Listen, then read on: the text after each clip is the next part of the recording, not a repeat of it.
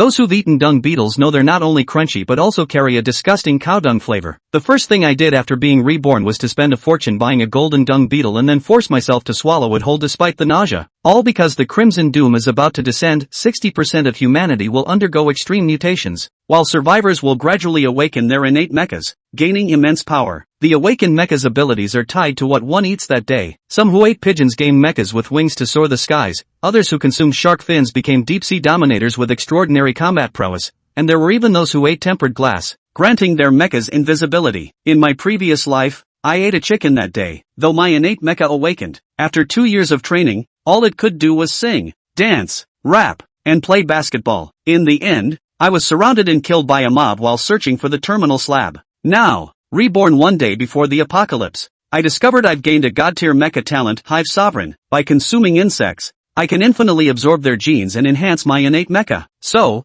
I immediately decided to find some genetically powerful bugs for a feast. My excitement soared as I read a news alert on my phone. An insect auction was being held in Ning City, and among the many bugs up for sale was a golden dung beetle. Without hesitation, I hailed a cab and headed straight to the auction. At the venue, the auctioneer introduced the items and rules. Next up for auction is the golden dung beetle. Starting bid is 5,000, with increments of no less than 500. Bidding begins now. The crowd murmured among themselves. What's a golden dung beetle? Never heard of it. You're not in the loop. Dung beetles are just scarab beetles, but while most are entirely black, this one has a golden back, hence the high price. Oh, so it's just a dung beetle? I thought it was something special. Interest in the golden dung beetle was lukewarm. With only a handful of bids, I bid 8,000, said a well-dressed, unremarkable man as he raised his paddle. The onlookers initially wondered who would pay so much for a dung beetle, but upon recognizing him as the bug fanatic, they understood. This white-collar worker was notorious in Ning City for his obsession with bizarre insects. At his 8,000 bid,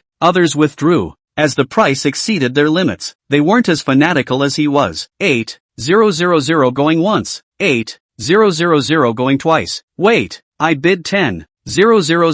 Just as the auctioneer was about to drop the gavel, I walked straight up to the auction platform. Ants can lift objects over 400 times their own body weight, which is already extraordinary. But dung beetles can lift 141 times their own weight. If converted to human terms, that would mean a person weighing 70 kilograms could lift an object weighing 80 tons. I know that with the current strength of mechas, it's impossible to handle such a magnitude, but absorbing the genes of this dung beetle would undoubtedly greatly enhance my combat power. Seeing an unexpected challenger emerge, the insect enthusiast was visibly annoyed and raised the bid to 10,500, not to be outdone. I pushed the price to 15,000. Hearing this bid, the enthusiast sized me up and asked in a displeased tone, "This golden dung beetle isn't particularly rare, it's mostly just ornamental. I wonder why you're so determined to get it. What do you plan to do with it?" "I'm not buying it for display or anything else, I'm buying it to eat." Upon hearing this answer, the entire room erupted. "You're buying it to eat?" The insect enthusiast was stunned at first, then burst into laughter. "Are you out of your mind?" Everyone present joined in the laughter. The enthusiast then snorted and turned back to the auctioneer. "This guy is clearly not right in the head. Just give it to me for 8,000. The auctioneer, now somewhat irritated, lower bids meant lower commissions, said, "Sir, if you're here to cause trouble,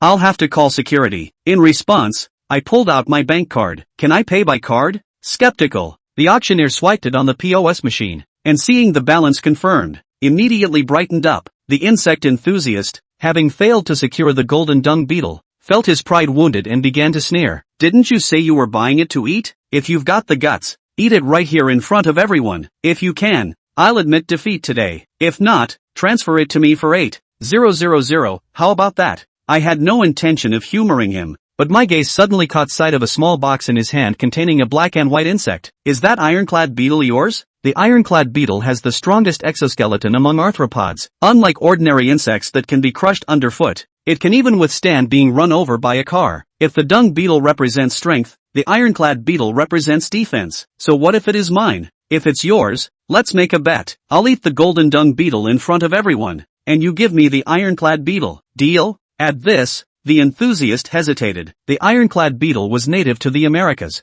and he had waited a long time to acquire one. Giving it up was unthinkable, but with so many people, many of them acquaintances, watching, he couldn't bear to lose face. Suddenly, he gritted his teeth, his eyes fierce. "Fine, you can have it, but only if you actually eat it." He didn't believe I had the nerve. "No problem," I agreed without hesitation. After waiting about 5 minutes, a transparent box was handed to me, inside which a golden-backed dung beetle was crawling around. Once the box was opened, I grabbed it in one swift motion. Compared to the twisted, mutated creatures of my past life, this dung beetle could already be considered clean. 6 times the protein of beef. Go on, eat it. Don't tell me you're scared? Need me to find you a chef? If you really can't do it, no need to force yourself. The bug enthusiast continued to taunt. Just eat it. It's just a bug. Close your eyes, grit your teeth, and it'll be over. Others chimed in, fanning the flames. I chuckled, then decisively tossed it into my mouth, crunching down with audible crunches. At the sight of this, the onlookers fell silent. He actually swallowed it raw. They had assumed I'd fry it first, like dragonflies or grasshoppers, which were usually eaten that way. No one expected me to gulp it down alive. With a gulp, I swallowed it all, then spread my palms, signaling for the bug enthusiast to hand over the ironclad beetle. His face paled as he reluctantly produced the small box. Hold on, I want that ironclad beetle. Before I could take it, an extremely arrogant voice rang out. A young man arrived, flanked by 2 burly men in black tank tops, and Hong Hai, the young master of Donghua Group. Someone recognized him and exclaimed in surprise. The others froze, recalling the rumors about an Hong Hai. This was a true prodigal son, indulging in every pleasure imaginable, throwing money around daily just for the sake of novelty. It seemed he had grown tired of birds and switched to insects lately. Hearing his name, my eyes narrowed slightly. And Hong Hai, the siphon mecha. If I remember correctly, the Hong Hai before me would later become the strongest warrior in all of Ning City. The siphon mecha's power was immense. Its charge could even shatter an entire mountain. In the years before the cataclysm, I had lived under an Hong Hai's control. If I hadn't seized the chance to slip away while searching for food outside, I would have long turned into a pile of bones. But that was all in my past life. In this life, the one who rules Ning City will be me alone. The golden dung beetle gene absorption is complete. The first tier heavy soldier universal mech has advanced to the Titan mech form name, Titan mech tier. First tier exclusive module, Titan strength, increases power by 50%. Further upgrades possible after mech advancement. Seeing the Titan mech stats, I was overjoyed. Although the other 3 attributes were somewhat low, the Titan mech strength alone had already reached second tier mech standards, not to mention its even more overpowering exclusive module, which not only provided a 50% strength boost but could also be upgraded further. My guess had been correct. The more exceptional the insect genes absorbed, the more powerful the resulting mech transformation. With this in mind, I directly took the ironclad beetle from the insect enthusiast's hands, and Hong Hai noticed this scene and flashed a roguish smile. Can you transfer that insect to me? I'll pay double the price. Sorry, I'm not short on money. Seeing the crowd growing around us, I frowned and prepared to leave. With so many people, if a mutation occurred, even I wouldn't be able to handle it. I said, hand over that insect to me. Didn't you hear me? Seeing how bluntly I rejected him, and Hong Hai smirked coldly and signaled his bodyguards to block my way. Faced with the 2 men closing in, a trace of hostility rose in my heart. In an instant, the overwhelming killing intent I had accumulated in my previous life erupted, terrifying them into retreating. Interesting, there aren't many in Ningxing who dare disrespect me like this. Kid, don't push your luck. And Hong Hai stepped up to me and reached out to snatch the box from my hand. Huang Ting slapped his palm away and headed out without looking back. The others gasped in unison. This is no longer a matter of giving or not giving face, this is to rub an Hong Hai's face on the ground. And Hong Hai's face turned blue as he glared fiercely at the 2 bodyguards. The bodyguards gritted their teeth and kicked Huang Ting's back hard.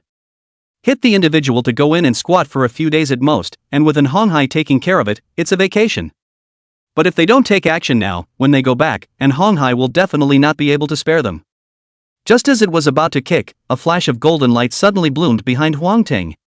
Chapter 3 Leaving in Style, Heavenly Royal Mecha Form opens. In the next second, a cool black and gold colored mecha that was about 3 meters tall formed. The front of the mech was a deep black, glittering with a silky cold light, and upon closer inspection, a single protruding spike could be found on it. On the back was a golden disc with a thick knobby limb growing at the edge of the disc. Instead of standing alone, those knuckles were connected toward the limbs and looked like a weirdly molded hydraulic pump. At this point, the giant god mecha had been able to completely cover Huang Ting's entire body. Looking from afar, an ancient and heavy aura exploded, startling many people to the point where their legs went weak. Mom, what is this? It looks kind of like a mech from a sci-fi movie, Pacific Rim. Have you seen it? It's like a smaller version of those giant mechs in there. Unbelievable, this can't be alien technology, can it? Daddy, I want that one too. For a while, people inside the fair were talking. As the mech appeared, Huang Ting turned violently and smashed the calves of the 2 bodyguards with a single punch, before arriving in front of an Honghai. Raising his head to look up at such a huge mecha, and Honghai was incomparably flustered inside, but he still forced himself to be calm and spoke.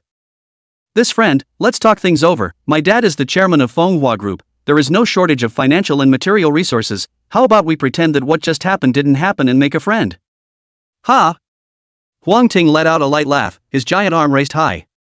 The appalling sense of oppression came over like a blizzard, and Honghai instantly fell to the ground in a paralyzed manner. The fact that he wasn't incontinent in the face of such a monster was enough to show that he was mentally superior. Huang Ting didn't make a move, just held it in a false grip and hung it down again. "Don't worry, I'm not going to touch you now, I'll see you later." After saying that, he exerted a slight force under his feet, and his entire body flew out as if it were a spring. In just 3 or 2 strokes, he was lost in the sight of the crowd. Looking at Huang Ting's departing figure, and Honghai's face twisted and his eyes were fierce. "I'll remember you, boy."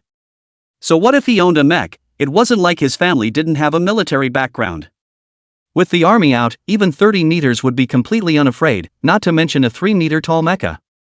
After all, modernized military forces are unimaginable to the common man. But he didn't know that once the mutation started, most substances would change fundamentally. All weapons will be reduced to a pile of scrap metal by then. The only thing everyone could rely on was their own awakened natal mecha. Leaving the exhibition, Huang Ting disengaged his mecha form and returned home. The reason why he hadn't made a move on an Honghai was simply because he wanted his mecha core. The giant god mecha was currently only of the 1st rank, and in order to upgrade it, it needed a mecha core in addition to the necessary upgrade materials. As the name suggests, the mech core is the most important thing on a mech master's body, and will only be dropped after awakening the natal mech. It was for this reason that he had left an Honghai behind, intending to take his red rhino mecha core later. Sitting at his computer desk, Huang Ting took out the iron-fixed beetle that he had just gotten from a bug fan. The Ferdinand beetle, also known as the hard-shelled beetle or armored beetle, is a species of Coleoptera known for its unusually hard outer shell. If he hadn't searched the website earlier, he would never have recognized this insect. This hand is black, the whole body with a layer of weak metal light, in the sunlight, actually flashed a layer of copper-colored flash, looks like an ancient warrior's armor, generally dazzling. No wonder it's called an armored beetle. With this shell, it looks like an existence with full defense points. Huang Ting did not delay, started a pot to boil oil, and sprinkled some cumin chili noodles. Crunch! Compared to the golden-backed dung beetle, the flesh of the Ferdinand's beetle is on the tough side, especially the hard layer of armor on the outside, which makes eating it like chewing on an eggshell. He suspected he wouldn't have been able to bite it himself if he hadn't blown it up all over again. One sip and a translucent countdown screen immediately appears in front of you. The iron-fixed beetle gene has been acquired, and is transforming the first-order bug soldier general-purpose mecha. Transformation time, 59 minutes and 58 seconds. It seems that the bug soldier general-purpose mech belongs to the basic mech in the early stages, and all the modifications are done on top of that. I wonder if there will be stronger general-purpose mechs for modification in the later stages. Huang Ting was thoughtful. After the opening of the calamity, all kinds of creatures evolved abnormally rapidly, not to mention the late stage when there was a massive invasion of races from other planets, and even the appearance of so-called gods. But he clearly remembered that in his previous life, there was a god named Quinton, and it was the human head with the body of an insect. If it was absorbed, there was no telling how strong the transformed mech would be. Perhaps, I will be able to accomplish god slaying by then. Throwing away his cluttered thoughts, Huang Ting's gaze returned to the already successfully remodeled giant god mecha. The advantages of the giant god mecha were outstanding, and the disadvantages were equally obvious. Low defense and slow speed, those are hard. In terms of defense, I can switch the heavenly defense mech in time, so I don't have to worry too much. The main thing is the agility attribute, which is in dire need of improvement.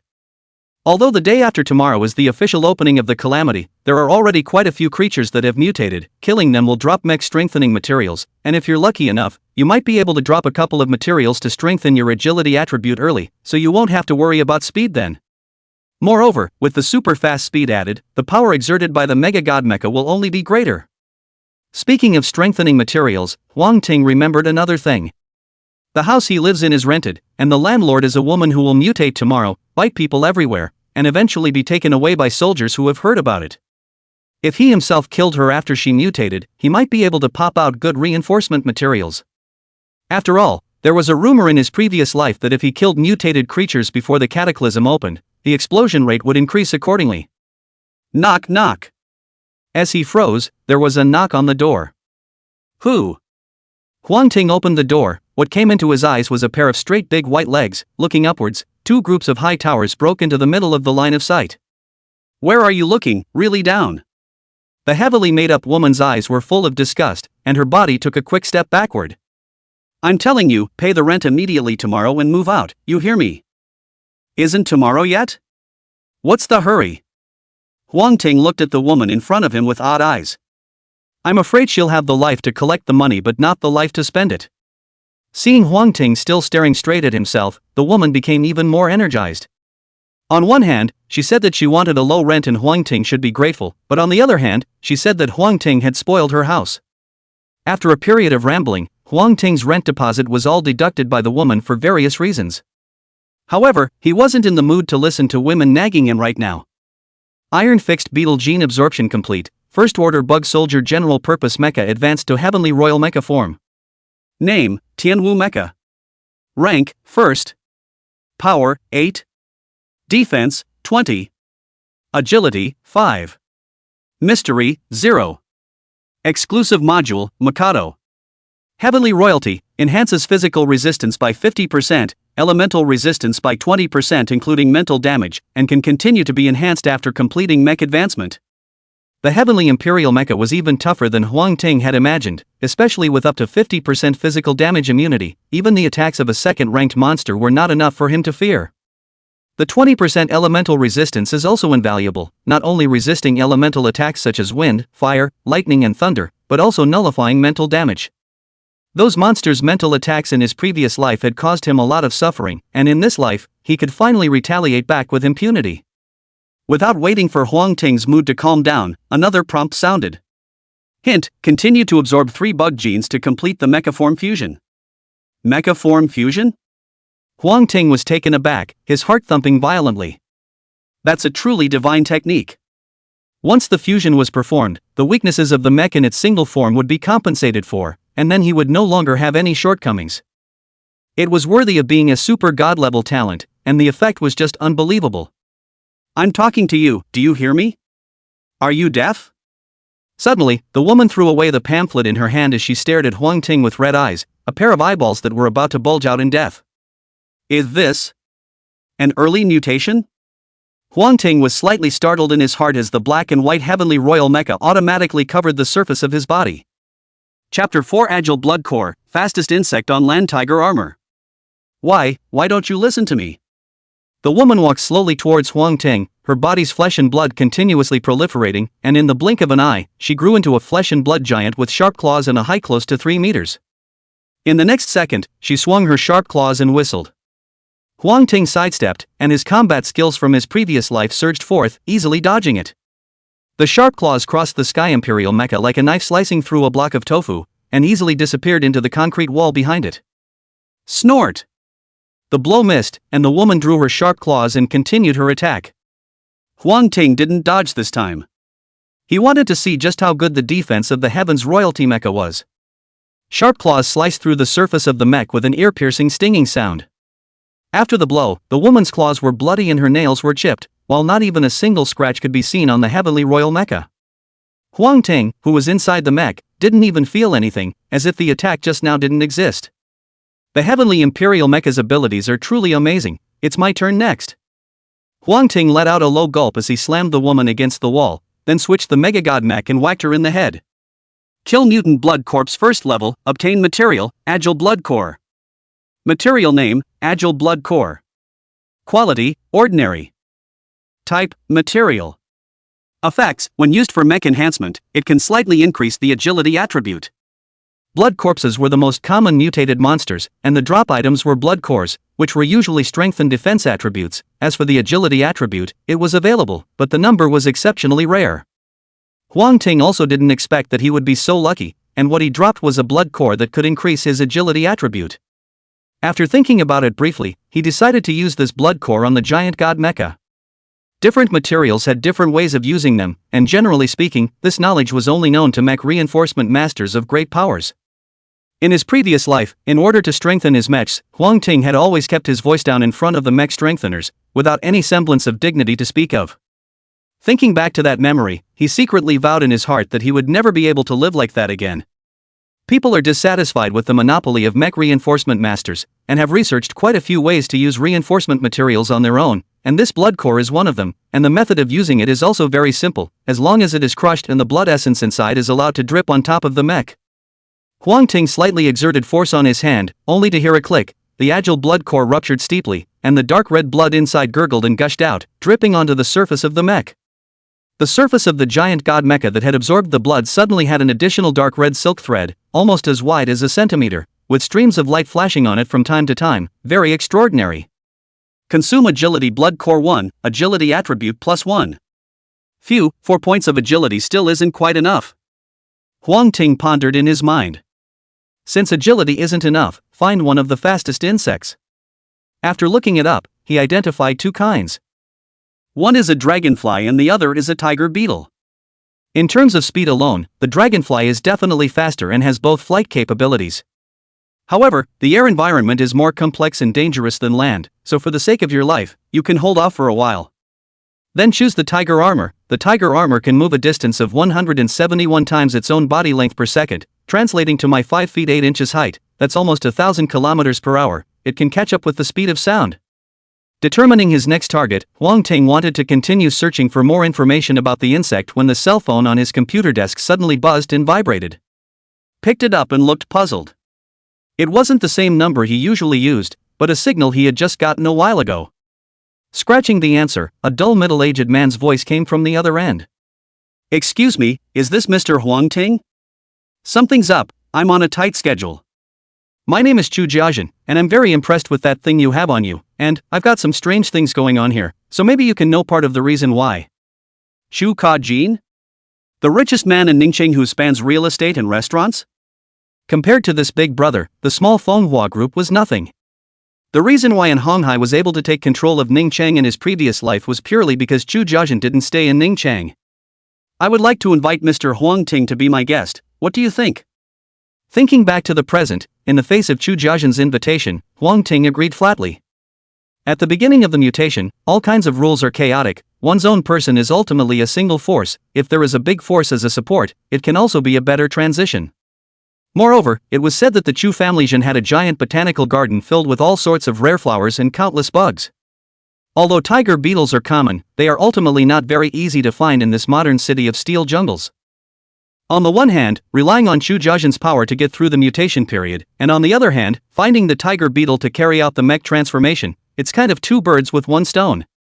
Good, I've already sent my driver to wait downstairs. It's a pity that I'm too busy to get out of this, otherwise I would have gone to greet you in person. Inside the giant botanical garden, all kinds of plants are staggered with each other, just like an exquisite painting. A few insects that fly out from time to time bring even more life to this picture. Chu Jiajin waved his hand and summoned over 40 black-clothed bodyguards, telling them to spread out to all corners. Daughter Chu Hu was puzzled by this. "Dad, aren't you free? And what do these people mean?" Chu Jiajin laughed. This daughter of his own is too smart, but in the thinking of certain things, in the end, it is inexperienced. You've seen that video and understand what that mech represents behind the scenes, and I'm only doing this because I'm worried about safety. Shu Huo was not a fool, and with a turn of her head, she understood what Chu Jiajin meant.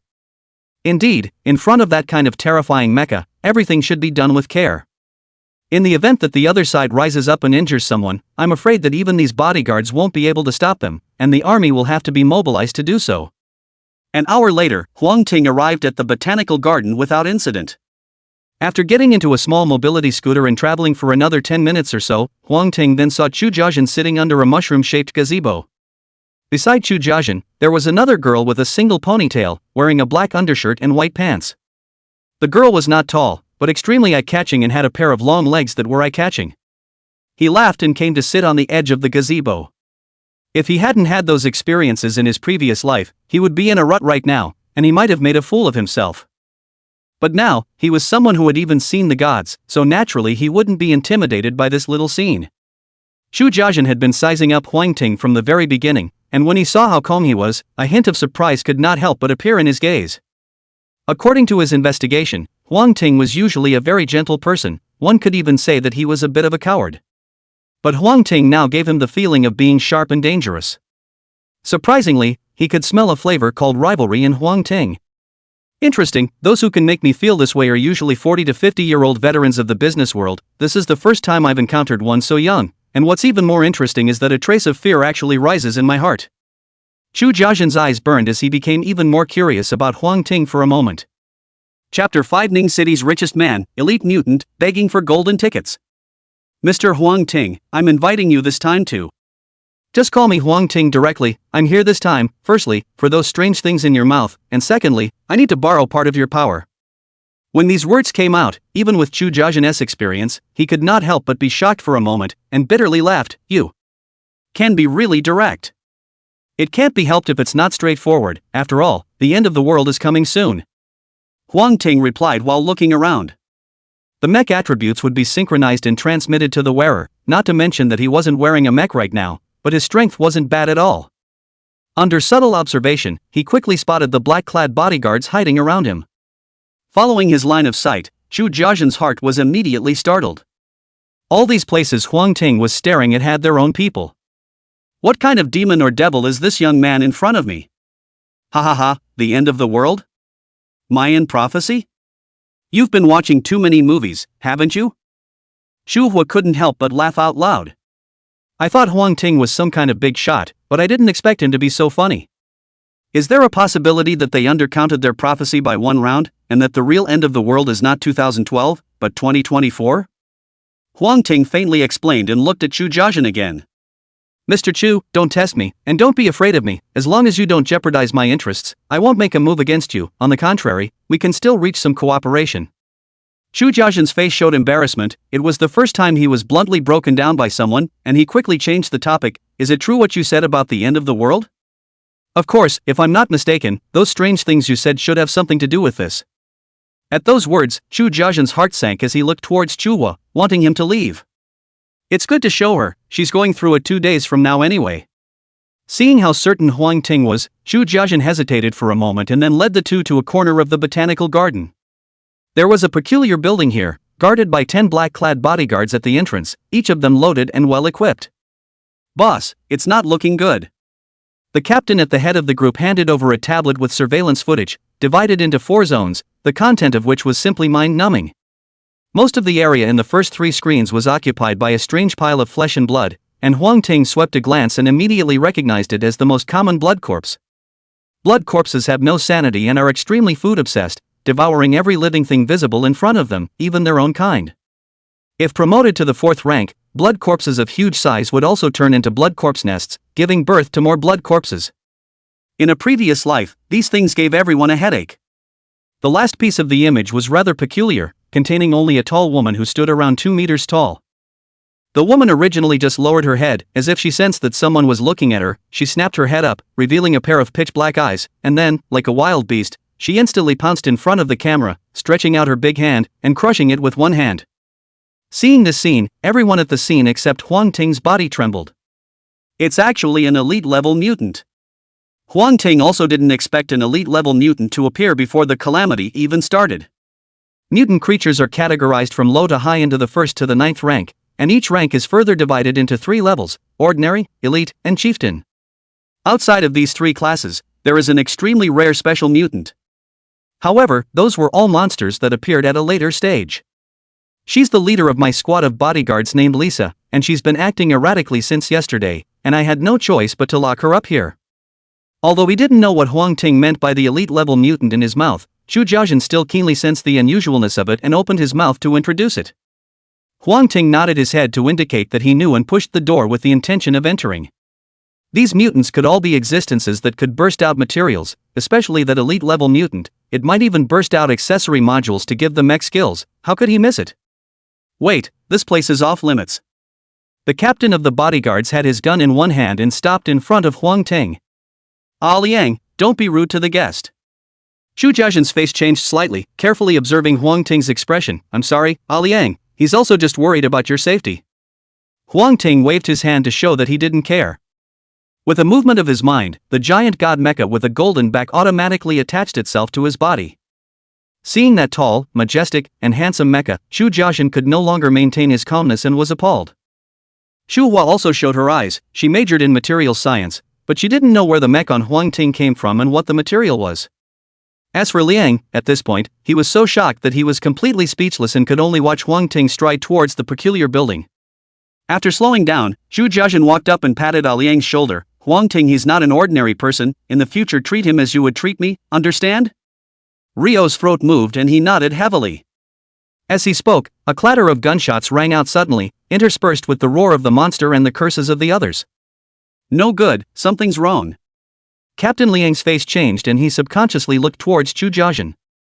Zhu Jiazhen's face was also slightly stagnant. He was aware of the terrifying nature of those monsters. In the beginning, in order to catch the 4 monsters, more than 30 people died on his side. And that's with a gun. Without it, the death toll would have at least doubled. He had been through I don't know how many big storms, and was more able to keep his composure than Liang. He looked up at Huang Ting with a thoughtful gaze. Boss, we'd better get going, if we don't, it'll be too late. Liang drove the mobility scooter with an anxious face. No, I trust Huang Ting, he seems to know where those monsters come from. Maybe that mech on him is specifically designed to restrain such monsters. Zhu Jiazhen didn't leave. Years of experience told him that Huang Ting definitely had his own cards. Knowing he couldn't argue, Liang hurriedly tapped a few times on the tablet. More surveillance footage then emerged. It can be clearly seen above that the blood corpses that originally stayed in room 2 suddenly rioted, and at this point, they have already rushed out of the room and are massacring the guards inside. The guards here were better equipped than the bodyguards outside, but there was still nothing they could do in the face of such a huge blood corpse. Many of the guards had already been torn into pieces by the blood corpses and incorporated into their bodies. As it continued to feed, the aura on the blood corpse's body became more and more tyrannical. The remaining guards stopped resisting and rushed out one by one. Just then, a black and gold mech bucked the guards and walked deeper into the building. Boss, so many brothers are no match for that monster, can you? Your guest do it? Liang still didn't believe that Huang Ting would be able to fend off this monster. Dad, let Huang Ting come back first, this kind of monster is still better to leave it to the army. Seeing such a bloody picture for the first time, Zhu Huo was a little sick at heart, but she still forced herself to hold back her nausea and persuaded. After the two of them had persuaded him so much, Zhu Jiazhen also knew that he had been too hasty. Liang, go get him back. He waved his hand and gestured for Liang to go inside. Boss, it's already too late, he's already gone up against that monster. Liang hurriedly shoved the tablet into Zhu Jiazhen's hands, then found another one and handed it to Zhu Hua. Chapter 6, Killing Blood Corpse Again, Extracting Tiger Beetle Gene. On the screen, Huang Ting had collided with the blood corpse that had fallen into a berserk state. Unlike the kind of slow zombies in zombie movies, blood zombies were bigger and stronger, and even their agility was not bad at all. Phew! The blood corpse's huge fist grazed Huang Ting's body and fell. The marble-paved ground was instantly smashed out with spiderweb-like cracks. Quite a lot of strength. Sure enough, even after being strengthened by the agility blood core, the speed of the giant god mecha is still slightly slower. In that case, let's just get it over with as soon as possible. Huang Ting took a big step forward and ruthlessly crashed into the blood corpse's arms. This collision could be a big deal. The blood corpse that was 4 meters tall and taller than a one-story building flew out backwards and smashed into the wall behind him. Boom! Even though the Zhu Jiazhen few were in the outside world, they still felt a tremor in their surroundings. Liang swallowed a mouthful of saliva with a few moments of fear and shock. Is this still human? In the beginning, we deployed 2 10-ton cranes just to move this monster. That's why I told you to treat him with respect. Now you know the power he wields, right? Whether it's him himself, or the team behind him that was able to research such a powerful mecha, it's not something to be messed with. Besides, the appearance of such a monster, as well as Lisa's change, have made me feel a strong sense of unease in my heart, as if something big is going to happen. Zhu Jiazhen was not only shocked, but also worried. He had thought about it more than Liang, and the secret behind the monster's appearance was the biggest motivation for him to be willing to put his foot down and befriend Huang Ting. On the screen, Huang Ting didn't give the blood corpse the slightest chance to catch his breath, once again rushing forward and blasting his fist into the blood corpse's chest. The current giant god mecha hadn't been retrofitted with accessory modules, which were the equivalent of skills in the game, so it could only perform normal attacks with its body parts. But even so, the blood corpses were hard to resist. With a whopping 30 points of power, which was similar to a second-order mech in itself, and with the exclusive module enchantment, his punch contained a full 45 points of power. Not to mention a body of flesh and blood, even a wall made of reinforced concrete could be shattered with a single punch. In the next second, the large iron fist went straight through the blood corpse's flesh, and the momentum did not decrease until the wall behind them was also blown to pieces, and only then stopped. Kill mutant blood corpse first level, obtain material, power blood core. Material name, power blood core. Quality, ordinary. Type, material. Effect, when used for mech enhancement, it can slightly increase the strength attribute. A red light emerged from the blood corpse's body, followed by the appearance of a power blood core containing dark red blood. Huang Ting fished it into his hand and came outside. From the surveillance footage just now, it could be seen that elite-level mutant transformed by Lisa was incredibly fast, and if he made a move now, he would surely lose. It wouldn't be too late to wait until we found the tiger beetle and modified the new mech. As for the other two blood corpses, he left them equally useful. Outside, Huang Ting automatically retrieved the mech on his body and slowly stepped out. Chu Hua was the first to rush to the front and check above. Strange, where the hell did you hide a mech that big? What the hell kind of technology is this? Hearing her ask the question, Huang Ting was a bit embarrassed. He only knew that he was able to summon his native mechs, he wasn't really sure where they came from or what kind of technology they utilized. Luckily, Chu Jiazhen didn't let Chu Hua continue to fool around, and pulled a hand behind him. To be able to tackle such a monster is quite a young man. Chu Jiazhen quipped. Liang also stood out and lowered his head respectfully. Mr. Huang Ting, I'm convinced, it was my fault just now, you can do whatever you want with me. It's a small matter, when the time comes, you'll know that cleaning up a tiny blood corpse is nothing at all. Huang Ting first made a modest remark, then looked at Chu Jiazhen. Mr. Chu, I have one thing that I need your help with. Just tell me what it is, and I'll help you as long as I can. Frozen for a moment, Huang Ting didn't hesitate to pull out his cell phone and clumsily slide out a picture. He hadn't used a cell phone in his previous life for decades, leaving him still a bit uncomfortable. I'd like to ask Mr. Chu for help in finding this type of insect. Chu Jiazhen swept a glance and laughed. Tiger beetles, I have plenty of them in this garden. Liang, go catch some tiger beetles and come back. Yes. Liang nodded heavily and waved his hand to beckon away a few black-clad bodyguards without the slightest hint of impatience on his face. Tiger beetles were already widely distributed, plus there was strength in numbers, and in no time, Liang returned with a glass jar. Lying in the jar was the very tiger armor Huang Ting needed. Are you trying to eat it? Thinking of the scene in the exhibition, Chu Hua was surprised. Huang Ting didn't deny it. To be here by himself, the word must have gotten out about what happened in the fair. He had no qualms about it. It wasn't like the others were aware of their own cards anyway, and even if they guessed that the mecha might have something to do with the insects they had eaten, there was nothing they could do about it. This is the bottom line that comes with super godly talent. After receiving the jar and pouring out the tiger beetles inside, Huang Ting was quick to pinch the tiger beetles that wanted to escape and threw them into his mouth. Actually, eating a bug is nothing once you get over that mental hurdle. The old leaping south cousin ate much harder than he did. The tiger beetle gene has been acquired and is transforming a first-order bug soldier general-purpose mech. Transformation time, 2 hours, 59 minutes, 57 seconds. 3 hours of remodeling isn't too long. Huang Ting, what are you going to do with the remaining monsters? Chu Jiazhen opened his mouth to inquire, his tone tinged with adoration. After all, those who could swallow worms raw without changing their faces were ruthless people, and he was admired by Rao. I'll personally resolve that elite mutant later. As for the remaining 2 blood corpses, I'll leave them to General Manager Chu and Miss Chu Hua. When these words came out, Chu Jiazhen's eyebrows furrowed, while Chu Hua's little face swished white in fear. Are you kidding me? She can handle that kind of monster? After some silence, Chu Jiazhen finally spoke. You asked us to make a move, did it have something to do with that mech on you? He suspected that killing a monster might be the knockout punch to join the organization behind the Yellow Court. Huang Ting grinned. Worthy of being a giant on the side of the reigning business world, he was actually able to go straight to the core and find the problem. So, does Mr. Chu want it? Chapter 7 Stewed Fossil Soup, Thunder Flash Mecha Form Unlocked. It was a lie to say that he wasn't moved. Chu Jiazhen was incomparably enthusiastic about the mecha on Huang Ting's body. But he was also clear that with his own strength alone, it was absolutely impossible to deal with such a monster. Mr. Chu doesn't need to give an answer in a hurry, you can think about it, but I don't have much time, I can only give you 3 hours at most. The tiger beetle's transformation would take a little more time, and Huang Ting wasn't in a hurry. No need to think about it, I want this kind of technology or ability. Any other conditions you have, you can put them forward, and I'll do my best to oblige, even if it's my entire family fortune." Chu Jiajin agreed in one breath. After decades in the business world, he understands the importance of opportunity. It is often said that a pig can take off when standing on a wave. Now, he's going to be the one to take off.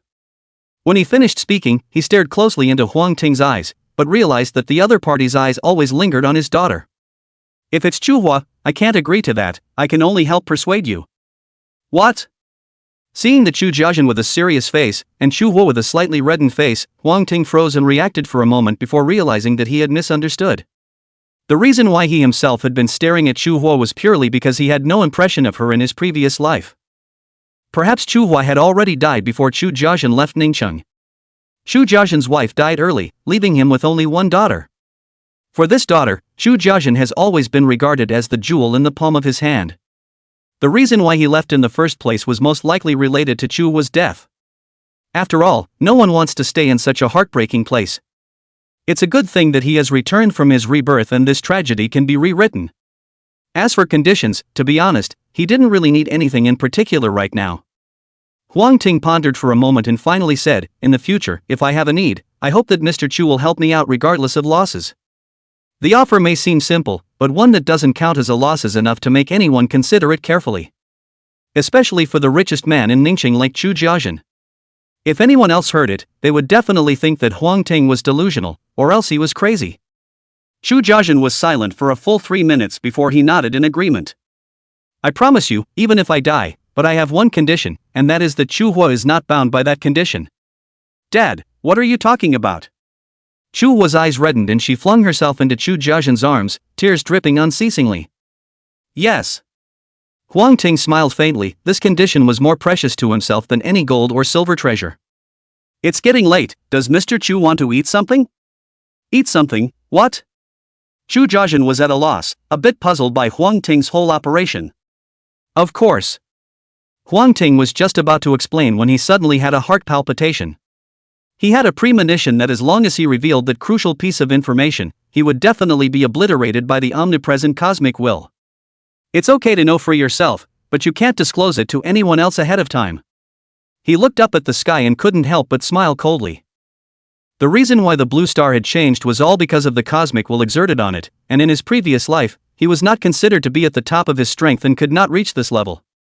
Now that he had returned from rebirth, he wanted to see what the so-called will of the universe really was. Taking a deep breath, Huang Ting looked frank, just eating something good. Chu Jiajin has been in business for many years and has long practiced the skill of reading people's words. Even if Huang Ting didn't say anything, he could still comprehend a thing or two, and immediately ordered his men to go ahead and prepare. After doing so, he carefully asked, "Huang Ting, what exactly is the end of the world you just mentioned?" Huang Ting was silent for a moment. This time there was no cosmic will to warn him, so it seemed safe to say. 2 days from now, at 12 noon, the sun will become blood red, and at that time, most creatures will undergo mutations, blood corpses being one of the most common, and those that do not undergo mutations will awaken a variety of native mechs. Benthic mecha. Chu Jiajin and Chu Huo looked aghast, both seeing incredulity in the other's eyes. Suddenly, Chu Jiajin realized that he had guessed wrong and asked busily, "The native mech is capable of early awakening, right? The requirement is to kill creatures that mutate early." Huang Ting nodded his head. Talking to smart people was easy, a little goes a long way. Since living things can mutate in advance, people can naturally awaken their natal mechs in advance as well. Awaken early and eat something good. Chu Jiajin muttered under his breath, and his body trembled violently. He wasn't stupid and immediately realized that there had to be a connection between the two. Waving his hand, he beckoned Liang, "Order the pair of mammoth tusks in the collection room to be stewed along with the fossilized Agen-stop eagle." "What?" Liang was shocked at his words, "Eating fossils?" One's boss is afraid that he's not crazy. Chu Jiajin also realized that gnawing on the bones was a bit unrealistic, and added, "Grind all of it into powder and stew it into the soup. You personally keep an eye on it, and once it's done, send it over right away." "Yes." Looking at Liang's distant figure, Huang Ting secretly nodded his head. It was Chu Jiajin's own guess, so he couldn't blame himself. Whether it was a mammoth or an Agen-stop giant eagle, they were all extremely powerful beasts, and it seemed that the strength of the Chu family in this life would have to be improved. The three of them chatted for a while longer, when suddenly they heard noisy voices coming from the entrance to the botanical gardens. Shoo Hue, Shoo Hue. Immediately afterward, a figure with flowers in her hands, much to Huang Ting's surprise, appeared in front of her. Shu Hua, so you're really here, I told you they didn't have the guts to lie to me. And Hong Hai jogged all the way to Chu Hua and said attentively. Why are you here again? I told you I don't like you, stop pestering me. Chu Hua's complexion was cold, not giving in Hong Hai any face at all. And Hong Hai wasn't annoyed and smiled cheekily. Just then, he spotted Huang Ting, who was standing with Chu Jiajin, and his face instantly changed from sunny to cloudy, low as if a rainstorm was about to fall. Good boy, I haven't even looked for you yet, and you've come to the door yourself. And Hong Hai, that's my father's guest, don't mess around here. Hearing Chu Hua's reply, Chu Jiajin shook his head helplessly. This silly daughter of his is good at everything, but she needs to work on her people skills. Huang Ting is about the same age as her, and his looks are not bad, so favoritism, the infamily that boy will not be jealous only strange. Besides, the two have had a conflict before, this is not adding fuel to the fire? Guests? Sure enough, and Hong Hai grunted, Uncle Chu, don't be fooled by this guy, that mech on him is just a bluffing thing, at most, it's just more powerful, without any practical effect.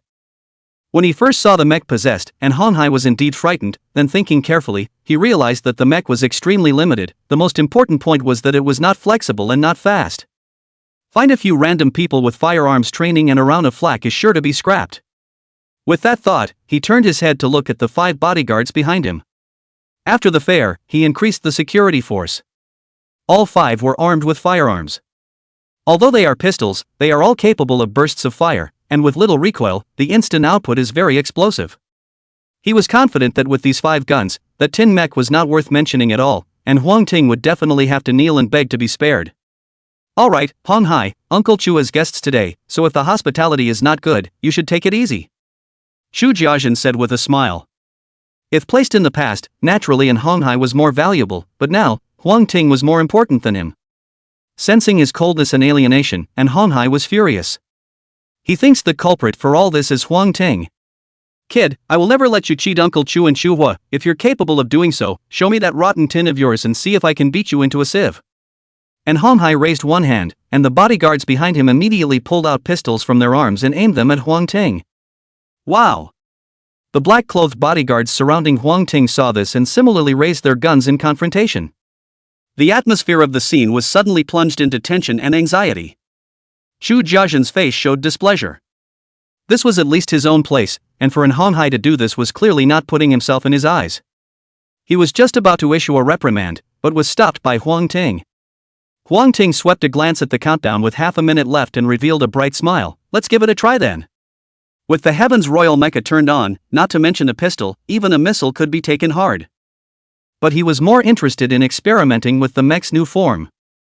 With the new agility-based mecha, dodging a bullet shouldn't be much of a problem. At that moment, a familiar beeping sound came to his ears.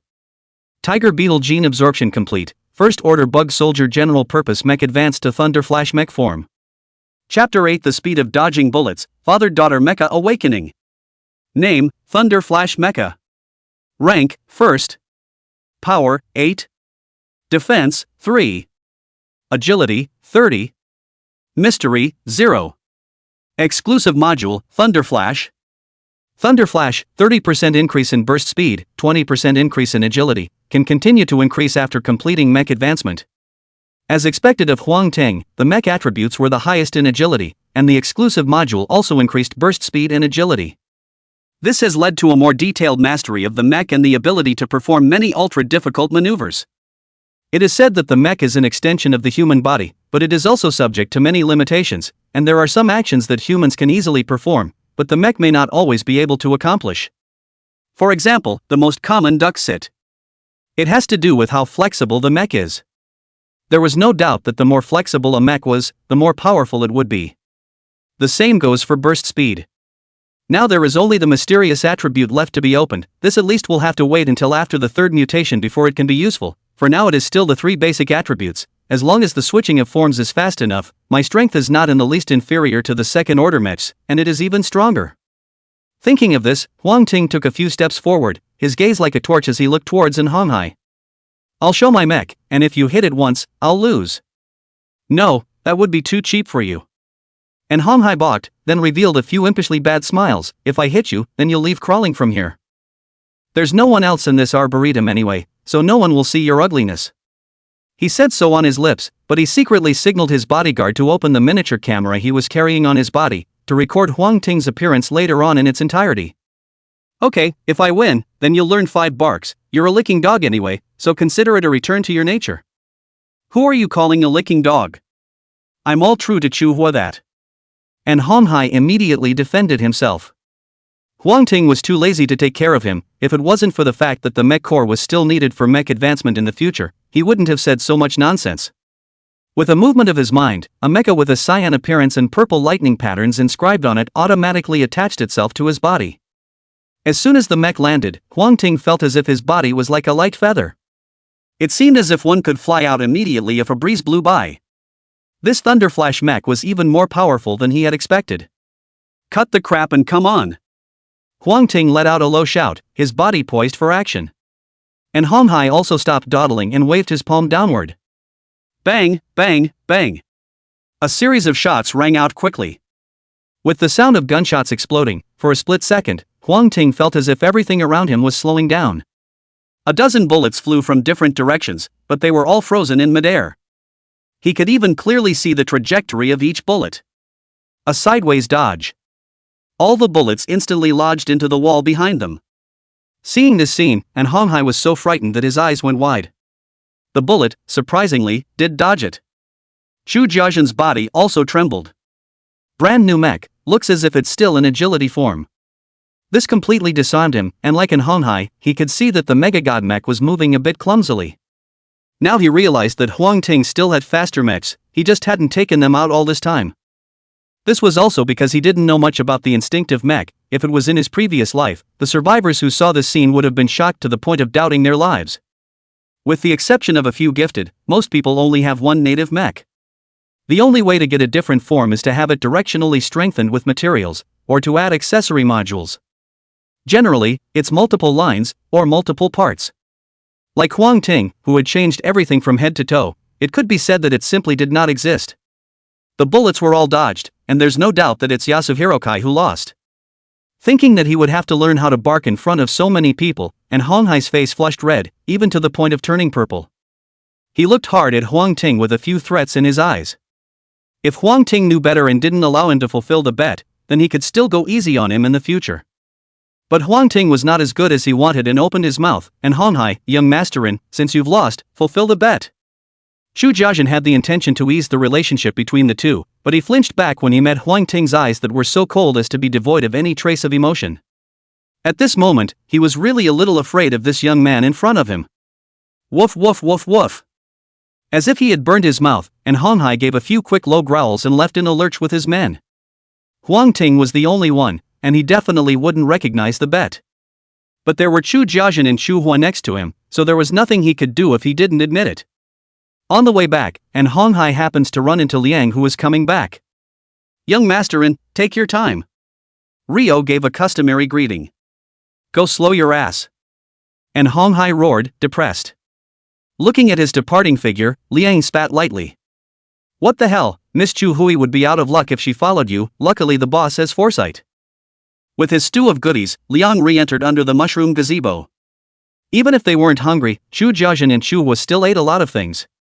Roar! Roar!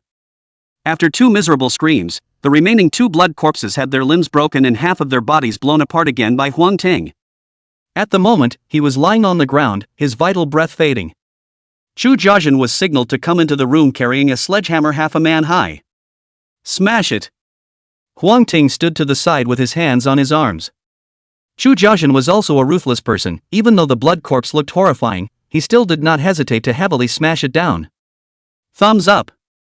A stream of blood splattered out and sprayed him in the face.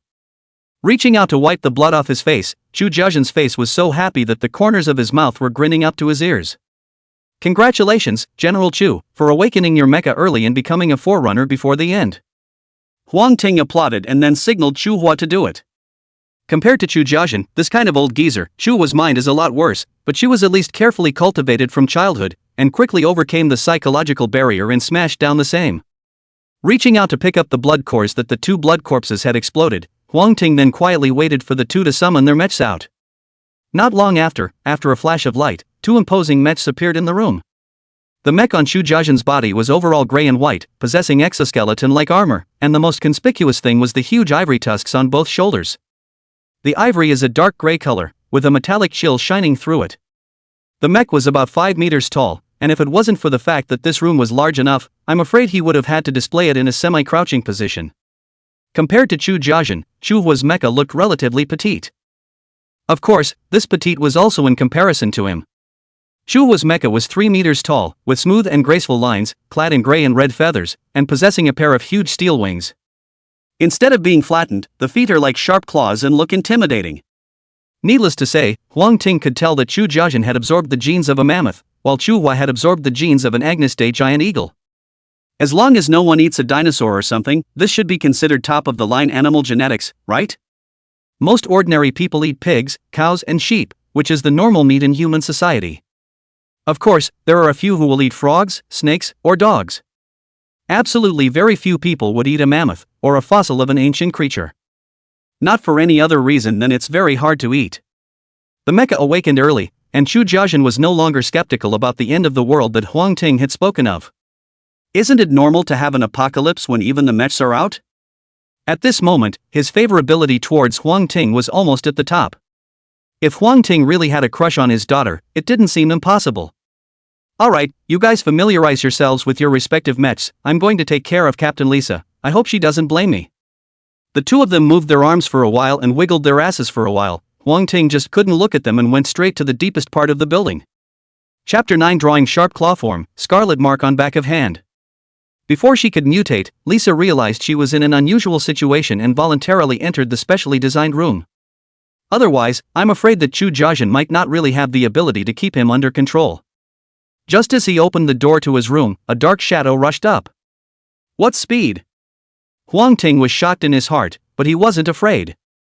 He twisted his body to avoid the black shadow's impact, then his legs fired, and his whole body was like a spring pressed to the limit, instantly bouncing to Lisa's side.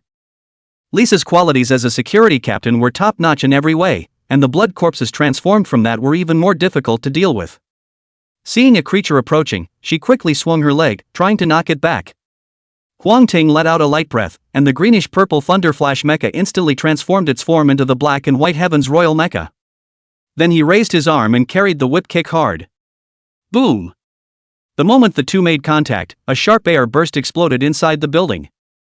Xu Jiazhen and Xu Hua, who were working on their mechs, heard the popping sound and their complexions tightened. The strength of an elite-level mutant is not trivial. Huang Ting would be in trouble if he can't beat it. I'll go help him, you get out of here first. Xu Jiazhen landed on all fours, as if he were a charging-up mammoth, and headed straight for the depths of the building. Hearing his words, Xu was slightly bristled. I have at least awakened my original life mech, how could I possibly leave first? After saying that, she spread her wings and caught up with Xu Jiazhen's footsteps. They thought that Huang Ting would have a tough time fighting, but when they arrived this was when they realized that with the high sensitivity advantage of the mech, the mutated Lisa couldn't even touch Huang Ting for a second. Instead, under the prolonged entanglement, large and small wounds could be seen everywhere on Lisa's body, and at this moment, dark red blood was continuously flowing out. It's pretty much consumed, and if it weren't for the lack of attacks, I'd have taken care of it long ago. Huang Ting's figure flashed and appeared behind Lisa. It was so fast that Lisa didn't even react. Taking this opportunity, he quickly switched back to the giant god mecha and slammed out a heavy punch. Even though Lisa's body could already withstand bullet attacks, under this punch, it was still no different from tofu and was easily pierced through by him. Kill Elite Mutant Blood Corps First Order, Obtain Materials, Agility Blood Core 2, Defense Blood Core 1, Scarlet Bone 5, Sharp Claw Form Drawing 1. As Lisa fell to the ground, a cloud of differently colored drops surfaced. Material name, Scarlet Bone. Quality, Ordinary. Type, Material. Effect, bones from the body of a blood corpse are very hard and can be used as mech reinforcement material or for creating certain drawings. The Scarlet Bone burst rate wasn't high, and Huang Ting didn't expect it to appear so quickly. This is an indispensable reinforcement material when upgrading mechs in the early stages, so naturally more is better. However, what excited Huang Ting more was the drawing. His mech had been lacking in effective means of attack, and the appearance of the sharp claw form could be said to have solved the immediate problem. Drawing name, sharp claw form. Quality, ordinary. Type, drawing. Effect, expand an incredibly sharp claw to attack. Required materials, Power Blood Core 2, Agility Blood Core 1, Scarlet Bone 3. Scanning the materials needed to create the sharp claw form, Huang Ting's heart was excited. He happened to have all these materials and could build them on the spot. The mech comes with a small storage space for gadgets. The power blood cores scavenged from those 2 blood corpses earlier were placed inside. Taking out the power blood core, Huang Ting placed all the materials on a light blue drawing. A white light flashed and the drawings and materials disappeared, replaced by a rectangular metal bar. He placed the metal bar on his right hand, and with a click, the bar fused with his right hand. With a heartbeat, the metal bar unfolded, popping out 3 sharp claws inside that looked similar to Wolverine's. With a flick of his hand against the wall made of fine steel was instantly scratched by him with 3 deep marks. If this was placed on a blood corpse, it would disembowel it in one go. Seeing such amazing power, even Chu Jiajun was shocked. No one could know the hardness of those walls better than him. He had experimented before, even with armor-piercing bullets, it could only leave a minuscule crater on it. But now, that wall was as good as papier-mâché in Huang Ting's hands. It would be strange if he wasn't shocked. After gaining an understanding of the attack power of the sharp claws, Huang Ting switched to his Thunder Flash mech form, and as soon as he crushed that defensive blood core, he dripped the blood inside onto the top of the mech. A human wearing a full set of defensive equipment had a defense of about 1 point, and the Thunder Flash mech only had 3, so it was easy to see how vulnerable it was from that. Consumed Defense Blood Core 1, Defense Attribute +1. There was still 1 Agility Blood Core left, and Huang Ting reinforced the Giant God Mecha again. This brought the Agility attribute of the Mega God Mech to 5 points, which was currently enough for the time being. The familiar sound of boosting dissipated in his ears, and he let out a light breath, disengaging his mech form. With all the blood corpses taken care of, it's time to get ready for the global mutation that's coming next. Huang Ting, what's that on the back of your hand? At that moment, Chu Hua, who had also disarmed her mech, suddenly cried out in alarm. Aha! The back of your hand? Huang Ting subconsciously looked towards the back of his hand. A blood-red curved hook-like pattern had suddenly appeared on the back of the originally white and jade-like hand. A closer look will reveal that the curved hook-like pattern very much resembles a protruding fang. The moment he saw this pattern, Huang Ting's pupils suddenly shrunk into pinpoints. Chieftain's Seal. Above the elite level monsters is the alpha level. They are born with the ability to manipulate their own kind and are extremely intelligent. On top of that, they can give their subordinates an imprint that can be used to pass on information. No wonder Lisa had turned into an elite-level monster. It turned out that she had gotten the mark of an alpha-level monster. Now that he had killed Lisa himself, the mark was transferred to himself. Looking at that mark on the back of his hand, Huang Ting had a headache. The evolutionary speed of alpha-level monsters was not at all common sense, and it was possible that they could be upgraded by 1 rank in a few days. It was no wonder that he had basically heard nothing about Ning Chang since then. Perhaps Ning Chang at that time was destroyed at the hands of this alpha-level monster. In trouble? If you need my help, just mention it. Seeing Huang Ting's ugly face, Chu Jiajun immediately said. Huang Ting nodded. 2 things indeed. First thing, help me find an abandoned building and transport some water and food inside, as well as basic necessities. Second thing, see if there have been any recent cases of human disappearances in Ningxing. Where are the areas where the cases are the most frequent, and I want to look for a relatively unique blood corpse. Chu Ka-chan agreed in one breath and sent Ali Liang down to deal with it. The first thing was a good solution. Chu Jiajun's field of operation was real estate and catering, and he soon found an abandoned and rotten building, which, after being reinforced, could perfectly be used as a temporary shelter. As for the second matter, it was also resolved immediately after a donation of $100 million was made to the local sheriff's office. The end was coming, and he was more open-minded about money than Huang Ting. Using $100 million to accomplish the one thing Huang Ting had commanded was definitely a gain without a loss. Soon, a piece of information was sent to Huang Ting's cell phone. Chapter 10 Chieftain Level, Mutation officially opens, requesting golden tickets. Above the elite level monsters was the alpha level. They are born with the ability to manipulate their own kind and have a higher IQ than normal monsters. On top of that, they can give their subordinates an imprint that can be used to pass on information. No wonder Lisa had turned into an elite-level monster. It turned out that she had gotten the mark of an alpha-level monster. Now that he had killed Lisa himself, the mark was transferred to himself. Looking at that mark on the back of his hand, Huang Ting had a headache. The evolutionary speed of alpha-level monsters was not at all common sense, and it was possible that they could be upgraded by one rank in a few days. It was no wonder that he had basically heard nothing about Ning Chang since then. Perhaps Ning Chang at that time was destroyed at the hands of this alpha-level monster. Having trouble? If you need my help, just mention it. Seeing Huang Ting's ugly face, Zhu Jiazhen immediately said. Huang Ting nodded. Two things indeed. First thing, help me find an abandoned building and transport some water and food inside, as well as basic necessities. Second thing, see if there have been any recent cases of human disappearances in Ningxing. Where are the areas where the cases are the most frequent, and I want to look for a relatively unique blood corpse. Zhu Ka-chan agreed in one breath and sent Liang down to deal with it. The first thing was a good solution. Zhu Jiazhen's field of operation was real estate and catering, and he soon found an abandoned and rotten building, which, after being reinforced, could perfectly be used as a temporary shelter. As for the second matter, it was also resolved immediately after a donation of $100 million was made to the local sheriff's office. The end was coming, and he was more open-minded about money than Huang Ting. Using $100 million to accomplish the one thing Huang Ting had commanded was definitely a gain without a loss.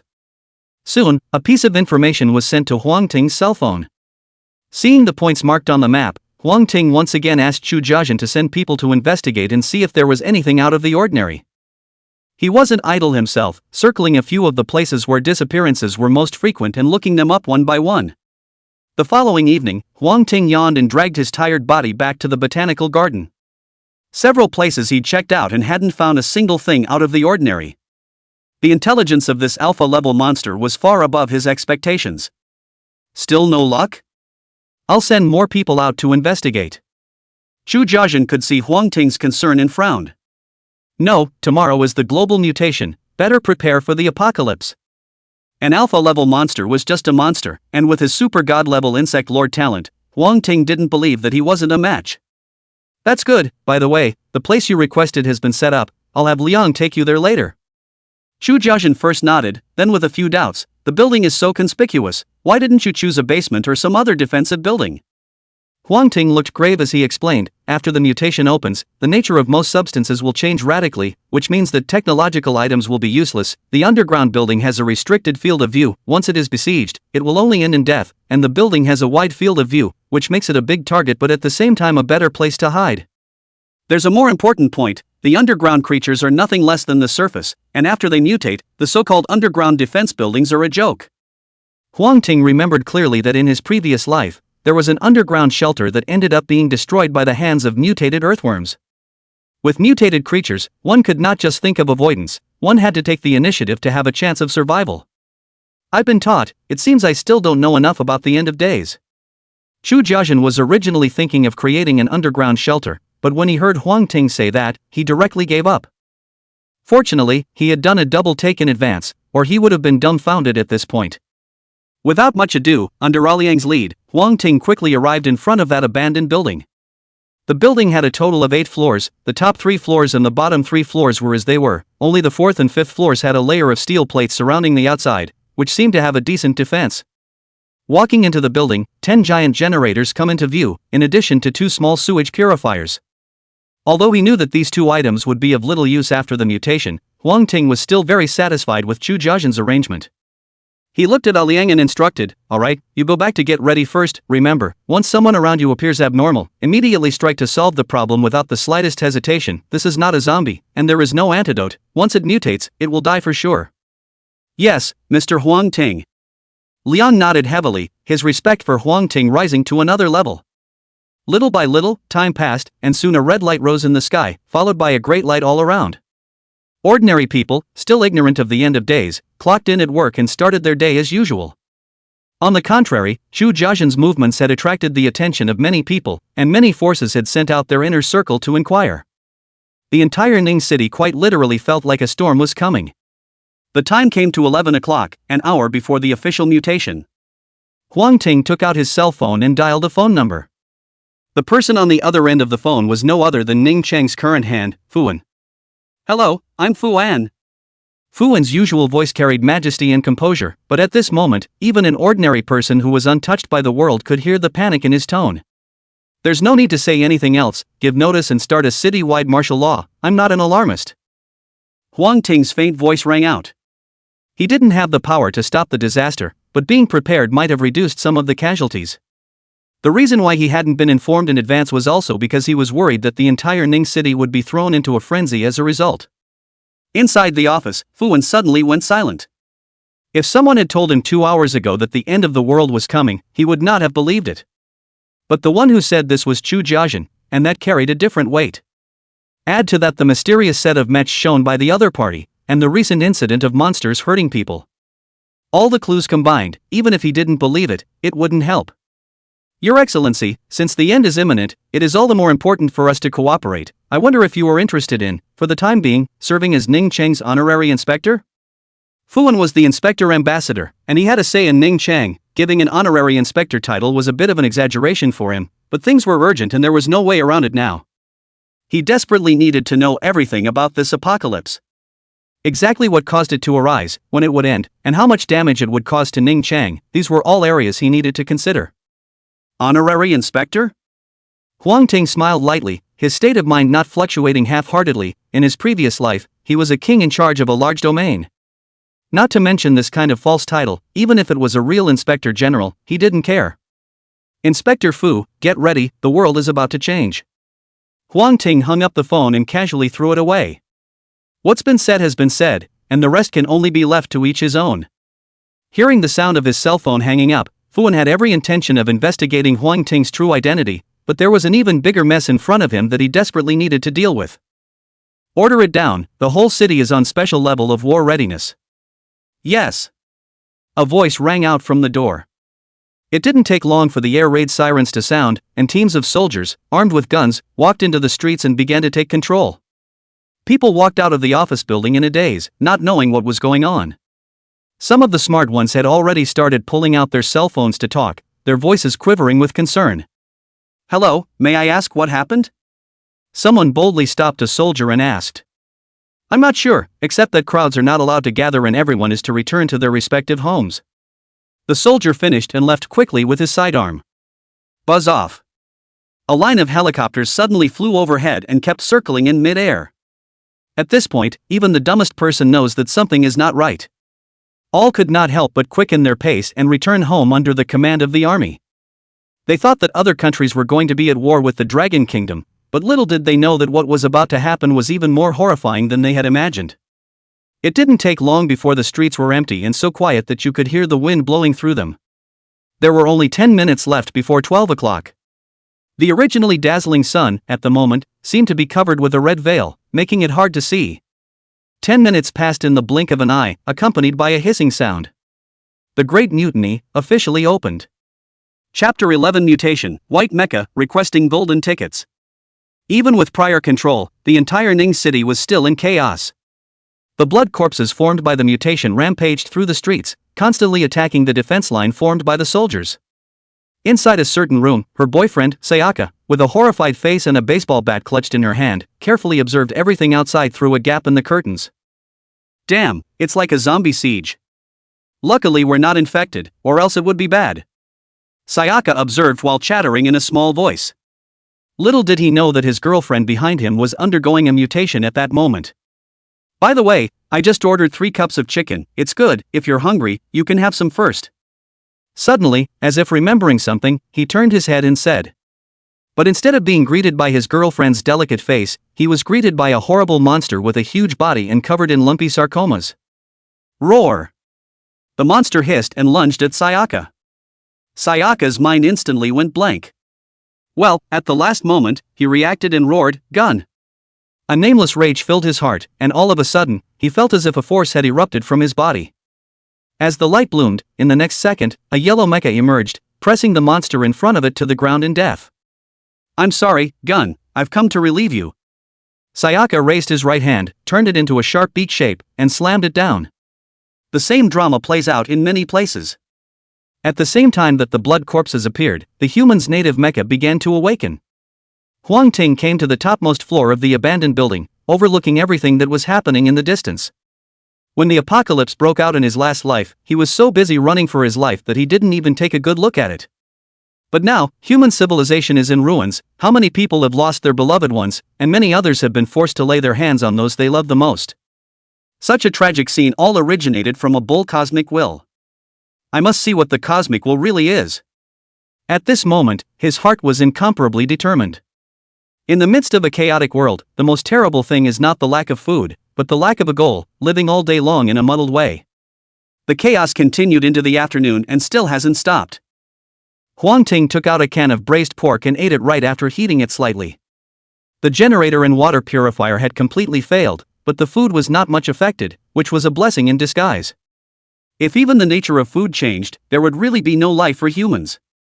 Big brother, yesterday I saw so many people pulling things into this, and there's a steel plate covering it, there must be something good inside. Not bad, I told you that you're the smartest among the rest of us, and none of the others can match your resourcefulness. Big brother, what if there's someone up there? Stupid, we are lucky to have awakened that what's his name mech, we can smash a small car in one go, who would be the opponent of our brothers? Big brother is wise, if there's someone up there, tell him to get lost, and if he gives A, then beat him up. There was a cacophony of noise from outside. Huang Ting moved for a moment, then ate again as if nothing had happened.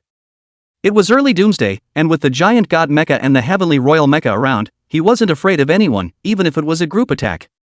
If those few people really didn't know how to mess with themselves, then they would have to regret it in their next life. Boss, there's a chick here, hiss, kinda pretty. Let's see, it's still true, Missy is alone? It's so dangerous out there now, why don't you follow us, we'll definitely keep you safe. No sooner had the man's voice dropped than the sounds of a chaotic scuffle ensued. Soon there was the sound of stomping from downstairs. Immediately after that, a pure white mech appeared. Seeing that Huang Ting was here, the white mech moved with a start. It seemed like they didn't expect there to be people in such abandoned buildings. Froze, and continued upward in a frenzy. Not long after the white mechs left, 5 mechs with a blackish-brown appearance with roots of long hair appeared at the stairway. This animal is a wild boar? Huang Ting had seen quite a few mechs in his previous life and instantly recognized the origin of these mechs in front of him. Oh, a chick to a man, that's a big change. The lead mech muttered. By the sound of his voice, he should be the big brother from before. Big brother, there's food for just one. One of the minions was surprised. Bro, you can't eat all this food, how about we all enjoy it together, you split our food, we'll split your pussy, later I'll be first, you'll be second. The elder brother stopped chasing after him and walked over to Huang Ting and said with a smile. Anyway, there was only this one staircase, so unless the woman running up the stairs jumped, they would definitely be able to block each other. Huang Ting let out a sucking sound and drank all the gravy from the can, casually saying, why should I enjoy my stuff with you guys? Since my brother refuses to share, then don't blame me as a big brother for being hard-hearted, after all, these brothers under my command also need to eat. Big brother flexed his legs in a half crouch and came charging in. As the saying goes, 1 pig, 2 tigers, 3 bears and 4 wolves, once a wild boar charges up, even a tiger, the king of all beasts, has to avoid the front for a while. Thunder Flash Mech emerged, and Huang Ting moved 2 steps to easily dodge it. Boo! Losing his target, Big Brother crashed headfirst into the still unpainted concrete wall, taking a huge dent in the reinforced steel plate outside with it. The other 3 minions also unleashed a charge at the same time, as if they were charging like a herd of wild boars. Huang Ting didn't hurry, his figure flickered repeatedly, easily dodging the impacts of several people. Mud, boy, is that all you do, run? Come and fight your father me. Big Brother adjusted his posture and charged again. Huang Ting laughed, and the Thunderflash mecha automatically transformed into a giant god mecha. He braced himself with one hand, and with just one hand, he blocked his big brother's impact. Hiss! The 4 minions froze in unison. The big brother who couldn't even stop a steel plate was stopped by a hand? An even more frightening scene ensued. Only to see Huang Ting's arm steeply change into a sharp claw and slice through his big brother's body. After a trail of sparks, Big Brother directly collapsed to the ground, the mech on his body shattering with a loud bang, turning into a small, Rubik's Cube-like mass. Kill Mecha Manipulator 1 who first level, obtain first level Mecha Core. Retrieving the Mecha Core, Huang Ting looked at the remaining 4 again. Holy, run, this guy is not human. Yellow Shoes let out a growl and panicked, running towards the outside. Where did Huang Ting give them a chance, transforming the Thunder Flash Mecha to solve them one by one? Even though he only needed 2 mech cores to rise to the 2nd rank, he now had 3 mechs, so he might need 6 mech cores. You can't not want this good stuff delivered to your door. Settling everyone, he slowly made his way up the stairs just in time to see the white mech poking its head out. It's okay, come down. Chapter 12 Guanxilan, Mutant Pigeon Flock Attack, Request Golden Ticket. I'll give you two choices, one is to leave this place but not expose its existence, or I'll kill you with my own hands. The other is to stay here, help me look after the house and do some odd jobs along the way. The pay is all that food and water. Seeing the white mecha descending the stairs, Huang Ting opened his mouth. He sounded very calm, not at all like he had just killed someone. The fact is that no one who could survive for decades after the apocalypse came to the present without a little fear and worry. I would like to stay here. My name is Guanxilan. Guanxilan's eyes quickly recovered from the shock and regained their clarity. Whether it was the powerful fighting ability or the rich food reserves here, none of them were indicative of Huang Ting's power. Before the end of the world, her parents had already turned into unrecognizable monsters, and in order to survive, she could only rely on Huang Ting now. Guanxilan? This name is familiar. I seem to have seen a paper on the study of insect habits before, in which the second author was named this. Just as he was thinking, Guanxilan lifted his mecha form, revealing his original appearance. Seeing her appearance, Huang Ting snapped back to a photo he had seen. You're the second author of that article, Ecological Perspectives on the Impact of Urbanization on Native Insect Diversity, aren't you? Yes, it's me, but that was me 3 years ago. Guanxilan replied carefully, not knowing why Huang Ting suddenly asked about this. Sure enough, it's her, and it looks like one's next insect choice finally has a direction. Huang Ting's spirit was lifted. This harvest was much stronger than those few mecha cores. With Guanxilan, the insects one could choose from were not even limited to those that existed in nature, and one could completely concentrate on cultivating special kinds of insects. Absorbing the genes of those peculiar insects was the true use of the super god-level talent of Bugmaster. One must keep Guanxilan for oneself. Now that the mysterious props hadn't appeared yet, it would be perfect if he waited for a while to find a copy of the demonic instrument, and then sign a contract with Guanxilan at that time. After another 2 hours of waiting inside the abandoned building, Huang Ting got up, and the Thunder Flash mech automatically attached itself. Now that the situation had almost stabilized, it was time to go out and hunt monsters and obtain mecha strengthening materials. You wait here and don't make any noise, do you hear me? Good. Good. Guanxilan didn't dare to say more and nodded repeatedly. Leaving the abandoned building, Huang Ting rushed towards the most crowded place in the city. The newly formed blood corpses were not strong in combat, and this was a good time to collect strengthening materials. He didn't get very far when he ran head-on into a bloody corpse. Without hesitation, the Thunder Flash mecha flashed behind the blood corpse, then transformed into the giant god mecha and probed out its sharp claws. Thumbs up! The blood corpse's head was instantly 2/3 missing. Kill mutant blood corpse first level, get materials, power blood core 1, scarlet nail 1. Sure enough, after the mutation officially opened, the explosion rates of the blood corpses have all increased quite a bit. Picking up the drop, Huang Ting once again set his sights on another blood corpse. Kill mutant blood corpse first level, obtain material, flesh and blood remnants. Material name, flesh and blood remnants. Quality, ordinary. Type, material. Effect, 100 copies of flesh and blood remnants can be synthesized into 1 copy of flesh and blood essence, and flesh and blood essence can increase the attributes of the mechs by a small margin. I take back what I said just now, I didn't realize that I actually don't even have a guaranteed blood core now. When the mutation hadn't officially opened, the burst rate of blood corpses had always stabilized at 1 blood core, and now that the upper limit had been raised, the lower limit had been lowered as well.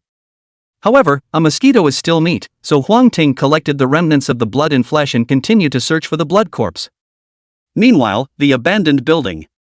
Guanxilan's emotions had not yet recovered from her fear, and her body was still trembling with an amplitude visible to the naked eye. Just now, she didn't even dare to breathe, fearing that Huang Ting would kill herself as well if he was unhappy. It's a good thing I was lucky and managed to survive. At that thought, she pulled out her cell phone, ready to contact the outside. She didn't dare expose the existence of this place, just to see what was going on outside. Those horrible monsters, and the mech on her own body, it all weighed on her heart and took her breath away. When she touched her cell phone, she was completely dumbfounded that her good cell phone suddenly didn't work. Not to mention surfing the net, even lighting up is a luxury. Hesitating for a moment, she got up to walk over to the window and take a look, but remembering Huang Ting's warning, she sat back down again. The supporting characters in movies and TV shows who don't listen to advice tend to die early, and she's not stupid, she just wants to live right now. Coo coo coo! At that moment, she suddenly heard a pigeon cooing from outside the window. Boom! Immediately afterward, a loud noise appeared, and a piece of the steel plate sealed at the window bulged out steeply, as if something had hit it. Guanxilan exclaimed in shock. Reacting, she hastily covered her mouth, but it was too late. Dang!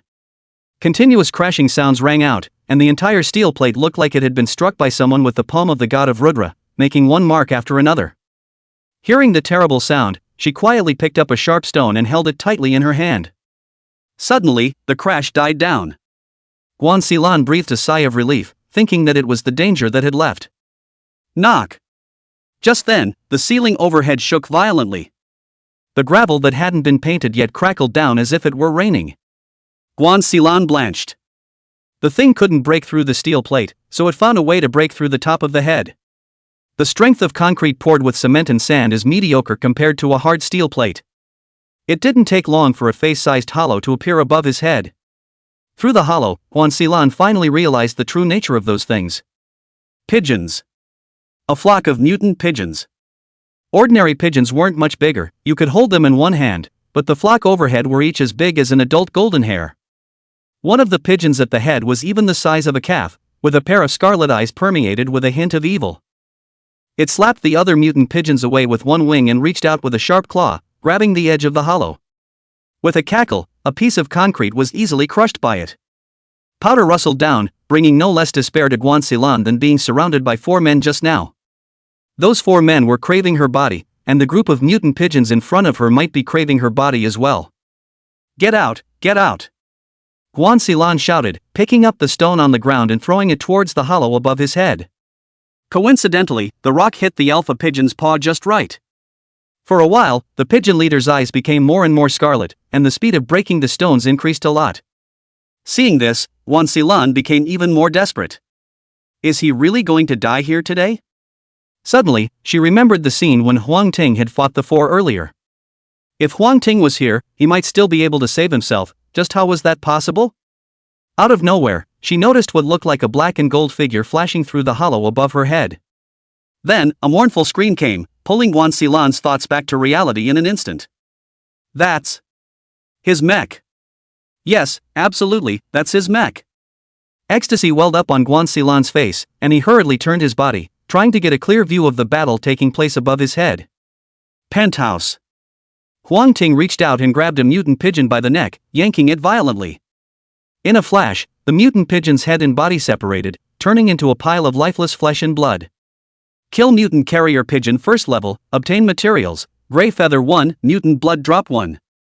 Collecting the dropped items, Huang Ting looked towards the leader pigeon in the group of mutated pigeons. Another elite level mutant, I wonder what can be popped out. Muttering to himself, he rushed straight over. Chapter 13 Attachment Module, the next mech choice. The ferocious and brutal pigeons were just as tame in Huang Ting's hands as they were before they were mutated, and couldn't stir up a single storm. Soon, he had killed all the other mutant pigeons, leaving only the last pigeon leader. The pigeon leader also knew at this time that Huang Ting was not to be messed with, and with a spread of his wings, he flew out of the abandoned building. It's too late to think about escaping. Huang Ting smoothly picked up a stone slab from the ground and threw it with all his might. The stone slab hit the pigeon leader, who was trying to spread his wings, just in time. With a whimper, the body of the pigeon leader slammed straight down. Huang Ting followed suit, jumping out of the building and stomping on its body. The weight of the mech itself, coupled with the powerful impact of the descent, directly stomped the body of the pigeon leader. Kill elite mutant carrier pigeon first level, obtain materials, gray feather 5, mutant blood drop 3, attachment module eye of detection, white bone bomb drawing 1. Seeing the reward, Huang Ting was first stunned, then laughed out loud. Material drops aside, gray feathers increase agility and mutated blood drops increase strength and defense, both of which need to be processed before they can be used. The eye of detection was a good thing. Not only could it check the basic information of mutant creatures, but it could also lower its own aura, and the hiding effect was outstanding. It was considered to be one of the pre-existing divine techniques. The white bone bomb was no worse than the eye of detection, and the explosion was powerful enough to be used to clean up weak mutated blood corpses. If used properly, a single white bone bomb could easily kill several blood corpses. What's more, this drawing could be reused. With this, one would soon be able to complete the initial accumulation of wealth for mecha upgrading. He started by picking up the eye of detection. The eye of detection was a simple gray orb from the outside, and when pressed towards the eye, the orb would grow 8 long, thin mechanical limbs that were rooted into the original eye structure. The moment he planted it, Huang Ting immediately felt that his eyesight had improved a lot. With a random sweep, he saw a mutated ant in the grass not far away. Name: Giant-Jawed Mutant Ant. Rank: Ordinary First Order. Degree of danger: very low. The giant-jawed mutant ant had a harmless white light emanating from its body, and at this moment, it was nibbling on grass stems, not even realizing that someone was observing it. Retracting his gaze, Huang Ting opened the attribute panel of the giant god mecha again. Name: Giant God Mecha. Rank: First. Power: 30. Defense: 4. Agility: 5. Mystery: 0. Exclusive module: Megatron. Subsidiary module: Clawform, Eye of Detection. Utilizing reinforcement materials can only raise it to a maximum of 10 points. If you want to gain more attributes, you have to upgrade your mechs. Although the bug mastery talent is overbearing, the consumption isn't normally high. You have to have all the mechs fully upgraded before you can continue to raise them. Looking at the panel, Huang Ting had mixed feelings. Multiple forms switch back and forth, giving him no shortcomings and a powerful battlefield. But again, all mechs can't be left behind in their ascension. There's no such thing as ascending one type of mech to the highest rank before ascending the others. Good thing he has a killer app. Open the White Bone Bomb drawing. Name of drawing: White Bone Bomb. Quality: excellent. Type: drawing. Effect: splashes countless bone fragments for an explosive attack. Required material: Scarlet Bone 2, Mutant Blood Drop 2, Bloodstained Beast Skin 1. The quality level of the materials and drawings was similar to the mech talent level. The only difference was that there was an extra fine level above normal, and then excellent. Mutant blood drops and bloodstained beast skin are both common materials, and although blood-colored bones are rare, they are not worth mentioning at all compared to the value of white bone bombs. The trading system will open tomorrow, so there's no need to rush now. Putting away the drawings, Huang Ting returned to the 5th floor. The roof of the building had been chiseled through quite a bit by the flock of mutant pigeons, but it was still reparable, which was a blessing in disguise. I didn't mess around, I didn't invite it. Guan Xilan explained warily. I know, it's not your fault, don't be afraid. The mutant monster's perception was incomparably sharp. Perhaps it happened to notice Guan Xilan's aura, which led to its frantic attack. He felt that Guan Xilan should be a smart person, and after experiencing that earlier incident, he would definitely not put himself in danger again. Looking at the large hole broken open above his head, Huang Ting couldn't help but lament, it's still not very safe here. It would be nice if it was like a snail that could run all over the world with a house on its back, but unfortunately, there shouldn't be too many such creatures. Besides snails, there's another insect that carries the house around on its back. Guan Xilan smoothly picked up the sentence. That's great. Suddenly, Huang Ting froze and jerked forward to grab Guan Xilan's arm. Guan Xilan's face changed as she subconsciously pulled out the previously prepared stone and ruthlessly smashed it towards the back of Huang Ting's hand. Huang Ting's eyes turned cold as he lifted his hand to knock the stone out of her hand. I'm not interested in you, I just want to know what that kind of insect that runs around with a house on its back is called. Seeing that Huang Ting did not make any next move, Guan Xilan was relieved and slowly lowered her arms. Then, a strong wave of unwillingness erupted. How could he be less important than a bug in the other party's eyes? That insect is called the demoiselle moth, and the demoiselle moth larvae can spit silk and use leaves or twigs to weave a nest and walk on their backs. Guan Xilan's explanation was very concise, but Huang Ting still saw the unusual nature of this insect in it. Is this demoiselle moth widely distributed? It's pretty widespread. It's basically distributed all over the country, and if you see a baggy thing on a branch, it might be the house of a demoiselle moth. Hearing this, Huang Ting's face showed embarrassment. He had grown up in a big city, or had he seen such insects? I had seen a lot of them in my previous life, but those insects either had a bunch of eyes or had dozens of tentacles that made one's scalp numb. Today's bugs are as harmless and well-behaved as they are compared to them. Huang Ting revealed a smile. He hadn't remembered wrongly. He hadn't expected to save a random person, but he had actually saved the right one. Demoiselle Moth, in that case, the next mecha transformation slot is yours. With a goal in mind, Huang Ting no longer hesitated. He picked up a tin box on his back and set off again. The reason why I came back early was to find a container to stow those materials. If it was the later stages of the apocalypse, there were countless space devices of all kinds, so naturally there was no need for such trouble. But for now, he could only resort to this primitive and simple method of collection. Pulling out the map he had prepared long ago, Huang Ting headed towards the refuge created by Chu Jiazhen. With insufficient manpower of his own, the task of searching for the demoiselle moth should still be left in Chu Jiazhen's hands. Hopefully he still had plenty of manpower, or else I'm afraid I'm going to have to wait a long time for my own next mech. It might also be possible to find official cooperation, but unlike Chu Jiazhen, there were many official factions before the end of the world opened, and now the relationship is even more intricate. He didn't want to get involved with the other side just yet if he didn't have to.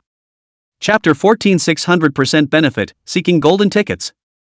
Instead of decreasing, the battle on the street intensified. When it initially began, humans were powerless against the blood corpses and other mutated creatures that hunted them. But now, after awakening their natal mecha, they finally had the power to resist. Whether it was to avenge the deaths of their loved ones or they wanted to obtain the strengthening advancement materials, the people all had reasons why they had to go and fight. Of course, those who can come forward are ultimately the minority, and most people still hide and choose to wait and see. As Huang Ting advanced, he recalled what had happened in his previous life. The first day's cataclysm was just the beginning, and other situations beyond people's imagination would appear later, such as the system mall that would open tomorrow. The appearance of the system mall was a perfect opportunity for Huang Ting. Originally, if you wanted to sell white bone bombs, you had to trade them one by one. Now that the system mall is open, transactions can be completed directly online, and the speed of earning money is greatly increased. The cost of a white bone bomb was around 50 energy points, and he was prepared to sell 300 energy points apiece. A six-fold difference in profit is enough for him to make a fortune. And that's just the first step. Having enough energy points meant enough strengthening materials. It's not like this is cultivating immortality and the whole slow cultivation thing. As long as there were enough reinforcement materials, he would immediately be able to ascend to the second rank, ahead of everyone else. These low-grade materials might seem insignificant, but they were vital to the upgrading of the mech. In his previous life, he was greedy for immediate benefits and sold a lot of low-ranked materials, and was dumbfounded when he needed them later. Quite a bit more time was wasted before the mech upgrade was completed. In this life, he was prophetic, and he must make a fortune on the lower-ranked materials, and then quickly upgrade his mecha class to become the first person in Ning City. With a plan in mind, Huang Ting's speed was even faster. The Thunder Flash mecha weaved through the streets, literally resembling a thunderbolt. Whether it was the blood corpses or the humans, they just felt a lightning flash beside them, and then they fell silent, making it so that they weren't even sure what was happening. Mountain River Sanctuary. Chu Jiazhen created the Shanha group, and the shelters erected followed that name. Early in the mutation, some of his men mutated as well. However, Liang remembered Huang Ting's advice to shoot as soon as he realized there was a problem. Coupled with the fact that Chu Jiazhen and Chu Hua, who had already awakened their mechs ahead of time, were sitting on the sidelines, their losses weren't too great. Like Huang Ting, Chu Jiazhen also chose a building, but not an abandoned building, but a building that was intact and had not yet been delivered. There were 8 tiny watchtowers on the topmost floor of the building, making it easy to see the movements of everyone within hundreds of meters. We have a situation, a mech has appeared 300 meters away and it's going fast. Suddenly, a voice came from one of the watchtowers, followed by a rush of sound. No good, it's rushing to the door, all hands on deck. Wait, it seems to have stopped. The people up there didn't dare to slow down and hurriedly passed the message on. At the same time, Chu Jiazhen also learned of the news of an uninvited guest intruding, and came outside to take a look, and a familiar, greenish-purple mecha came into view. Well, don't be nervous, it's an old friend coming.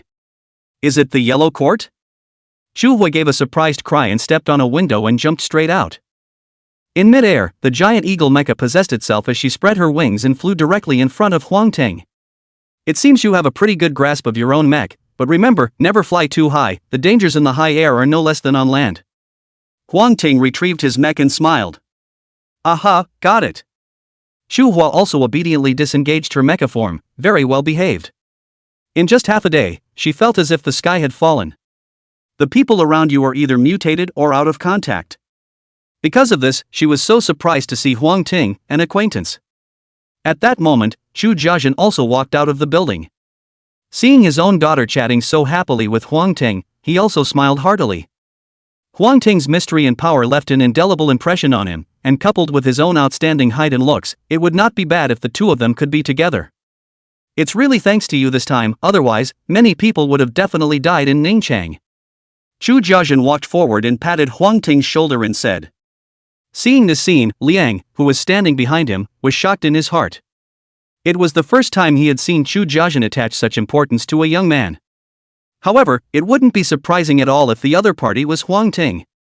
Huang Ting made a few polite remarks before stating the purpose of his visit. Demoiselle moths? This used to be easy to find, now I'm afraid it's going to be a bit of a hassle. I'll have someone keep an eye out for it.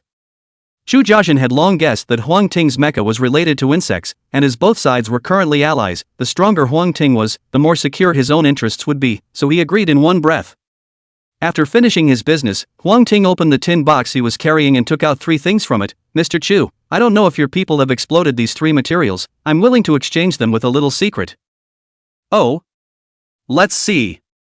Chu Jiazhen swept a glance at those 3 materials and smiled. Coincidentally, I have all 3 materials here. I wonder what secret you are willing to exchange. As long as you crush the blood core and let the blood inside flow onto the mech, you can boost the corresponding attributes. I wonder how much this little secret can be worth? Huang Ting didn't hide the usage of the blood core. Even if he didn't say it, the secret would still explode later. Rather than making it known by then, it would be better to exchange it for a little benefit now. Hearing this secret, Chu Jiazhen was shaken. He thought that the absorption of blood cores was very troublesome, but he didn't expect it to be so simple. After hesitating for a moment, he spoke. The number of blood-colored bones is small. I'll give you 8 of them, 10 drops of mutated blood drops, and 6 blood-stained beast skins. Is that okay? Huang Ting calculated that with these materials plus his own accumulation, he could create 10 white bone bombs, which was almost enough. He also understood that it was the early stage of the mutation, and there were not many materials that Chu Jiazhen could give. As for ordinary people, it would only be even less. It was a costless deal anyway, so he could give as much as he wanted.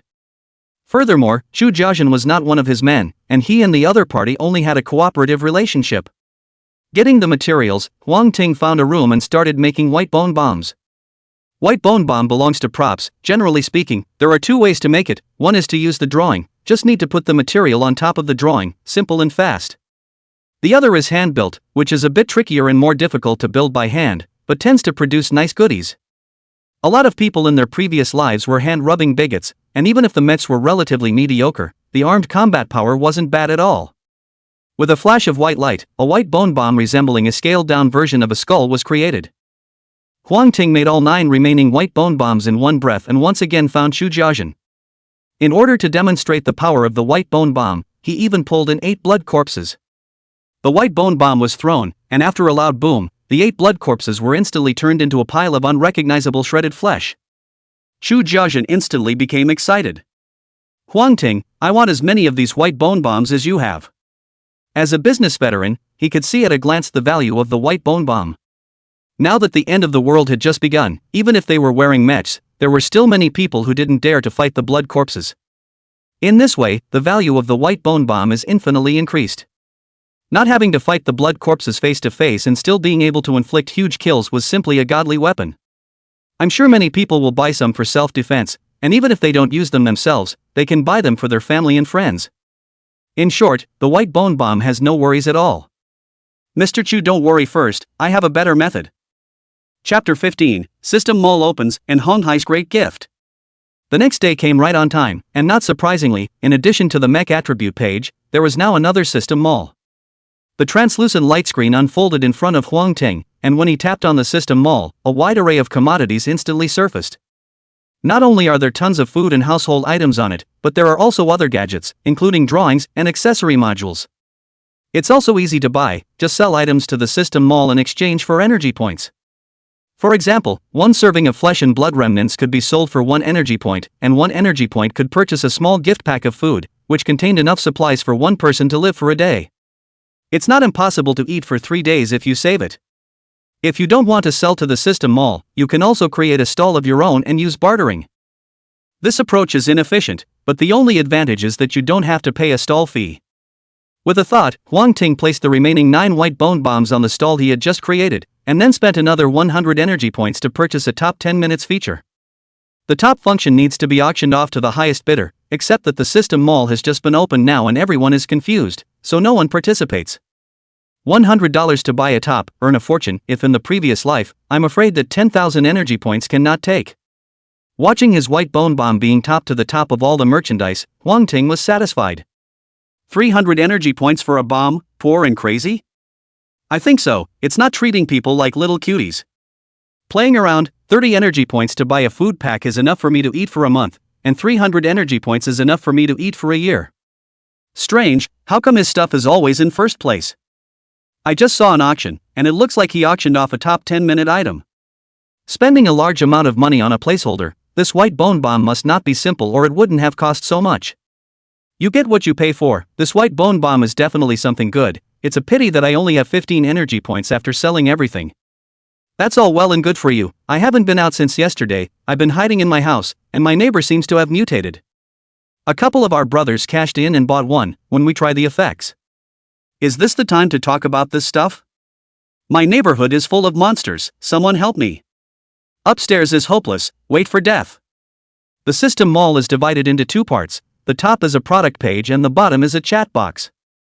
At the moment, a message flew by. There was talk of white bone bombs and constant cries for help from the outside world, and the whole chat box was a mess. Huang Ting just casually swept a glance and stopped paying attention. The system mall appears today and the chat system will open tomorrow. But this is not good news. The more new features that appear, the faster the rate of biological mutation and evolution, which means more danger. In less than 3 minutes, the white bone bomb was snapped up. There are a lot of people without money and a lot of people with money. The cost of the white bone bomb was around 50 points, Huang Ting didn't price it too high, 300 energy points, it was nothing to some big powers, even an ordinary person would be able to scrape together the money to buy one. Xicheng District, an old neighborhood. Ran Zijing had just defaulted to making sure, when his hand suddenly sank. Lifting it up, a strange bomb the size of a normal human skull appeared in his hand. Is this the 300 worth of white bone bombs? The brothers on the sidelines came up and asked curiously. There were 6 of them in total, all in one dorm room. I was thinking of taking advantage of my vacation to come out for a couple of days, but I didn't expect to be stuck here. Outside were hordes of blood corpses, and even though each of them had awakened their natal mechs, they still didn't dare to act rashly. Yes, but I don't hold out hope for its power, as long as the commotion is loud enough to draw away the blood corpses in our neighborhood. Ran Zijing took a deep breath, and the silver-white mecha automatically attached itself to his body. A few others also summoned their mechs.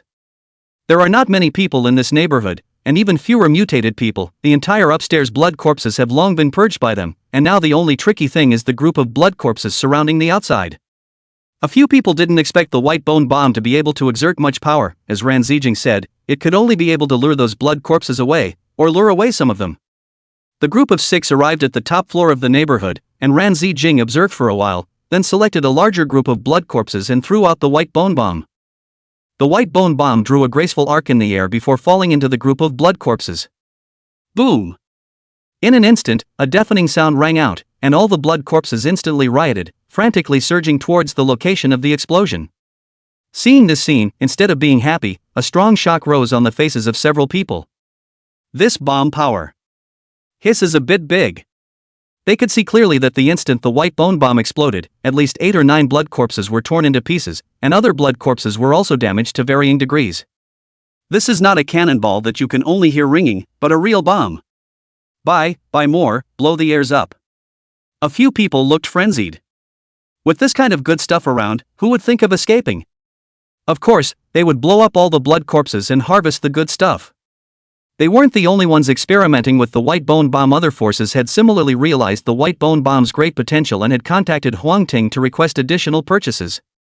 Huang Ting wasn't idle either. He first used his energy points to make a big purchase of the materials needed to make the white bone bomb, and then marked out the drawings and accessory modules he needed. Compared to food, drawings and accessory modules were incredibly expensive, with any one of them requiring thousands of energy points, and the better ones even in the tens of thousands. He simply can't afford it at the moment and will have to put it down for now. A streak of white light flashed by, and soon, Huang Ting produced another 50 white bone bombs and stuffed them into the stall. Almost instantly, 50 white bone bombs disappeared, and in their place, 15,000 energy points. Without delay, excluding a few that were marked up too outrageously, Huang Ting swept away all the low-ranked materials he could see on the market.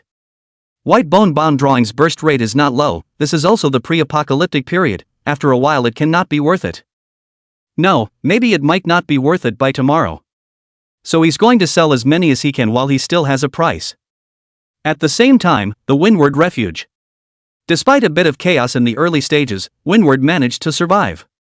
Of course, this also had nothing to do with Honghai's Red Rhino mecha. Without his help, there was a real possibility that Manhwa would have disappeared into history.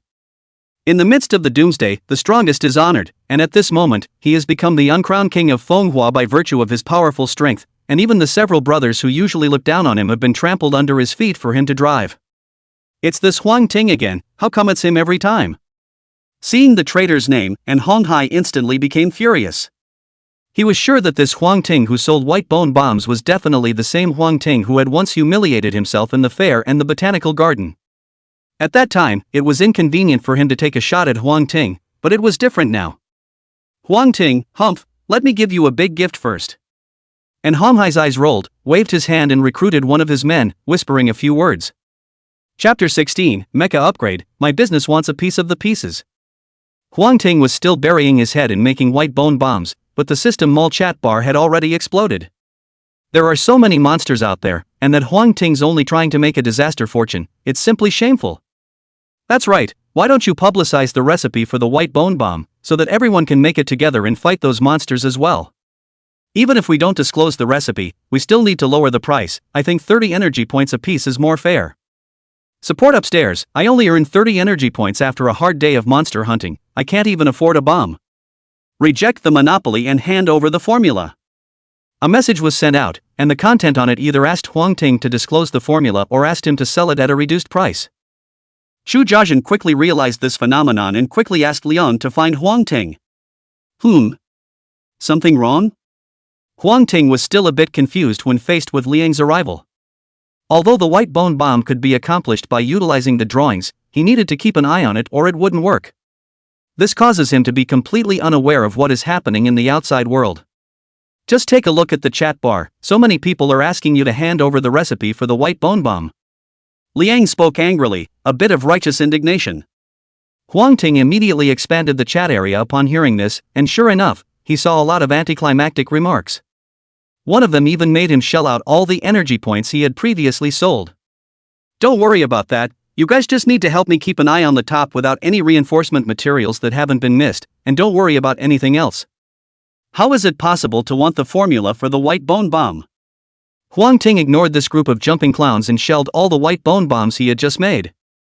In the blink of an eye, half of the 100 white bone bombs were sold. See, their actions are more honest than their mouths.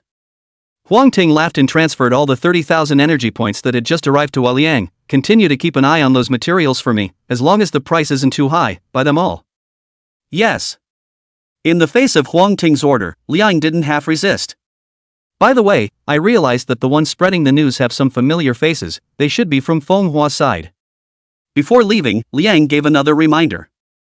Manhwa and Honghai, this guy still won't die. I know about this, you go down first. When he left, Huang Ting materialized the strengthening materials he had just purchased. The assortment of materials stacked on top of each other exudes an unspeakable allure. These materials should be able to push the attributes of the giant god mecha to the first order limit. Buying low and selling high is really one of the most lucrative ways to make money. A black and gold light flashed as the mega god mech appeared in the room. Huang Ting sat down on his knees and began to absorb the pile of strengthening materials on the ground. Strength +1, defense +1, defense +1, defense +2, agility +2, agility +1. With all the reinforcement materials gone, the attributes of the Mega God Mecha were refreshed. Name, Giant God Mecha. Rank, First. Power, 35. Defense, 10. Agility, 10. Mystery, 0. Exclusive module, Megatron. Subsidiary module, Clawform, Eye of Detection. The attribute boost has reached its limit, the next step is Mech Ascension. The so-called Ascension was actually a mech that had been strengthened to its upper limit, and if it didn't break through, there was no way to continue to ascend. If you wanted to break through the upper limit, the first thing you needed was a mecha core, and thanks to Big Brother and the 4 yellow shoes, Huang Ting didn't have to worry about that at all. Taking out a bunch of materials once again, plus a Rubik's Cube-style mech core, he sank his heart and officially opened the Ascension. Mecha upgrading is open, time required for this upgrading, 28H. Just as Huang Ting was performing his mecha upgrades, and Honghai was furious inside the shelter. He thought that he could find someone to disgust Huang Ting with a wave, but he didn't expect the other party to pay no attention at all, which made him feel like he had punched the air, and he was so depressed that he almost vomited blood. "Boss!" Just then, a junior suddenly ran in from outside, panicking with surprise. "Boss, we seem to have found an elite monster." "Elite monsters?" And Homhai instantly became interested. "The things popped out by elite monsters must be better than ordinary monsters. Go, take me over there and take a look." Led by his little brother, he soon arrived inside a park. Calamity opened. The mutation is not only animals, even plants did not escape. Just a grass can grow to more than 2 meters high. As for those big trees, now is crazy to grow to dozens of meters, shading the sky, usually available for recreation in the park, at the moment and the hell of not much difference. That elite monster is a merganser. Before it mutated, it would bow whenever given a mouthful of food. It's quite cute. Walking along, my little brother briefly introduced himself. As the weeds in front of him were plucked away, a giant sika deer that was over 5 meters tall and had 2 deformed faces appeared in front of Homhai's eyes. "Hiss, is that the cuteness in your mouth?" Seeing this terrifying monster, Homhai sucked in a breath of cold air in fear. But seeing the help he had brought with him, his heart was certain. With so many people around, the wheel could wheel that monster to death. "Brothers, come with me." The red rhino mecha let out a roar, and Homhai was the first to charge up. Like the boar, the rhinoceros charges with the same extraordinary force. The sudden attack directly toppled the giant merganser out. Other minions took the opportunity to rush up and attack. Although Homhai had an arrogant and domineering personality, he fought very bravely, and with his own advantage, he soon pressed the giant plum deer to retreat back and forth. 10 minutes later, the giant plumed deer fell to the ground with a bang, and a large amount of materials burst out. In this, a drawing-like style attracted Homhai's attention. "This is the drawing of the white bone bomb." "Ha, I have the drawings too, Huang Ting. There's nothing you can do about it now, is there?" Putting away the drawings, he immediately asked his little brother to go to the market to collect materials. Soon, the first batch of white bone bombs made by Homhai came out. As for the price, he set it at 200 points. Once this white bone bomb was released, the entire market was instantly triggered. Many people who chose to wait and see did not hesitate to come to Homhai to buy. As for those who had purchased earlier, they regretted it at this time and cursed Huang Ting for being a crooked businessman.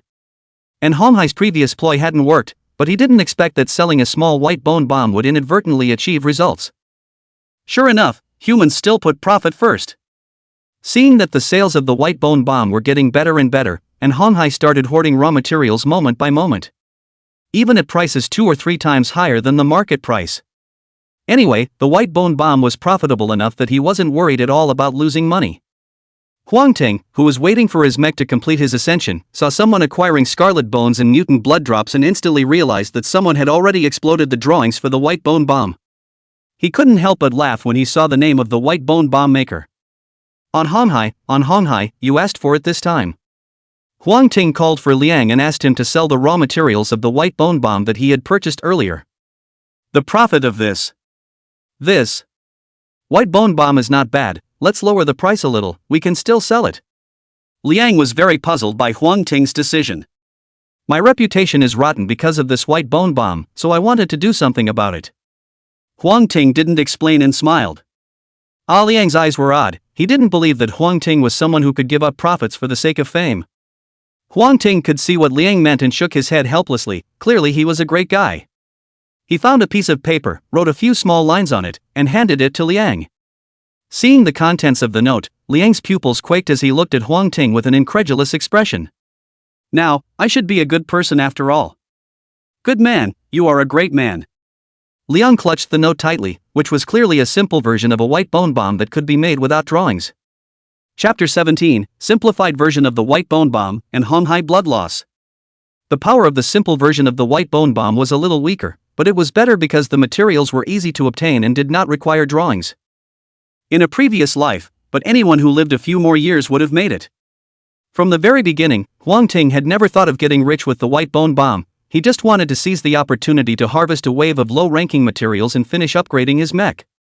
Now that the goal was accomplished, it didn't matter if the white bone bomb continued to be made or not. If no one pops out, he'll make a little more money for a while. If someone pops out a drawing, then he'll just go along and take out the simplified version of the drawing, which will be a help to the others. I didn't expect Homhai to mess up and dive in head first. Since they were enemies, Huang Ting didn't need to be polite. Windward shelter. A junior brother couldn't help but do a double take after counting the contents of the warehouse. Boss, there's enough material here for us to make 300 white bone bombs, one sells for 200 energy points, that's 60,000 energy points, we're rich. And Hong Hai laughed and couldn't help but look forward to it inwardly. This was his entire family fortune. Huang Ting was just an ordinary man, how could he possibly fight him? He was stronger than Huang Ting before Doomsday happened, and he was the same after Doomsday happened.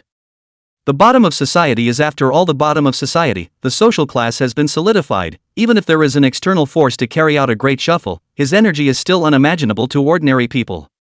It is simply impossible for ordinary people to break through this shackle, and they will eventually become objects for the rich to make use of. Isn't the so-called laborer, by any other name, a slave? This is the depth of a great power. Boss, another batch of raw materials appeared in the mall, but the price is a bit high, should we buy in? At this point, the little brother inquired. And Hong Hai scanned the price and realized that it was indeed very high, more than twice as expensive as the materials he had previously purchased. In this way, the white bone bomb made using this batch of materials would only earn 60 or 70 energy points on its own. After a little thought, he made up his mind. Buy them all. On the one hand, he still has something to earn, and it's a bit of hard work at best. On the other hand, it was disgusting to Huang Ting, not wanting the other party to get these materials. The little brother got his orders and immediately started buying. If you don't have the money, sell some white bone bombs and keep buying. Soon, large batches of materials appeared in the warehouse. Seeing this scene, and Hong Hai became even more complacent. This time, he wanted to see if Chu Huo would still agree to his pursuit when he had so many white bone bombs and energy points. If he still didn't agree, humph, he had long been looking at that old man Chu Jiajin anyway. He didn't mind using force if it really pissed him off. If he and Hong Hai can't get a woman, no one else can. For all of this, Huang Ting was naturally unaware. However, he knew that even if he raised the price of the bloody bones and other raw materials, and Hong Hai still acquired all of them. Between one and the other, his energy points had come to the 30,000 mark. With the last bit of material being purchased by an Hong Hai, Huang Ting once again spent 100 energy points to auction off a top message. How to make a simple version of the white bone bomb, price, 1 energy point. The moment this message appeared, the chat area was first silent, and no one sent a message for a full 10 seconds or so. Finally, someone couldn't help but ask out loud, true or false? Really buy one and see if you don't know, it's not expensive anyway. There was an immediate reply at the bottom. Some people are asking if it's true, and some people have already acted. 1 energy point, is Big Brother Huang Ting not being kind?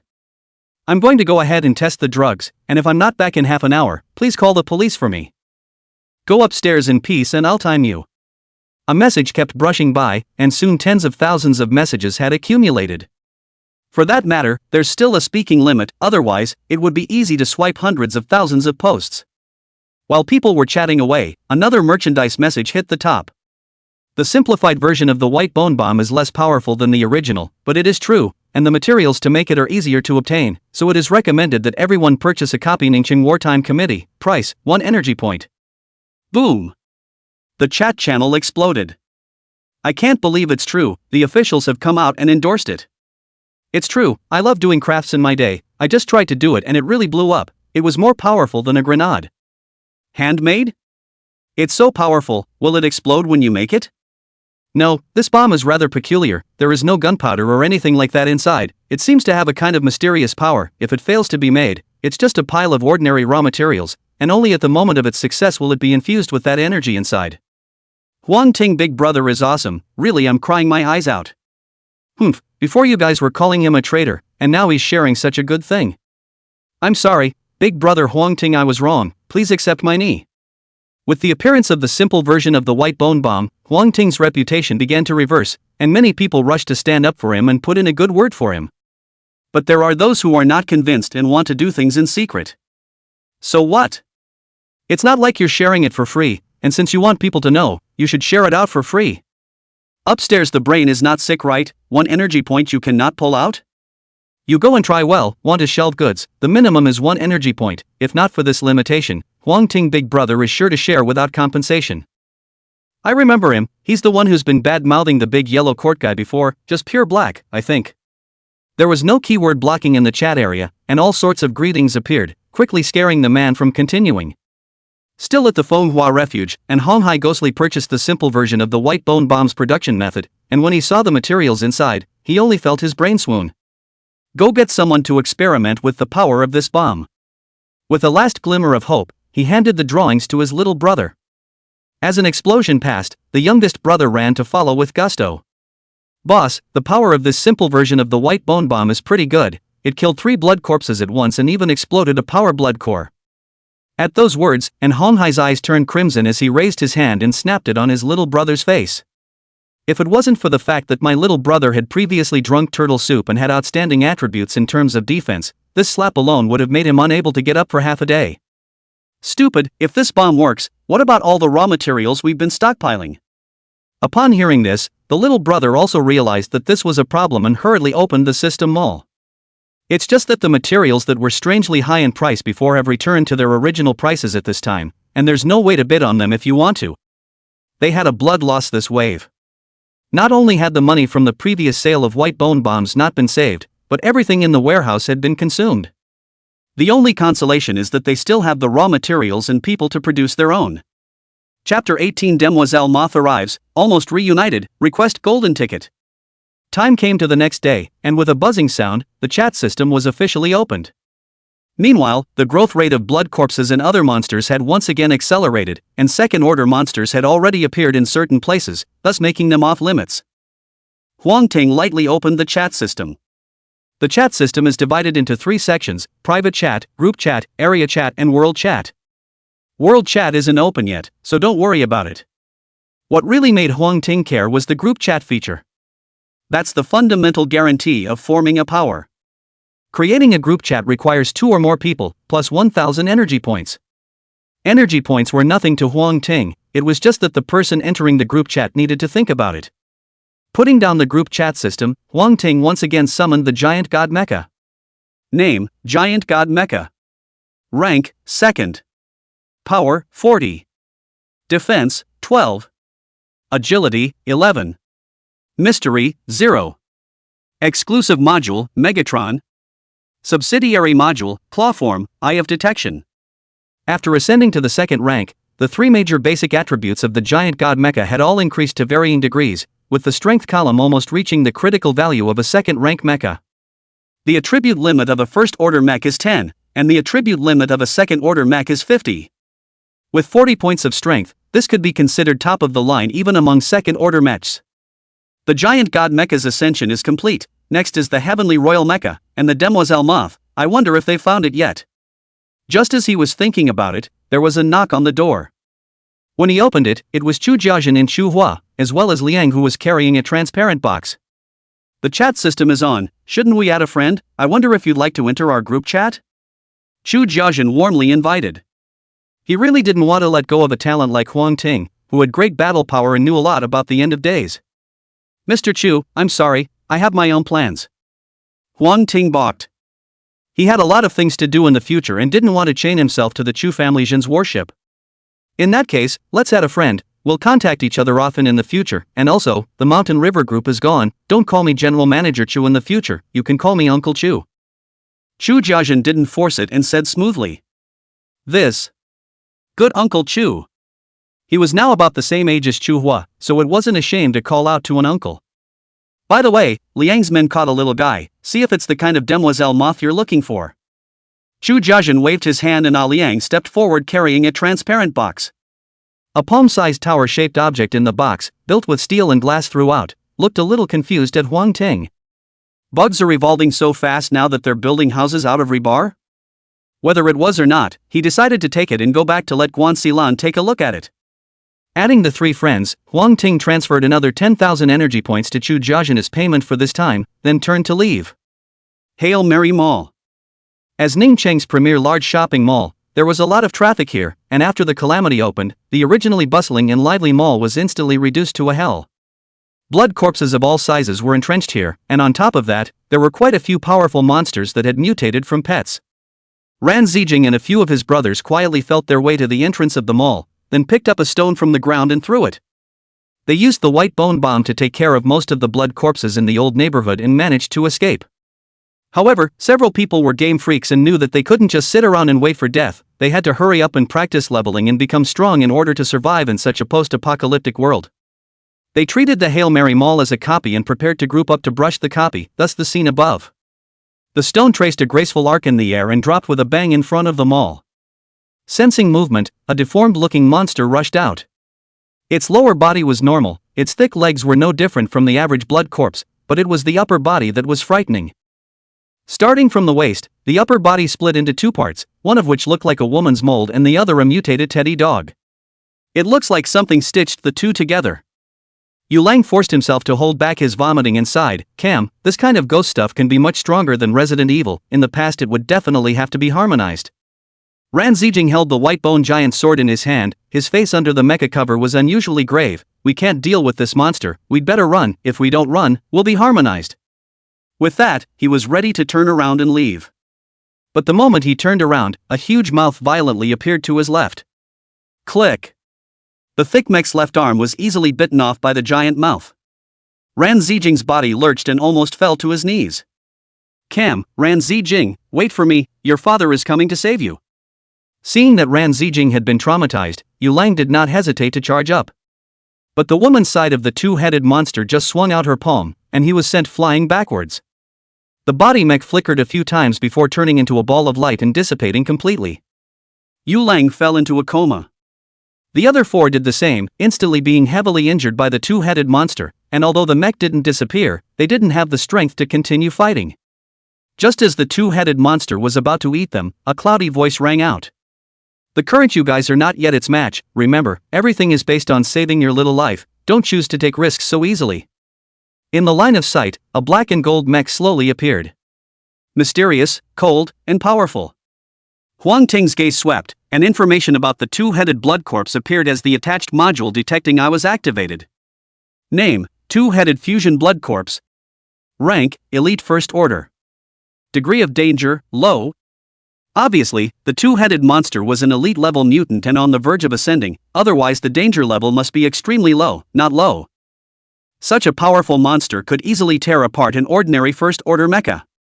If it wasn't for the fact that Ran Zijing and the others' mechs weren't ordinary goods, I'm afraid that Huang Ting, who only arrived now, would only be able to collect their corpses. Seeing another enemy appear, the two-headed monster hissed and quickly rushed to Huang Ting, followed by a large mouth that bit down hard. "Look out!" Ran Zijing reminded loudly. He knew the power of that big mouth, the thick and sturdy iron skin of the mech was no different from paper mache under that big mouth. In the next second, his pupils quake. The black and gold mech unexpectedly grabbed that big mouth with incredible speed. Then, the black and gold mech exerted force with both hands. Rip! The big mouth on the dog's head was actually torn in half by his hard work. Such a brutal and bloody scene shocked Ran Zijing and several people who sucked in a breath of cold air. "Kam, this picture will pass muster?" Yu Lang, who had just woken up from his stupor, was almost stunned into fainting again. Granted, he used to love playing those band games, but games are games, and reality is reality. He can face even the ugliest monsters in the game with a straight face, but in reality, any random blood corpse can give him a good scare. One side of her body was attacked and the woman on the other side of her body suddenly howled. The sharp sound shook Huang Ting's head. He probed his sharp claws and slashed through the two-headed monster. Snort! The two-headed monster was then split in half by the sharp claws, the cut surface as smooth as a mirror. Killily two-headed fused blood corpse first level, obtain bloodstained beast skin 4, sharp fangs 3, scarlet bones 3, howling long hair props 1, attachment module canine's teeth. The names of a whole bunch of dropped items floated before his eyes, and Huang Ting habitually saw the end. Chapter 19, Harvest, Mecha Transformation Stopped? Seeking golden tickets. The effect of the teeth of the evil dog was very unique. After loading it, it could grow a special pattern shaped like a dog's head at the chest. This tattoo defends against attacks from the front, while also changing into a large mouth to attack the enemy in close combat. There are 6 accessory modules that can be loaded: head, torso, hands, and feet. The sharp claw form takes up a right hand slot, and the malignant hound's tooth occupies the torso, so that means I can load 4 more accessory modules. Attachment modules are equivalent to the extension of the mech's ability, although it looks similar to skills, but it can't be loaded infinitely. Normally only 6 can be loaded, and if you want other attachments, you can only replace them. Grabbing the teeth of the evil dog and pressing them to his chest, a dog's head pattern appeared on it. Huang Ting looked at Howling Longhair again. Name, Howling Longhair. Quality, excellent. Type, prop. Effect, may emit a shrill howl when damaged, affecting other creatures. Interesting, a little bit at a critical moment should work well. Putting away the Howling Longhair, Huang Ting picked up the other materials that popped out. Hello big brother, my name is Ran Zijing, they're all my roommates. Ran Zijing, who had just stepped into university life, came to Huang Ting with a clear folly and introduced himself. Ran Zijing? Hearing this name, Huang Ting froze for a moment before remembering that one of the first purchasers of the white bone bomb was named Ran Zijing. Surveying Ran Zijing's mecha, Huang Ting slowly spat out 2 words, Huang Ting. You're the seller of that white bone bomb, what a coincidence, I didn't expect to actually meet you here, and you saved our lives. Ran Zijing was excited. Huang Ting looked around at the several people who had fallen to the ground and smiled faintly, consider it compensation for the premium price of the white bone bomb. By the way, the mechs have durability and will recover on their own once the time is up, don't worry. After saying that, he left without looking back. Cam, is this the style of a strong man? It would be great if I could be like this in the future. Looking at his departing back, Yulang's eyes were filled with envy. You didn't wait to grow to that level before you died of a wave. Ran Zijing nonchalantly punctured his fond fantasies and grabbed him in his hands, heading towards the old neighborhood. This time, if it wasn't for Huang Ting's intervention, they were afraid that they would really have to die here as a group. Sure enough, this wasn't a game after all, and you couldn't just wave even if you had a tailwind. Not long after bidding farewell to a few people and turning a street corner, Huang Ting's footsteps lurched. In the line of sight, a spider the size of an average car was feasting on a bloody corpse, eating it with gusto. Noticing another creature approaching, it snapped up its scarlet compound eyes and hissed as it charged. Huang Ting was just about to dodge, but he realized that a suction force came from under his feet and he almost fell to the ground. He looked down and it turned out to be a puddle of white liquid sticking to his legs. Spider silk? A thought had just flashed through his mind, and in the next second, he was knocked to the ground by the sprinting spider. Immediately afterward, his limbs were pressed to the ground by the spider's 8 legs in death. Huang Ting just wanted to make a push, but he realized that all his limbs were stuck by that white liquid, and he couldn't use his strength for a while. Seeing that its prey was bound by itself and had no way to escape, the giant spider hissed happily, then opened its mouth, revealing 2 huge double jaws that were like sharp scissors, and biting fiercely towards Huang Ting's abdomen. It knows that it is there that the meat is the most tender. Teeth of the evil dog. Huang Ting roared. In an instant, his abdomen rose high, followed by a vicious dog's head burrowing out. The dog's head struggled to open its mouth wide, revealing an inner row of crisscrossing teeth. Kaboom! The giant spider's head was unexpectedly bitten off a small half by this sudden bite. The pained spider retreated backward. Taking this opportunity, Huang Ting broke free of his bonds and slashed his sharp claws through its abdomen. Along with a large puddle of unknown liquid flowing out, splashing Huang Ting all over, the giant spider died completely. It's a good thing an evil dog's tooth popped out just now, or else we'd be in trouble this time. Huang Ting celebrated as he tried to wipe off the unknown liquid from his body. It was just that this liquid also seemed to possess a viscous nature, and he couldn't wipe it off at all when he tried. It's better to quickly go back and change clothes. This demoiselle moth on your hand is also a bit strange, and needs to be identified by Guanxilan. He muttered, collected the materials that had exploded, and continued on. Back to the abandoned building. After a day and night of recovery, Guanxilan was in a much better state, and her native mech had also recovered. To Huang Ting's surprise, Guanxilan's mecha was actually related to plants. I'm a vegetarian and only ate a little bit of mushrooms the day of the disaster. That's right, Guanxilan's mecha evolved based on mushrooms. Her core exclusive module is also related to mushrooms and is called Spore Parasite. The moment he heard this name, Huang Ting realized that Guanxilan's talent was not simple. I haven't heard of such a perverted talent appearing in my previous life. It seems that in the last life, Guanxilan died in the hands of those 4 men, which made her reputation not visible, and he himself happened to save her in this life, and the legend that will be passed down in the future is definitely going to be one more. Calming down, Huang Ting carried out the demoiselle moth that seemed to have mutated for Guanxilan to check. Although the material and shape of the house has changed, I can be sure that this is the demoiselle moth, and even if it is affected by the mutation, it has not eliminated its obsession with the house. Getting Guanxilan's affirmation, Huang Ting no longer hesitated, found an empty room and summoned the giant god mecha, crushing that tower-shaped building with a hand and picking out the bugs inside. Fortunately, even after mutation, the demoiselle moth at this point was only the size of a thumb. Disarming the mech, he threw it straight into his mouth, crunching and chewing a few times. Fatty juices splash around in your mouth, and the sensation is like biting into a grilled, sizzling sausage. The casing of the sausage ruptures and the grease spills out in an instant. Luckily, this scene wasn't seen by Guan Xilan, otherwise, she would have thought that Huang Ting was a big pervert. We have acquired the mutant demoiselle moth gene and are transforming the First Order Bug Soldier General Purpose Mecha. Transformation time, 7 hours, 59 minutes, 58 seconds. Reinforcement material is insufficient, remodeling has been stopped. Missing reinforcement materials are as follows: Flesh and Blood Essence 10, Beast Soul Stone 10, Blood Red Stone 10, Obsidian Moonflower 10, Blood Spirit Root 10, any epic reinforcement material 1. The prompt sounded again, only this time the prompt that appeared was a bit out of Huang Ting's expectation. It seems that this demoiselle moth's genes are really special, and it even needs strengthening materials. The blood essence is synthesized from the remnants of blood and flesh, and this should be able to be bought in the system mall, but the remaining 4 materials are either mutated beasts that drop or mutated plants that drop, and which one of them is not easy to mess up, not to mention that there is also an epic level strengthening material. Seeing these materials, Huang Ting muttered in his heart.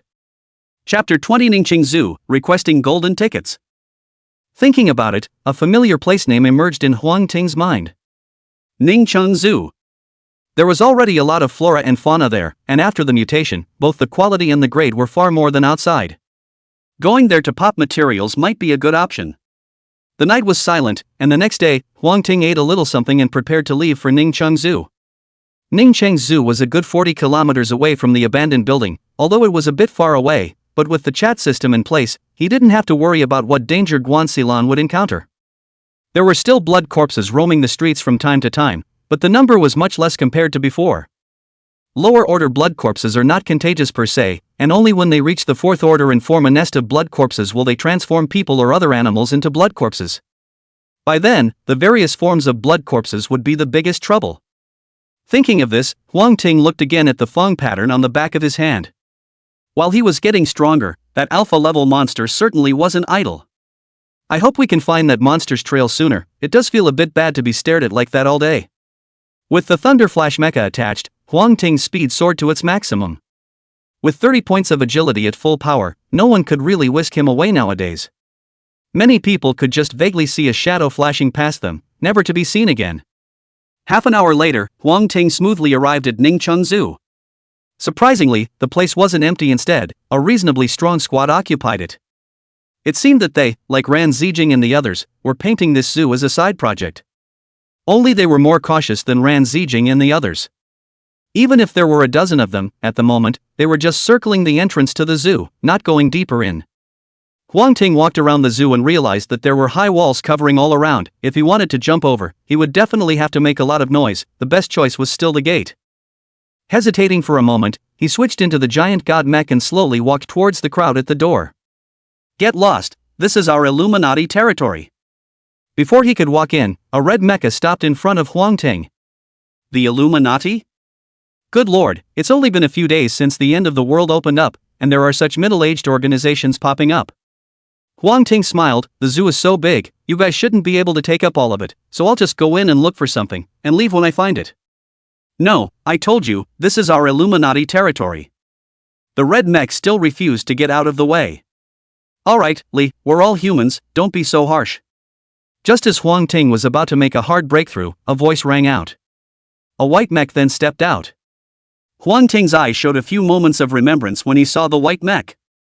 This white mech was the very same mech he had once awakened in his previous life. He named it the duck mech. The duck mech is average in battle, and without any better talents, is a pure cannon fodder. For the person in front of him to be the leader of so many people, his mecha talent surely wouldn't be as bad as his own. Yes, Gene. The red mech moved out of the way and the white mech stepped forward. Brother, I'm not unreasonable, we've cleared most of the dangers in this zoo, it's not that easy for you to just go in. Ghosts cleaned up most of it. Huang Ting didn't take the white mech's words to heart at all. A zoo of this size would surely end up developing into a forbidden place. To clean it up, it would have to be the entire Ning City's experts all coming together. Trying to clean up with just the man's duck mech and the rabble in front of him was laughable. Other than that, Ran Zijing and the 6 of them in the dormitory teamed up and could easily defeat these people, and the level of danger in the zoo would definitely not be lower than encountering a 2-headed fused blood corpse. So, how do I get in? Huang Ting was in no hurry to make a move. Any resource was valuable in the doomsday, including people as well. This is simple, let's set up a small ring, 2 out of 3 games, as long as you can win, you'll have the qualification to go in, how about it? The white mech responded cheerfully. No problem, come on. Huang Ting was dumbfounded, not expecting this chief to actually come up with such a solution. He didn't think it was a letdown. If he were an ordinary person, after 3 rounds of the match, even if the mech wasn't broken up, the physical exertion would definitely not be small. When the crowd surrounded them then, there was no chance of surviving. So, these 3 matches may seem simple, but they are loaded with killers. In the first match, Huang Ting faced off against the red mech from earlier. Do you guys think Rico can win? That's for sure, Brother Lee is a master of sparring, an existence ranked in the top 5 in Ningxing. Is it not simple to beat an ordinary person like him? It seems to me that the mech on that guy is better than ours. It couldn't be some kind of advanced mech, could it? So what if it's a high-level mecha? It still depends on the level of the manipulator. In the case of a child, even if you give him a high-level mecha, it's useless. Also, look, Lee's attack is entering its state. I bet this guy is going to be unlucky. Huang Ting ignored the whispers of the others and focused all his attention on the red mech in front of him. The red mech attacked harshly, and seemed to have learned a bit of boxing, with very structured moves. It was a pity that all his boxing skills were practiced under peaceful times, and although Huang Ting hadn't properly learned boxing, he had honed his skills for many years in his previous life, and had learned all the killing techniques. The opponent's moves weren't even worth mentioning in his eyes. Seeing his opponent's fist blasted at him, he spread out his palm and grabbed it with one hand, while the other hand was clenched into the shape of a fist, striking the red mecha in the process at the point where its chin connected to its torso. Dang! The red mech took a heavy hit and was immediately incapacitated. Rico lost? Seeing the red mecha fall, the crowd exclaimed in unison. Who's next? Retracting his fist, Huang Ting's gaze fell through the mech and onto the white mech opposite him. Song Xian, you're on for the second game. The white mech pointed in the crowd and a gray mech stepped out. The gray mech was small, at most around 1.7 meters, and compared to Huang Ting's giant god mech, it was just like a child. Song Xian stepped in and definitely won this time. His teeth and claws can't even stop the mech with the highest defense among us. That's right, I just observed carefully. I don't know if you guys have noticed, although he has a lot of strength, he's not fast, and an agile type like Song Xian just restrains him. Hurry up and do it, I can't wait to see the results. Song Xian's speed was indeed very fast, and as soon as he appeared, he immediately tried to go around to Huang Ting's back to attack. But just as he ran to Huang Ting's side, a scalp-numbing scene appeared. Huang Ting, who had been standing still, suddenly turned his head to look at him. Chapter 21, Words Are Not Trustworthy, the Koala That Guards the Treasure. Although the speed of the giant god mecha was not comparable to the Thunder Flash mecha, after ascending, it also came to 11 points, which was naturally a descending blow-like existence for normal mechs. At this moment, Huang Ting could also see the origin of the opposite mech. If he hadn't guessed wrong, the other side would have eaten rats on the day of the plague. No wonder it's small in size and still so fast.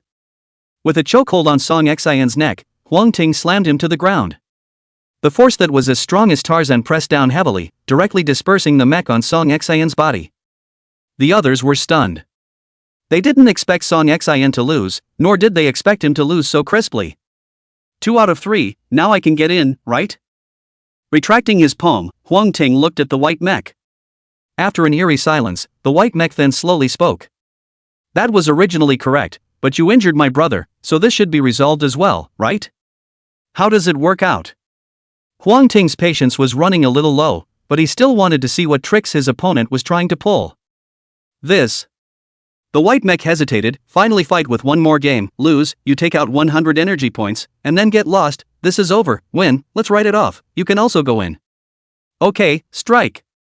Huang Ting was also very curious about the white mech's talent. In his last life, he only had 1 power increase, but a duck, even if it had more power, how big could it be? This white mech in front of him must not be simple, or else he wouldn't have gathered so many people. As he was thinking, there was a change in the white mech in front of him. The mech as a whole grew larger, and a spike as sharp as an arrow began to appear on its body, and those spikes were stacked in layers, just like the feathers on a duck.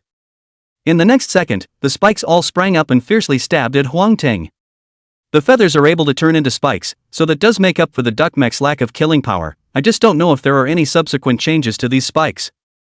With the incoming spikes in front of him, Huang Ting just wanted to sidestep and dodge, but just at the moment when the spikes came close. Boom! The white spike suddenly turned red and then exploded violently. In an instant, smoke rose in all directions, firmly enveloping Huang Ting inside. Bingo, Jin's trick is so tried and true that anyone who comes along has to be hit. That idiot must have thought he'd be fine if he dodged it, but he didn't realize that those spikes were just a front, and the really powerful thing was the explosion behind it. Dare to make a move against Jin, don't even look at what level you are at. But it's time to say no, this guy's strength is still there, otherwise he wouldn't have defeated Li and Song Xin. There is no room for complacency in the strong, but in the end, you still get down? The murmurs were like ocean waves, coming in waves. Slowly, the smoke cleared, and the voices of the crowd grew louder and quieter until they finally disappeared. In the line of sight, the original black and gold mech disappeared, and in its place was a tall mech with black and white colors. Strongest defense form heavenly defense. Huang Ting also didn't expect the white mech, or Jin's talent as the crowd called him, to be so perverse.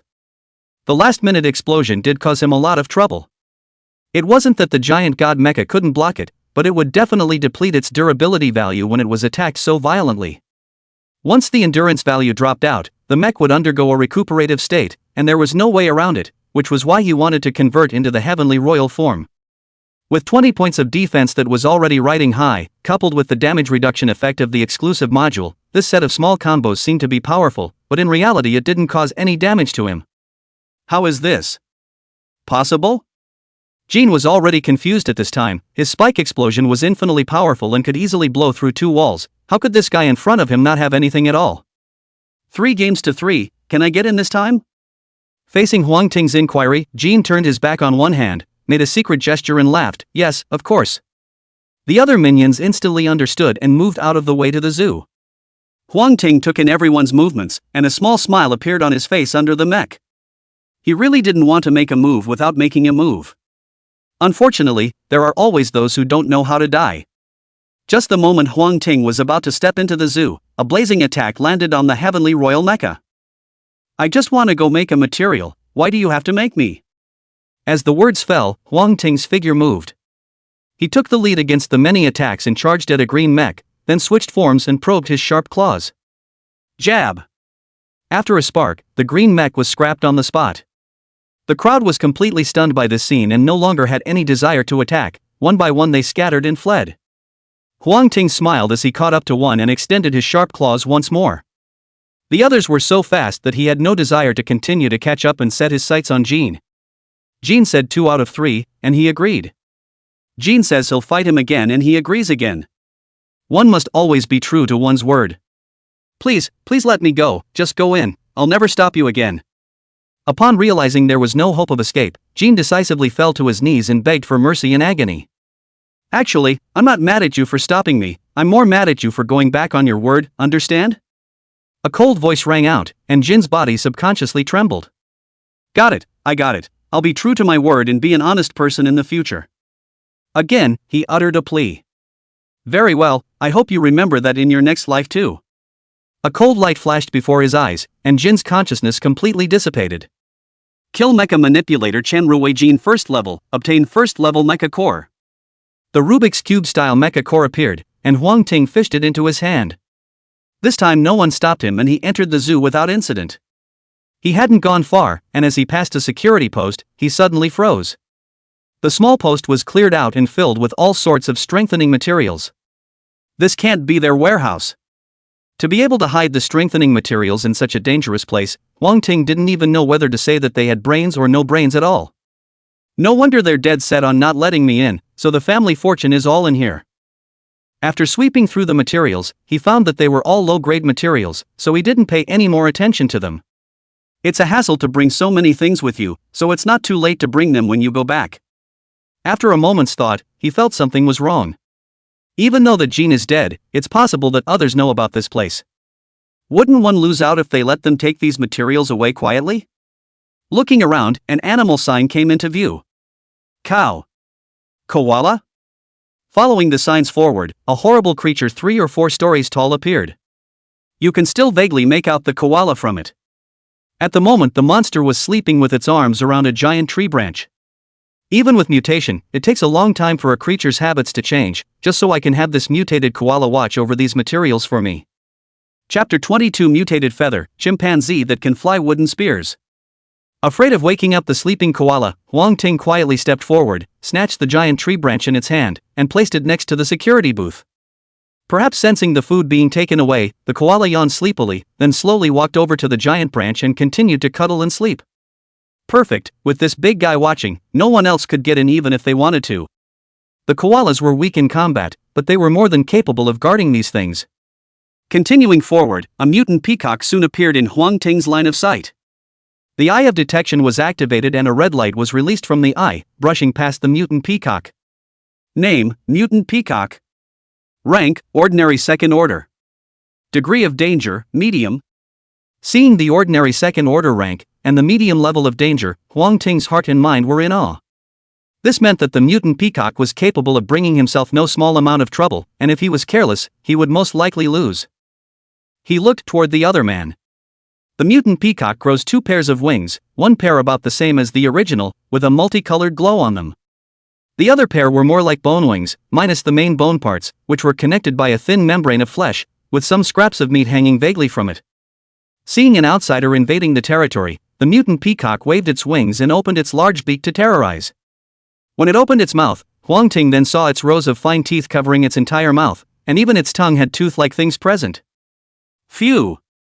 In a daze, the mutant peacock spread its wings and flew into midair, then fell straight down as if it were a sharp sword. Huang Ting's body twisted and disappeared in place. In the next second, the originally sturdy and incomparable concrete floor was chiseled out by the mutant peacock into a huge deep pit. It could be imagined that if this move landed on top of a mecha, I'm afraid that other than Heavenly Royal, the other mechs would only have the fate of dissipating. Miso. Without waiting for Huang Ting to react, the mutant peacock popped out of the deep pit, transformed into a sharp arrow, and charged again. This time, Huang Ting wasn't so lucky, his right arm was grazed and directly paralyzed. What a fast speed! No martial arts in the world is indestructible, only speed is unbreakable. The ancients honestly don't deceive me.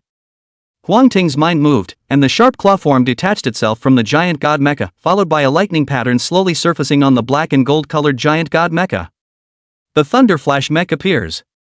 With the ultra-high-speed movement of the Thunder Flash mech, he could finally dodge the mutant peacock's attacks. Coupled with the reinstalled sharp claws, the lack of attack power was made up for, and he gradually began to gain the upper hand. After another collision, he probed his sharp claws and severed one of the mutant peacock's bony wings. The speed of the mutant peacock that lost one of its bone wings finally slowed down. Huang Ting then cut off 3 more wings underneath his body as he had done. Without the wing bonus, the mutant peacock was reduced to a walking chicken, and its speed plummeted. Huang Ting leapt forward, his sharp claws heading towards the mutant peacock's slender neck. There was a loud poof. The mutant peacock's head fell off in response. Kill mutant peacock second order, obtain materials, colorful feather 10, mutant blood drops 20, flesh and blood essence 2, beast soulstone 1, attachment module mutant feather.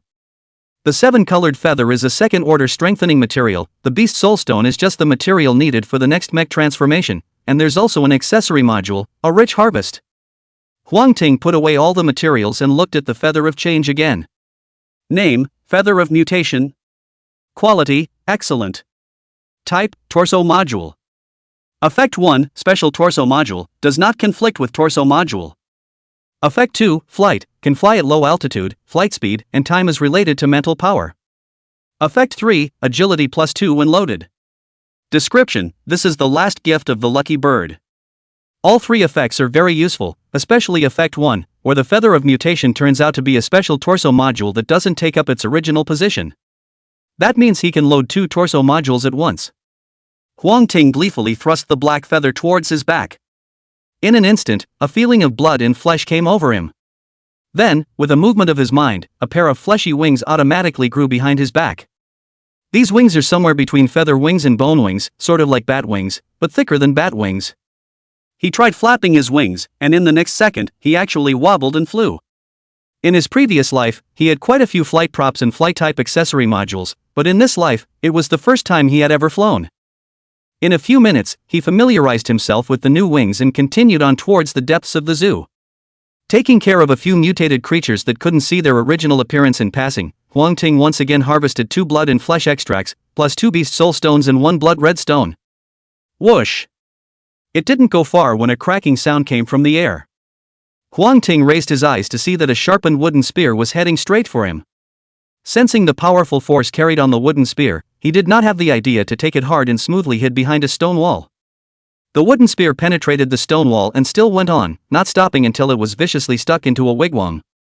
But even so, Huang Ting could see the wooden spear's constantly quivering tail pole, seemingly wanting to strike through the wigwam along with it. This kind of power is only slightly inferior to my giant god mecha. Before Huang Ting had time to think about it, he suddenly heard a strange cry. Looking up, a strange-looking mutant gorilla with green hair appeared in front of him. He quickly switched giant god mechs to take a look. Name, Wooden Chimpanzee. Rank, Ordinary Second Order. Degree of Danger, Medium. Wooden? Huang Ting's face changed slightly. Only mutated plants could possess the ability to woodify, and it seemed that an extremely powerful mutated plant had appeared in this zoo. Otherwise, such a powerful chimpanzee would not have been lignified. Huang Ting raised his head to look up. The embodiment of the wooded chimpanzee wasn't huge, but a large number of vines could be seen twisting around his body. On top of that, clusters of green shoots grew from its nostrils, earholes, and even the hollows of its eyes. Those green buds intertwined with each other, looking vibrant, but in reality, it sent a chill through Huang Ting's heart. A fight between mutated animals could only be described as bloody. Mutated plants were different. Bizarre was their most apt synonym. Whoosh! Another wooden spear flew. Huang Ting dodged again. Luckily, although the power carried on top of the wooden spear was large, he was fast enough to dodge the wooden spear before it reached him. Without waiting to catch his breath, another wooden spear attacked. Under the succession of blows, Huang Ting could only flee in a sorry state. Strange, how many wooden spears has this gorilla sharpened, and is it ever going to end? Suddenly, the chimpanzee's attack stopped and he jumped to a large tree not far away. Huang Ting had thought that the wooden spear was the product of a chimpanzee. After all, chimpanzees weren't bad at all in terms of intelligence, and it's not surprising that they can make simple tools after mutation. But it wasn't until then that he realized that the wooden spears were not made by chimpanzees, but grew naturally. Not far away was a giant tree with something like a wooden spear growing out of it. It is from there that the chimpanzees take their material, which allows for a constant stream of attacks. Chapter 23 Chief Level Monster, Wooden Golem. Finding his target, Huang Ting no longer hesitated. The feather of alteration behind his back stretched out and headed straight for the woodinized chimpanzee. Seeing Huang Ting fly up, the wooded chimpanzee visibly froze for a split second. Silly me, I can fly. The feather of alteration flapped repeatedly. Huang Ting's speed wasn't slow at all, and in the blink of an eye, he rushed in front of the woodinized chimpanzee. Seeing this, the woodified chimpanzee pulled out a slightly larger wooden spear and showed his teeth in a threatening manner. Huang Ting wasn't going to be intimidated by it as he reached out and yanked, trying to pull off a wooden spear as well. Click! The wooden spear snapped in response and shattered into several pieces. Ooh! The wooded chimpanzee beats his chest with one hand, as if mocking mercilessly. Looking at the broken wooden spear, Huang Ting similarly smiled. It's the same wooden spear, there's no reason why a chimpanzee can pull it off with his hands and he can't. That tells us one thing, the lignified chimpanzee and the owner of this wooden spear are in cahoots. Is it this tree? He reached out with his sharp claws and severed a bucket-thick branch. Hoo hoo hoo hoo. The call of the wooded chimpanzees became urgent, followed by the appearance of 2 more wooded chimpanzees of relatively small size. Chimpanzees are group creatures and there exists a monkey king, who is bound to be an alpha-level monster. It's lucky that they're all being lumbered by the plants under their feet, otherwise it would be tricky. Huang Ting observed the 2 later woodified chimps with his eyes, and set a fluke in his heart. The emergence of alpha-level monsters was not a coincidence. Generally speaking, the monkey king in a monkey group, the lion king in a lion, or the queen bee of a bee or the queen ant of an ant had a greater possibility of becoming an alpha-level monster. The former would become stronger, easily crushing the rest of their kind, while certain aspects of the latter's traits would be infinitely more prominent, such as fertility. Normally, a queen ant lays 500,000 eggs a day, and even a termite queen lays only tens of thousands of eggs a day. But if it becomes an alpha-level monster, the amount of spawn will surge. With enough food, laying hundreds of thousands of eggs a day is simple. If it wasn't for the other mutations that happened later on in Blue Star, these ant armies alone would have been able to bulldoze the entire Blue Star. Hoo hoo hoo. At that moment, a relatively small chimpanzee rushed up with a wooden spear in his hand. Huang Ting didn't tangle with it and quickly flew to another branch. Looking closely, it wasn't hard to realize that the branch was much thinner than the one he had stepped on earlier. If it wasn't for the mutant feather lending strength in the air, with his weight, he would have definitely fallen. The chimpanzee didn't think so much about it, and when he saw Huang Ting fleeing, he immediately swung over with one hand grasping a tree branch. Hoo-hoo! Just as soon as it came over, the branch snapped because it couldn't handle the gravity. The young chimpanzee sensed the branch breaking under his feet and screamed in panic. Unexpected things come up. The trees under Huang Ting's feet looked like they had come to life, poking out a branch and blocking the small chimpanzee that was falling. Name: blood-sucking acacia. Rank: Chief First Order. Degree of danger: high. A message slowly emerged. So it's an acacia. Those wooden spears should be the spikes on the acacia. Previously, the acacia had been inactive, so the eye of detection hadn't been able to see its bottom. Now that it had moved, the eye of detection immediately came into play and detected some basic information about it. Knowing who his opponent was, Huang Ting finally stopped obsessing. Generally speaking, mutant plants are weirder than mutant animals, but they also have the benefit of being generally mobile. Especially now that it was in the early stages of mutation, even if it became an alpha-level monster, this blood-sucking acacia's main battle power came from the wooded chimpanzees, and it didn't have much resistance itself. Thinking clearly about this layer, Huang Ting no longer hesitated and directly struck out to finish off the two relatively small-sized woodinized chimpanzees. This angered the woodinized chimpanzee that appeared first, and it beat its chest with one hand and howled loudly, as if venting its anger. Huang Ting didn't bother with it. The two wooded chimpanzees that he killed earlier didn't burst out any materials, which meant that they and the blood-sucking acacia had long been one, or rather, they had long been the puppets of the blood-sucking acacia. It's only really over when you take care of the blood-sucking acacia. Otherwise, I'm afraid it won't take long for them to be reborn again with the help of the acacia's body. Without the feather of mutation, Huang Ting would definitely run as far away as he could when he encountered this blood-sucking acacia. But now, even though the woodinized chimpanzee swung around, it still couldn't grab the winged Huang Ting. The air-to-ground advantage is on full display. Huang Ting waved his sharp claws, dodging the wooden spear attack of the woodified chimpanzee while pawing away the bark of the blood-sucking acacia. The dark brown bark was peeled back, revealing not a white heart, but a blood-red one. At the same time, a stream of what looked like blood splattered out and sprayed Huang Ting. Zigzag. A puff of white smoke rose from the thunderflash mech. I didn't realize this stuff was corrosive. Huang Ting clasped his hands on the trunk of the tree and quickly switched the heavenly royalty mecha and then switched it back. After a few operations, the red liquid that had been clinging to the mech was cleared away. Huang Ting used his sharp claws to attack again. The acacia in front of me was about 60 meters in height and almost 3 meters in diameter. It looked thick, but under Huang Ting's sharp claws, a large hole was quickly hollowed out in the trunk. The sound of shattering was heard vaguely coming from the trunk of the tree. Huang Ting switched to the giant god mecha, then stored up his strength for a punch and blasted out. The 40 points of power had been augmented by the Mega God module, and at this moment, the power exerted was already no less than a third-order mecha. With a click, the blood-sucking acacia fell to the ground with a loud thud. Kill Chieftain Blood-Sucking Acacia First Order, get, Counterattack Tree Heart 1, Flesh and Blood Essence 3, Blood Spirit Root 5, Blood-Sucking Wooden Spear Props 20, Wooden Golem Props 2. Is the Counterattack Tree Heart incorporated into the Demoiselle Moth genetic modification?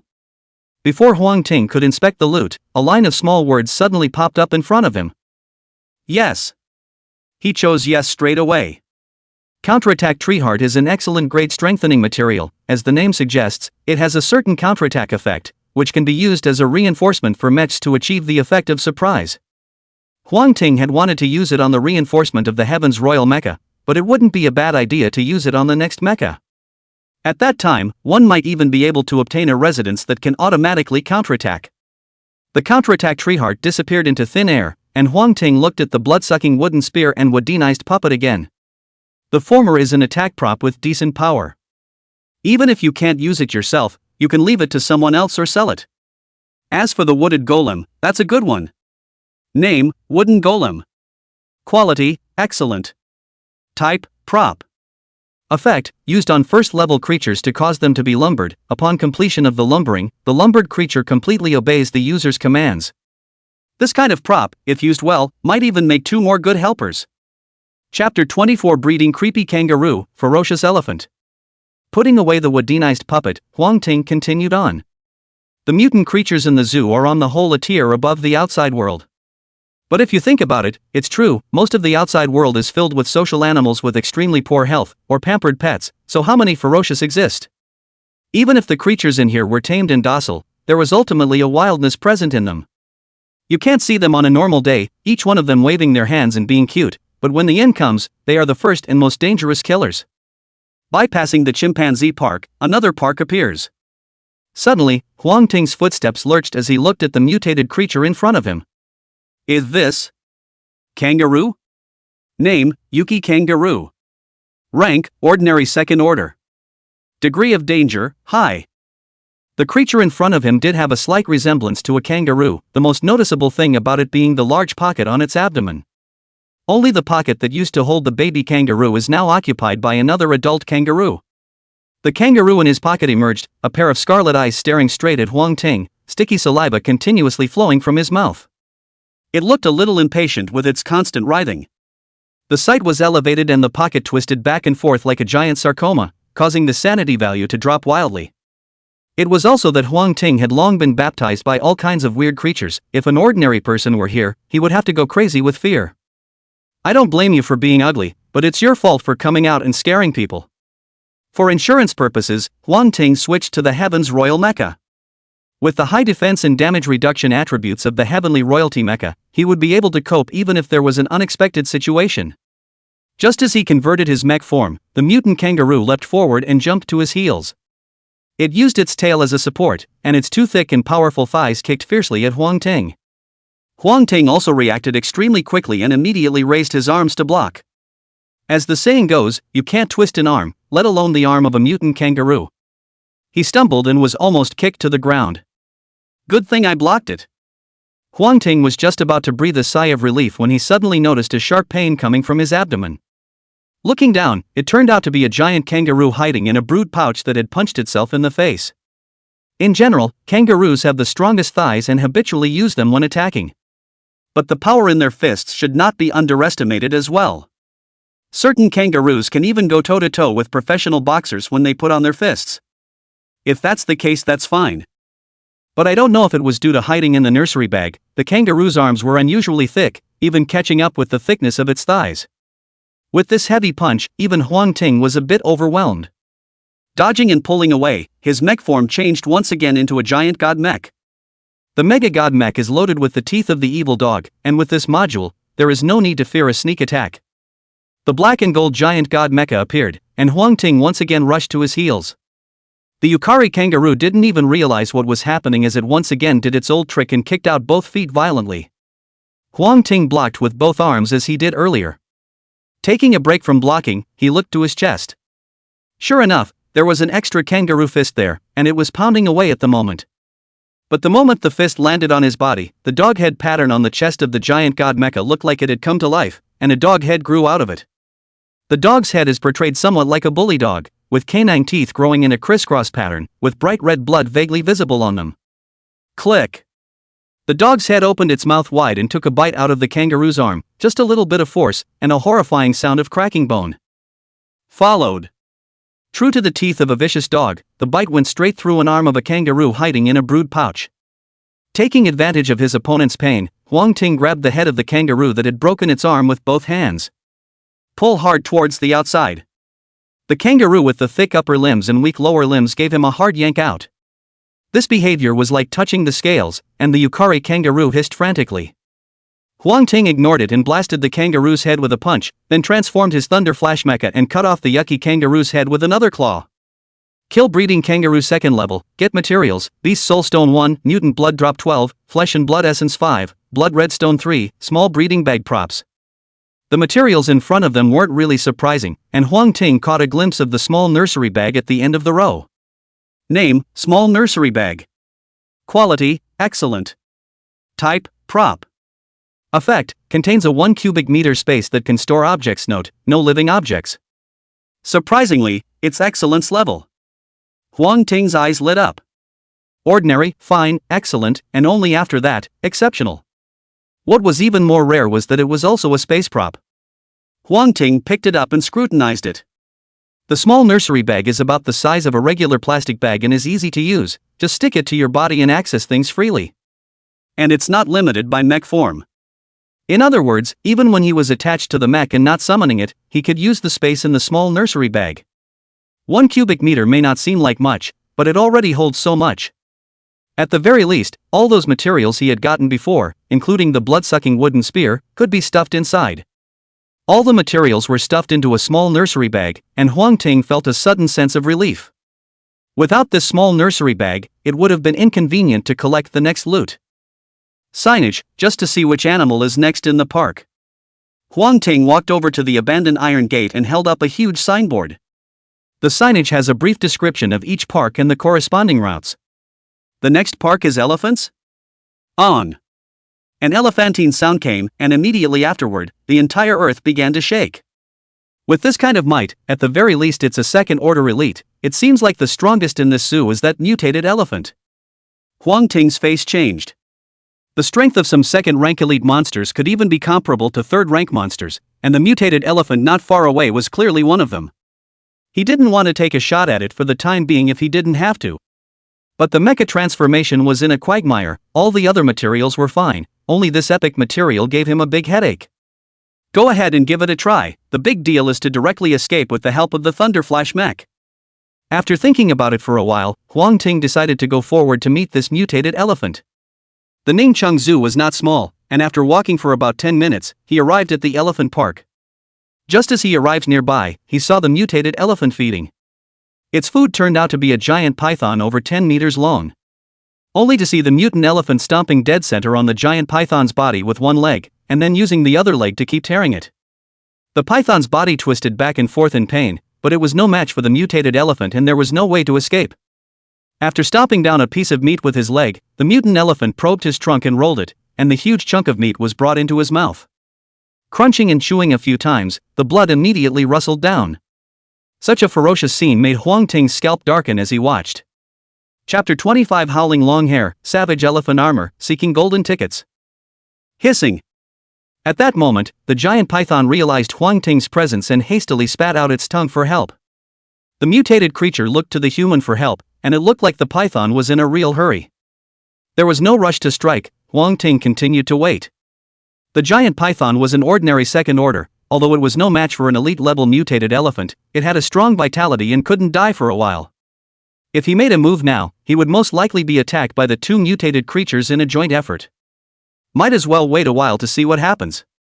Half an hour later, most of the giant python's body was eaten, with only a breath left to languish. The mutant elephant looked like it had had enough and lay down on its side and began to rest. Huang Ting reached out and wiped his hand on his stomach. A blood-sucking wooden spear appeared. Mutant elephant's strength was not to be underestimated, so it was better to consume it with the blood-sucking wooden spear first. Whoosh! The 1-meter-long wooden spear was thrown out quickly, and after drawing an arc in the air, it straightly disappeared into the mutant elephant's body. Anon! The mutant elephant, in pain, rose from the ground in a flash and flicked his trunk around. Only, due to the presence of the Eye of Detection, Huang Ting's own aura was restrained to the extreme. Coupled with the fact that the neighborhood was filled with the blood of the giant python, the mutant elephant turned around and didn't notice Huang Ting's presence. Seeing the giant elephant lying down again, Huang Ting once again fished out a blood-sucking wooden spear and projected it.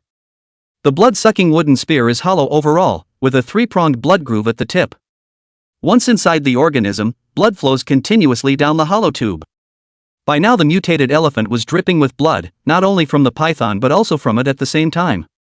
The mutated elephant roared, utilizing its trunk to roll up a thick tree trunk and violently threw it.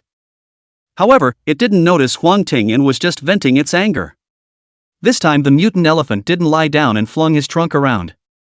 Taking advantage of its back, Huang Ting threw out 3 wooden spears in one hand.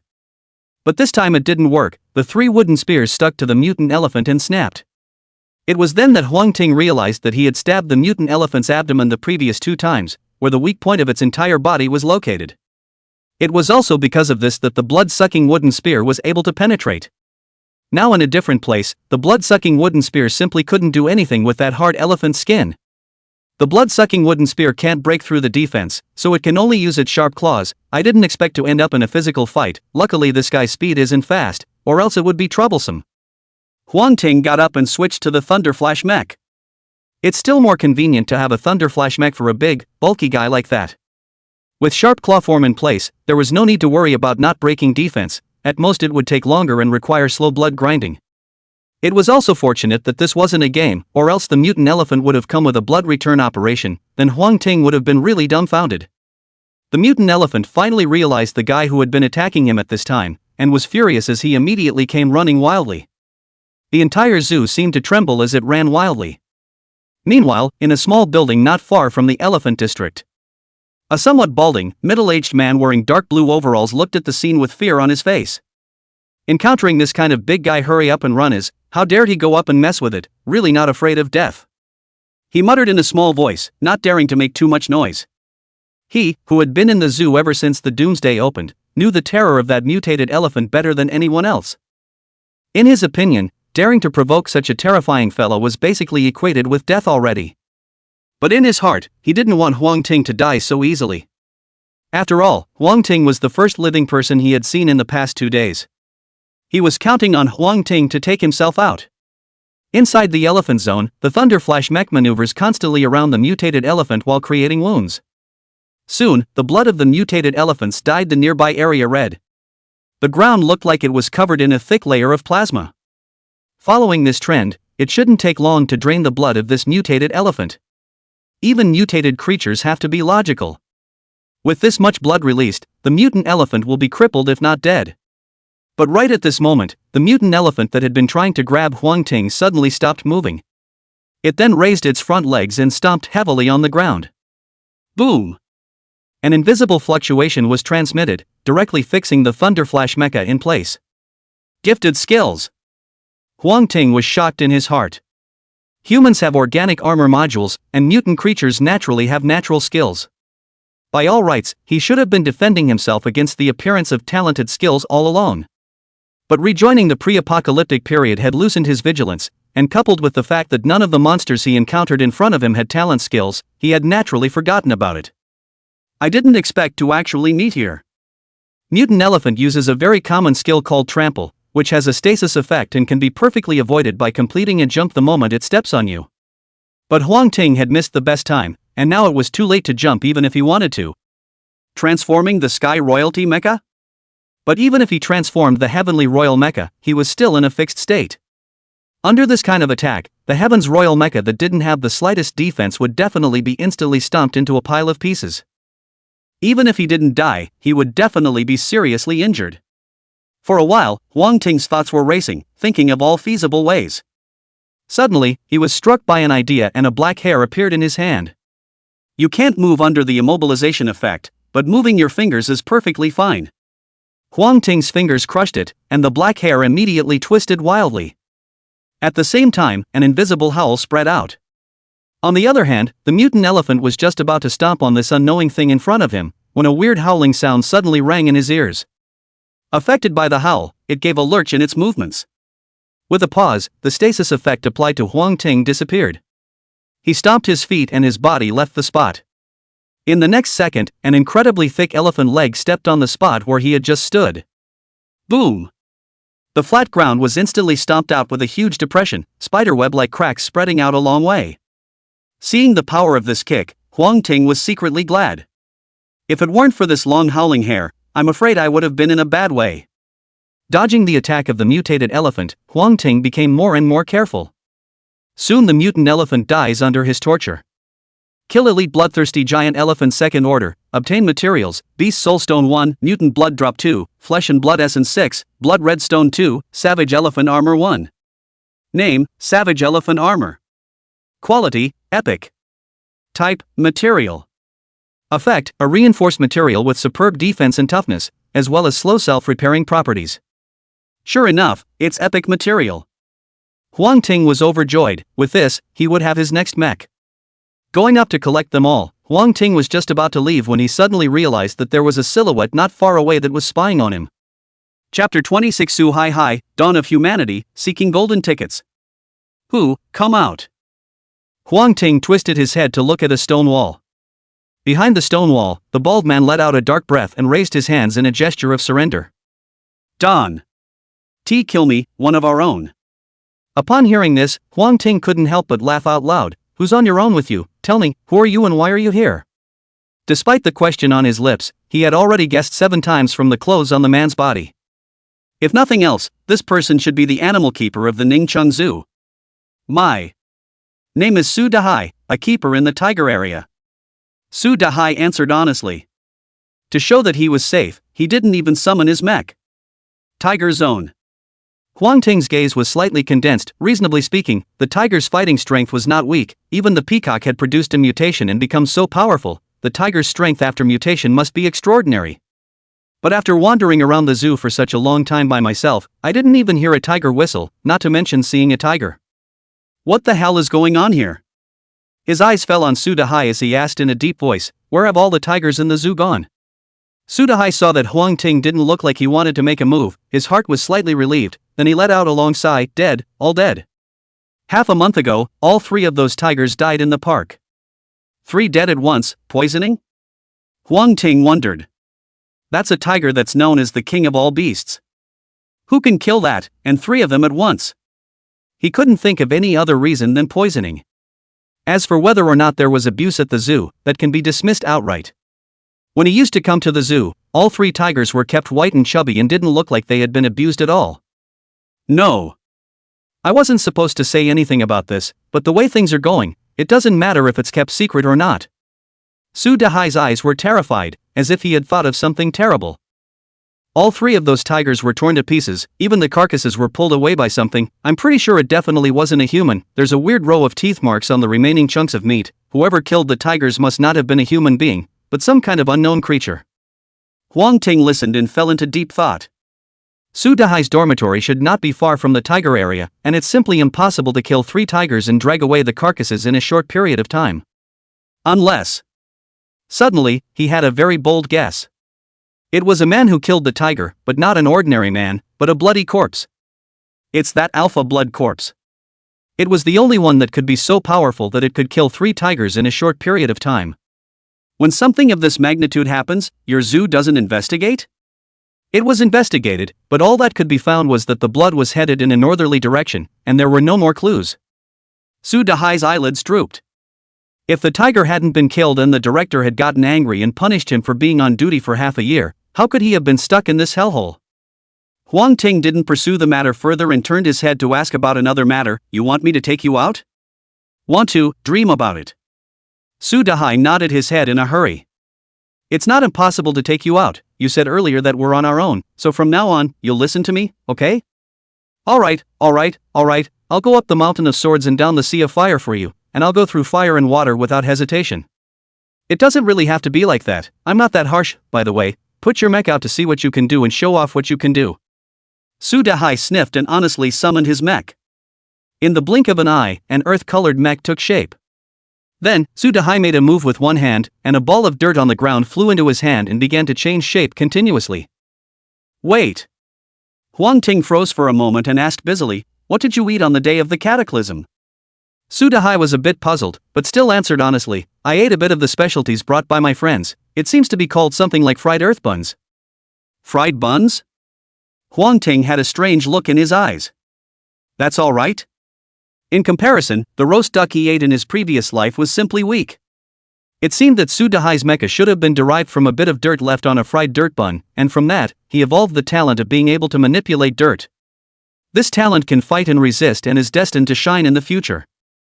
Well, you qualify as one of your own. Follow me. I still have a bit of material to fight, and when I'm done, I'll take you out. Good Lou. Su Dahai's tone of voice lightened a lot. By the way, we have no organization whatsoever. What's the name? Organization name? Huang Ting swept a glance at the dilapidated zoo and looked into the distance again. This apocalypse will last for a long time. Each of us lives in the darkness and looks forward to a glimmer of light. Since this is the case, we'll be called Aurora. Aurora, that's a good name. I'll be an Aurora from now on. Su Dahai quickly got into a state and said in a proud voice. Ignoring the excited Su Dahai, Huang Ting continued to search for traces of mutated creatures. In the evening, Huang Ting exchanged some food from the system mall, not the basic set meal of 1 energy point, but a luxurious meal of 100 energy points apiece. Although energy points are precious, you can't suffer any more than you have to. Moreover, with tens of thousands of dollars in hand, Huang Ting spends no pain at all. Such delicious food instantly made Su Dahai crave for it. Huang Ting smoothly shared some with him.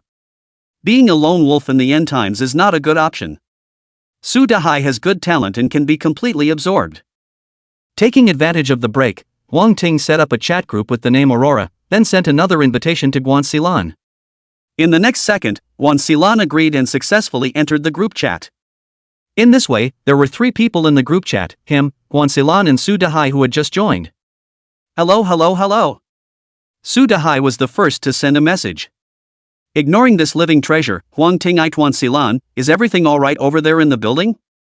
"It's okay, it's quiet here." Huang Ting was relieved to learn that the side of the abandoned building was fine. The supplies in the building were secondary, the key was that the talent of Guan Xilan could not be compromised in any way. Otherwise, it's going to be hard to find another one studying insects. You two get to know each other. Huang Ting finished sending a message, closed his eyes and began to rest. 3 days later, Huang Ting finally finished collecting all the materials and began his return journey. Why is this guy here? Arriving at the security booth, Su Dahai was startled by the sleeping koala. At this moment, after 2 days of evolution, the koala's appearance was even more terrifying than before. You recognize? Huang Ting clenched his fists and 3 sharp blades popped out between his fingers. Recognize, before there was a group of people also wanted to enter the garden to rob things by virtue of awakening mechs, but ended up being slapped one by this thing, directly slapped into a meat cake. Here, they're all there. Saying that, Su Dahai stretched out his trembling fingers and pointed to a puddle of black objects not far away. Wait, you're not going to kill the big guy, are you? Su Dahai suddenly seemed to remember something and looked at Huang Ting with a horrified expression. Chapter 27 Hunting Alone, excited to the point of madness Huang Ting. That's right, step back a bit and don't get in the way. He was just about to go forward, but was stopped by Su Dahai. The koala is gentle, so as long as we don't bother it, it won't attack us, so let's sneak out quietly. Huang Ting was helpless. Creatures after the mutation would all have a drastic change in temperament, and even the most docile animals would become brutal and bloodthirsty. If you don't kill it now, it might strike out at you later. Besides, the pile of materials was still sitting in the security booth, so we couldn't just give up on it. Don't worry about it, as powerful as it is, can it still be more powerful than that mutated elephant? Su Dahai froze at his words. Indeed, adult male koalas weigh about 14 kilograms at most, which, to put it mildly, isn't as heavy as a turd pulled by an elephant. In the middle of his thoughts, Huang Ting had already arrived in front of the koala. Whoosh! He had just raised his sharp claws when a cold wind snapped above his head. Huang Ting didn't have time to think about it and easily dodged it with a roll. However, the stone slabs under his feet were not so lucky, and were hardened by the koala's claw. With such a fast speed, it sure has mutated a lot. With a relaxed breath, Huang Ting's figure flashed and appeared behind the koala. Sensing someone behind her, the koala quickly turned around. Just before it could turn its head, the sharp, narrow blade sliced through its neck. Put! A large amount of blood spattered, and the koala's limbs twitched rapidly for a few moments before it lost its breath. Killed? That's a kill? Su Dahai's mouth was so big that he could stuff a duck egg in it. With a sliding knee, he rushed to Huang Ting's side and hugged his thighs and shouted. Boss is awesome, from now on, Su Dahai, will follow you. If you don't want to draw the other mutant monsters to you, you keep howling. Su Dahai immediately shut up at his words. However, the admiration for Huang Ting in his eyes had not diminished at all.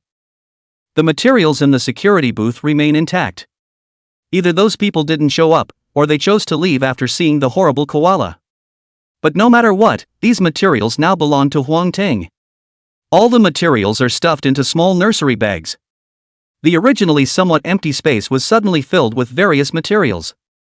The space is still a bit small, at least 100 cubic meters would be enough. Huang Ting muttered to himself and shook his head again. Before obtaining a small nursery bag, one simply didn't want to obtain space equipment now. Now you're lucky to have one, but you're thinking about getting a bigger one. Sure enough, there is no end to man's desires. The two soon returned to the abandoned building. Just as he was about to go in, the sound of a scuffle came. The two of them quickly approached to see that it turned out to be Guan Xilan wrestling with a mutated rat. Creatures like rats were already not very good looking, and after the mutation they were even uglier looking.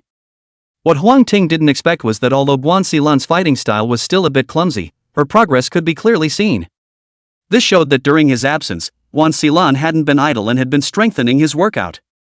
Su Dahai, from now on, Guan Xilan is your role model, learn from others. Huang Ting admonished.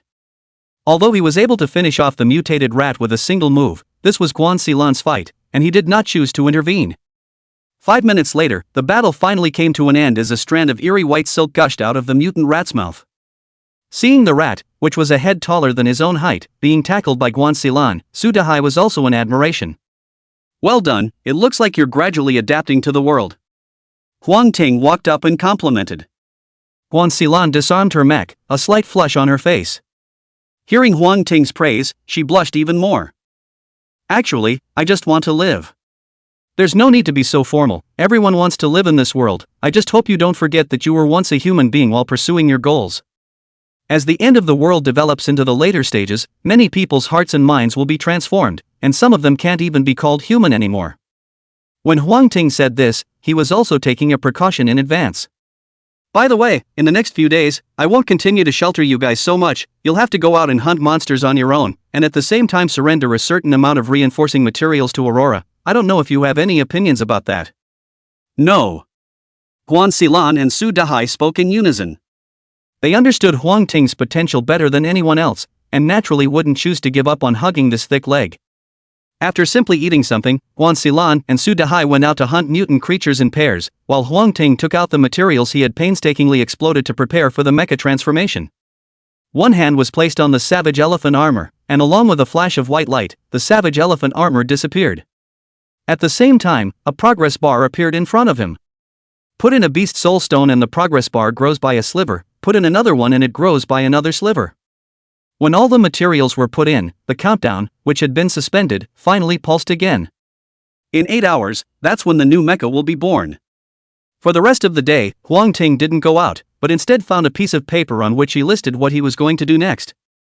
Undoubtedly, gathering resources to become stronger was the first priority, followed by the alpha-level blood corpse whose exact location was unknown. One had to rush to get rid of it before the third order. Once the blood corpse was allowed to enter the third stage, it would form a blood cocoon to firmly encase itself, and within the cocoon it would move towards the fourth stage.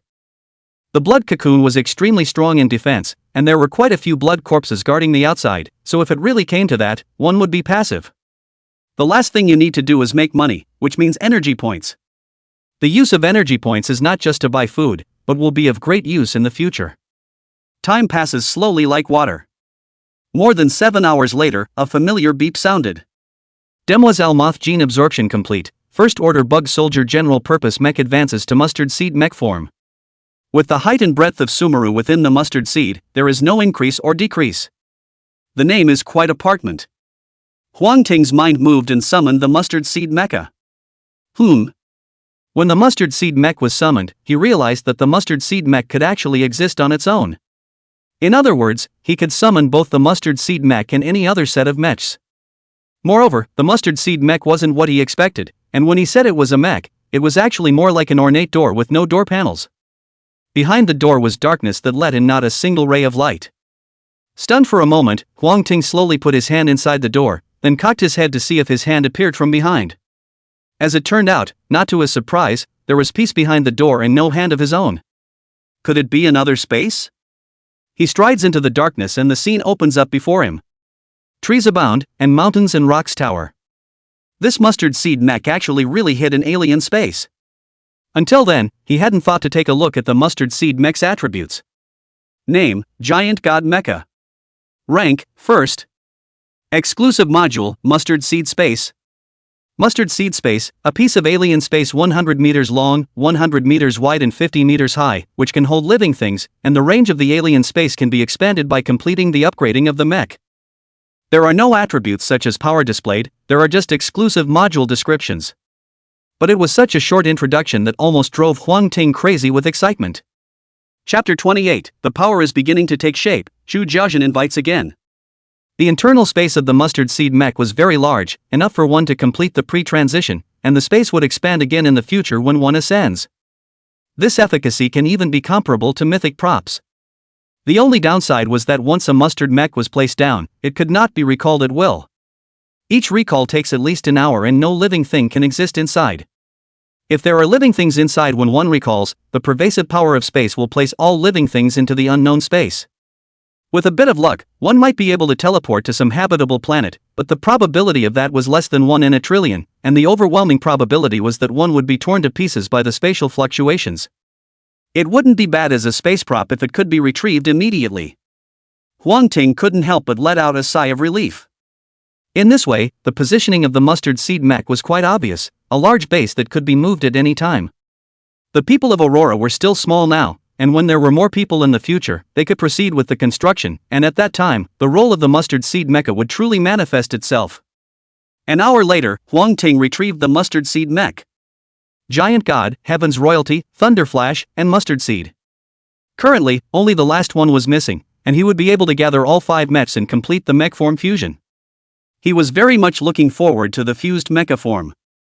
However, in line with the idea that it was better to have nothing than nothing, Huang Ting didn't want to find just any kind of insect to incorporate into it. After all, the more you incorporate, the more resources you need to upgrade your mech. In the pre-apocalyptic period, it's still all about practicality. Boss, it's changing out there. Not far away, Su Dahai's voice rang out.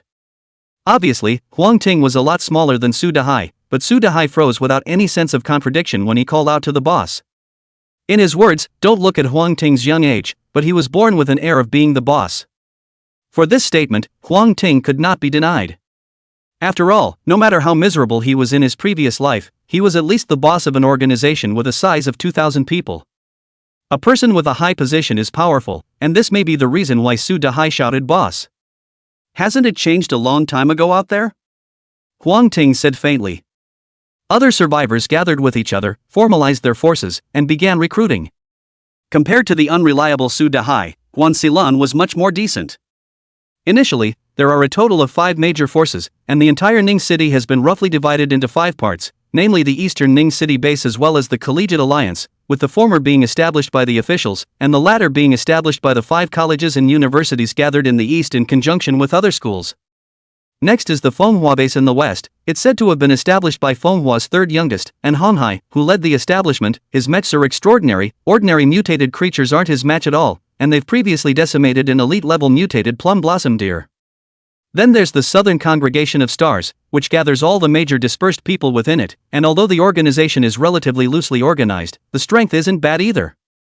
Lastly, there is the Mountain River base established by the original richest man in Ning City, Xu Jiaxin, who, according to the rumors of the grapevine, also has a very unusual mecha and seems to have known that the end was coming and had already made preparations in advance.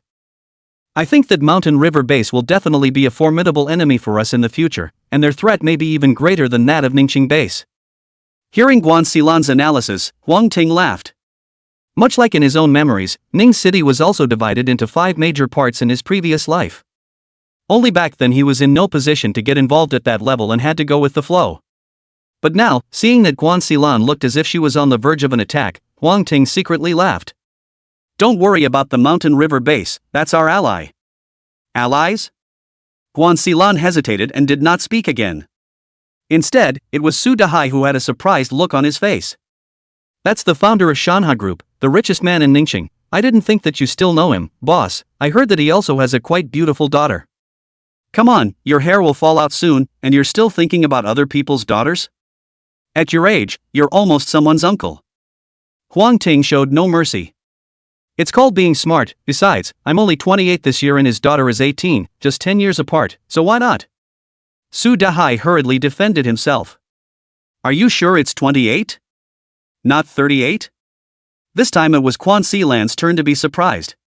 Su Dahai that face of the vicissitudes of the appearance, so that she once thought that the other side is at least 35 up, so for his attentiveness to always guard, always feel that the other side looks old, playing flowers, did not think he actually only 28.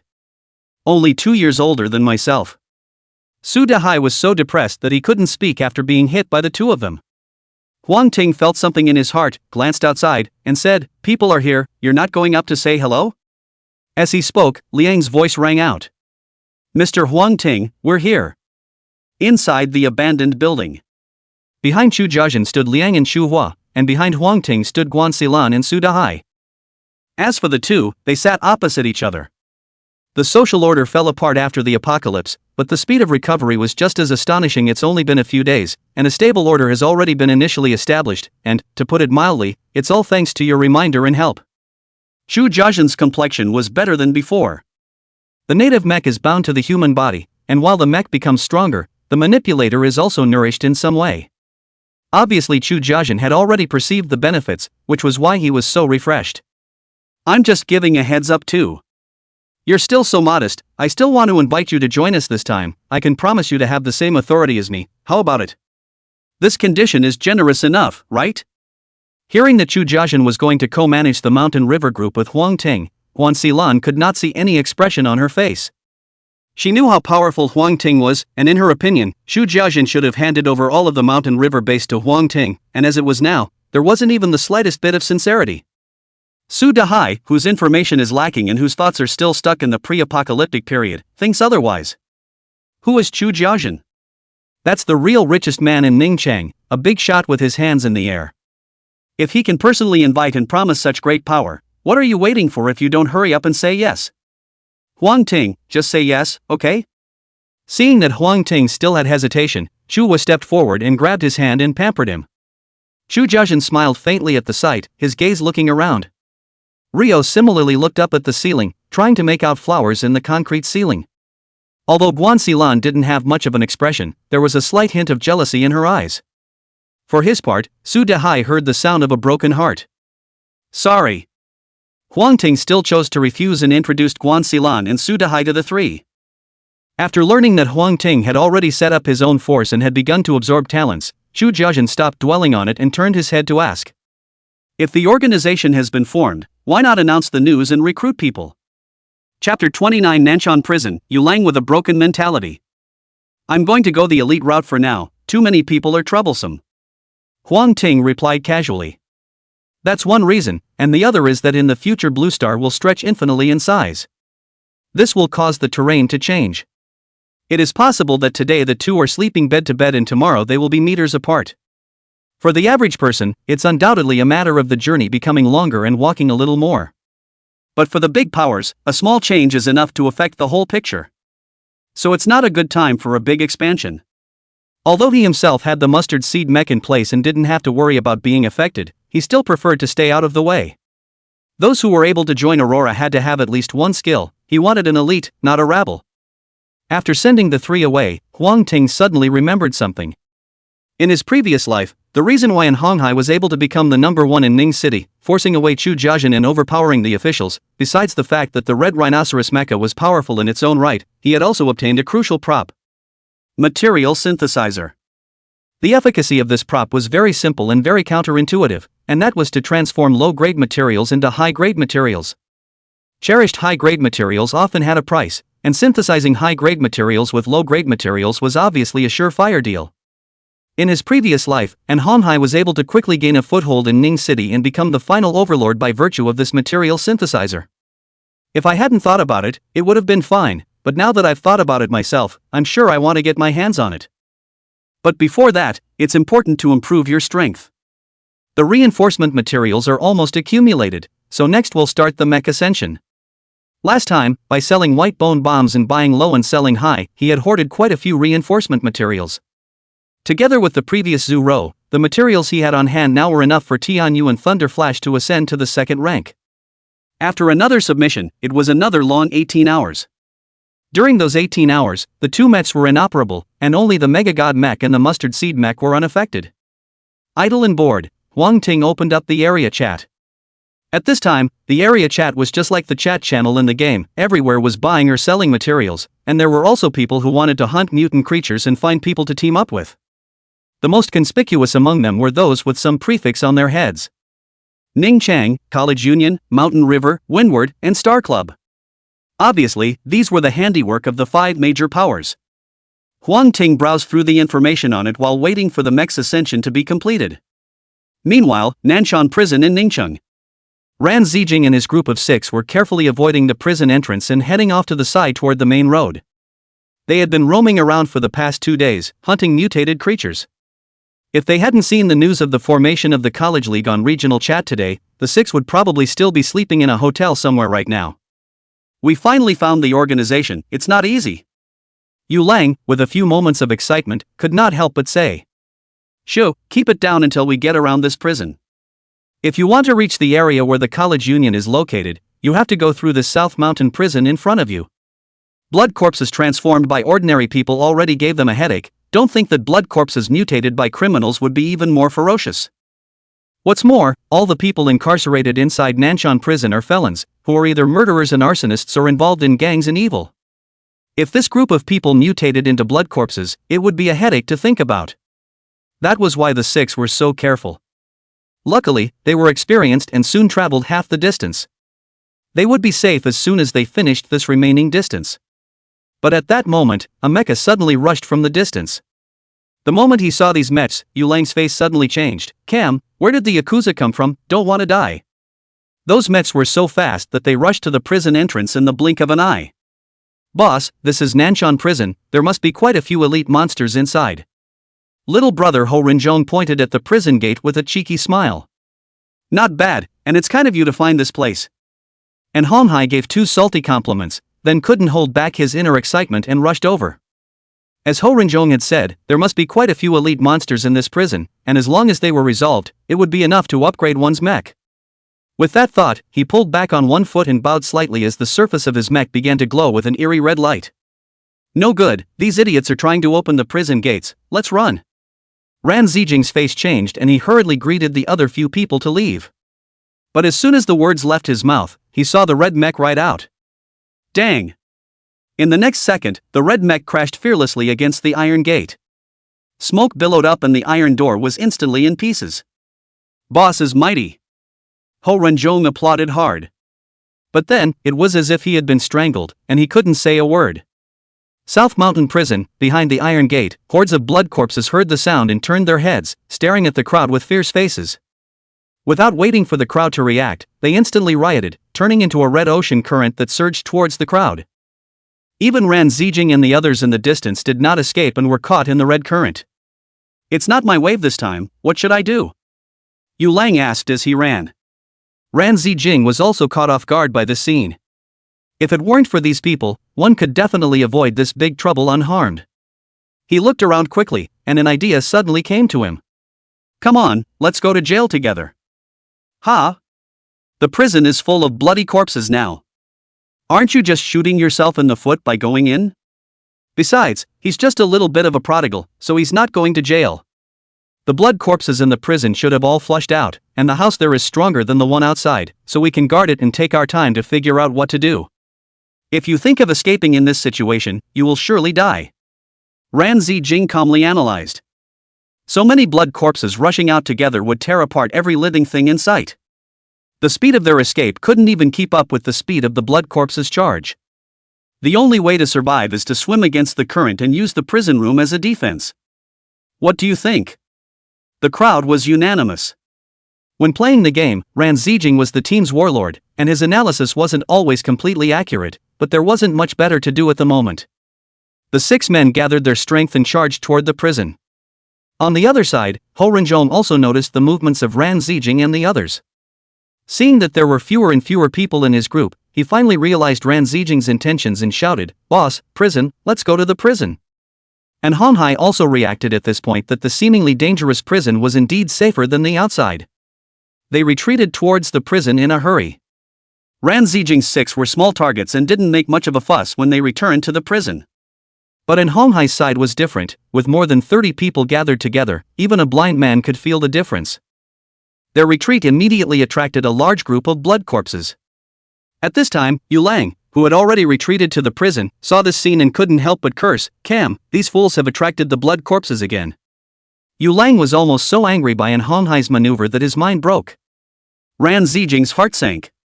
The result was completely unexpected. With so many blood corpses gathered together, they seemed to have become a turtle in a jar. What to do? What do we do? Chapter 30 Material Synthesizer, Emergency Rescue, Request Golden Ticket. 2 days passed in a flash, and the number of blood corpses outside decreased a lot. But it's not a good thing. After so many days had passed, the energy within the blood corpses had long been depleted, and without food to replenish them, they began to kill each other. The weak blood corpses were killed, and the ones that remained were not simple goods. For Ran Zijing, the situation has deteriorated badly now. So many blood corpses, we should be dying here. The room was filled with a pessimistic little fat man wearing glasses. The others sniffed and became even more silent. Indeed, if there were no accidents, the odds were that they were going to die here. Cam, it's all because of that group of guys. If it wasn't for them, we wouldn't be reduced to this state. Yu Lang cursed in a low voice. Ran Zijing smiled helplessly when he heard Yu Lang's curses. Suddenly, he had a flash of light and quickly opened the trading interface. After a bit of rummaging, one of the initial trade messages came into view. Do you add Huang Ting as a friend? Seeing the small line of words that flashed across the top, Ran Zijing was inwardly thrilled. Yes. The other party has turned on friend verification. Please give a reason for adding a friend. A light blue input box appears. Big brother Huang Ting, I'm Ran Zijing, the one who bought the first batch of white bone bombs. My roommate and I are stuck over here in Nanshan prison. Can you come and save us? We're willing to use all of the proceeds we've gained in the past few days as an exchange, and if it's not enough, we can work for you as well. A message was sent out, and only then did Ran Zijing let out a sigh of relief as if he was relieved. What? There's a solution. Seeing this, Yu Lang asked curiously. Try it. Ran Zijing wasn't too sure, and he didn't know what Huang Ting was planning. Abandoned building. Huang Ting had long since finished upgrading the heavenly imperial mecha. Name, Tianwu Mecha. Rank, 2nd. Power, 11. Defense, 35. Agility, 11. Mystery, 0. Exclusive module, Mikado. Heavenly Royalty, enhances physical resistance by 55% and elemental resistance by 25% including psychic damage, and can continue to be enhanced after completing mech advancement. The defense attribute increased to 35 points, 15 more than before, and physical resistance and elemental resistance each increased by 5%. Such a boost would definitely be considered heaven-defying for ordinary mechs, but after experiencing the upgrade of the giant god mech, Huang Ting actually had a feeling that it was nothing more than that. Just as he was about to go out to hunt mutant creatures, a message suddenly flashed under his eyes. Seeing the content of the message, Huang Ting froze. South Hill Prison? Yeah, how did I forget about that? In his previous life, An Honghai was besieged in Nanshan Prison, and only later, at great cost, did he move reinforcements and escape. Later on, An Honghai became enraged and was determined to raze the South Mountain Prison to the ground, thus triggering Ning Cheng's first battle with an alpha-level monster. Ever since that battle, An Honghai had grown faster and faster, eventually becoming a true overlord who unified the entire Ning city. Perhaps the drawings for the material synthesizer are in South Hill Prison. Thinking of this, he passed Ran Zijing's friend request. Although Ran Zijing's 6 people were young, they had a good relationship with each other, plus they had brains and dared to fight, so as long as they survived, they would definitely achieve extraordinary things in the future. Such a potential stock can't afford to fold early. Big brother Huang Ting, we're right here in the North District of South Mountain Prison. Each of the 4 districts here, Southeast, West, North, and West, is guarded by a powerful monster. You must be careful. A few of us are not in danger for the time being, but our spirits are greatly depleted, so I'm afraid we won't be able to help you. Ran Zijing didn't talk nonsense and directly explained his current situation. Although it was a stronghold and defended, the blood corpses would not give them time to rest, attacking in waves. The offense never stopped from the beginning to the end. The 6 of them took turns on guard duty to barely hold on. However, the consumption of food and water was fine. There were big gift packs for sale in the system mall, but only the spirit was not good for recovery. After 2 days, everyone was so groggy that they could only barely summon their mechs to fight. After a while, I'm afraid that they won't even be able to summon their original mechs, and they'll be finished then. I know, you guys hold on for a while, I'll be right there. Getting the basic information, Huang Ting took Guan Xilan and Su Dahai along with him. After these few days of training, both of their fighting abilities had greatly improved. Especially Guan Xilan, this soft and weak-looking girl had given Huang Ting quite a surprise, already able to face the siege of 5 blood corpses alone without losing the wind. This is much better than Su Dahai. To this day, Su Dahai can only deal with 1 head, and if there is 1 more, he will immediately be in a mess and squeal in fear. On the other side, Ran Zijing finally let out a long sigh of relief. Seeing the crowd's eyes fall on him, he scratched his head. Big brother Huang Ting has promised to come over to help, so let's hold on for a little while longer. Hearing that it was Huang Ting, Yu Lang was excited.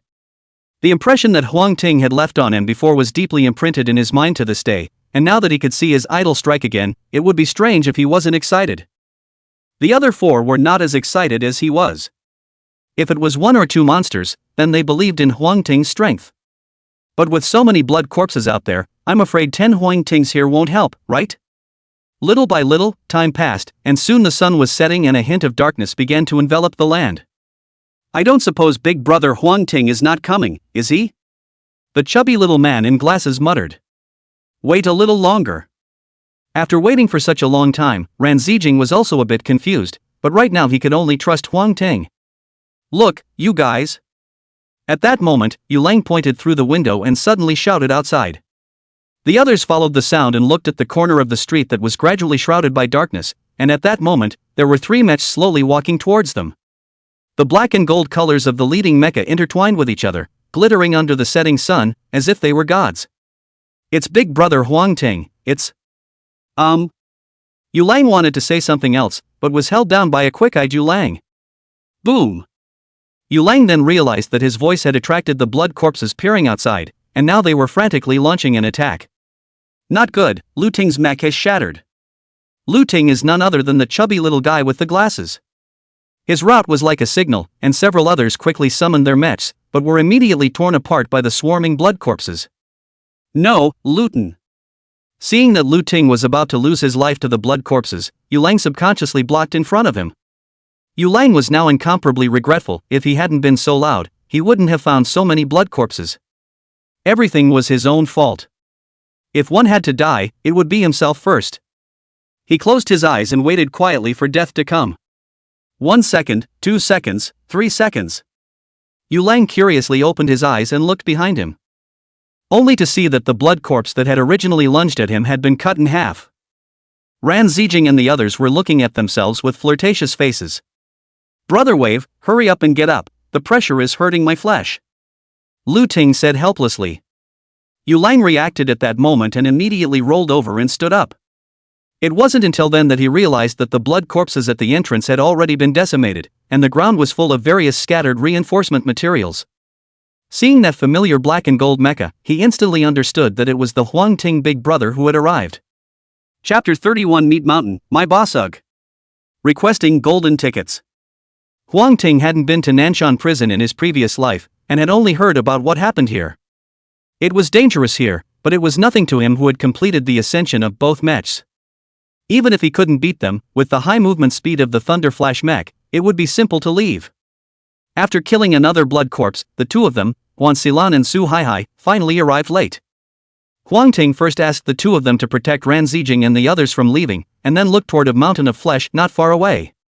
Name, Blood-Eating Corpse. Rank, Elite First Order. Degree of danger, medium. The tyrannical Eclipse blood corpse lived up to its name, and its massive feeding had made its body immensely large, even comparable to a side of a building.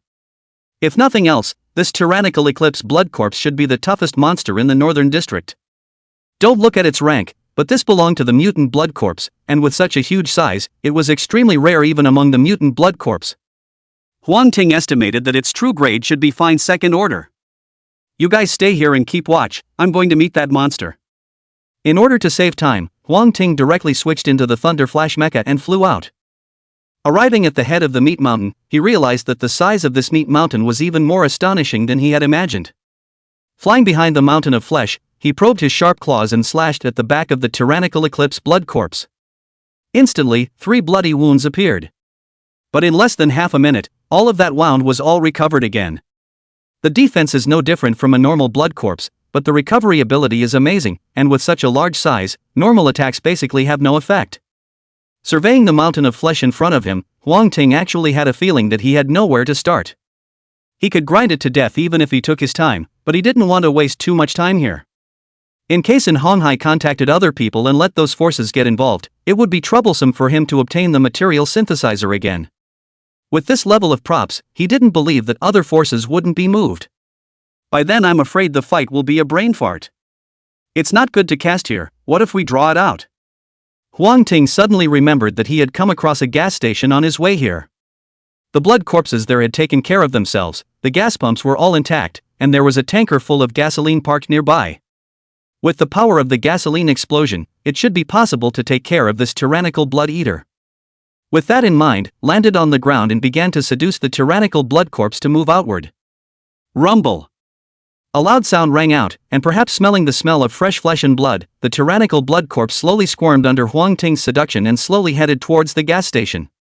Seeing this, Guan Xilan, who was protecting Ran Zijing's few people, immediately made a decision. Come on, let's get out of here fast. Ran Zijing also realized that there were a lot fewer bloody corpses outside, and as soon as he scooped up Lu Ting, he rushed out after Guan Xilan and Su Dahai. Hey, help, help. Help us. Ho Renjong, who was on the other side of the cell block, shouted at the top of his voice. No, save them, if it wasn't for them we wouldn't be in this situation. Yu Lang was the first to object. Ran Zijing frowned and secretly pulled him back. The core of the team was now Huang Ting, and in Huang Ting's absence, the ones with the most power were the two people in front of them. Their own side is in no position to make decisions for them. Save them all together in passing, after all, we're all human. Su Dahai said with a quick heart and a quick mouth. Being able to work at a zoo carries some kindness of its own. He didn't want to see those people in Anhonghai fall into the hands of the blood corpses. Guan Xilan glanced at it and whispered, the distance is too far, if we go over to rescue it, we may also be in danger inside, if you can fight 10 by yourself, then you go. Su Dahai instantly stopped making a sound. It was hard enough for him to fight 1, let alone 10. Besides, the president didn't say he wanted to save that group of people. If I'm not wrong, those people should be people from Manhwa. I've seen them posting distress messages on the regional chat. It's ridiculous. Who would save them if they want someone to rescue them and don't want to pay the price? Guan Xilan snorted, not taking Ho Renjong's plea for help seriously at all. Her goodwill had pretty much dissipated when she confronted the 5. Nowadays, she only wanted to repay Huang Ting properly and, by the way, try to live. Ho Renjong watched a few people leave, a little dumbfounded, and turned his head to be greeted by a flying kick from Anhonghai. Death, all of them, why don't they come over here? At this point, Anhonghai had fallen into a state of insanity, and the others spontaneously moved away from him. It's a well-known fact that when the young master is sick, you should never go near him. After a flurry of venting, Anhonghai calmed down and began to seek help. He knew that his presence must have upset a lot of people. But with the red rhinoceros mecha around, those people would have to hold back and beg for their lives. After all, one more point of battle is one more point of hope to live. In order to bring in help, Anhonghai has bled a lot this time. Seeing that several other powers had agreed to help, he looked stern. South Mountain Prison, I must raze this place to the ground, as well as those people, don't let me encounter them, or else, all of them will have to die. While Anhonghai was going crazy, Huang Ting had already lured the meat mountain like tyrannical eclipse blood corpses to the side of the gas station. But at that moment he suddenly realized a problem: he didn't seem to have anything to light the gasoline with. After the end of the world, even the most commonly used lighters can't be used, and as for electronic lighters, it's even more impossible. Since there is no fire, I will ignite it myself. Huang Ting's face was fierce. Being able to survive the apocalyptic world, he wasn't as easygoing as he looked, and there was naturally a ferocious aura present in his bones. It didn't show before, and that's because it wasn't necessary. Now, he decided to give it a try. Converting the heavens royal mecha and looking at the slowly approaching tyrannical eclipse blood corpse, Huang Ting slapped his hand on the refueling machine. In an instant, gasoline flowed out and soon gathered in a large puddle. Then he broke off another piece of tin and scratched it on the ground. Jab! Boom! A series of sparks ignited the gasoline, which burned rapidly, first surging wildly into the dispenser and then toward the tanker. Boom! There was another loud bang. In the distance, Yu Lang, who had just escaped from Nanshan prison, subconsciously gulped down a mouthful of saliva when he saw this scene. Ran Zijing always said that he was a prodigal. Compared to the big man of Huang Ting, this was all a small fight for him. Crimson flames rose up to the sky, instantly coloring the entire night sky red. Almost a small half of Ning City saw the rushing fire, and everyone opened the area to chat, wanting to see the action. The boss shouldn't still be in here, should he? De Wang Su looked at the burning gas station and suddenly asked. Guan Xilan's body stiffened. With such a violent explosion, Huang Ting would definitely be affected even if he wasn't inside. Thinking of this, she immediately rushed forward. Wait for me, I'm going to check it out too. Su Dahai also rushed over, completely ignoring the flames that were rushing into the sky. Ran Zijing and Yu Lang first settled Lu Ting to the others, then followed along. Huang Ting had come over to rescue them, and if he died for this, the two would definitely feel bad in their hearts. President! President! Huan Xilan called out to Huang Ting in a hoarse voice like he was crazy. She wasn't like Su Dahai, who could easily call out a title like boss, so she switched it up and addressed Huang Ting as president. At this moment, the word president had all but taken over her mind, and she couldn't think of any other words other than those two. Boss ugh, boss where are you, boss how did you just leave us behind ugh, my boss ugh. Su Dahai also ghostly wailed. Without waiting for him to finish shouting, he suddenly noticed a huge force coming from his waist. Immediately afterward, his entire body fell to the ground on his knees in a position like a dog's. Don't be a crybaby here, I'm not dead yet. Huang Ting opened the small nursery bag and stuffed the harvest from earlier inside. Just as he thought, the flames looked like a bluff, but they didn't hurt the Sky Royal mecha at all. It was just a little too smoky and blackened the whole mech. Chapter 32 Southern District Chief, 5 Forces Acting Together. Although the mountain of meat was resolved, the only unfortunate thing was that the tyrannical blood corpse didn't burst out the drawings for the material synthesizer. There were still 3 major monsters left in South Mountain Prison, and if nothing else, the drawings were on one of them. After making such a big commotion, other forces will most likely come over to check it out. I don't have much time left. Huang Ting quickly switched mechs, and his body was as shiny as ever. You guys find a place to hide for now, I have some things I need to work out. Okay, boss, then you have to be careful. Understood, President. Su Dahai and Guan Xilan understood Huang Ting's meaning and left with Ran Zijing and the others. Seeing the silhouettes of several people disappear, Huang Ting took a deep breath and returned to Nanshan Prison once again. This time, he's targeting the south side. South Hill Prison South. Huang Ting searched each room minutely. The room was empty, but he always felt as if there was a sight peering at him from the shadows. Still not enough information, I paid too little attention to this area in my previous life. Suddenly, he was on his feet. There was an inexplicable rustling in the walls around them. Huang Ting's gaze condensed slightly as he blasted his fist upwards. After the Heavenly Royal Mecha advanced, the power attribute was also greatly improved, although it was not as good as the Giant God Mecha, but it was easy to blast through a wall. The immense iron fist directly shattered half of the wall, and after seeing what was inside the wall, he couldn't help but suck in a breath of cool air. Skeletons of all sorts filled them, covered with rodent gnawing marks. No wonder he had searched for so long, but he hadn't seen a single blood corpse, so they had all been eaten up and stuffed into the walls. There weren't many that could do this, and it just so happened that Huang Ting's memories had a record of it. Rats! He spat out 2 dark words. As if triggering some kind of alarm, a rat frantically surged out from the dark corners, and in an instant, black, gray, the 2 colors intertwined like hell. Seeing this, Huang Ting secretly took a step back. Unlike ordinary rats, every rat here is the size of a golden hare, and a few can grow to the size of a calf. They are extremely destructive, with sharp incisors that gnaw on everything in sight. Huang Ting was a little hairy in his heart, but he had to fight with his head. He could tell that the rats weren't attacking in an unorganized fashion. In other words, there must be something behind the scenes that was manipulating them, most likely an alpha-level monster. Since it was an alpha-level monster, there was a possibility that it would burst out the drawings for the material synthesizer. For the sake of that artifact, Huang Ting had to fight once more. After thinking about it, he switched to the Thunderflash mech, took out the sharp claws, and loaded them onto the Skyguard mech. This was followed by loading up the Bad Dog's teeth and the Eye of Detection as well. So many rats, whether it's Giant God or Thunderflash, in this kind of narrow space cannot play a big role. Only the Sky Royal Mecha can rely on the strong defense ability to fight bitterly. Snort! Sharp claws quickly slashed through the abdomen of a rat, and dark red viscous blood was instantly scattered all over the place. Inside the Heavenly Imperial Mecha, Huang Ting grinned, "Come on, just in time for me to kill all of you." The rushing fire did attract a lot of attention. If it had been daytime, the sensation created might not have been so great. But it was nighttime now, and the blazing flames almost lit up half of the sky, so it could be said that all the survivors of Ningcheng had seen this scene. The other 4 major forces compared the place where the fire appeared and realized that it wasn't too far away from Nanshan Prison, and they sent their men to check it out. They had been thinking of going back to the rescue during the day, but now it seemed that the situation had changed. Ningcheng Base, in front of a long mahogany table. Fuan and Zhang Yiliang sat at the first place, and all the other seats were filled. If it was before the end of days, these people getting together would be enough to terrify the entire Ning city.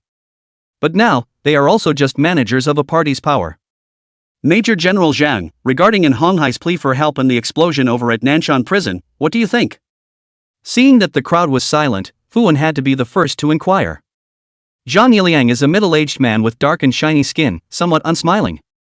When he heard Fuan ask a question, he pondered for a moment and said in a deep voice, "And Honghai's mecha is powerful. We cannot afford to lack this kind of high-end combat power in Ning City. For him, we must carry out a rescue."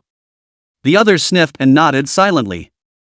Same as they thought, even though Honghai was arrogant and domineering with an unpleasant character, but now they could only pick the general inside the dwarf and temporarily tolerate the other party for a while. As for the explosion, over there, Zhang Yiliang paused for a moment, a cold light steeply bursting out from his gaze. Nanshan prison has a special geographic location. That place can definitely not be occupied by monsters, and news has just come in from the front. The giant meat mountain that was coiled there has disappeared, suspected to have been resolved by others, and the blood corpses have also been reduced to varying degrees. Therefore, we should strike right away to snatch back Nanshan prison and use it as one of our sub-strongholds, gradually mastering the entire Ningqing city from the outside in. At this comment, Fuan also nodded his head in affirmation. Ningqing was the country's Ningqing, not some people's Ningqing, and it was indeed necessary for them to take the entire situation of Ningqing into their hands. But did you find the mysterious phone call that signaled the end of days in the first place? As soon as this question came up, the whole meeting was plunged into silence. Fuan sighed and asked no more questions. He had the intention to find Chu Jiazhen and ask for clarification, but the other party was just an old fox who couldn't get a single bit of useful information. Sometimes he would think that if that mysterious person had appeared earlier, perhaps the situation in Ningchang would be better now. As soon as the two matters were finalized, Fuan and Zhang Yiliang immediately began to contact the other three major power players.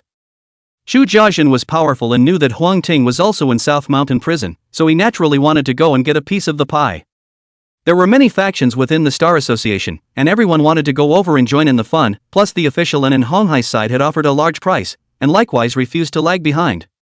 As for the Collegiate Alliance, their position was originally blocked by the Nanshan prison, and they were unable to establish a deeper connection with Ningchang, so it could be said that it was extremely awkward.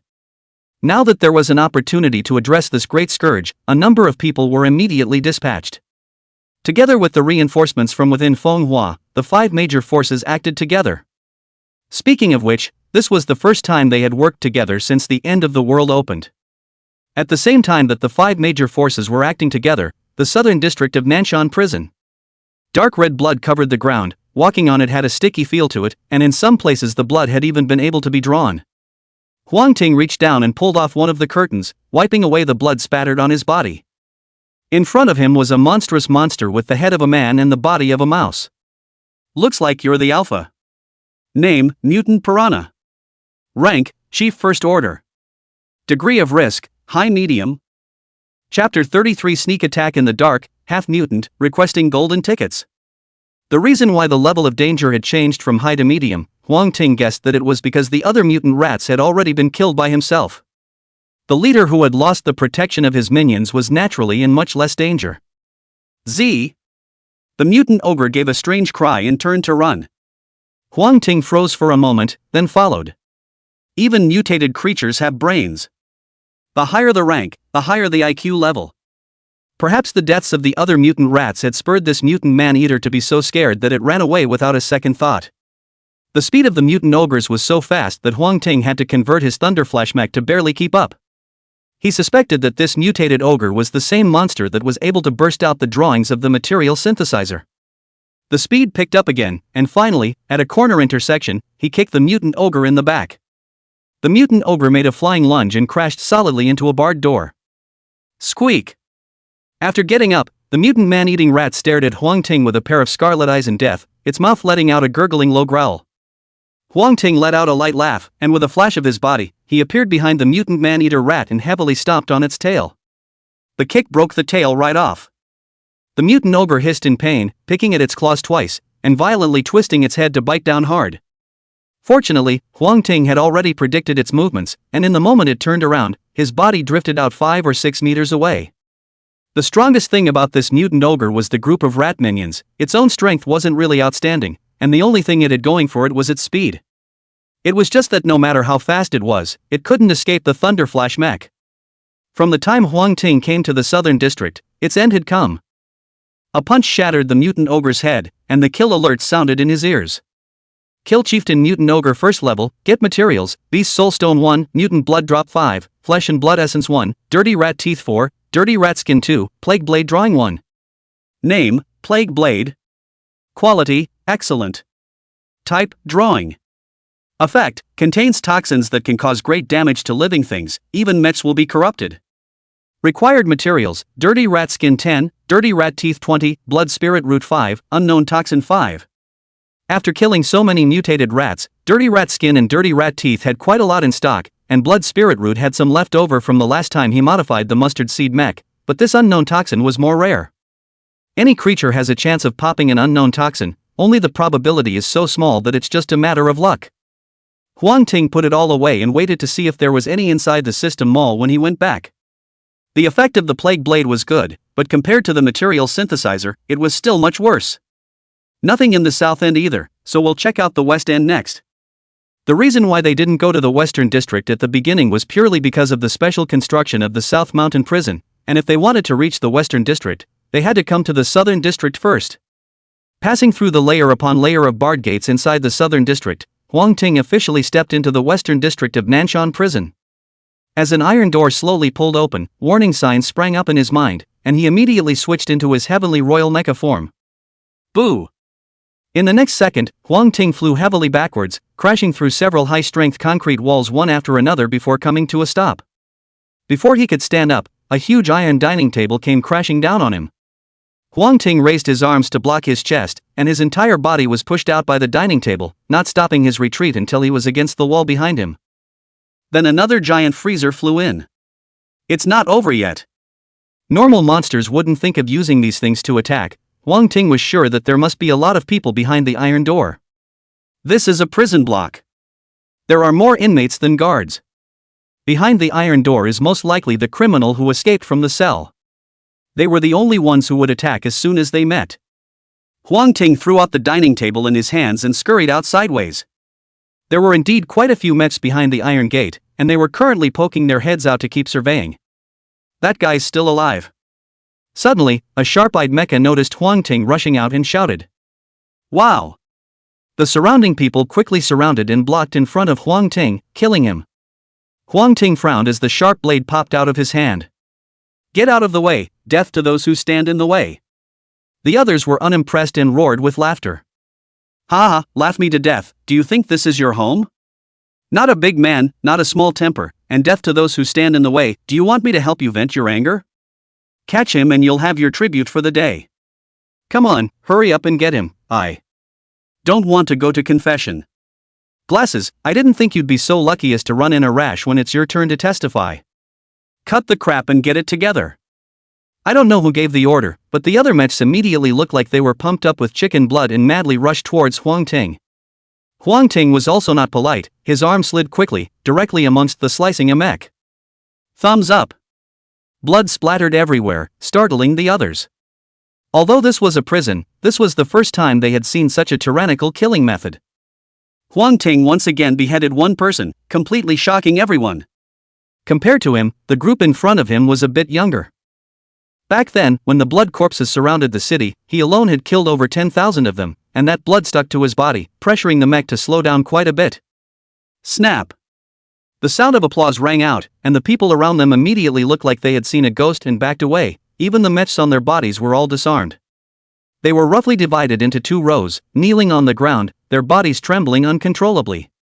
Soon, a 2-meter-tall, shirtless, gray-haired man with a bizarre skull tattooed on his chest came out from the other end. Half-mutant? A brilliant light flashed in Huang Ting's eyes. Some people may be affected by other factors during the mutation process and become semi-mutants. This kind of semi-mutant not only possessed great strength, but also retained memories of its life, making it extremely difficult to deal with. In previous lives, some people even believed that semi-mutants were the final form of human development. It was a pity that such a semi-mutant was extremely unstable and could fully mutate at any time. Once fully mutated, the damage they cause is incalculable. Because of this, semi-mutants are likewise one of humanity's enemies. In the later stages of the apocalypse, they usually called themselves neo-humans and brought a lot of trouble to humanity. "Warden, this guy is the one who broke into our prison." Someone in the kneeling crowd said respectfully. The warden followed the sound and his sharp eyes landed on Huang Ting. Someone from outside, interesting, no one has come for so long, I'm afraid it's a mess out there, right? His voice was hoarse and low, like two pieces of iron put together and rubbing against each other. Fortunately, it has stabilized over the past few days. Huang Ting replied and looked at the warden, since you're the warden, why are you staying with these criminals? Criminals? Oh, no, they're not criminals, they're my best food. Food? Huang Ting's mind was in awe as he opened his eye of detection and looked at the prison warden. Chapter 34 Powerful Battle Against the Prison Warden, Subsidiary Module, Alienated Flesh. Name, Cold-Blooded Warden. Rank, Chieftain 2. Degree of danger, extremely high. Chieftain class, Second Order. Huang Ting was secretly on guard. It was the first time he had encountered a mutated creature with such a high rank. What's scarier is that the other side has brains. Warden, this guy is too arrogant, hurry up and eat him. The voice from before sounded again in the crowd. The warden let out a soft "hmm," and countless tentacles sprouted steeply from his right arm. Those tentacles intertwined with each other, forming a bloody mouth that came down from above, completely engulfing one of the people in the crowd. When the surrounding prisoners saw this scene, they were all scared into silence. Some people even become incontinent out of fear. But those people didn't dare to show the liquid for fear of upsetting the warden, so they used their clothes to wipe it off in a hurry. What a mouthful, that's enough refreshments for today, kid, you're lucky you stayed here honestly until I come back tomorrow to savor your taste. With that, the warden dragged his tentacle-like right hand and prepared to leave. Ridiculous, you're more of a criminal than the criminals here, one could even say that you're inhuman. A faint voice echoed through the prison. For a while, the atmosphere was depressing to the extreme. Everyone looked at Huang Ting with horrified faces. They felt that Huang Ting must be crazy, or else he wouldn't have said such words. Many have pondered how to slip away. It was conceivable that once the prison warden became angry, I was afraid that the people here would not end up well. Interesting, it seems that life outside has made you confident in your current strength. The warden turned around and red whisker-like tentacles began to emerge from his body in a steady stream. Those whisker-like tentacles spread all over the surface of the warden's body, and in the blink of an eye, the warden's body became like a monstrous man with exploding muscles. It seems that the comfortable life inside the prison has made you lose the most basic fear of the strong. Huang Ting's gaze sharpened as his black and gold giant god mecha emerged. In such a small space, the fight is hard. He was going to use absolute power to blow up the inhuman monster in front of him. Whoosh! The two were strangely fast, and in an instant, they rushed together. The warden's body staggered and fell back several steps in succession. On the contrary, Huang Ting was still standing firmly in place, his position not moving at all. What? This? How is this possible, your power, why is your power so big? The warden couldn't figure out that he was able to notify the Western District of Nanshan Prison, and he was able to do so not just by virtue of his status as warden, but by virtue of his real hard power. He simply wouldn't have the position he has now without convincing and scaring all these people. But the power that he had been so proud of before now suffered defeat for the first time, which was a bit unacceptable to him. The other inmates also looked at the scene in surprise. It's a first that the impenetrable warden has been repulsed. Does it mean that the warden is not impossible to defeat? Shocked, they became even more curious about Huang Ting's strength. Being able to repel the prison warden head-on, what exactly was the origin of the person in front of him? Is it really as messed up out there as he said? The warden struggled to prod the red tentacles, still trying to restrict Huang Ting's movements. The sky was filled with whisker-like tentacles coming up in the air, and nightmare-like fear once again gripped the hearts of the others. The crowd backed up, their bodies pressed against the wall. They're just ruthless, not unafraid of death. On the contrary, they valued their lives more than anything else, or else they would not have groveled so much under the lustful authority of the prison warden and lived like dogs. Huang Ting grabbed the whisker-like tentacle and yanked hard. The warden was subjected to inertia and his body rushed over uncontrollably.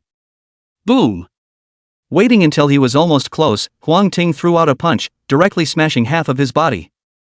The warden was still undeterred and still wanted to urge his whisker-like tentacles to recover from his bodily injuries, but Huang Ting simply didn't give it half a chance. 1 punch, 2 punches, 3 punches. Only after hammering the prison warden into a pile of minced meat that couldn't be seen in its original form did he stop.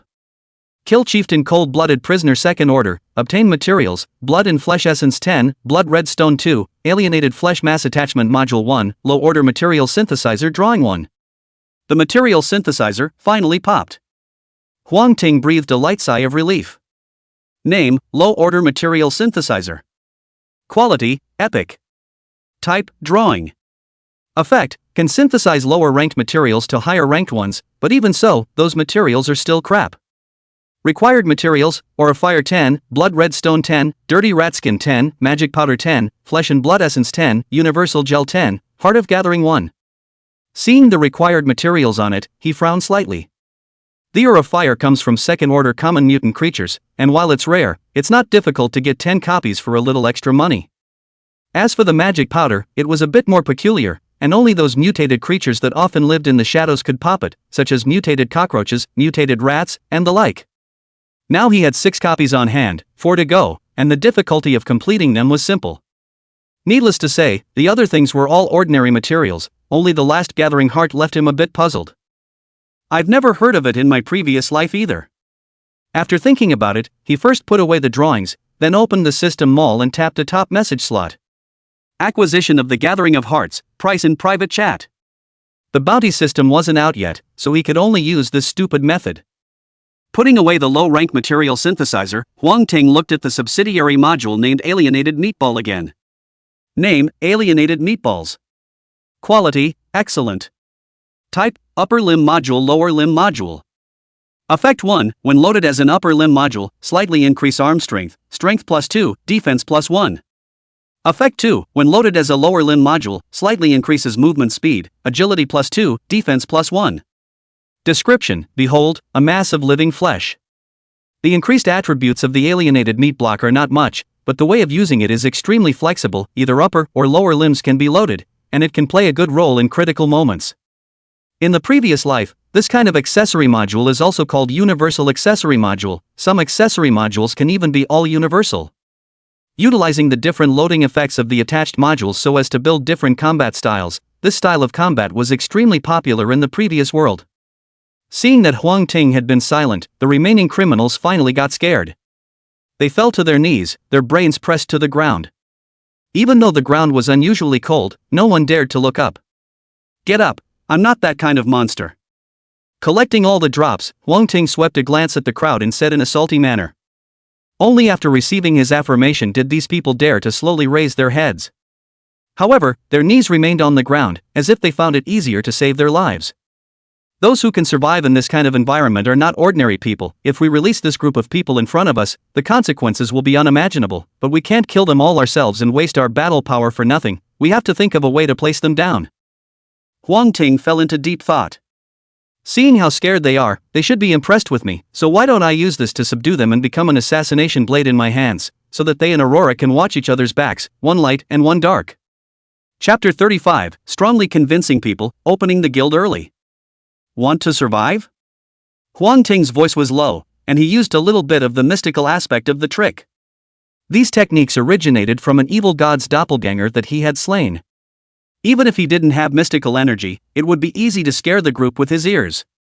Sure enough, everyone was instantly busy putting their heads down and shouting, "Live, want to live." Great! Huang Ting scrutinized the circle and his eyes fell on a fierce-looking man. Even though the crowd was gathered, there was still a large blank space around the men. It means no one else wants to be with him. But the man's body wasn't strong, and his fighting ability should be average. The reason the others avoided him so much was either that he was honorable or that he was more vicious than the others. Perverted flavor? Just in time for an experiment. After the doomsday happened, many people had mental breakdowns and did all sorts of strange things. Of course, there is no shortage of super perverts who take pleasure in torturing people. He smelled it on the man. Seeing Huang Ting keep staring at him, the man humbly smiled. However, the madness in his eyes was still captured by Huang Ting. Ha! Huang Ting laughed and took out a small wooden ball. The wooden ball came from the Ningcheng Zoo, and another name for it was Wadinized Puppet. He came to the man's side and directly pressed the Wadinized puppet to the man's brow.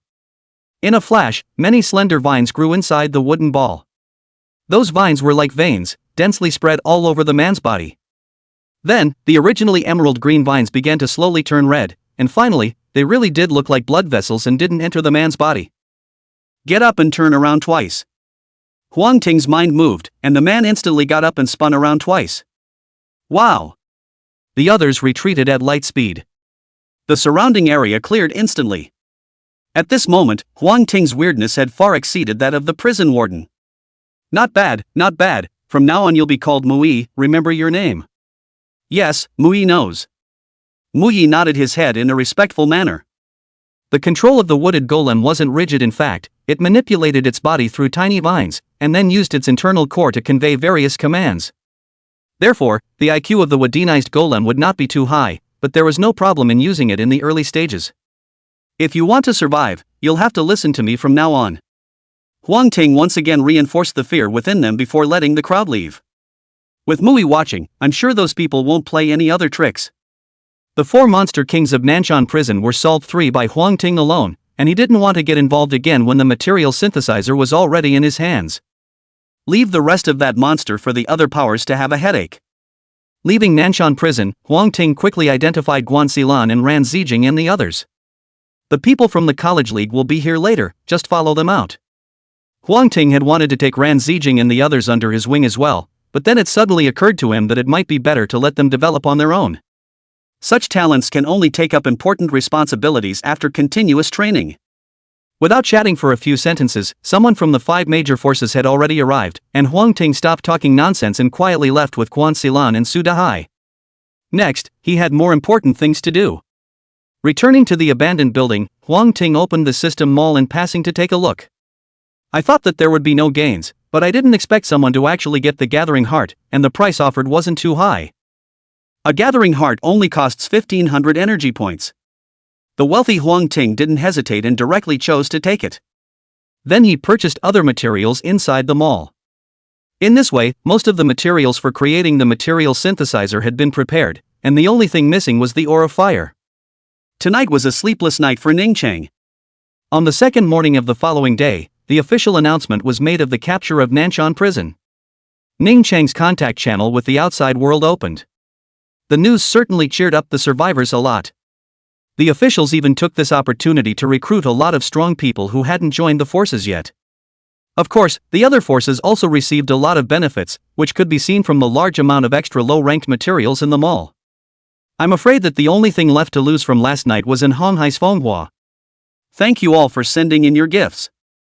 Huang Ting went on a rampage, scavenging for low-grade materials.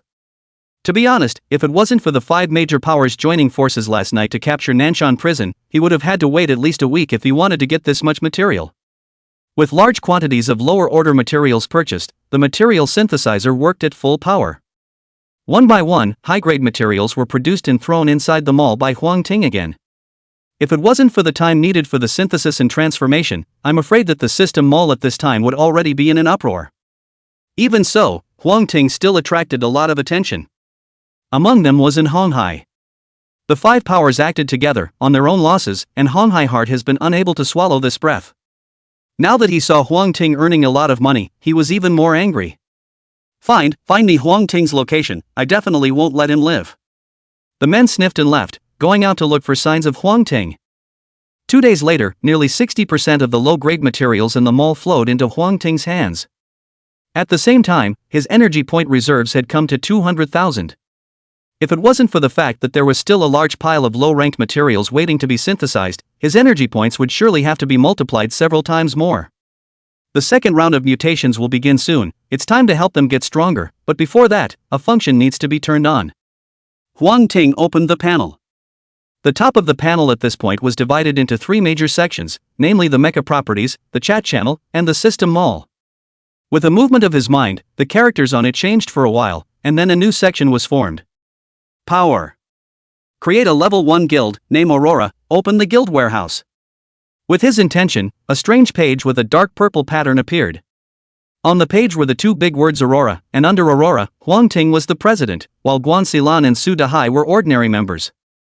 It wasn't that he didn't want to give the 2 men power, but Aurora was only 3 people in total, and it was the same with or without a position. The power section is divided into 3 subsections: guild announcements, guild members, and guild warehouse.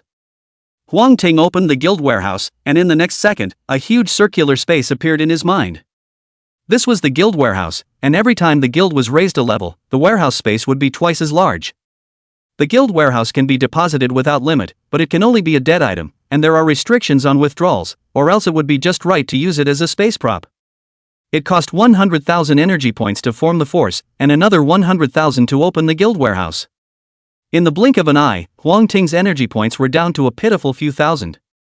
He didn't dwell on it too much. He could still earn more when the energy points were gone, and it was imperative to raise his strength. After stuffing some strengthening materials into the guild's warehouse, Huang Ting sought out both Guan Xilan and Su Dahai. The two of them have been doing well lately, and even Su Dahai is a lot bolder than before. Your mitts are pretty much reinforced to the limit, aren't they? Almost there, just a few last ingredients left. Guan Xilan nodded her head. After many days of hunting, a hint of ferocious aura was already hidden in her. I've almost strengthened about 70% of it, so I guess it'll take another 2 weeks before I can strengthen it to the limit. Su Dahai replied with a less than adequate bottom, a little heartfelt. Chapter 36 Tide of Blood Corpses, Time and Fate, Request for Golden Tickets. Huang Ting didn't care. Generally speaking, being able to ascend to the second rank within a month after Doomfall could already be considered first tier. Guan Xilan and Su Dahai's reinforcement speed wasn't slow, and although it wasn't comparable to his own, it was already far ahead of at least 90% of the people. I created a guild. You guys should have gotten the message, right? We did receive a message just now. I didn't realize there was actually a guild. It's the same game as the one I'm playing. Su Dahai's eyes were a bit out of focus, and he should have been checking the guild interface. It is indeed a game, but we are not players. Huang Ting looked up at the dim sky without saying much. I've opened the guild function in advance for your convenience. Inside the warehouse there are some reinforcement materials I've stored. There's no extraction limit. You guys see how much you're still short of ascending, and strive to enter the second rank in the next 2 days. Oh, Boss Mighty, I love you so much. Su Dahai laughed out loud, his eyes once again losing focus should be going to look for materials. Guan Xilan wasn't as optimistic as he was, his tone tinged with worry. Is there going to be another change? If I'm not mistaken, the second round of mutations should start soon. Huang Ting didn't hide it. The second round of mutations is not as dangerous as the first mutation, and can even be considered a minor benefit. Of course, benefits required strong strength to earn, which was why he was so anxious to push the two to complete their mech ascension. Understood, then I'll go ahead and get ready. Su Dahai seemed to have finished picking at this time as well, rubbing the back of his head with a hefty smile and leaving with a smile on his face. The following days were quiet. The 4 major powers digested the harvest from the trip to South Mountain Prison. The casuals, on the other hand, gathered into small groups and cooperated to kill monsters. The only one who made some noise was Windward. They were like mad dogs, looking around for information about Huang Ting's whereabouts. It was only that Huang Ting himself was very low profile, coupled with Chu Jiazhen's intentional protection, and after a few days, Fenghwa's people didn't gain anything at all. They were also scolded by An Honghai for it. The time came a week later. Huang Ting smashed the head of a mutated rat with his fist, and a message suddenly popped up in front of his eyes. I've encountered a tide of blood corpses besieging me here. The situation is very dangerous. There may be second-order alpha-level monsters behind me. I wonder if it's convenient for you to make a move? The message sender is Chu Ka-jin. To be able to make Chu Jiazhen so anxious, it seemed that the scale of this blood corpse tide must not be small. Strange, with so many people hunting together, the number of blood corpses hasn't increased. How could there be a wave of blood corpses there? Suddenly, Huang Ting had a flash of light. When we were at the zoo earlier, Su Dahai had said that there were traces of blood heading north. The mountain river base established by Chu Jiazhen happened to be in the northern part of Ning City. Could it be that alpha-level blood corpse? Well, it's really a long way to look for it, but I didn't expect to look back and see it in the tide of blood corpses. Coming right up. The blood-colored mark on the back of his hand had been bothering him for a long time, and this time he could finally fix it. Picking up the burst materials, Huang Ting switched into the Thunder Flash Mecha, and with a display of flying feathers on his back, he headed straight for the Mountain River Base in the north. Meanwhile, Mountain River Base. The base of Mountain River is a large shopping area that has not yet been started. Originally, Chu Jiazhen intended to build a mega business district here, but he didn't expect that it would end up being built as a refuge base. Dad, will he come, Huang Ting? Chu Huo was worried, with concern in her voice. I believe in him, he will come. But... Chu Hui looked down from his height, glancing at the tide of blood corpses outside like ocean waves, a little less sure, even if he came. There's nothing he can do in the face of so many blood corpses. No, he's an amazing person who can definitely work miracles. Chu Jiazhen threw his weight around. Right now, he could only choose to believe Huang Ting. It wasn't a secret that the mountain river base was under siege, and the other forces had gotten the news long ago. Old man, letting you stop me, letting you look up to that Huang Ting guy, this is bad luck. In the Manhwa base, and Honghai laughed out loud. Since awakening the Red Rhino mecha, it was the first time he had been so free-flowing. After thinking about it, he sent a message to Chu Jiazhen. He could send troops to support the Shanha base, but he had to give enough payment, and in addition, he had to propose to Chu Hua, and Chu Jiazhen had to say yes. It didn't take long for Chu Kajin's reply to arrive. When he saw what was on it, his face turned ironic. Well, this is your own death, can't blame me, I want to see if that Huang Ting will step in to help you guys, if he appears. Thinking that Huang Ting would most likely reveal his whereabouts, and Honghai contacted another person. Jue Ilong Jue Vice President, I have a big deal here, I wonder if you're interested? In the congregation of stars, Shuo Long was heartened to see the message sent by an Honghai. He naturally knew what kind of person Huang Ting was, and he was also clear about the wealth in Huang Ting's hands. As in Honghai said, this time it was a big deal. I'll take this, I'll prepare the manpower first, just let me know when it's time. The two men conferred briefly, then each went down to prepare. At the same time that in Honghai was plotting, within the Ningcheng base, Fuan also found Zhang Yiliang and held a meeting once again. This meeting was not as harmonious as the previous one, and although many people supported sending troops to aid Chu Jiazhen, the asking price was very high. The other part of the group suggested staying out of the way for the time being, and waiting for the strength of the mountain river base to wear down to about the same level before sending troops to assist. It wasn't that they were ruthless, but the development of the mountain river base had gone beyond their expectations. With this one incident, it's just enough to hammer home the point. If possible, it would be a happy ending to have the mountain river base in your pocket. Listening to the crowd's discussion, Fuan had his own plans. Reinforcement materials or territories and the like were secondary, what he really wanted was the true identity of the person who made the mysterious phone call. As long as he got the man's true identity, he would be happy to send troops to aid him even if it was without compensation. Zhang Yiliang thought much the same as he did. Material is easy to find, talent is hard to come by. This time, they must know the true identity of that person. By contrast, the idea of a college league is pure. Everyone understands that the lips are not as good as the teeth, and since this is an excellent opportunity for exercise, the union executives have decided to let the students give it a try. But as good as their ideas were, they lost at the first hurdle. A number of soldiers have been stationed at Nanshan prison since it was recovered. They are centered on the prison, with layers of barricades. To get through, you have to get permission from the base headquarters side. But the officials were already inefficient, and now they are using the doomsday as an excuse to delay the approval procedures indefinitely. This practice triggered a lot of resentment and almost led to a confrontation with the soldiers stationed there. Although the top management of the alliance was anxious, there was nothing they could do but wait in silence. Many factors are superimposed on each other. Chu Jiazhen realized that he had become a loner. Inside the Shanha base, Chu Jiazhen silently lit a cigar smoke. Void of smoke around the perimeter of the body. He was thinking that this might be the time when all heaven and earth come with the same force, and the heroes are not free after transportation. As he was contemplating, a familiar mech appeared. Uncle Chu, I'm coming. Chapter 37 Massacre, Shocking Strength, Requesting Golden Tickets. Hearing this voice, a trace of blood finally appeared on Chu Jiazhen's face that had been gray.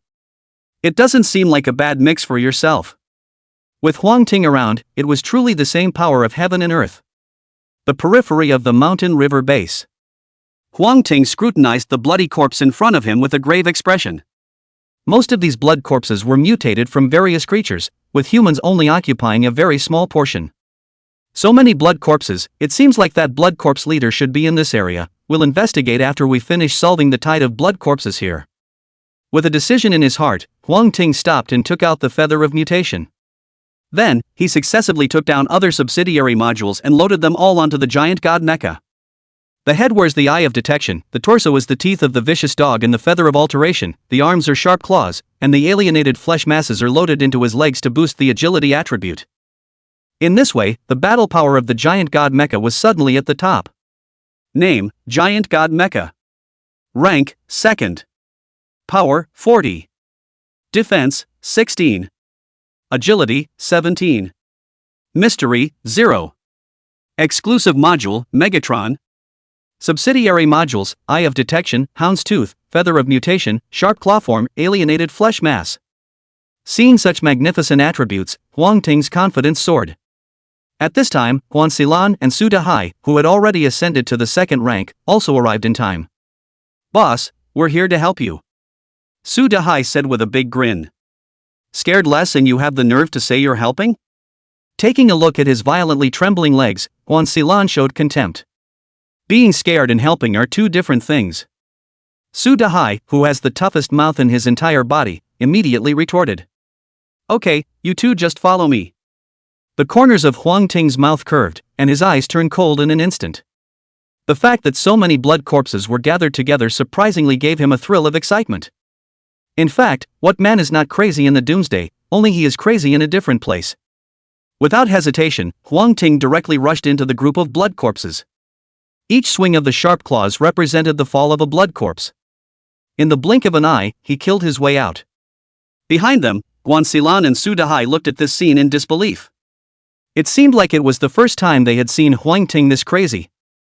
The killing continues. Super strength coupled with not-so-weak agility made Huang Ting seem like he was transformed into a mobile heavenly disaster. Wherever he passed, all the blood corpses were torn apart by his midst, without exception. This scene caused Chu Jiazhen to look completely dumbfounded. Only after reacting did he realize why Huang Ting didn't agree to his invitation. All the beasts walk alone, but only the cattle and sheep are in herds. Huang Ting is not only a beast, but the king of beasts. How could such a person ever stoop to the level of a human being? The mech with close to third-order attributes crushing a bunch of blood corpses would have been effortless, and coupled with Huang Ting's superb combat skills, he soon killed the blood corpses and sent them fleeing in all directions. Chu Jiazhen was also incredibly bold, finding the right opportunity to immediately have his men launch a counterattack. His own mammoth mecha was like a bulldozer in disguise, rushing the blood corpses in all directions. Shu Huo wasn't bad either, his sharp claws taking away a portion of the blood corpse's body every time he slashed through it. In the end, the massive tide of blood corpses was wiped out, leaving only scattered blood corpses still dying around. So many strengthening materials, boss, we're rich this time. After simply cleaning up the battlefield, Su Dahai ran his ass to Huang Ting's side to claim credit. He didn't leave any of those strengthening materials behind and stuffed them into the guild warehouse. Seeing the piles of low-grade materials, Huang Ting also nodded in satisfaction. Normally it wasn't easy to gather so many blood corpses. With these materials, one's energy points would immediately be filled up again. The blood corpse tide crisis was resolved, and Chu Jiazhen breathed a sigh of relief and invited Huang Ting to enter the mountain river base for a visit. The eyeballs of the major powers who witnessed the whole scene have reported it. If they hadn't seen it with their own eyes, they wouldn't have believed that someone would be able to take care of so many blood corpses single-handedly. Although there were other people assisting throughout the process, anyone with a discerning eye could see that the only one who was truly powerful was that black and gold mech. Higher Education Alliance.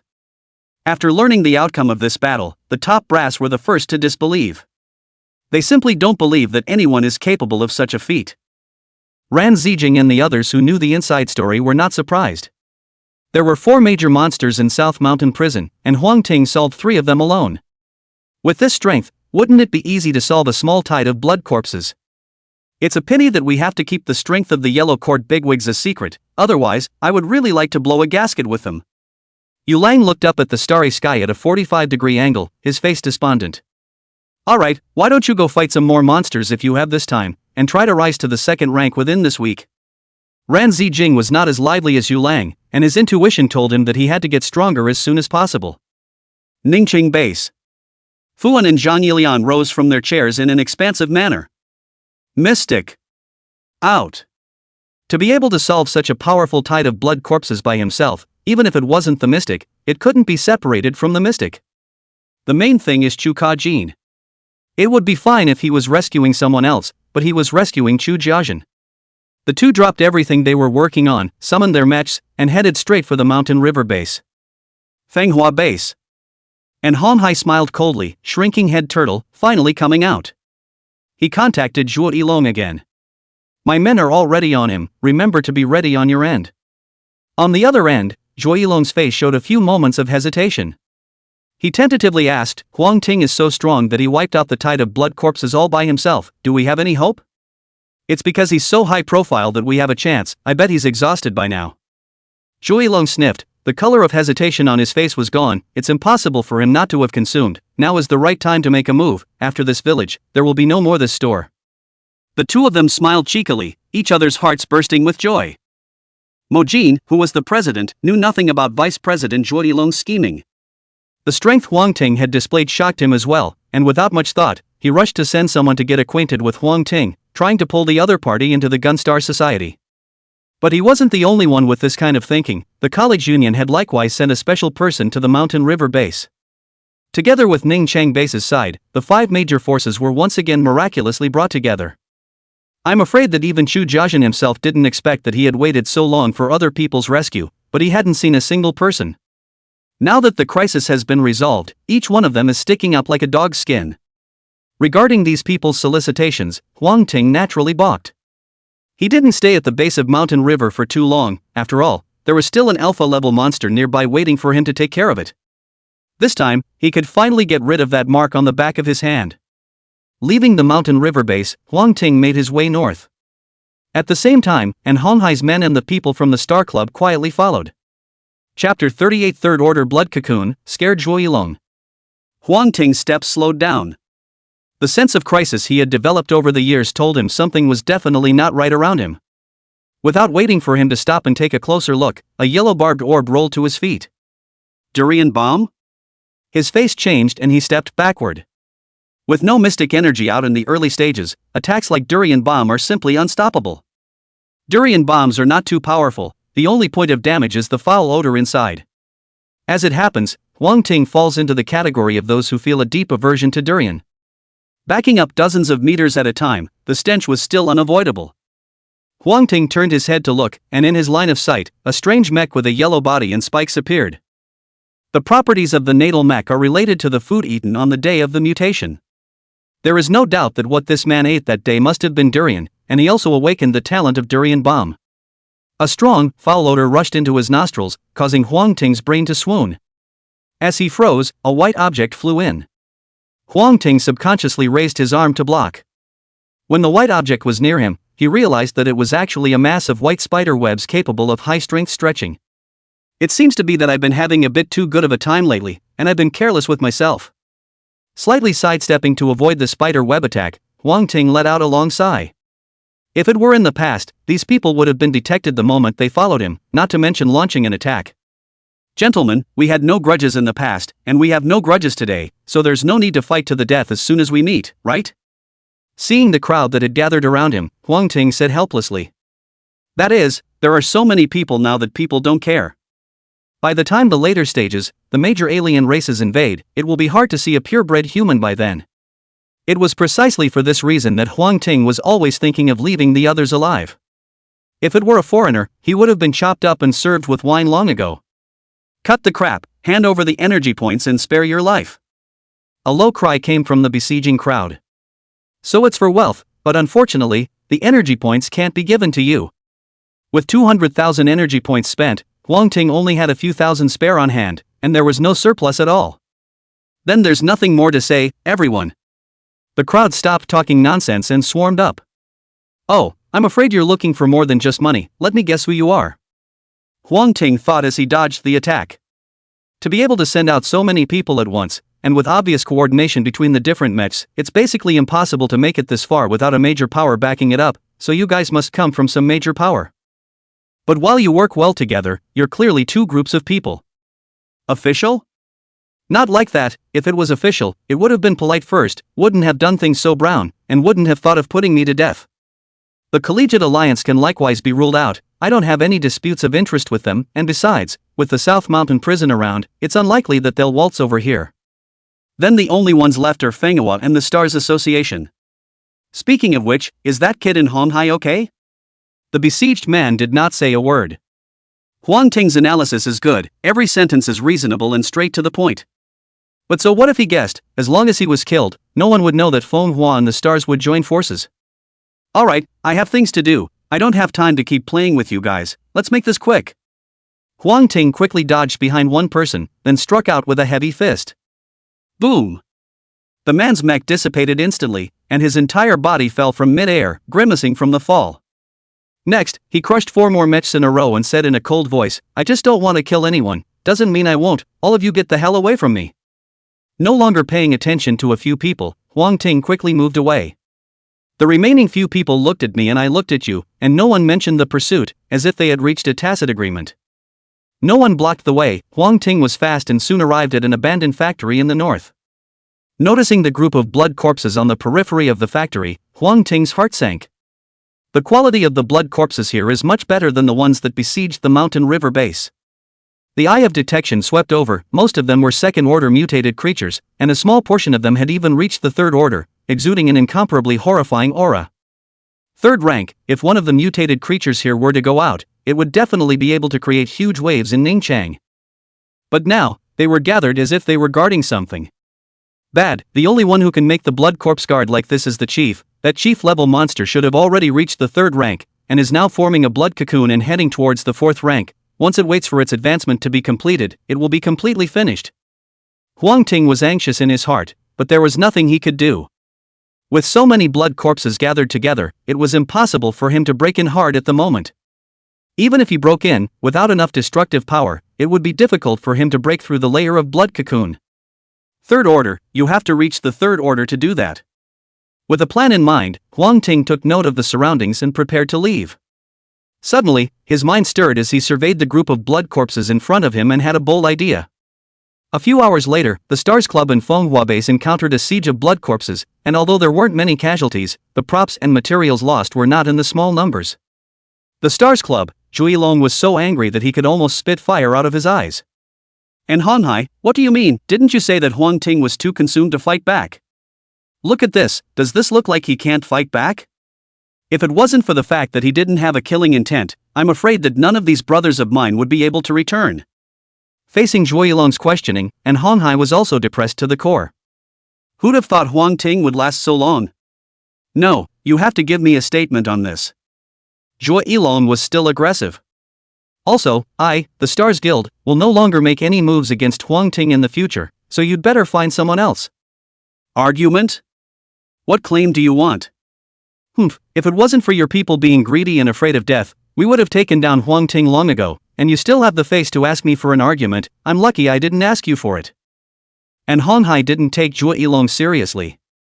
A salted fish seller, if it weren't for the end of days, such a person wouldn't even be qualified to talk to himself. The two of them completely fell out and never mentioned the matter of joining forces against Huang Ting again. Meanwhile, the eastern part of Ning City.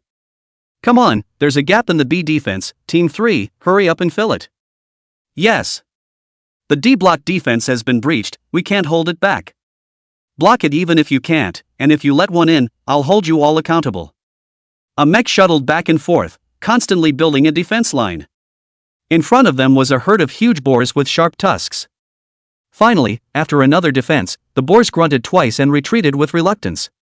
Mom, this group of wild boars is finally gone. If they attack for a little while longer, we really won't be able to hold out. Alas, who says otherwise? Being tricked like a monkey by a group of wild boars day after day, I don't even have time to rest. Quit your whining, it's been confirmed up there that they're going to take on this group of boars, and they're probably working on a battle plan right now. That's great, I've long looked at this group of wild boars with disdain. I don't know if you've noticed, but this group of wild boars has become more and more difficult to deal with. That's why, the top is trying to solve this group of boars ahead of time. If we wait for them to evolve a few more times, it'll be too late. Several soldiers withdrew their mechs and lay on the ground discussing in whispers. Chapter 39 Mutated Boar, Fuan asking for help. The battle plan was made very quickly indeed. After all, they weren't dealing with people, but a bunch of brainless boars. However, the regular army had to carefully formulate a battle plan in order to deal with a group of wild boars, which was really embarrassing to talk about. Even if that herd of boars was mutated. The plan was very simple. The wild boar herd lived in the mountains to the east on weekdays, and they all traveled in packs. They were going to send their faster soldiers forward to scout first. Once the location of the boar herd is determined, the rest of the group will set out to round it up again. Nice idea, but unfortunately plans don't add up. The preliminary reconnaissance work was not bad, and the Ningcheng base side quickly grasped the details of that wild boar herd, and also touched the other side's lair. It's logical that things are pretty much over at this point. Who knew that the wild boar herd's habitat was connected to an underground passage? When the siege was launched, all the boars ran into the underground passage and disappeared into thin air. In order to wipe out this group of wild boars completely, the captain in charge directly ordered a chase. When they first entered the passage, everything went well, and they strangled 4 boars straight away. The 4 boars were small, so they should have been the smaller ones in the herd.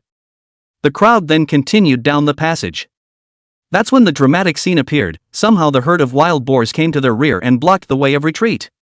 The soldiers who had wanted to get rid of them all in one fell swoop were suddenly caught in a jar and were in an extremely dangerous situation.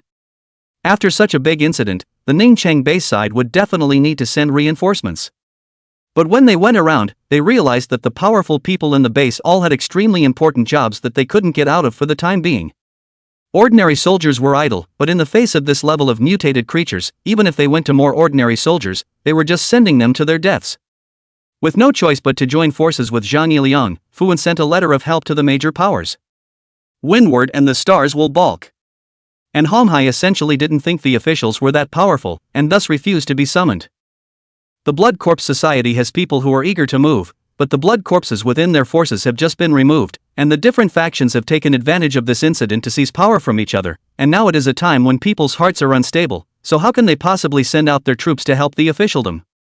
Chu Jiazhen likewise did not agree. Earlier, when he had encountered a siege of blood corpses, the Ningcheng base side had not sent troops to help him. Now that they're in trouble, it's ridiculous to expect them to come to the rescue. The same reasoning applies to the Collegiate Alliance. It was hard for his side to gather enough people to support the Mountain River base, but he didn't expect that the officials froze and stuck themselves, preventing them from taking action. This sulk they had been forcing, and now they could finally release it with impunity. After circling around, Fu Wen sat down and waxed. He also didn't expect the team to be blocked into the underground passage, and he didn't expect the other forces to be willing to help at all. But removing the other forces, where was he going to find the power that could save that squad? Suddenly, a figure flashed through his mind. Perhaps he was the only one who could afford to step in and help himself. Thinking for a moment, Fu Wen revealed a bitter smile. 2 hours later, Mountain River Base. Inspector Fu Wen, you are a rare guest. Chu Jiazhen strides forward and takes Fu Wen's hands in his, a professional fake smile on his face. He could probably guess Fu Wen's purpose for coming here, and now that the offense and defense were swapped, he didn't think that the Hand of Ning City would actually have a day when he begged for his head. This could make him happy in his heart, and even his smile became a little more sincere. Fu Wen let out a bitter smile and immediately made his intentions known. Every minute of delay now puts the team in the underpass at more risk. Oh, that's Senior. Please wait a moment for Inspector Fu Wen, I'll go and try to make contact. Chu Jiazhen intentionally used the word Senior to confuse Fu Wen, and then came to a secluded place to start contacting Huang Ting. No wonder he was a successful businessman, he managed to divert Fu Wen's perception with just 2 words. Senior?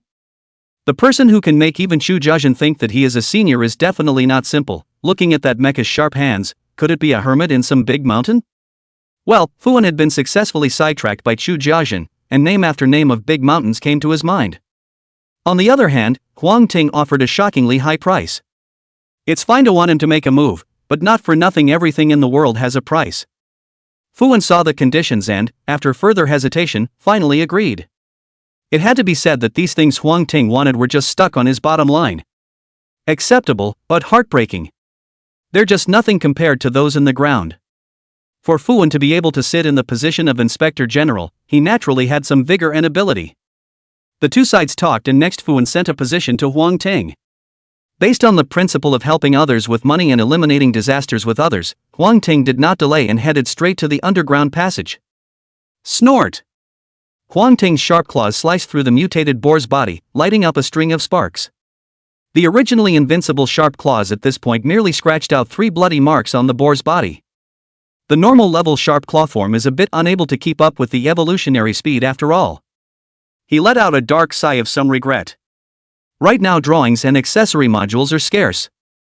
Don't see that he was on the verge of putting together a complete set, that was because his opponents were at least elite level. If he were an ordinary person, I'm afraid that he could be happy for a long time if he got an ordinary level of subsidiary modules. This is easy to see with the white bone bombs that are selling like hotcakes. Such a common prop, and still a lot of people love it. The only difference was that the white bone bomb, which Huang Ting had sold for a high price of 300 at the beginning, was now only 70 energy points, and at most, it could only earn a crafting fee. The second round of mutations will open soon, and by then the various drawings and accessory modules won't be in such short supply. Seeing the opportunity, Huang Ting's sharp claws plunged into the mutated boar's eye sockets with precision and viciousness. Moon, moon, moon. The boar squealed in pain. Huang Ting's expression remained unchanged as he forcefully turned his wrist a few times. Blood mixed with white liquid gushed out, and the mutated boar instantly fell to the ground without breath. Behind them, a group of soldiers from Ningcheng base looked at this scene in shock, with both fear and admiration in their eyes. Love and hate, this is perhaps the truest portrayal of the weak for the strong. Follow me. A dull sound rang out, and the crowd returned to their senses, following closely behind Huang Ting. After another 10 minutes or so of walking, a glimmer of light finally appeared in front of us. Everyone couldn't help but feel relieved. Being able to see the light meant they weren't far from the ground. The rest of the journey was uneventful, and everyone managed to drill their way out of the underground passage. This is... Suddenly, someone exclaimed, realizing that there were dead bodies all over the ground in front of them. All those dead bodies were still wearing the same uniform as themselves. The receivers are dead? Huang Ting was secretly on guard and reminded, all be careful. Vin vin vin.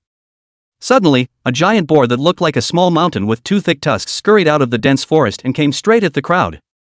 Chapter 40 Wild Boars will, Honorable Ranks. As expected, with such a large scale of the mutant boar herd, there must be an alpha-level monster leading behind it. Unsurprisingly, the mutated boar in front of him was the king of them all. Opening the eye of detection, specific information was revealed. Name, Mutant Boar King. Rank, Chieftain 2. Degree of danger, high. The boar that was like a small mountain rushed up with an astonishing power. Even without getting close, the crowd could feel a tremor in the earth under their feet through their mechs. You guys go ahead, I'll hold it off. Huang Ting said in a deep voice. He certainly wasn't being kind, but he was afraid that the crowd would stay here and become a liability.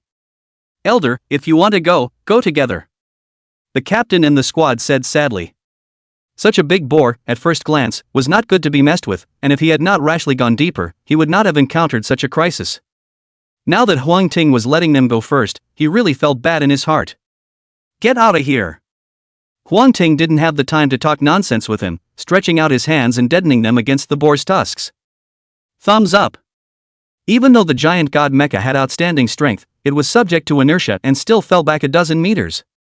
The legs were deeply sunk into the dirt, making a clear imprint. Seeing this, the captain immediately greeted the others and retreated. Although on the surface, Huang Ting didn't have the advantage, his years of fighting experience told him that Huang Ting would definitely win this fight. Since he couldn't die, there was no need for him to continue to stay, it was better to hurry and leave to avoid Huang Ting's distraction. Seeing the squad leave, Huang Ting also breathed a sigh of relief.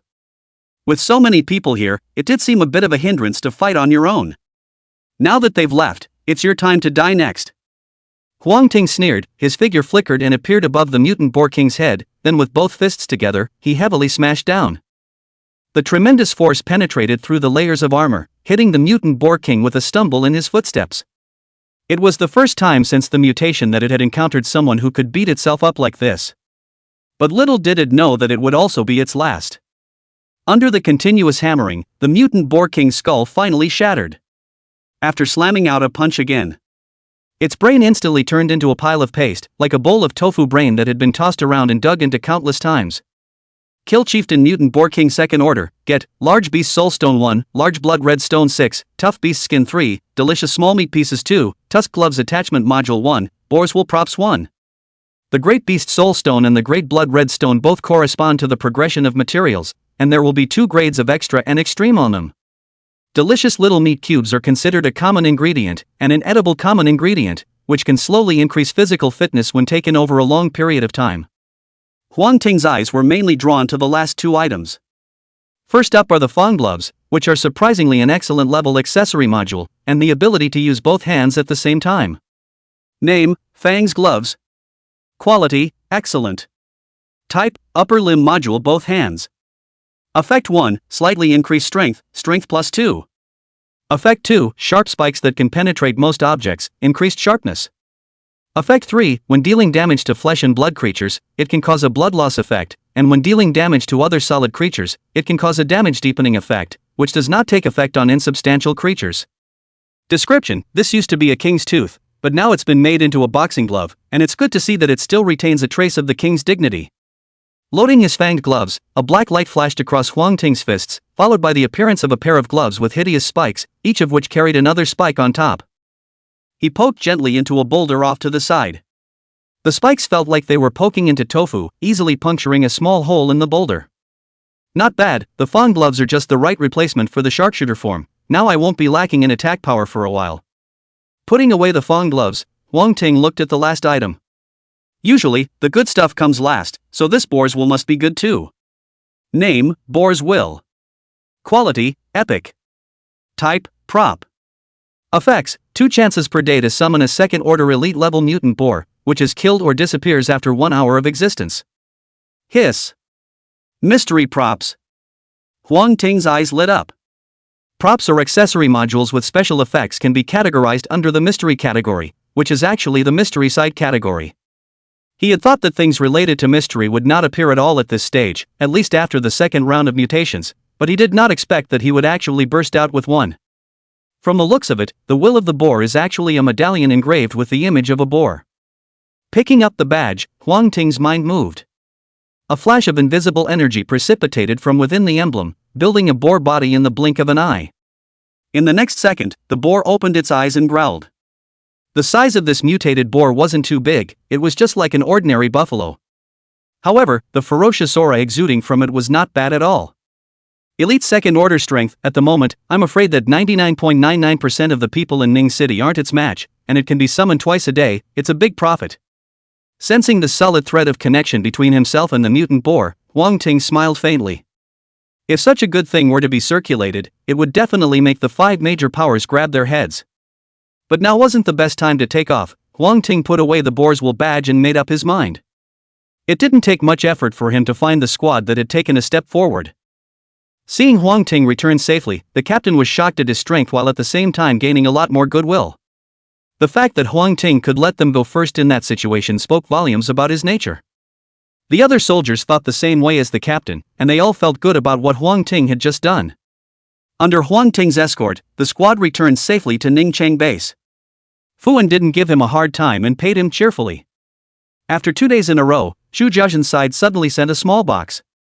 There was only one thing in the box, and that was a medal of honor representing the rank of colonel. Blue Star's rank system was similar to that of the previous world, roughly divided into 4 tiers: soldier, lieutenant, colonel, and general. Among the school officers are majors, lieutenant colonels, and colonels. It's easy to see the value of this medal. Regarding Fuan's gesture of goodwill, Huang Ting was not polite and directly accepted it. Rescuing a small team obviously didn't deserve such a great merit. What Fuan wanted, I'm afraid, was still news related to the end times coming. On the other side, and Hanhai, who had suffered blows one after another, finally realized that he was not strong enough to defeat Huang Ting head-on. Under the calming thought, he took out some good things, plus the operation of his family relations, and was very lucky to pass the Ningcheng base examination and become a lieutenant. Because of the special situation now, he belonged to a special establishment, not to mention a low position, but he could directly listen to the orders of Fuan and Zhang Yiliang. Huang Ting, Huang Ting, this time when I have this status, let's see if you still dare to make a move against me. Changing into a black uniform, and Hanhai borrowed the official power and quickly locked the exact location where Huang Ting was. Chapter 41, New Usage of Mustard Space, Officers' Controversy. Abandoned Building. Huang Ting had just finished upgrading his mustard seed mech. Name: Giant God Mecha. Rank: 2nd. Exclusive module: Mustard Seed Space. Mustard Seed Space, a piece of alien space 200 meters long, 200 meters wide and 700 meters high, which can hold living things, and the range of the alien space can be expanded by completing the upgrade of the mech. The interior space of the upgraded mech was much larger again, except that it was still bare and lacking in life. He didn't have the energy to fiddle with the space here right now, and for the time being, he could only use it as a simple internal refuge. Suddenly, a message popped up in front of Huang Ting's eyes. Mustard Seed Mecha upgraded to 2nd stage, internal space can be shielded from the effects of catastrophe. Note: non-living matter only. Shielded from the effects of the plague? He was a little confused at first, but soon realized what the words meant. Getting up and coming downstairs to the 10 generators, Wang Ting's eyes were excited. When the cataclysm opened, Blue Star technology was instantly destroyed. The 10 generators were not immune to this, as the nature of some of the materials changed, rendering the machines inoperable. He had thought that these 10 generators were going to be kept here to eat dust, but he hadn't expected that the upgraded mustard seed mecha would actually be so powerful that it would be able to directly shield the effects of the calamity. He flashed his Mega God mech, picked up a generator with both hands, and slowly walked inside the black hole-like door. The space behind the door was dead silent, but with a hint of relaxation and peace. Putting the generator in place, Wang Ting pressed the start button with excitement. Buzz off! The machine sprang into action, and the electric lights attached to it came on together. This is the light that used to look the worst. Confirming that the diesel generator worked, Wang Ting moved the remaining 9 units, along with the 2 sewage purifiers, in. In any case, these things represented the development of human technology, and he would never just throw them away if he could use them. Besides, the mustard seed space was huge, and this little thing didn't take up much space at all. All the mechs have risen to the 2nd rank, next it's time to prepare for the 3rd rank. After all, that blood cocoon still needs to be disposed of. For now, there were 2 paths in front of Wang Ting. One was to look for another kind of bug, draw on the genes and change it into a new mech. Giant God, Heavenly Royal, Thunder Flash, Mustard Seed, and with the last mech, he would be able to put together 5 mechs and complete the mech form fusion. It was just that the Bug Master talent didn't explicitly tell him what would happen after the fusion of the mecha forms, so he had to give up in order to deal with the upcoming 2nd round of mutations. If you can't get the new mechs, you have to upgrade the old ones. Is it possible to upgrade the Mega God Mecha to the 3rd level? Materials required for ascending to the 3rd level: Great Beast Soul Stone 100, Great Blood Red Stone 100, Great Scarlet Bone 100, Tough Beast Skin 100, Strange Tree Root 100. There's a long list of material in the forest. Some of these materials were easy to obtain, such as the Great Beast Soulstone and the monstrous tree roots, but there were also some materials that were not easy to obtain, and encountering them could only depend on luck. The requirements are different from one mech to the next, even though it's the 3rd step up. If Wang Ting hadn't scooped up the first bucket of gold with the white bone bomb, I'm afraid that he would have only been able to collect the materials for the first mecha to ascend to the next level in this moment. Boss, there's a group of people coming outside, saying they're old friends of Manhwa. Do you want to meet them? Su Dehai walked in from outside, his eyes fluttering and full of gossip. Manhwa? It can't be that Manhwa guy, right? What's he doing as a demon again? Wang Ting was a bit speechless. He didn't go looking for his business, but he was good, coming to look for his trouble twice in 3 days. If it wasn't for the mech core in his body, how could he himself have let him live until now? Walking out of the abandoned building, what met his eyes was indeed Manhwa's beaten face. TSK, this Thai place of yours isn't much better. Otherwise, hang out with me and I'll give you a nice apartment. And Manhwa didn't look Wang Ting squarely in the eye, but first surveyed the abandoned building and mocked.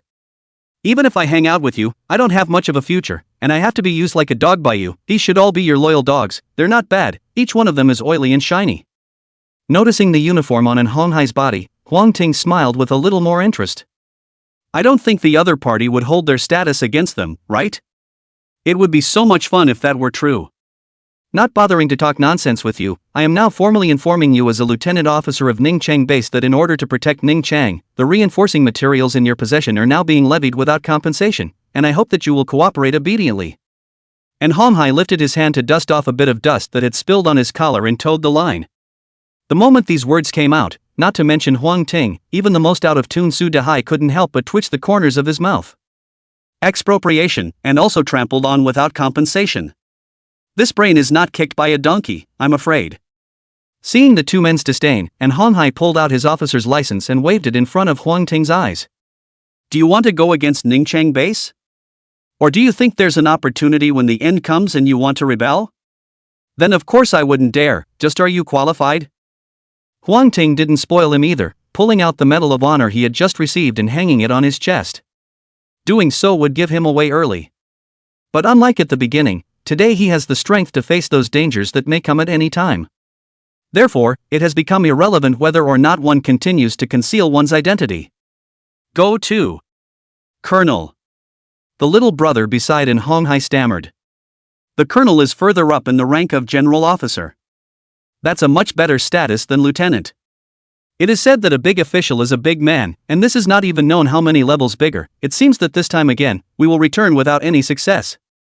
How is that possible? How could you possibly have the colonel's medal? And Honghai lost his voice. He assumed that Huang Ting was an ordinary person and then flashed his lieutenant's license. I didn't expect Huang Ting to backhandedly light up the school officer's medal, directly snapping his face. The current him was no longer in the mood to recognize the authenticity of the medallion, and only wanted to know how exactly Huang Ting had obtained it. You go ask Fuan. If there's nothing else, then please leave here. Huang Ting gave his expulsion order. Boss, let's just get out of here, the colonel can't afford to mess with us. The little brother pulled in Honghai's arm and muttered in a low voice. You wait, we're not done with this. And Honghai's face reddened and he left without forgetting a stiff upper lip. The little episode passed quickly, and Huang Ting didn't take it to heart. He had more important things he needed to do. The next day, the sun hanging in the sky became blood red once again.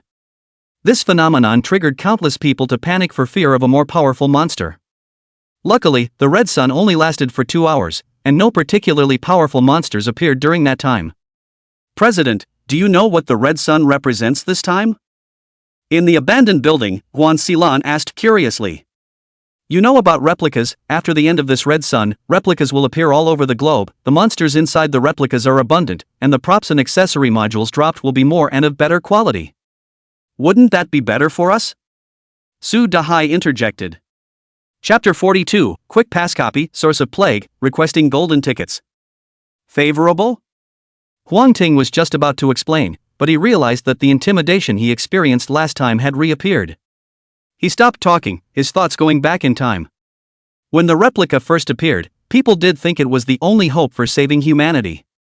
But as time slowly passes, the crowd realizes that the original copy does not exist to save humanity, but is yet another layer of deep despair. It wasn't a copy, it was a small area of the other world. It's like two bubbles stuck together, with the bordering part in the middle being the copy.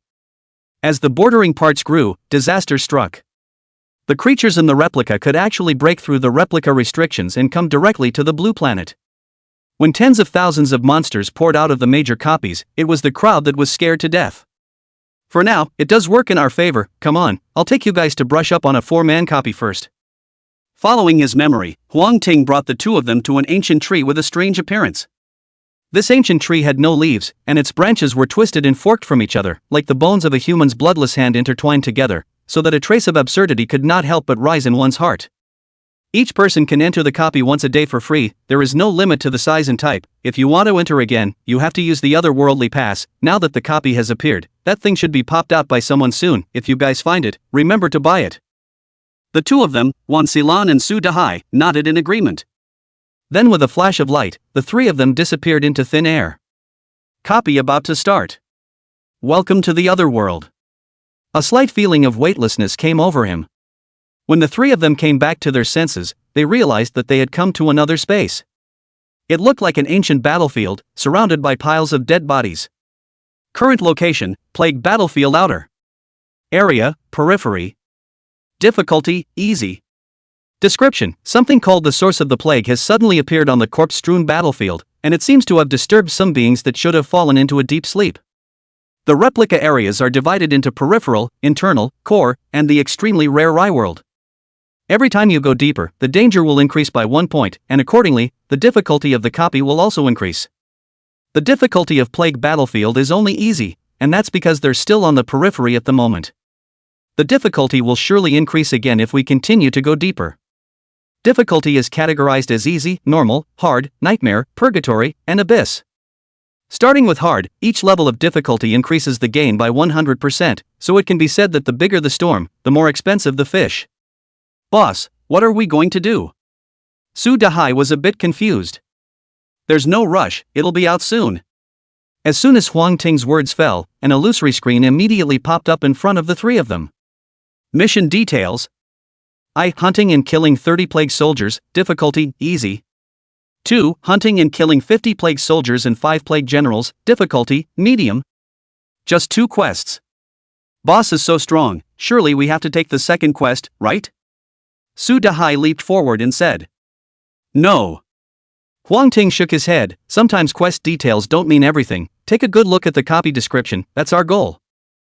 Could it be the source of the plague? Guan Xilan, who had always remained unperturbed, was equally shocked. Good lord, copies can still be played like this?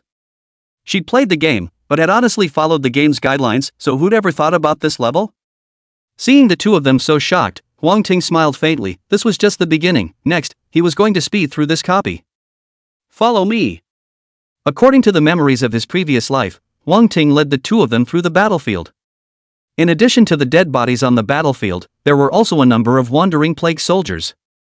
However, they apparently didn't notice the trio's presence and continued to wander around aimlessly.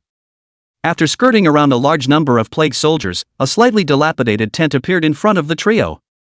In front of the tent were two imposing plague soldiers, which looked like elite monsters.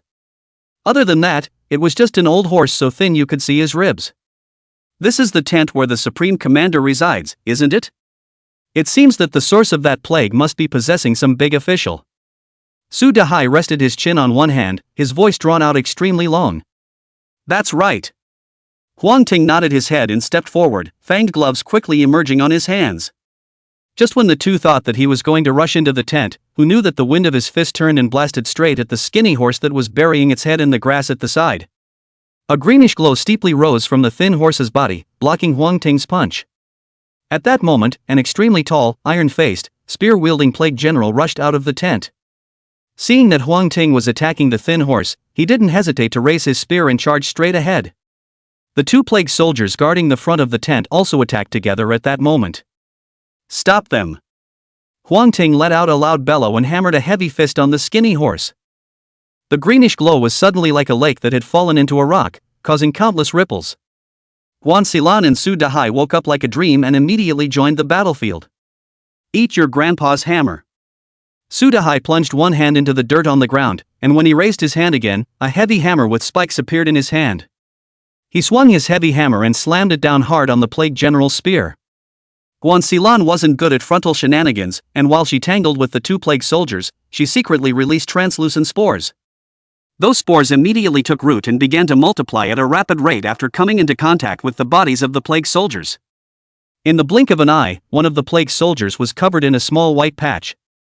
Upon closer inspection, the white color was none other than clusters of unidentified fungi clustered together in a way that was troublesome to look at. Both have completed their mech advancement while increasing their mastery of their talents. It was only that the aura of the two of them had been suppressed by Huang Ting, which kept them from showing off. Otherwise, with their abilities, they would have been honored as guests at any power they went to. The two of them managed to hold back the plague general and the plague soldiers, allowing Huang Ting to focus more on dealing with the source of the plague in front of him. That's right, the source of the plague wasn't attached to the Supreme General, but to a thin, unassuming-looking horse. The reason why you don't take care of the plague generals and plague soldiers first is also because the plague source can travel back and forth through objects that have been infected and resurrected by the plague. It was very timid, and once it realized that a few of its people were overpowered, it immediately shifted. Afraid that it would run away, Huang Ting would only reply to Su Dahai's words at first before striking out without hesitation. The source of the plague has to take some time even if it wants to shift, and this window period is its greatest weakness. Huang Ting's heart was certain, and his powerful attacks kept pouring out like a raging storm. Finally, the green glow on the source of the plague dissipated. The thin horse neighs and falls to the ground, transforming into a green bead. Kill the source of plague, get a fixed drop, Plague Pearl. Chapter 43, Selling Raiders, Yoshi, Request for Golden Tickets. Name, Plague Pearl. Quality, excellent. Type, material.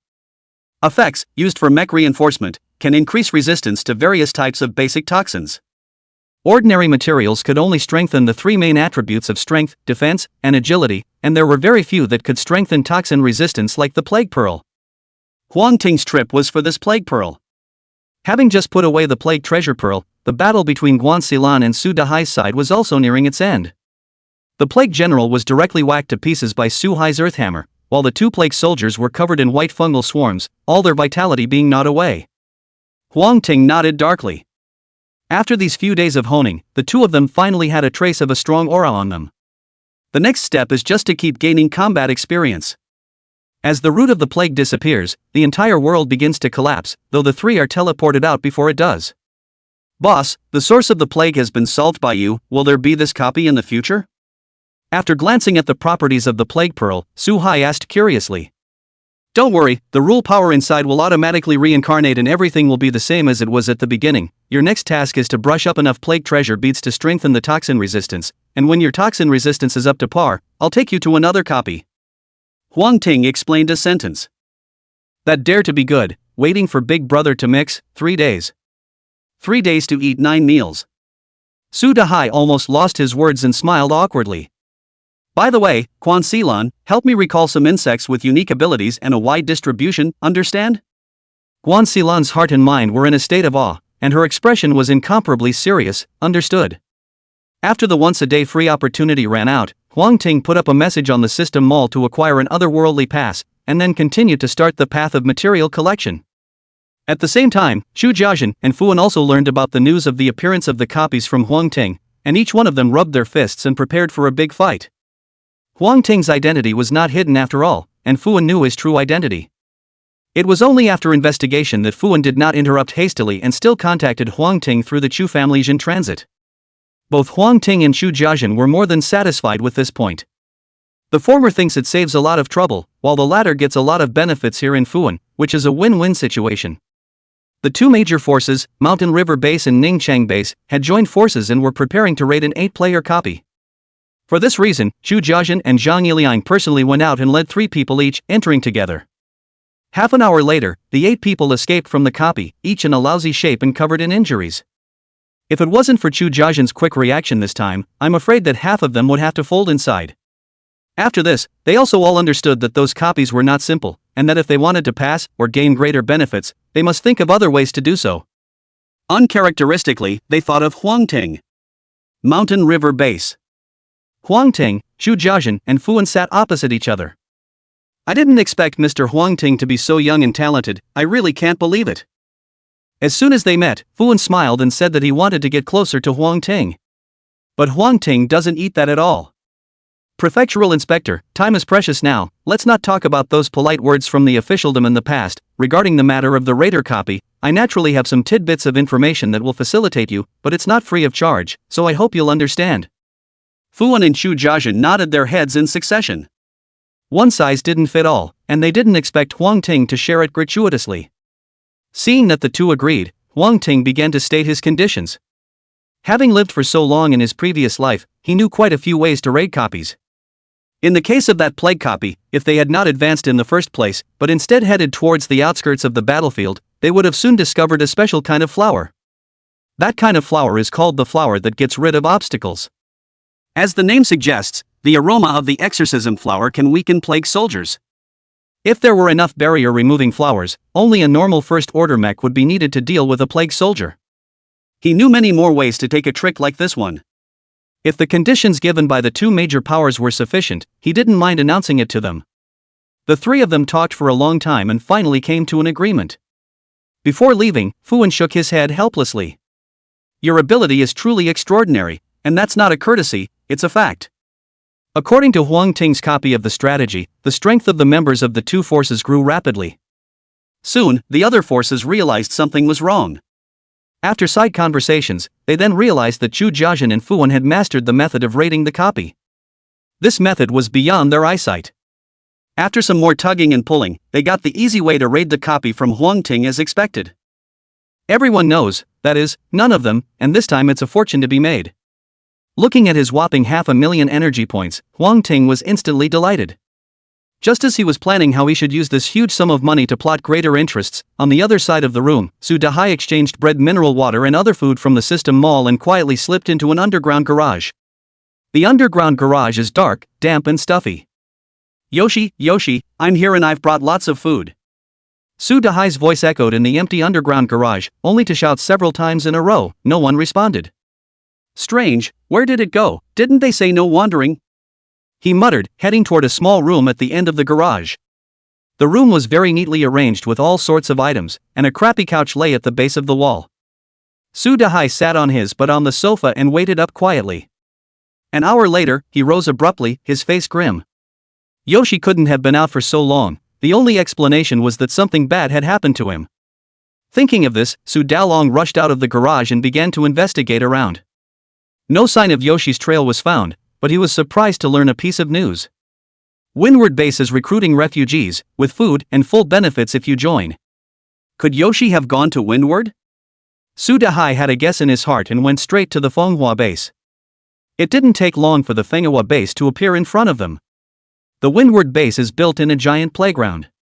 The amusement park happened to be closed on the day of the disaster, or else another gathering of mutated creatures would surely have formed here. Walking down the road, Su Hai suddenly noticed something familiar. This is Yoshi's hat, and it looks like he just went to Windward. Su Dahai accelerated his speed and arrived in front of the Manhwa base to indicate his intentions.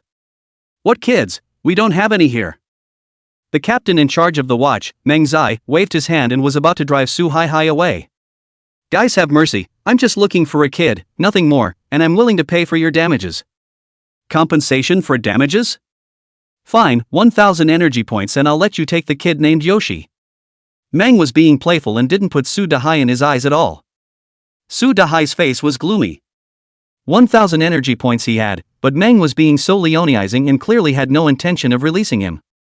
With a last glimmer of hope, he nodded. Okay, 1,000 energy points I'll give. He immediately gave Meng 1,000 energy points over to turn warm. With the energy points in hand, Meng Zai nonetheless didn't let go, and the flirtatious expression on his face became clearer and clearer. There really is such a cutie. Ah, get out of here, or you'll go in there as a laborer for me. That's what you guys are forcing me to do. Su Hai stopped talking nonsense and the mecha came out in response. He had to bring Yoshi back today.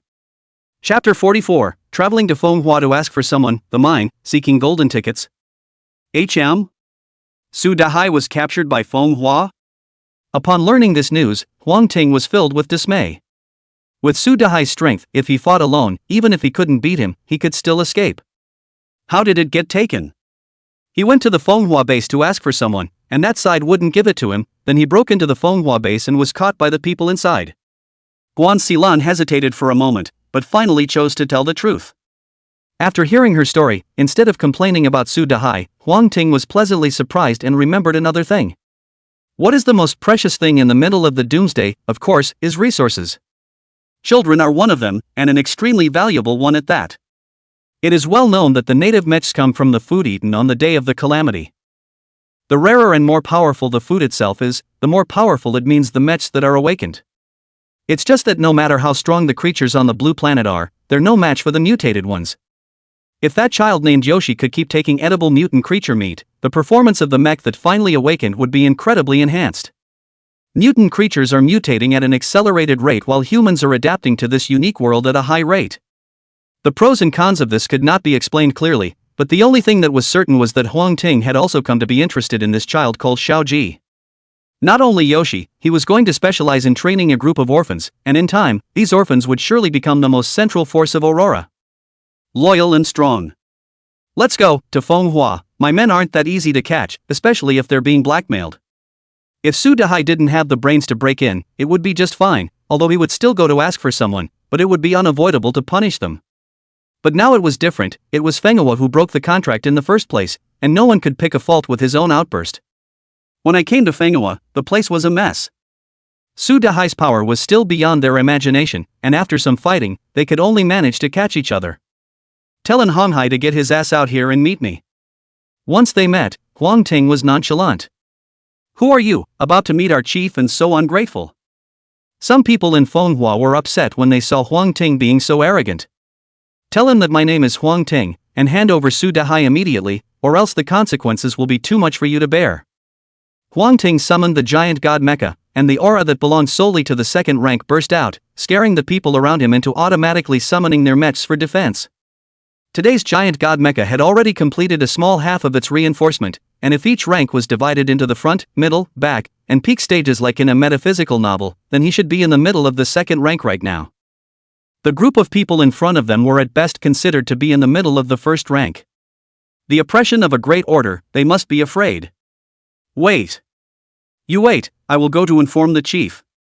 The man who had spoken earlier was so frightened that he pulled out his legs and ran. Just as Huang Ting was heading to Manhwa's base, Chu Jiajin and Fuan on the other side also got the news and each led a group of people to move to Manhwa. On the one hand, Huang Ting is everyone's future hope, there must not be any loss, and on the other hand, he is afraid of making too much of a fuss, and in Hong Hai will not be able to end it in the end. After all, Huang Ting's strength wasn't simple, even second-order alpha-level monsters had died in his hands. If such a person started a fire, it would be easy to destroy a small Fenghua. It's a good thing in Hong Hai is a little smarter than they thought. After seeing Huang Ting, and Hong Hai didn't shout and fight at the first opportunity. "Huang Ting, what are you doing here in our Fenghua?" And Hong Hai froze a bit, not understanding Huang Ting's purpose for coming here. "Is it hard to joke and insult yourself in front of many of your men? Come over here and ask for someone, hand over Su Dahai, and that child called Xiao Ji, hand them over as well." Huang Ting didn't bull him and stated the purpose of his trip. "Hand him over? He injured so many of my brothers and damaged so many of my houses, and you're just going to hand them over when you say so?" And Hong Hai's face showed his displeasure. Actually, he didn't have much to lose, but mainly lost face.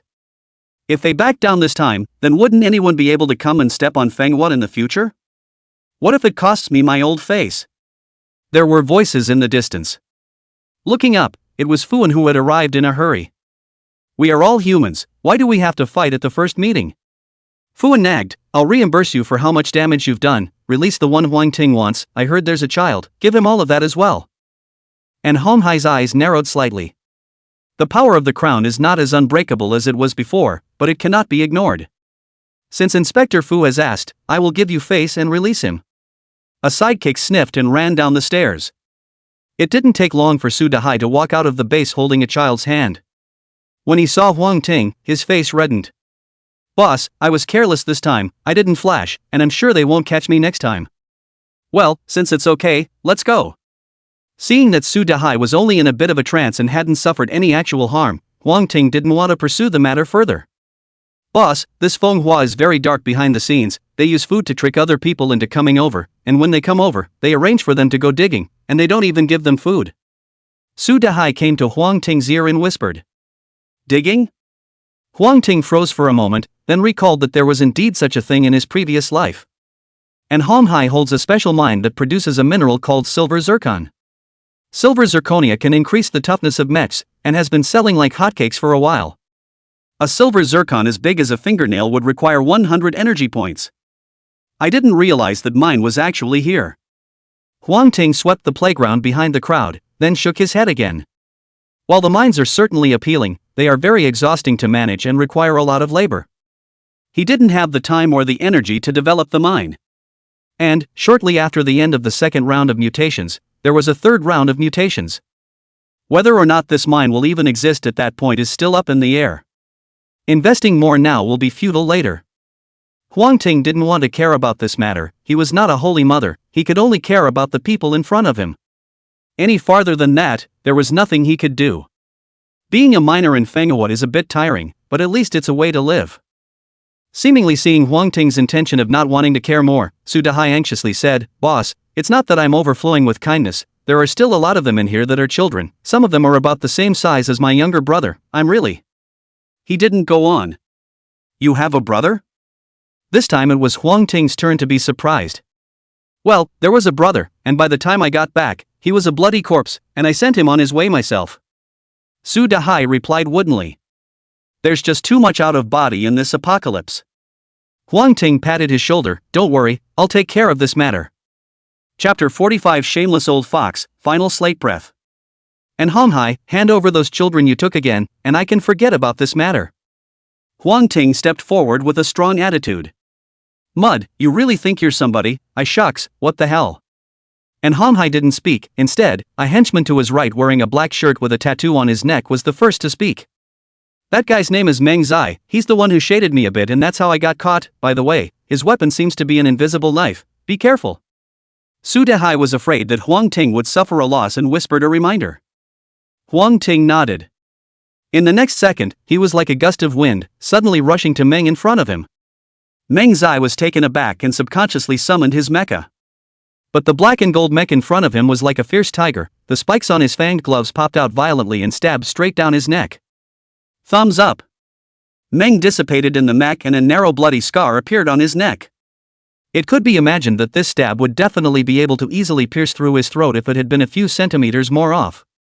Meng gulped as cold sweat swished out and ran quickly down his cheeks, mixing with the blood from his neck and staining the black shirt on his body. There was dead silence all around. Fu Wen was secretly alarmed. He knew that Huang Ting was strong, but had never had a concept of it. It was only now that he could truly feel this kind of power.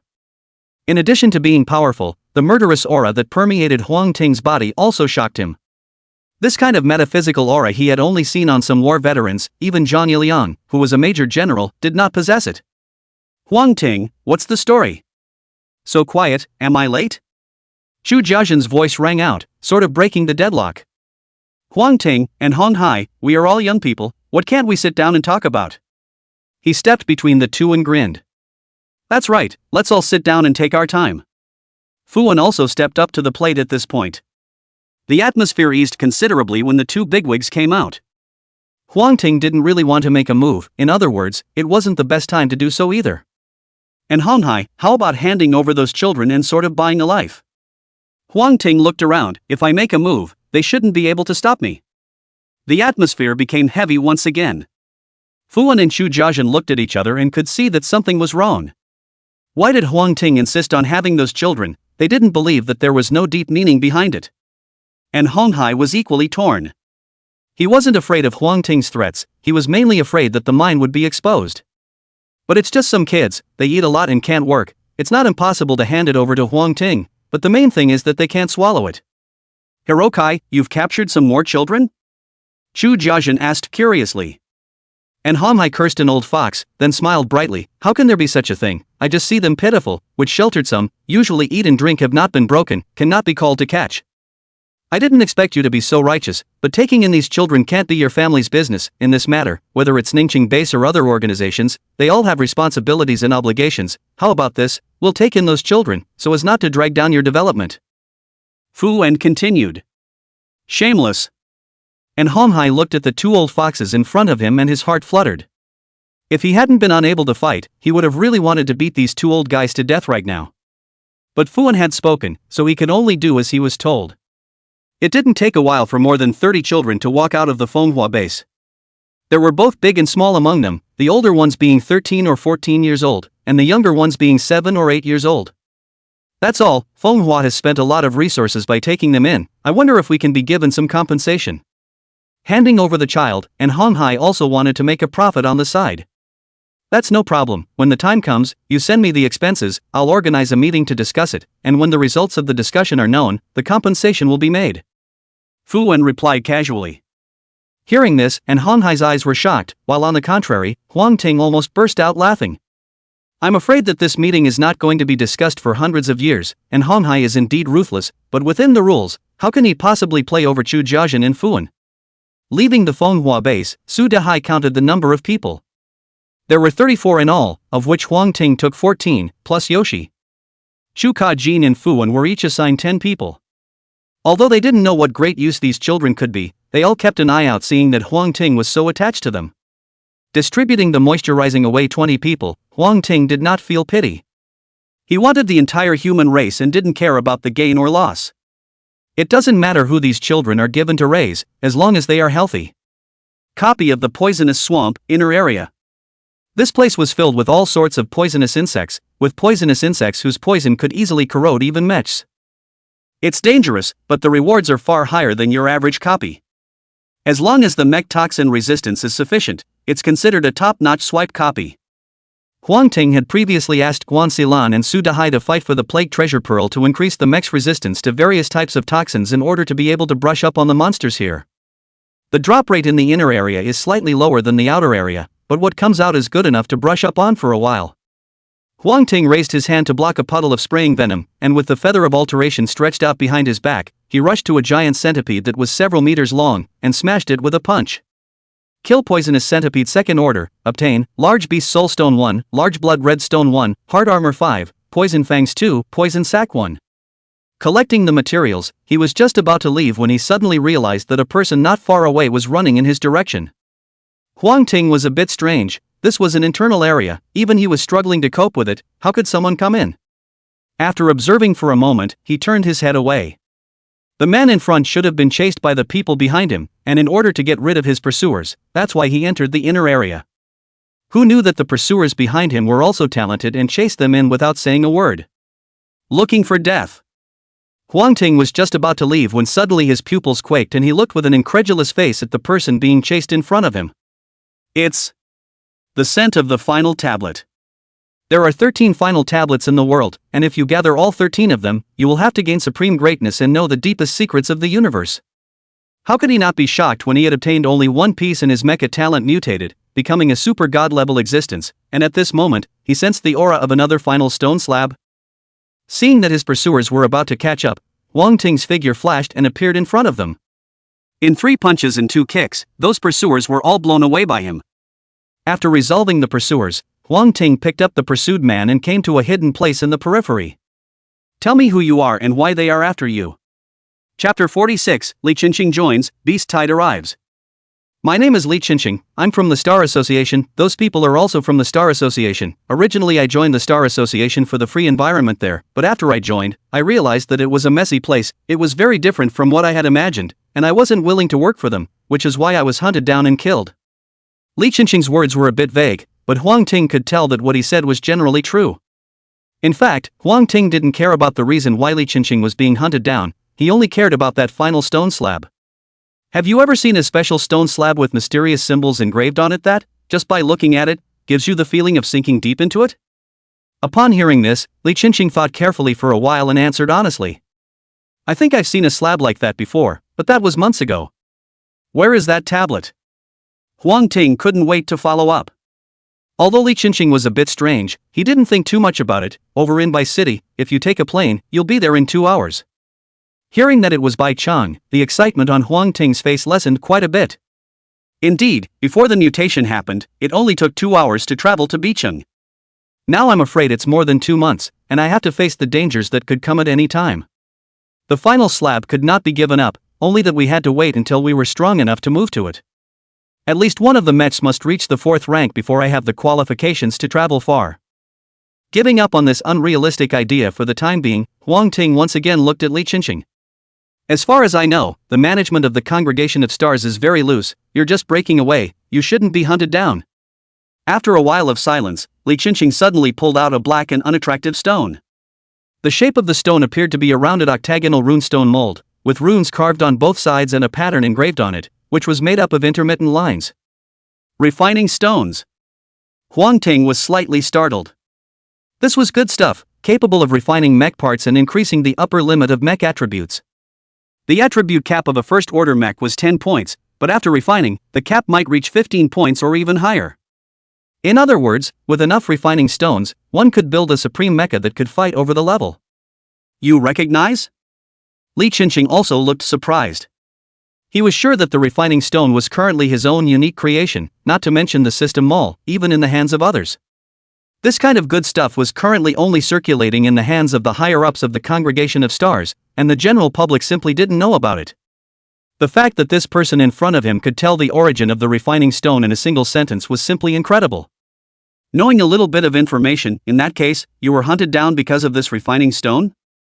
Huang Ting was still a bit puzzled. It shouldn't be, although the refining stone is precious, there's no need to go to such great lengths, right? Li Qinqing revealed a bitter smile. It's true that the value of the refining stone is not worth the trouble they are making, but the person who made it is not necessarily the same. Next, he tells his story. The story isn't really complicated. Li Qinqing awakened the gift of being able to craft refining stones, as well as using them to strengthen mech parts.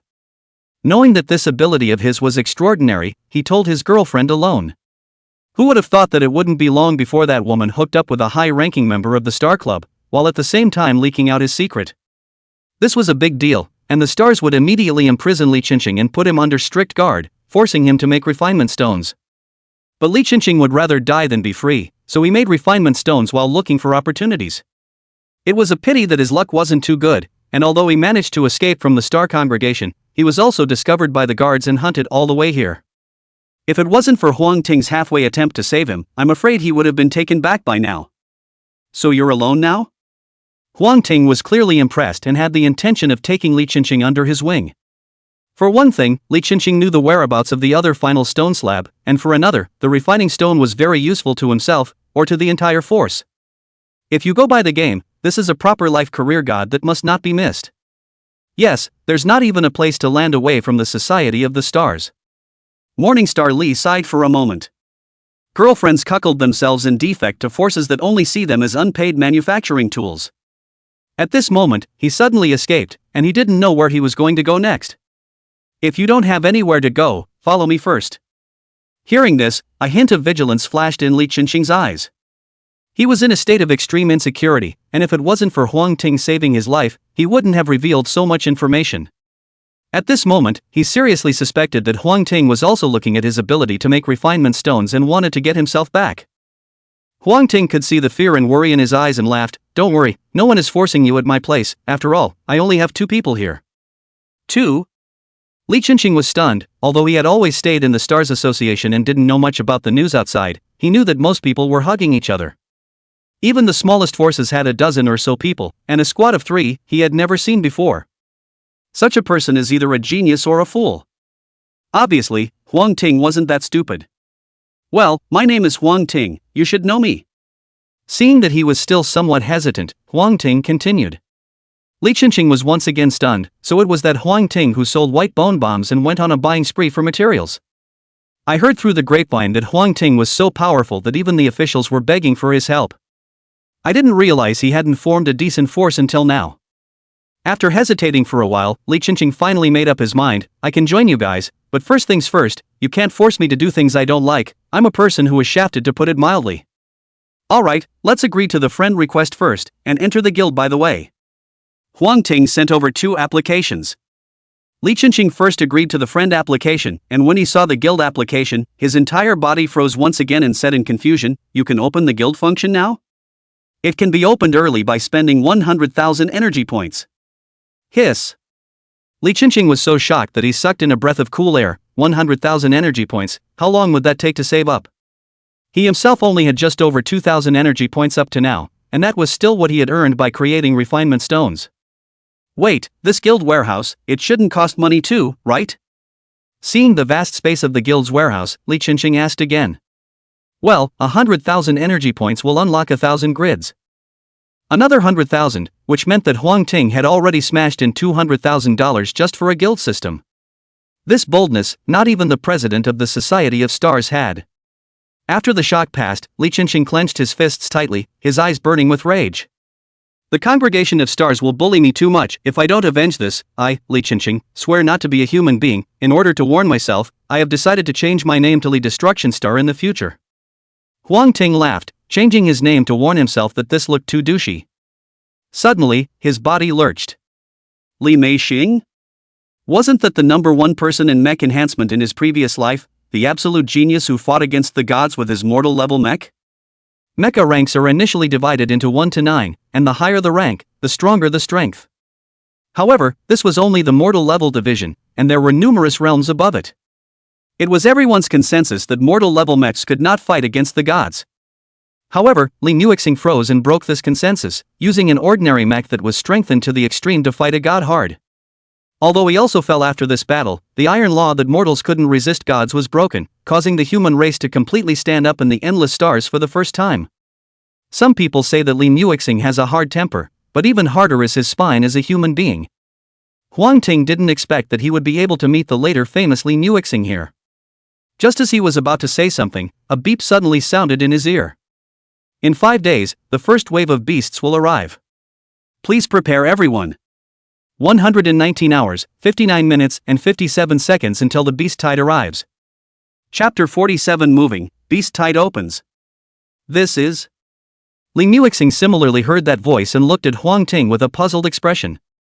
He thought it was Huang Ting's doing. Check out the regional chat. Without much explanation, Huang Ting directly contacted Shangguan Xilan. If nothing else, the location of the beast tide invasion should have already been determined. "Chairman, 3 kilometers away from the abandoned building, a pitch-black passageway appeared and nothing could affect its existence. That should be the beast gate you mentioned, right?" The beast gate, as the name suggests, whenever a beast tide opens, there will be endless mutated creatures pouring out from it. Only then could damage be done to the beast sect. Other than that, even the Ninth Order mechs couldn't do anything with them. That close? Huang Ting secretly said something bad and brought Li Muixing to quickly rush to the beast gate there. In fact, counting, it was almost the day of the first beast-tide invasion, only that he had been busy brushing copies during this period of time, which made him forget about it. At the beast gate, seeing Huang Ting arrive with another person, Guan Xilan and Su Dahai were curious but didn't ask more questions. "Boss, is this beast sect very powerful?" Su Dahai scratched the back of his head in disbelief. "The beast gate isn't scary. What's hard to deal with is the mutated creatures that keep coming out of it. That kind of intensity, even the major powers would have to have a headache." Huang Ting glanced at the three and whispered, "Don't ever get lucky, this is the end, for everyone." Li Destroyer Star was okay. He was first hatched by his girlfriend, then treated as a slave, making refined stones all the time, and then escaping from his pursuers. His knowledge of the end of the world was incomparably deep. Instead, it was Guan Xilan and Su Dahai whose hearts were shaken. Indeed, they had been living so leisurely these days that they had almost forgotten that this was the end of the world where danger abounded. When they thought about it, if they hadn't relied on Huang Ting to help them, I'm afraid they would all be dead by now. After knocking the two of them around for a bit, Huang Ting didn't say anything more on the subject. He is not afraid of the weak strength of his men. Even if they are weak again, he has the confidence to raise it up. What he is afraid of is that his men can't carry it, and they don't have enough knowledge about the end of the day, and that's the most frightening thing. Introducing to you guys, he is Li Destroyer Star. From now on he will be a member of Aurora. Huang Ting pointed at Li Niexing. Another newcomer, "Hello, my name is Su Dahai, you can just call me Dahai from now on." Su Dahai clasped Li Niexing's hands tightly with a warm attitude. "Officer Xilan, it's a pleasure to meet you." Guan Xilan also reported his name in a smooth manner. Li Destroyer Star had long seen the names of the two in the guild and quickly familiarized himself with them. After chatting for a while, Guan Xilan suddenly spoke up, "This beast gate is so close to us, isn't it dangerous?" A distance of 3 kilometers was just a matter of a few quick sprints for some of the mechs. Once the beast tide broke out, the abandoned building would definitely be the object of focused attention. It's normal for her to have such misgivings. Huang Ting laughed, "That's why we're moving." The mustard seed mech had been vacant for so long, and now it was finally ready to be put to use. Moving? The three of them glanced at each other, wondering what Huang Ting had planned. Returning to the abandoned building, Huang Ting summoned the mustard seed mecha. "Is this some sort of mech as well?" Su Dahai went up and touched it, unsure. "But the mech looks too weird, doesn't it?" Li Niexing didn't go up to touch it, but just kept circling around the mustard seed mech. "Well, I'll get in there and look around." Huang Ting took the lead and stepped inside the mustard seed mech. Seeing him suddenly disappear into thin air, the three of them were shocked in unison. "Boss!" Su Dahai subconsciously rushed in, his figure similarly disappearing. "It looks a bit like a fictional portal. I wonder what's the world behind it." Guan Xilan muttered to herself while staring intently at Li Niexing. She naturally had no problem with the person Huang Ting had picked, but the heart was in the right place, and it was better to be careful before having enough knowledge of Li Niexing. Li Niexing nodded, then took a step in. Seeing him disappear as well, Guan Xilan waved his hand to beckon Yoshi. "Sister Xilan, what can I do for you?" Xiaoji, named Zhang Xiaoji, just went to high school, a pair of big eyes full of cunning, live a witty ghost. "Keep an eye on the house, and if anything out of the ordinary happens, get in here and find us right away, you hear me?" "Don't worry, I'll keep an eye on the house." Only after receiving Yoshi's assurance did Guan Xilan step into the mustard seed mech. With a flash of light, the figures of Huang Ting's several people suddenly appeared. She was just about to greet them, but after seeing the huge space in front of her, her entire body froze in place. "Ha, I told you she'd be shocked when she came in, too." Su Dahai laughed out loud. Guan Xilan gouged him fiercely, and then something even more unbelievable came into view. She rushed quickly to her feet and reached out to touch the small light bulb on the generator, tears streaming down her face. It's civilization, and that's what most distinguishes humans from other animals. This is a piece of alien space, very safe. This will be our internal base from now on, how about it? Huang Ting was satisfied to see the reaction of the three. Thinking about it, he was also shocked by this place for a long time. "Well, great, it's like heaven here." Su Dahai opened his arms as if he was enjoying the fresh air here. Guan Xilan was crying uncontrollably, but anyone with eyes could see how much she loved this place. Li Niexing was the same. Compared to the environment outside, it was still more comfortable to live here. After announcing the existence of the mustard seed mecha, Huang Ting purchased 15 architectural drawings from the system mall, spending a total of 100,000 energy points. It includes a 2-story single-family house, cafeteria, recreation room, and even got a gym. Even though they were mech-based, the improved physical conditioning was beneficial to the manipulation of the mechs. Getting the drawings, Wan Silan, Su Dahai and Li Nuixing began to frantically fight monsters. Each of them was attentive as they wanted to arrange a 2-story villa for themselves within the mustard seed mech. Huang Ting was likewise not idle and joined in.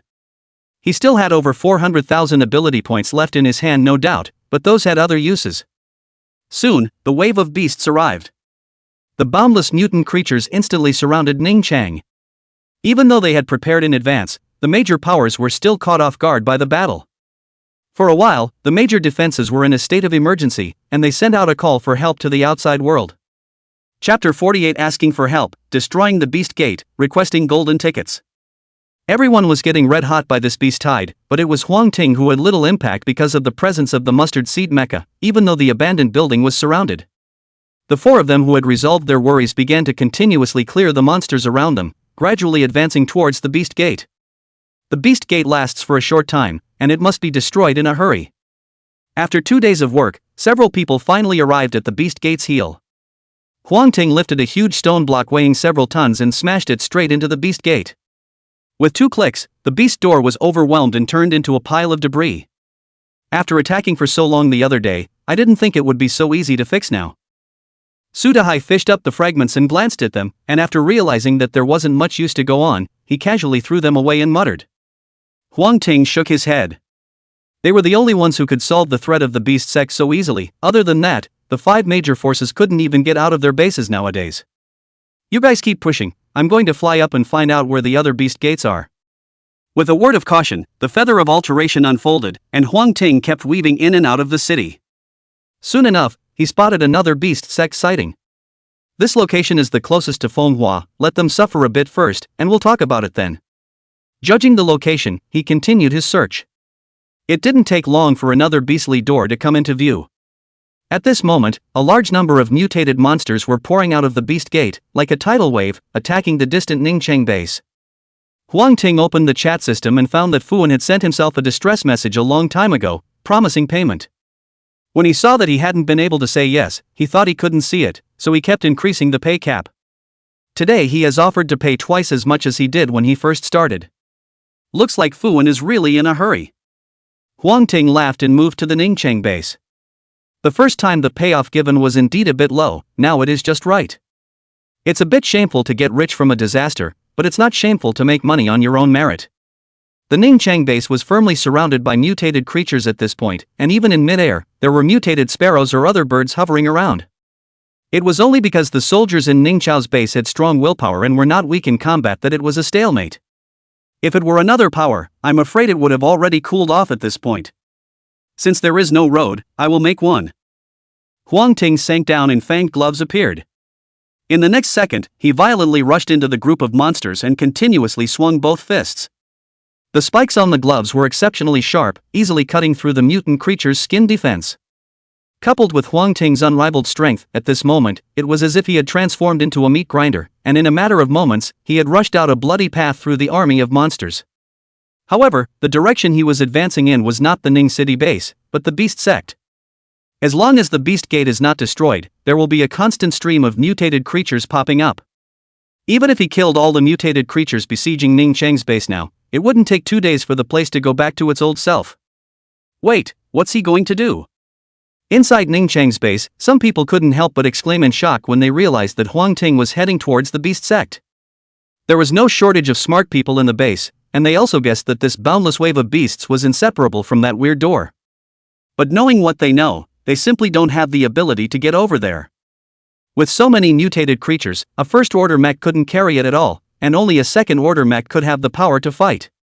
But the copy had just been opened not long ago, and there were so few second-order mechs that it would be good to hold it, and they didn't have the spare capacity to dismantle the Beast Gate, so they could only leave it there for now. Alas, Reckless, with so many mutated monsters, isn't rushing straight and looking for death? Don't say anything demoralizing. If he dares to rush in, he must have his own reasons. Beware of the good and the bad, the crow's feet. I don't see how he's stronger than our second-order mechs, and he can finish off a mutant beast with a single punch? It's really true, that piece of monster couldn't even survive a single punch in front of him, So maybe he really has hope of reaching that weird gate. I don't know what your name is or what you look like, but you've got to go for it. For a while, all the gazes of everyone in the base were attracted to Huang Ting. It was good that although there were many monsters pouring out of the beast gate, they were all ordinary goods. Huang Ting solved it effortlessly with one punch. Kill mutant double-eared rabbit, get beast soul stone 1, soft fur 2. Kill one-legged mad dog, get beast soul stone 1, mutant canine teeth 5. Kills. A large amount of material fell out and soon filled the small nursery bag to overflowing. Seeing that the beast door was already close at hand, Huang Ting's legs slightly exerted force, and he leaped over the many mutant creatures, stepping on the doorframe of the beast door. Boo! He bowed and punched the frame of the beast's door. This behavior completely stimulated the surrounding mutant creatures, which no longer attacked the base and instead surged madly towards Huang Ting. Is this a rush? It's still early. Huang Ting thumped out a dozen punches, and cracks appeared on the originally solid and incomparable beast door. Although the success was remarkable, he himself was drowned in the midst of the beast tide. Although the Fang gloves were powerful, they were not good at group attacks after all. In fact, he didn't have any group attacks. With a flick of his mind, Huang Ting switched into the Thunder Flash Mecha. The high-speed movement of the Thunder Flash Mech coupled with the sharp attributes of the Fang gloves themselves allowed him to clear a large vacuum in just a few seconds. Turning around and punching, with a loud boom, the beast door completely disappeared into thin air. Destroy the Beast Gate 2 for an extra reward. Extra rewards can be withdrawn at any time, and as the number of Beast Gates destroyed increases, the extra rewards will receive a corresponding boost. Note, reward enhancement rules are only in effect for the current round of the Beast Tide. Huang Ting froze for a moment, not realizing that there was actually a windfall. No wonder a lot of people were happy to destroy the Beast Sect in their previous lives, so it was because of this. If memory serves, 7 Beast Gates appeared in the first round of Beast Tides in Ning City in the previous generation. Now that he has destroyed 2 of them himself, there are 5 left. If I destroy the remaining 5 together, I wonder what reward I'll get. Huang Ting's heart suddenly stirred. Just as he was about to leave, news of Chu Jiazhen arrived. The message consisted of one word, and that word was jeopardy. Seeing that word dangerous, he instantly thought that a beast gate must also exist near the mountain river base, or else Chu Jiazhen wouldn't be in such a sorry state. What a way to get your feet wet. Originally, he was still having a headache on how to find the next beast door, but he didn't expect the other party to deliver himself. He didn't have time to greet Fuan and went straight to the mountain river base. Before he even arrived at the mountain river base, from afar he saw a tall portal that was 20 meters high and about 10 meters wide. It was a recognized truth that the bigger the beast gate, the more terrifying the monsters that appeared inside. With such a large beast door, it was no wonder that Chu Jiazhen could not carry it. Chapter 49, Grant? Traveling to the Collegiate Alliance, seeking golden tickets. Arriving at the mountain river base, Huang Ting saw Chu Jiazhen with red eyes and a haggard face. Not to mention him, even Chu Huo was half dead at this point. Even with Huang Ting's prior reminder, they still underestimated the difficulty of this beast tide, and if they hadn't constructed a defense line in advance, it might have collapsed. In fact, the mountain river base occupies the first opportunity and is not weak. It was only a pity that their luck was nearly as good, and when they fought against the tide of blood corpses before, their underpinnings were depleted, delaying the time for development. Now it's stalled with such a big beast gate. If they weren't strong, they might have been history a long time ago. Uncle Chu, it looks like you've had a rough couple days.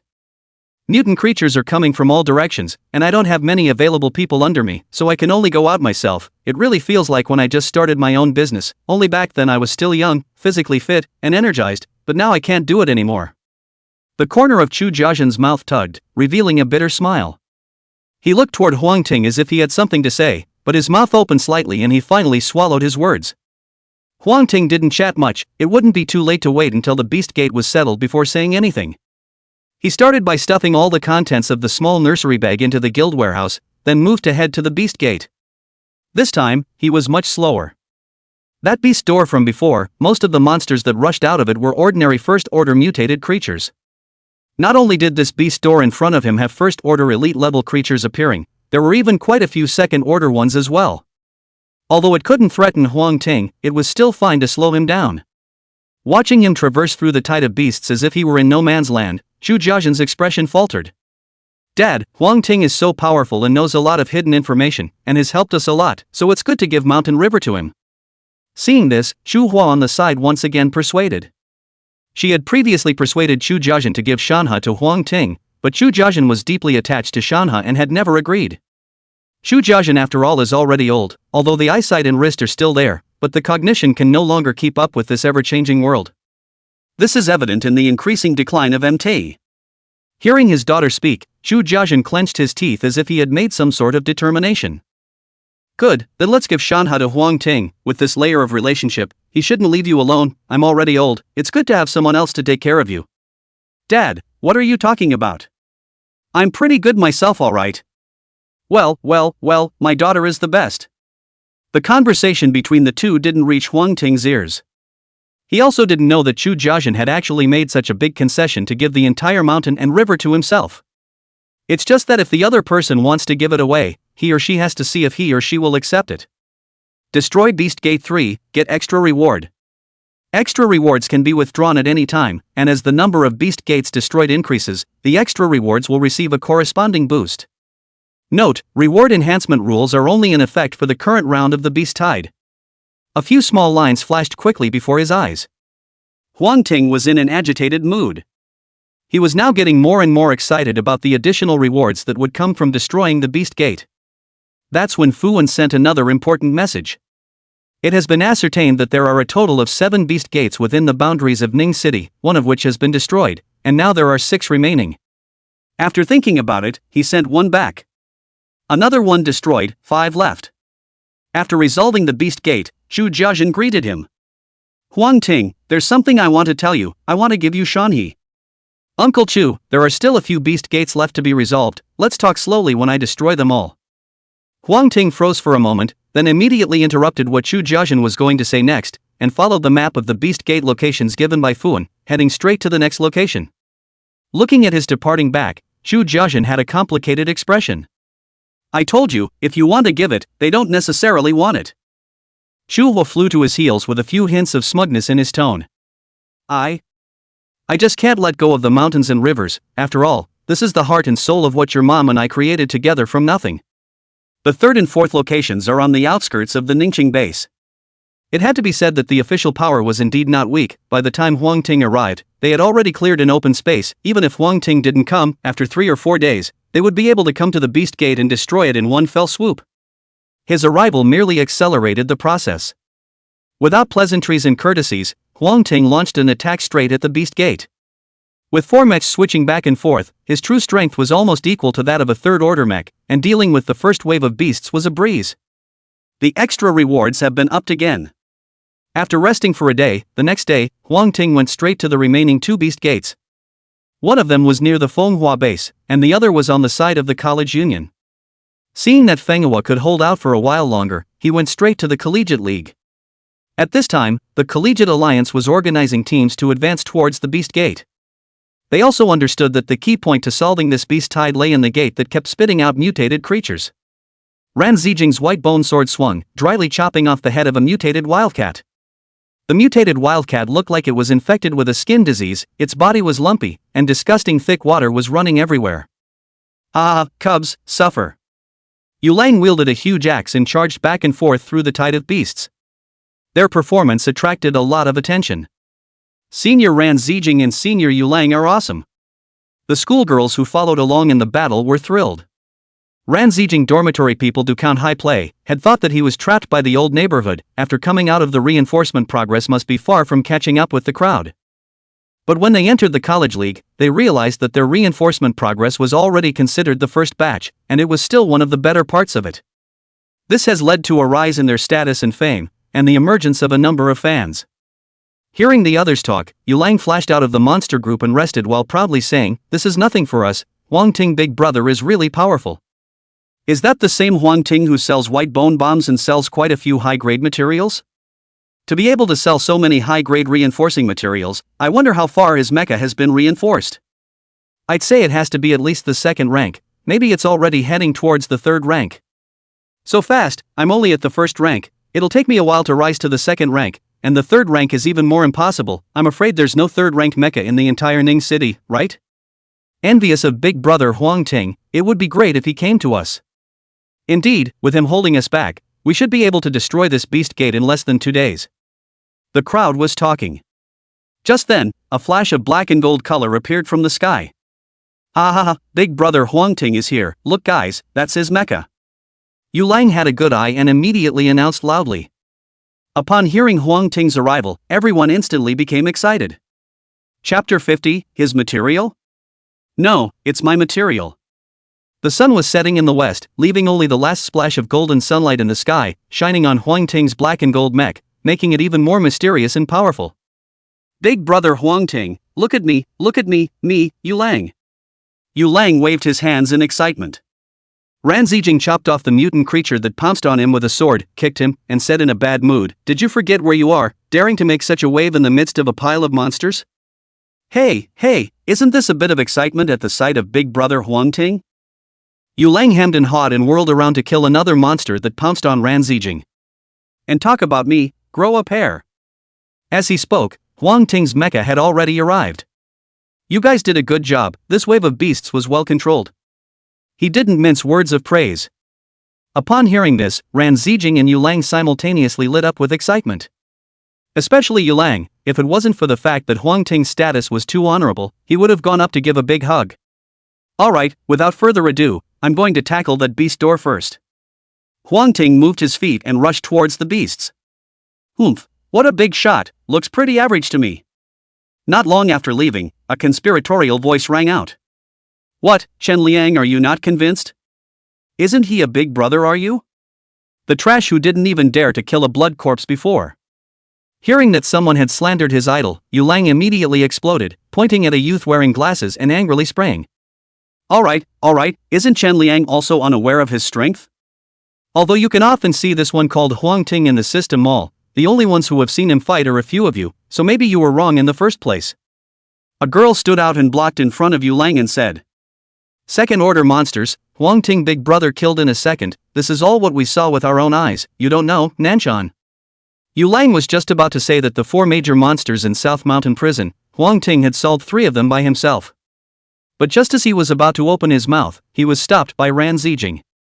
Nanshan what? Nanshan Prison was fought down by several of our forces together, you don't want to say it's all because of that Huang Ting, do you?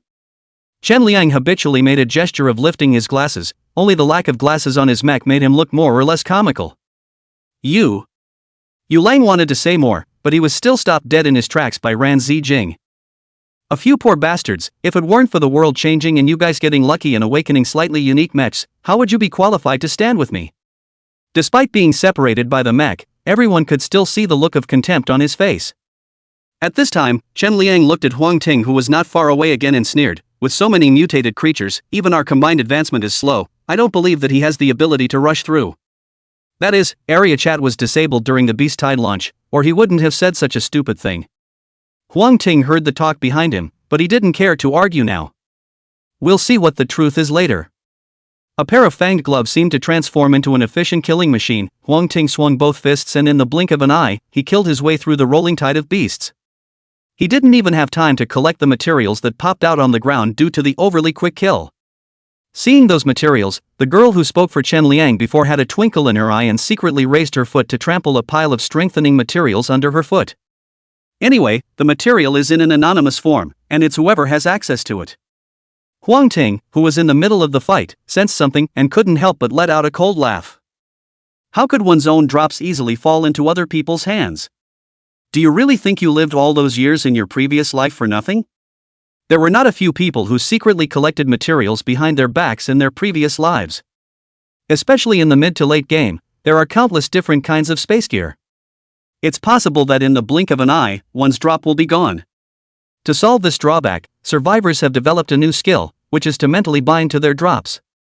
In other words, it's a small chapter engraved on the drop using your own mental power. The likelihood of this chapter being imitated is very low, and it doesn't require any other energies to be involved, so anyone with a clean brain can use it. Because of this, he didn't bother with the girl. But just because he doesn't care doesn't mean the others won't. When Yu Lang saw the materials that Huang Ting had exploded being picked up by the girls, he immediately rebuked angrily, "Honey, what do you mean, is that your stuff?" Hani glared fiercely over, "None of your business, I'm not just picking up something?" This breaks the defense. If you're capable, go pick it up yourself. Break defense your ass, that's what the big yellow court guy popped out, put it there for me. The emperor is not in a hurry, the rightful owner has not even spoken, you yourself bid up, how can there be such a careful male? Hani held out her little thumb as she picked up the materials. The thumb rested on the tip of the pinky and gestured at Yu Lang. That's right, Yu Lang, you're at least a man, don't you know that ladies come first? Chen Liang also added fuel to the fire at this time. Ran Zijing was already dissatisfied with Han Yi's approach, and when he heard Chen Liang's words, he couldn't sit still. It has nothing to do with priority or not, right? It's not like she's the one who killed the mutated creatures, so what qualifies her to pick up those drops? Chen Liang's eyes rolled back in his head and his plan came to life. This is the territory of our college alliance, and the items dropped by the mutated creatures should rightfully belong to us. Hani is just putting them away for you. The crowd had also felt that Hani had done something wrong, but once they heard this, they immediately fell silent. Those materials were good things that drastically strengthened the attributes of the mech. With higher mech attributes, one's chances of surviving were greater. This was not the time when the end had just begun. After more than a month of fighting, many people's hearts had long since changed. If you can survive, then picking up a little material is nothing.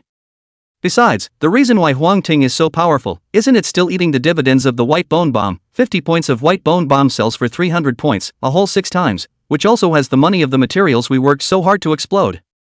Chen Liang continued to fan the flames. The others nodded at that. That's right, I bought the white bone bomb myself back in the day and was similarly screwed. In other words, the reason why Huang Ting was so powerful was purely because he stepped on them to get to the top. In that case, picking up a little bit of material he didn't want was the right thing to do. Although their hearts were thinking like this, the crowd did not act, but just quietly watched Hani picking around. After picking it up for a while, Hani finally stopped. It wasn't that she had a guilty conscience, but the road ahead was already occupied by mutated creatures, so she couldn't pick it up even if she wanted to. So many strengthening materials, enough for me to ascend to the 2nd rank, I'm really rich this time. Hani counted while still not forgetting to show off to Yu Lang. What are you fooling around for? It's not like it's yours, we'll clean you up when big brother Huang Ting comes back. Yu Lang was infuriated by Hani, but there was nothing he could do. Hani pretended to be surprised. What are you talking about? These are all the materials that I killed the monsters and popped out. What evidence do you have to say that they are his? Good lord, this is a direct inversion of the Big Dipper. Yu Lang was stunned for a moment, his hair roots standing up in anger. Just as he was about to lash out, he saw Huang Ting's black and gold mech coming in style out of the corner of his eye and quieted down for a split second. Chapter 51. Who is the master? Quest reward issued. Even though he didn't see the whole picture, Huang Ting still guessed it. He arrived in front of Han Yi, his massive black and gold mech emitting infinite pressure. Hand over the material and this will be over. Rumbling sounds resounded all around, and it was only then that the crowd realized that the beast gate that stood in the distance had collapsed at some point, and even the mutated creatures had scattered and fled in all directions. Han Yi was a bit weak, but after seeing the others, her bottom line became sufficient. What material? I don't know. Don't be confused here, you picked up a lot of materials just now, you dare not admit it? Yu Lang is not only a wave, but he is even more irritable, pointing at Han Yi and angrily rebuking him. Enough, since the beast gate has been destroyed, let's leave, and this Mr. Huang Ting, this is the territory of our college union, an outsider is not welcome. Chen Liang stood in front of Han Yi, looking at the several people with a calm expression. He wasn't trying to defend Han Yi, he just wanted Huang Ting and Ran Zijing and the others to be embarrassed. Don't say any more of that nonsense, I don't want to be called a watery word count either. Huang Ting once again looked at Han Yi, once again and again, I'll say it one last time, hand over those materials I just exploded, and this matter can be treated as if it never happened. Oof, lad, you're too bossy. Without waiting for Han Yi to reply, a middle-aged man with glasses and a slightly bulging abdomen walked in the distance. Dad, this guy is trying to rob those strengthening materials I just popped out and said they were his. Seeing the man, Han Yi immediately disarmed her mech and ran to the man, crying. Overbearing? Huang Ting laughed softly, I think the overbearing ones are you guys, I told you, that's my stuff. The man glanced at Han Yi, then at Huang Ting, and suddenly his eyes rounded up as he loudly rebuked, nonsense, what evidence do you have to prove that those are the materials you popped out?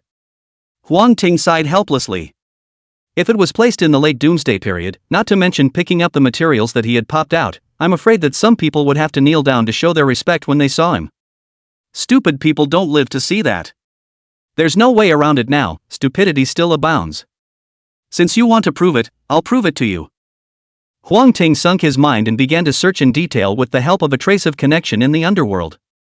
Originally, everyone was wondering what he was doing, but soon someone noticed that a blood-stained bone fell out of Han Yi's pocket. The blood-stained end was glowing, if anything, at Huang Ting. The blood-colored bone was like a trigger, and in an instant, all the materials fell out of Han Yi uncontrollably. Seeing this scene, none of the people stared in disbelief. Does this work? If not, something suddenly appeared at the very top of the system mall for a tiny 1 energy point. Seeing that the publisher was Huang Ting, many people chose to buy it. When they read what was inside, each of them was stunned in place. The method of determining attribution by establishing a mental link with the dropped object is definitely worth its weight in gold. Other than that, the point of clear attribution alone can reduce countless conflicts and disputes. The higher education union's side naturally saw the method announced by Huang Ting. For a while, they were happy, surprised, and a little scared. For the first time, the crowd felt fear in Huang Ting. Big brother Huang Ting is awesome. We need to give this little fairy a good smack in the face like this. Let's see if she still dares to be arrogant in the future. Yu Lang applauded with both hands. His heart was uncontrollably happy.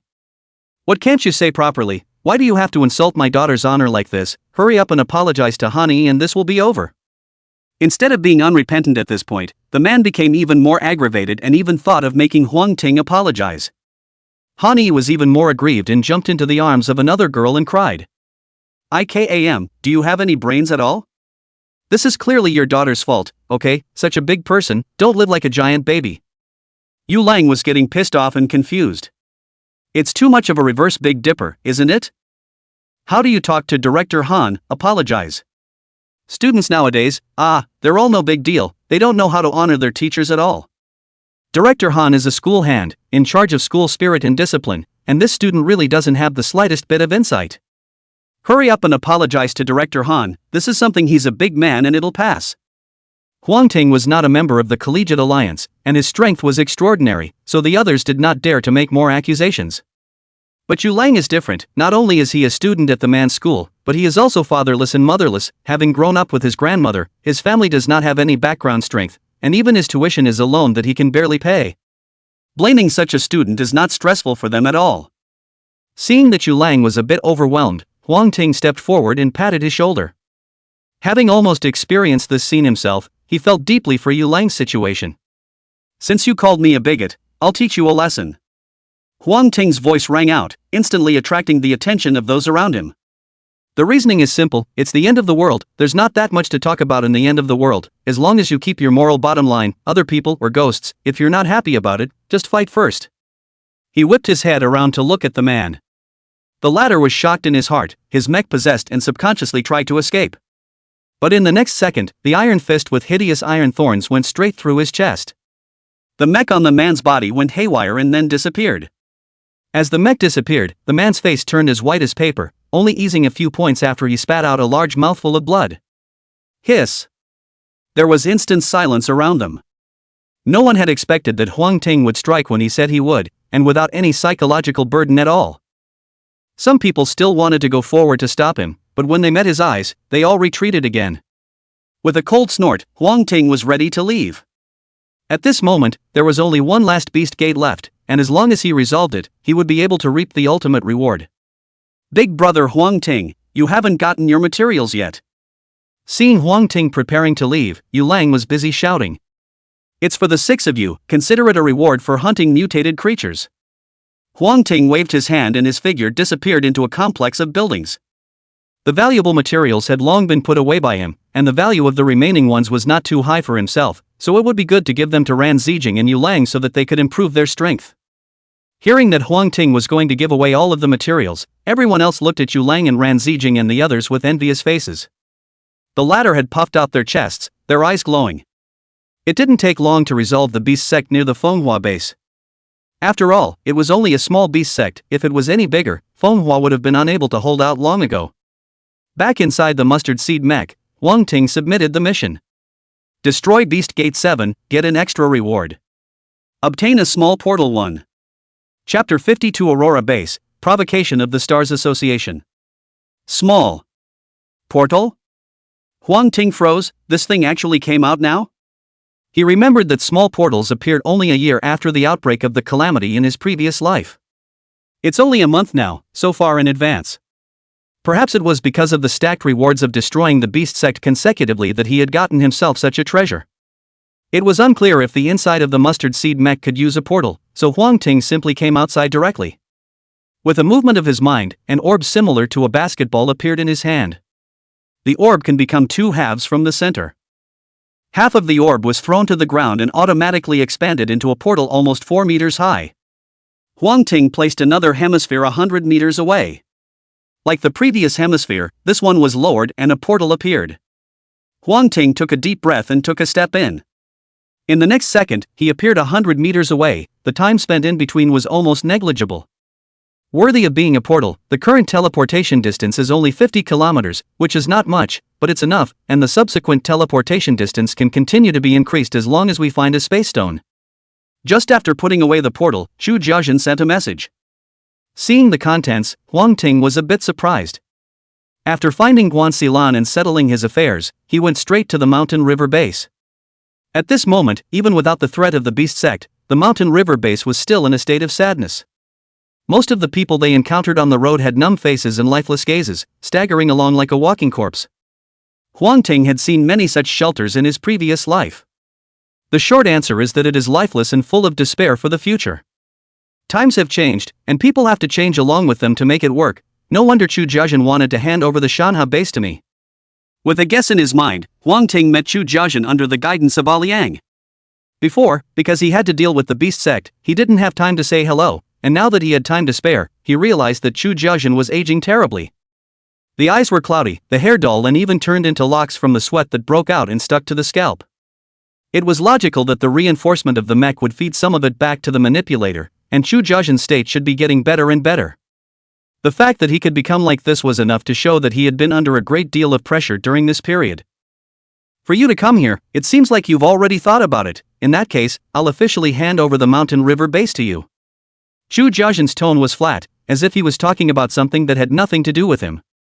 I can take over the mountain river base, but I'm too distracted to do it alone, so I'll have to ask Uncle Chu to help me manage it. Huang Ting wouldn't become an administrator, firstly because he wasn't interested in that, and secondly because he didn't have the time. His true role is like a sharp knife, killing the way for the surviving humans in this monster-ridden post-apocalyptic world. But that didn't mean that he was leaving the mountain river base alone. Take the information that he was familiar with, and pull out just a little bit of it. It would be enough to get the mountain river base back on its feet. I can still move around if you have faith in me. After confirming Huang Ting's promise, Chu Jiazhen convened a meeting with the senior management of Shanha Base and formally handed over the leadership to Huang Ting at the meeting. There were no surprises or oppositional drama throughout. Being able to sit in this position, they understand the end times better than anyone else. To put it bluntly, they were eager for Huang Ting to take over Mountain River, so that they could follow along with the glory. By the way, Huang Ting, since you've taken over Mountain River, it wouldn't be appropriate to call it by its original name. Do you have any ideas? As if Chu Jiazhen had remembered something, he suddenly opened his mouth and asked. Aurora. Aurora? We do need Aurora.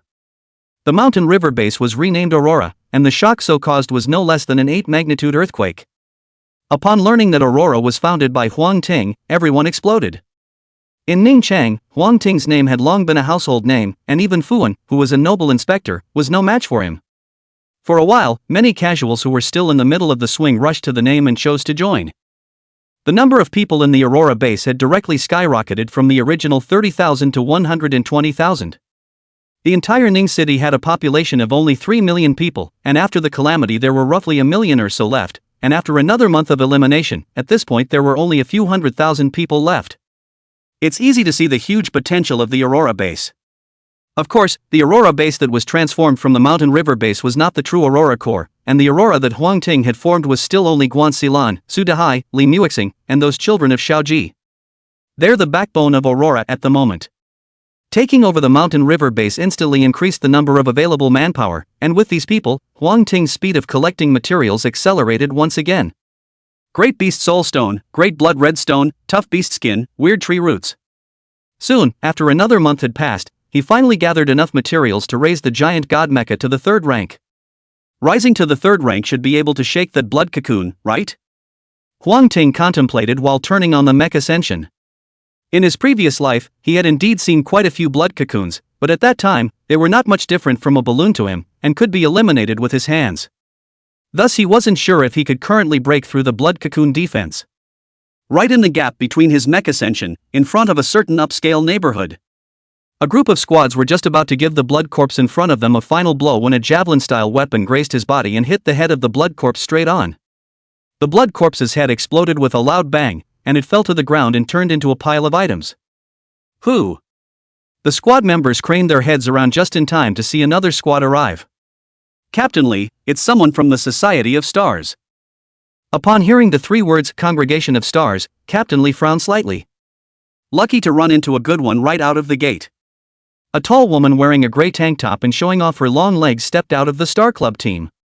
Reaching out, the javelin was back in her hand. When the others saw this, they were about to come forward and collect the materials. I say, you guys are too unethical, aren't you? It's obvious that we fought until we were almost dead, and then you guys picked up the slack? Captain Lee stepped in front of the crowd, not giving an inch. What do you mean by picking up the pieces? It's clearly that you were about to be killed by the blood corpses and we saved your lives. You should be thanking us. Another person in the Star Club's team said. The others stared at Captain Lee with the same disdain on their faces. Captain Lee, what do we do? A member of the team could see that the Star Club was coming for a bad reason, and leaned in to whisper a question in his ear. Captain Lee weighed the strength of both sides and helplessly beckoned, give way to them and retreat. The same thing is happening in multiple places.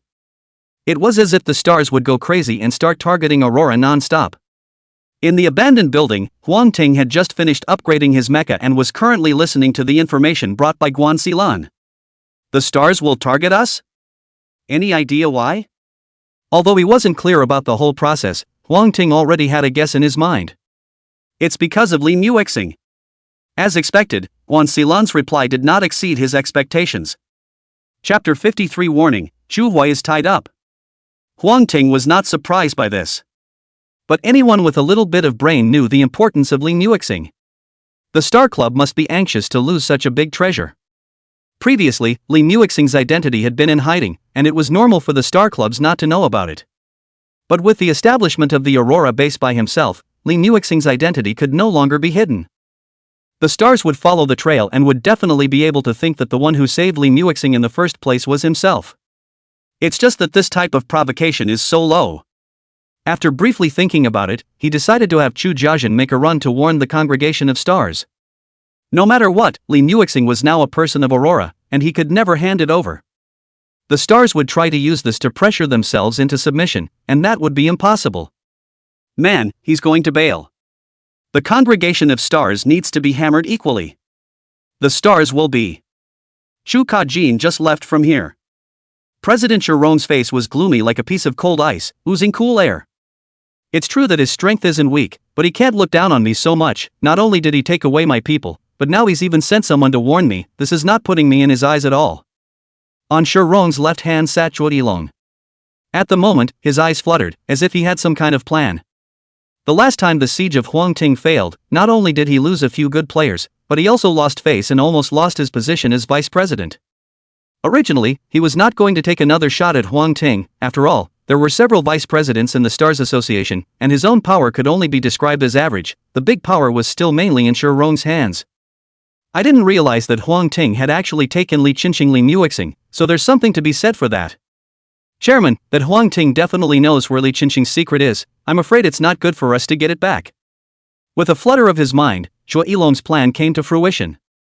Nonsense, there's no need for you to say that. If he didn't know Li Qinxing's secret, would he have made the mistake of flipping me off for an ordinary person? Rong said indignantly. Hearing this, Zhuo Yilong slightly bristled. Huangting's hegemony was already deeply rooted in people's hearts, and he was sure that even if Li Qinxing was just an ordinary person, Rong would not be able to get it back from Huangting. However, he still followed Rong's words and said, "That's for sure, but Li Qinxing is really too important to our Star Association to be lost. If we want him to return it just like that, he's definitely not willing. We have to find another way." Say what you have to say, fart what you have to say, what's the solution, come on? Shurong slammed the table, and the fat on his face followed and shook a few times. He was originally a fisherman on the sea, graduated from elementary school and followed his father to go out to sea to fish. His personality was rather grumpy. If it wasn't for the fact that his mecha was strong enough, the president of this congregation of stars wouldn't have had the turn to be him.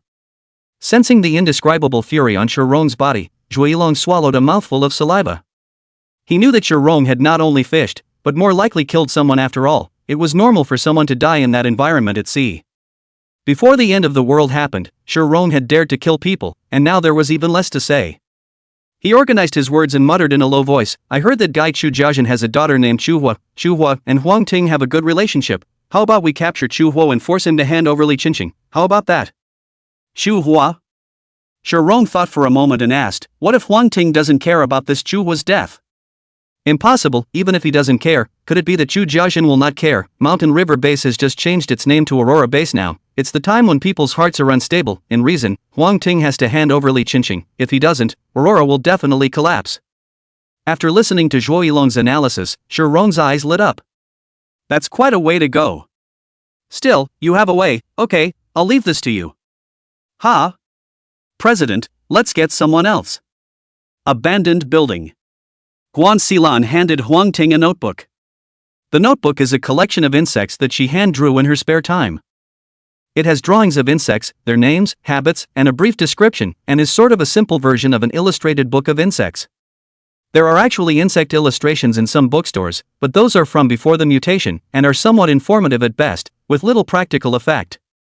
I didn't think you'd actually have the results of your research so quickly. Seeing the insect drawings on top of the iconography, Huang Ting didn't mince words as he complimented them. The reason he thought so highly of Guan Xilan was for this. After the mutation, the appearance and habits of a large number of insects have changed. Some of these are insects that I have already discovered, while others are mutated forms that I have deduced based on the pattern of mutation of other insects, which can only be used as a reference. Guan Xilan's voice was very calm, but Huang Ting still heard a hint of pride in it. He couldn't wait to flip it open and read a few times, nodding darkly. Well done, these are very useful to me. How about this? I'll convert them to 10,000 energy points for you, plus 2,000 contributions, okay? Thank you, President. Guan Xilan also did not expect that a small insect illustration was actually worth so much money, and was immediately excited. Not far away, Su Dahai was envious when he heard such a generous reward. He had only saved 3,000 energy points up until now, and as for the contribution value, it was even in single digits. There was no way around it. Mech upgrading required money, building drawings required money, and buying food also required money. He's very short of money right now. Don't be envious, take good care of those kids, and when they awaken their natal mechs, I'll give you a reward as well. Upon hearing this, Su Dahai instantly became energized. Boss, this is what you said, let's not back out when the time comes. Don't worry, I'm not backtracking. Huang Ting laughed and suddenly saw Chu Jiajian coming in a hurry. Uncle Chu, this is. Before he could ask, he met Chu Jiajian's eyes that were filled with anxiety. It's not good, Chu Hua. Chu Hua, she's disappeared. Upon hearing this, the smile on Huang Ting's face tightened. Uncle Chu, don't be in a hurry, speak slowly. Can I not be anxious? Chu Hua hasn't come back since this morning, and I haven't responded to my messages to her, so she couldn't have had an accident, could she? Seeing Chu Jiajian anxiously circling back and forth, Huang Ting twisted his head to look at Guan Xilan. Go check and see where Chu Hua last appeared. Yes. Guan Xilan nodded and was just about to leave when her footsteps suddenly lurched. Chairman, Chu Hua has been captured by people from the Star Association. The Star Club? Huang Ting was stunned. Why did the people from the Star Association have nothing to do with arresting Chu Hua? Suddenly, an idea flashed through his mind. Uncle Chu, don't worry first, I know what's going on, don't worry, I will definitely bring Chu Hua back in one piece. Sending Chu Jiajian away, a hint of coldness steeply penetrated Huang Ting's eyes. Guan Xilan guessed the reason at this time and looked at Huang Ting with a worried face. That place in the congregation of stars is not a good place to break into. Chapter 54, Hidden Master Leafworm, Going to the Botanical Garden. I heard that because of me, someone was arrested by the Star Club? Before Huang Ting could make a move, Li Muixing arrived in a flurry of wind. They're definitely targeting me, and if there's no way to get me out, then you're going to give me to them. Even though Li Nuixing was usually a bit unapproachable and didn't like to greet people, he was essentially kind. Huang Ting waved his hand and told Li Nuixing to sit down. The matter of saving Chuhua doesn't need you to worry about it for the time being, and the fact that the Congregation of Stars wants to use Chuhua to threaten me is simply a stupid move. After thinking for a while, he suddenly flipped open the notebook of insect illustrations that Guan Xilan had given him, and his eyes searched on it for a while. Found it. In the blink of an eye, he found one of the more unusual insects. Guan Xilan looked over curiously. Yi? The leaf xiao, also known as the leaf bug, is one of the most camouflaged animals in the world, and it has an extremely special name. It means apparition or ghost. Huang Ting could forcefully kill the Star Association, but he was also afraid that the Star Association would harm Chuhua under the urgency of the dog. By utilizing the hidden characteristics of the leaf bugs to infiltrate the Star Club and save Chuhua before showing off the cards, the risk would be minimized. Besides, with the talent of being an insect master himself, his fighting style would definitely be complex and varied in the future, and he couldn't limit himself to straightforwardness. Just in time to expand your fighting style this time. This kind of insect after mutation, the hiding characteristics are further strengthened. When that guy Su Dahai was still almost attacked by the leaf insect, I'll let the others go and look for it. Guan Xilan did things thunderously, not at all ambiguous, and immediately ordered it down. Leafworms, although they have undergone many mutations, have not changed much overall, growing at most to the size of a fist. The only thing that makes it a headache is its hidden nature, which is very hard to find.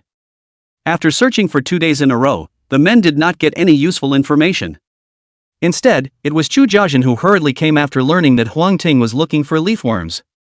There were leafworms present in my earlier arboretum, I just don't know if there are any now. Learning of this news, Huang Ting did not hesitate and prepared to travel to the botanical gardens. Botanical Gardens Periphery. Huang Ting was followed by Guan Xilan, Su Dahai, and Chu Jiazhen.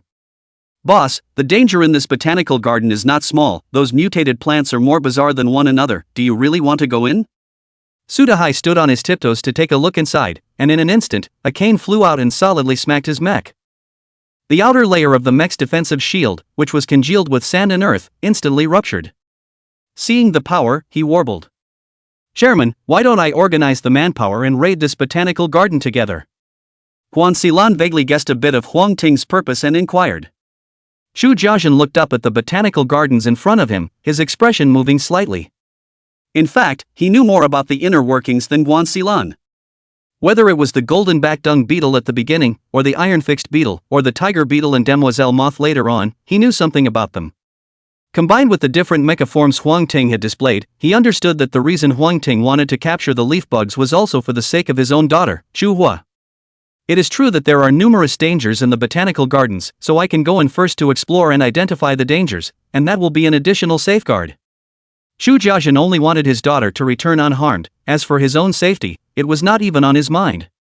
All three of them were blocking Huang Ting from going in, while Huang Ting just smiled faintly as the giant god mecha took a step forward and his powerful aura was declared. "Don't worry, you guys just wait for me to return." After saying that, Huang Ting rushed straight into the botanical garden. "So powerful, can't it be that the boss has risen to the third rank?" Su Dahai exclaimed. "Third order, definitely third order. Second order mechs could never make even me feel wariness." Guan Xilan subconsciously nodded her head, affirming Su Dahai's statement. If it was a third order mech, then breaking into the botanical gardens didn't seem like a big deal. Chu Jiazhen didn't say anything, but only secretly clenched his fists, expecting Huang Ting to return successfully. Inside the botanical garden, a black vine blocked the way. Under the black and gold mech, Huang Ting grinned and stepped forward to clutch it. The amazing thing was that the black vine seemed to possess life, twisting up in his hands non-stop, like a giant python that had been grabbed. Huang Ting raised his other hand and exerted slight force with both hands. The originally tough and incomparable black vines were instantly ripped in half by him, splattering out a large pile of green sticky blood. Mutant plants sure are evil. It's not instanced, so there's no kill prompt. Huang Ting didn't care and opened his eye of detection, probing over bit by bit. On the way, he was attacked by many more black vines. It was a good thing that the giant god mecha had now risen to the third rank, and even the weakest agility attribute was a great deal higher than ordinary mechs. These vines were fast, but they didn't escape his palm. Suddenly, Huang Ting was on his feet. He realized that he seemed to be stepping on something under his feet. Looking down, a dark object came into view. The dark object then exploded with a loud bang, causing Huang Ting to stumble and almost fall to the ground. What the hell? Before Huang Ting could catch his breath, a cracking sound came from the air. Looking up, the sky was filled with black stuff flying rapidly towards him. This time, he got a good look at the things. Grenades? Huang Ting was surprised in his eyes and immediately switched into the Thunder Flash Mecha, trying to escape the grenade's bombardment zone. These grenades do not look only a little bit, but the actual power is huge, compared to the serious grenade is even more terrifying a few points. Just as he was about to leave, dozens of vines swept in and bound him firmly in place. No way, this is still a match? Huang Ting's face changed slightly, seeing that he couldn't break free for a moment, he simply switched directly into the Heavenly Royal Mecha, intending to fight hard. The black and white mechs had just appeared before they were flooded with grenades from the sky. Rumble! The sound of the powerful explosion traveled through the layers of tree cover and directly to the outside of the arboretum. So exciting, the boss should be okay in there, right? Su Dahai still wanted to tiptoe to take a look, but remembering the encounter just now, he immediately shrunk back. Don't crow about it, if you're not okay the president will be okay. Guan Xilan let out a chorus of curses. She said so on her lips, but the worry in her heart was no less than Su Dahai's. Among the three, it was Chu Jiajin who was a big old man, and his emotions were still quite calm. He immediately sent a message to Huang Ting to inquire about the situation. After learning that the other party was fine, he quietly exhaled a cloudy breath. Inside the botanical garden, Huang Ting had already broken free from his vine bonds and arrived in front of a giant plant that was 5 meters tall. There were some green-colored fruits hanging on top of this plant, which looked unimpressive, but when they were looked at in detail, they shocked Huang Ting into a cold sweat. There was no other reason, those green-colored fruits looked similar to the grenade that attacked him just now. Could it be a mind flower? Mind flower is the common name, its other name should be called cochineal flower. When I was a kid and didn't have nail polish, I used this flower to paint my nails. Its fruits were very much like landmines, so it was also known as a landmine flower. Chapter 55 Seed Grenade, Tricky Shadow Mecha Ensemble.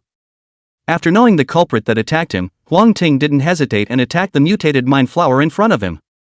Mutant plants are weird, but their bodies are fragile. Especially after the wave of attack just now, the minds on the mind flower had been depleted, and the new ones had yet to grow, so this was the time to weaken. Huang Ting just lightly blasted out a few punches and saw the prompt of a successful kill. Kill Elite Mutant Carmine Flower Second Order, get, Enhanced Root 2, Seed Grenade 5. Material name, Fortified Root. Quality, excellent. Type, material. Effect, when used for mech enhancement, it can slightly increase the agility attribute, as well as increase the recovery speed in environments such as forests or grasslands. Enhanced roots are very effective, removing the regular attribute increases and having additional effects for unique circumstances. This is not difficult to understand. For example, a mech, the strengthening materials are all related to plants, then this mech must be like a fish out of water in an environment with a lot of plants.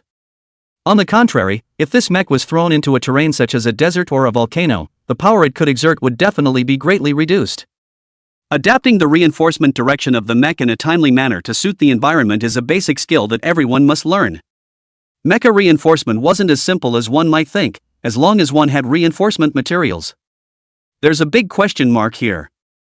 Fortunately, Huang Ting's research on this far exceeds that of anyone currently working on it. If he says he's second, no one will recognize him as first. Putting away the reinforcing materials, he looked at another. Name, Seed Grenade. Quality, excellent. Type, prop. Effect, thrown after bumping, it can cause great damage, and if the environment is suitable, it will plant a new mutant cochineal flower in the same place. In terms of quality and effect, the seed grenade should be more powerful than the white bone bomb. But it was the last effect that made Huang Ting care. A new mutant cochineal? If we threw out a few more, wouldn't we be able to set up a grenade array? This kind of sub-grenade can be used for both offense and defense. After resolving the mutant rouge flower, Huang Ting was just about to leave when a clump of leaves suddenly moved in front of him. Huang Ting's mind moved slightly, pretending to walk away, but in reality, he was secretly observing the mass of leaves. Not long after he left, the mass of leaves actually slowly opened its body and wriggled towards the depths of the woods. Huang Ting, who was hiding in the distance, scared. That mass of leaves was the leafworm he was looking for, and if it hadn't just happened to move, he wouldn't have noticed anything was wrong. I didn't realize that this creature could even evade the eye of detection, so it was really powerful. Huang Ting was quick on his feet and stepped forward to grab it. At the same time, 5 or 6 black vines came towards him as if they had prepared for it. Seeing these black vines, Huang Ting was a bit strange, not knowing where so many strange things had drilled out from. I've got things to do this time, so when I come next time, I'll check you guys out properly. Returning to the abandoned building, Huang Ting held the mutated leaf insect in both hands with a somewhat subtle expression. Guan Xilan guessed that Huang Ting's mecha might have something to do with this kind of insect, so he did not open his mouth. It was Su Dahai who couldn't see through the wonders inside, smiling foolishly. Remove the head and you can eat it, the protein is 6 times that of beef. Upon hearing this, Huang Ting handed his hand over. Taste it and see how it tastes. Su Dahai's expression changed as he waved his hand and stepped back. No, boss, I remembered that there's still some things I haven't done, so I'll leave first. With that, he turned to leave without any hesitation at all. Guan Xilan hesitated for a moment and followed along. Seeing the silhouettes of the two disappearing from sight, Huang Ting raised the leaf insect in his hand with a depressed expression and placed it in front of his eyes. Previously, insects were at most the size of a knuckle, and swallowing them raw was fine. It shouldn't kill you to eat it. Huang Ting was ruthless in his heart, clicking off the head of the leaf insect and stuffing it into his mouth. The surface of the mutated leafworm's body was covered with a hard armor. Eating it was a bit like chewing on a crab shell. Although it could barely bite, it still felt like it was sticking in your mouth. Eating the entire head, the leaf bug's body began to ooze juices outward. Phew, dry. He pinched his nose with one hand and shoved the rest of the leaf bug into his mouth with the other. Click, click, click. Chewing haphazardly for a few moments before swallowing in one gulp. The leaf bug gene has been acquired, and is transforming the first-order bug soldier general-purpose mech. Transformation time, 15 hours, 59 minutes, 58 seconds. The familiar prompting text popped up along with the entire leafworm entering the stomach. Time passed in the blink of an eye, and as the countdown went to 0, another beep sounded. Leaf bug gene absorption complete. First-order bug soldier general-purpose mecha advanced to Guile Shadow mecha form. 5 mech forms have been detected. Mech form fusion can be opened. Material required for fusion, superior grade mech core second order. Huang Ting didn't rush to look at the attributes of the Guile Shadow mech, his gaze falling on the materials needed for fusion. Mech cores are easy to find, but exceptional grade ones are a little harder. Throughout the entire Ning city, there were only a handful of people who could possess it. I hope you guys don't mess with me next, or I'll really kill someone this time. Retracting his mind, he no longer thought about the matter of mechaform fusion. It was imperative to save Chu Hua first. Huang Ting opened the attribute panel of the Trick Shadow mech. Name, Trick Shadow mech. Rank, first. Power, 8. Defense, 7. Agility, 9. Mystery, 0. Exclusive modules, Mirage, Concealment. Mirage refracts light and blends into the environment, not easy to detect. Subsequent advancement can open the function of change. Concealment, reduce the fluctuation of one's own breath, weakening the perception of observers. Subsequent advancement can open the function of confusion. With 2 exclusive modules, and both related to sneaking, it was no wonder it was called the Trick Shadow mech. Once these 2 exclusive modules were turned on, ordinary people would not be able to discover the existence of the Trick Shadow mech. Huang Ting's mind moved, and a silver-gray mecha automatically attached itself to his body.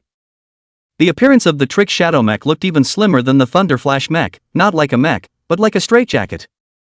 He stood in front of a pillar and turned on both illusion and convergence at the same time before sending a message to Su Dahai. Boss, you asked for me. Soon, Su Haihai followed the sound and looked over. But after slipping around, he didn't find any trace of Huang Ting. Strange, didn't the boss tell me to come over? Where is everyone? With a puzzled face, Su Dahai walked out.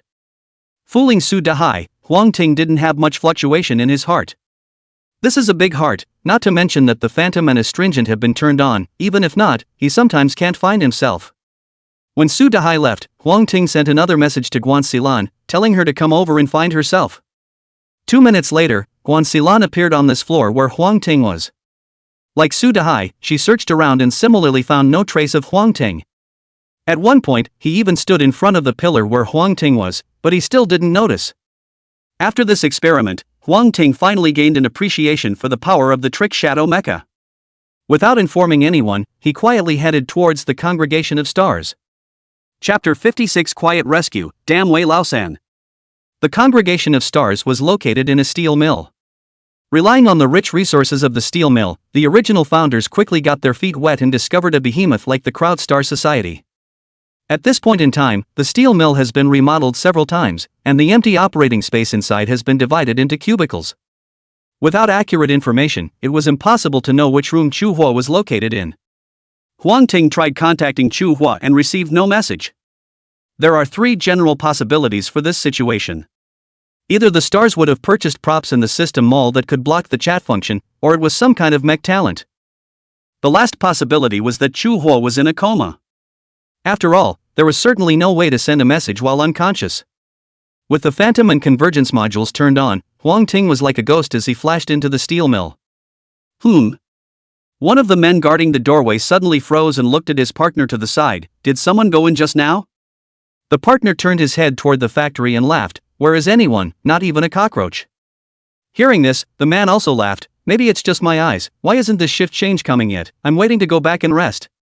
It's not like you don't know those two, they're delaying our shift for as long as they can, and we're delaying theirs for as long as we can. Listening to the two men's conversation, Huang Ting had already entered the interior of the steel mill. Looking at the densely packed rooms in front of him, he slowly moved his feet and searched through them one by one. This was very slow in terms of efficiency, and after an hour had passed, he had only explored 100 or so rooms. This, however, occupies only 1/20th, or even 1/30th, of the entire steelworks. This won't work, we have to think of a faster way. Huang Ting's eyes searched around and soon found someone who looked like a high-ranking member of the Congregation of Stars. Finding a secluded place, he quickly switched back to the giant god mech while no one was around, and restrained it with one hand. Have a word. Have a word, big brother, spare your life. Seeing the spikes dangling just above his head, the man didn't even struggle a bit and immediately fell to his knees. I ask you, where is the girl you kidnapped being held? Girl? The man froze for a moment, swallowed a mouthful of saliva, and said warily, I know where she is, big brother, spare your life. I'll take you there. That good? Huang Ting mentally switched back to the Guile Shadow mech. Take me there and don't think of pulling any other moves or you'll die a horrible death. Yes. The man nodded his head in a hurry, and then walked forward. Huang Ting, on the other hand, collected his breath and followed him step by step. Just before taking 2 steps, the man suddenly sprang forward and shouted, enemy attack, an enemy is coming. The voice startled a number of people, who came out of their rooms to check it out. Only after turning around, not to mention the silhouettes, not even a cockroach could be found. Wei Lao-san, if you say any more false information, I'll you right now. There's nothing to fool around with, it's time for the old man to go to bed at this hour. The crowd swarmed and dispersed, returning to their rooms to rest. Wei Lao-san was already drenched in cold sweat at this point. No one? How come there's no one there? He could feel the man close behind him, so how could there be no one there? Unless it's not a person behind himself, but he didn't dare to think further. Even Armageddon and Mecha showed up, it seems normal for that stuff to show up. Brother Ghost, I know I'm wrong, don't take me away, I'll really take you to that girl this time. After a long wait, there was no movement behind him.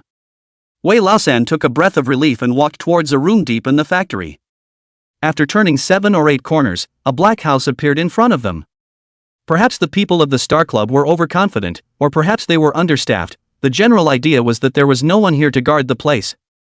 Stand outside, or I'll have to take you with me when I go back. Regarding the matter of Wei Lao-san misidentifying himself as a ghost, Huang Ting did not intend to explain, but instead intimidated again. When Wei Lao-san heard this, he immediately straightened his body and stood at the door, not daring to make any other movements. Huang Ting looked around, then disarmed his mech and jumped in through the open window. Inside the room, Chu Hua collapsed on the floor and was in a coma. Huang Ting took out the teleportation portal he had set up long ago and stuffed Chu Hua inside. He then climbed out from the window again, recalled the trickster mecha, and quietly left the Star Club. Not long after he left, Zhui Long arrived with a few of his men. Wei Lao-san, what are you standing here for? I'm just wandering around. Wei Lao-san explained with an untraceable glance backward. Go wander off to the side and get out of the way. Zhui Long casually waved his hand, letting Wei Lao-san leave before signaling his men to open the door to the room. Seeing their movements, Wei Lao-san's heart was in his throat, fearing that he would see something horrible next. The door to the room opened and the interior was empty. Seeing this scene, Zhuo Yilong's pupils quaked. Wei Laosan, on the other hand, was in an agitated mood. Sure enough, it was a ghost, or how else could it have taken this one big living person just like that? But he'd been standing guard outside and hadn't seen anyone leave at all. Where are the people? Where are the people? Zhuo Yilong roared loudly, and seeing that Wei Laosan was a bit soulful, he grabbed him by the collar and bellowed, "Where are the people in here?" I don't know, Vice President, I really don't know. Wei Laosan answered honestly. He didn't deceive Zhuo Yilong, he really didn't know. Zhuo Yilong calmed down at this time. Although the room was unguarded, the entire Star Club was like an iron plate, and it was simply impossible for a large living person to disappear silently. Right now, not only did he have to find the missing Chuhua, but he also had to keep the secret, and must not let the people of Aurora or Huangting know about it. Otherwise, his side's plan would have fallen through. No one is to say anything about this, do you hear me? Yes. The others nodded. Wei Laosan saw that Zhuo Yilong was so secretive and serious, making his suspicions even more certain. At this point, Chuhua had returned to Aurora and was awake. She had only fallen into a coma earlier due to excessive exertion, and she would be able to recover with a good rest. Seeing that his daughter was fine, Zhu Jiazhen thanked Huang Ting profusely and was almost about to kneel down. Huang Ting hurriedly stopped it. Seeing that Chuhua was fine, he gathered his men and returned to the Star Association. Now that the people have been rescued, it's time to talk about the rest. Learning that Huang Ting had brought people, Zhuo Yilong chose to show himself despite the worry in his heart. He was gambling that Huang Ting didn't know Chuhua's whereabouts yet. President Huang, that traitor Li Qinqing must have confused you with flowery words. Why don't you hand him over to us to deal with and save you the worry? By the way, Miss Chuhua is currently a guest at our Star Club. Doesn't President Huang want to have a chat with her? Chapter 57. Unfortunately, it's only fine grade. Yes? Huang Ting secretly smiled. Zhuo Yilong was afraid that he still didn't know that he had already rescued Chuhua, right? I do want to meet her. I wonder where she is now. She is naturally a guest in our Stars Association. As long as President Huang hands over Li Qinqing, you can naturally meet her. Zhuo Yilong cursed. If it wasn't for Chuhua disappearing, he wouldn't be so embarrassed right now. Chuhua is my Aurora's person, and so is Li Qinqing. Both of them, you can't take any of them away. Huang Ting's expression turned cold and he stopped talking nonsense. It's okay to move him, but not his people. It seems like President Huang is trying to force his way into our star congregation. Zhuo Yilong's eyes narrowed slightly as the mech automatically attached itself. Last time it was an ambush, and there weren't many men who could be deployed. Now that he was at the headquarters of the Star Association, he didn't believe that Huang Ting had the guts to dare to wage war against the entire Star Association. Forcing your way in? You're too high on yourselves. Huang Ting's eyes flashed, and the Giant God Mecha attributes appeared. Name, Giant God Mecha. Rank, 3rd Order. Strength, 130-200. Defense, 53-100. Agility, 51-100. Mystery, 0. Durability, 100-100. Exclusive module, Megatron. Subsidiary modules, Eye of Detection, Feather of Mutation, Teeth of the Hound, Gloves of Fangs, Alienated Flesh Mass. After ascending to the 3rd rank, the attributes of the Giant God Mecha were displayed more clearly. The number in front represents the current attribute, and the number after that represents the limit attribute. In addition to the increase in attributes, the effectiveness of the Mega God module has been greatly improved. Giant God, strength increased by 60%, can continue to be increased after completing mech advancement. Of course, the biggest change is the appearance of the durability value display. Endurance values are all shown as percentages, except that they are consumed differently depending on the individual mech. For example, for the same attack, Huang Ting summons the Heavenly Imperial Mecha, which consumes one of its durability value. Other people's mech consumption might be 20, or even 30, and that's the difference. With such magnificent attributes of the Giant God Mecha, it was enough to crush everyone in the Star Club, and Zhuo Yilong did think a little highly of himself when he said that Huang Ting was a strong intruder. Young man, don't be so arrogant. Zhuo Yilong had just made a sound, when he suddenly realized that his back was cold. Turning his head to look, Huang Ting appeared behind him at some point. You. He was shocked and subconsciously raised his hand to attack. Boo! A huge impact swept through. Zhuo Yilong fell to the ground, his body mech flashed a few times and disappeared. One hit kills. Such an outrageous scene directly froze in place the members of the Star Club who wanted to rush to support them. The crowd looked at each other, not having the guts to dare to step forward. Seeing that they were all intimidated by himself, Huang Ting snorted coldly, "Let Shirong come out to see me, the vice president has come out, does he, the president, still want to be a shrinking violet?" The second floor of the steel mill, in the plant manager's room. Hearing Huang Ting name himself out, a scowl flashed across Shirong's ferociously fleshy face. "A doll with no hair on its head, and you dare to call me by my name." He stormed out of the room, his dark blue mech attached to his body. Shirong's mecha stood 5 meters tall, with a head that looked like a shark's head shape, and a row of sharp fins on the spine part of his back, capable of cutting through steel with ease. "I'll let you know today that there are some people you can't afford to mess with." As the words fell, the surface of the originally dark blue mech slowly sprouted a red silk thread. Those red threads even faintly emitted a bloody odor. "Finally dared to come out." Huang Ting let out a cold smile, the feather of alteration behind his back flapped repeatedly, and in the blink of an eye, his figure disappeared in place. In the next instant, he steeply appeared in front of Shirong and blasted out with a fist. Seeing this, Shirong similarly blasted out a punch. Boo! The result was needless to say, with 130 points of strength, in addition to the 60% increase in the giant god template. The fact that this punch didn't blow up Shirong's mech was enough to show that his combat power was outstanding. Worthy of being the president of the Stars Association, if you don't have some strength, you really can't sit in this position. With a dark sigh of praise, Huang Ting once again bullied his way forward. Without waiting for Shirong to get up, the fanged gloves with spikes slammed out heavily. The powerful and incomparable suppressive force directly pressed Shirong to the point where he was unable to get up. However, Shirong wasn't a vegetarian either. He put his hands together and actually locked Huang Ting's heavy fist in a death grip. Right at this moment, the fin behind him suddenly popped out, transforming into a sharp blade that came straight at Huang Ting's face. Huang Ting tilts his head to avoid it. Using this opportunity, Shirong escapes control and gets back to his feet.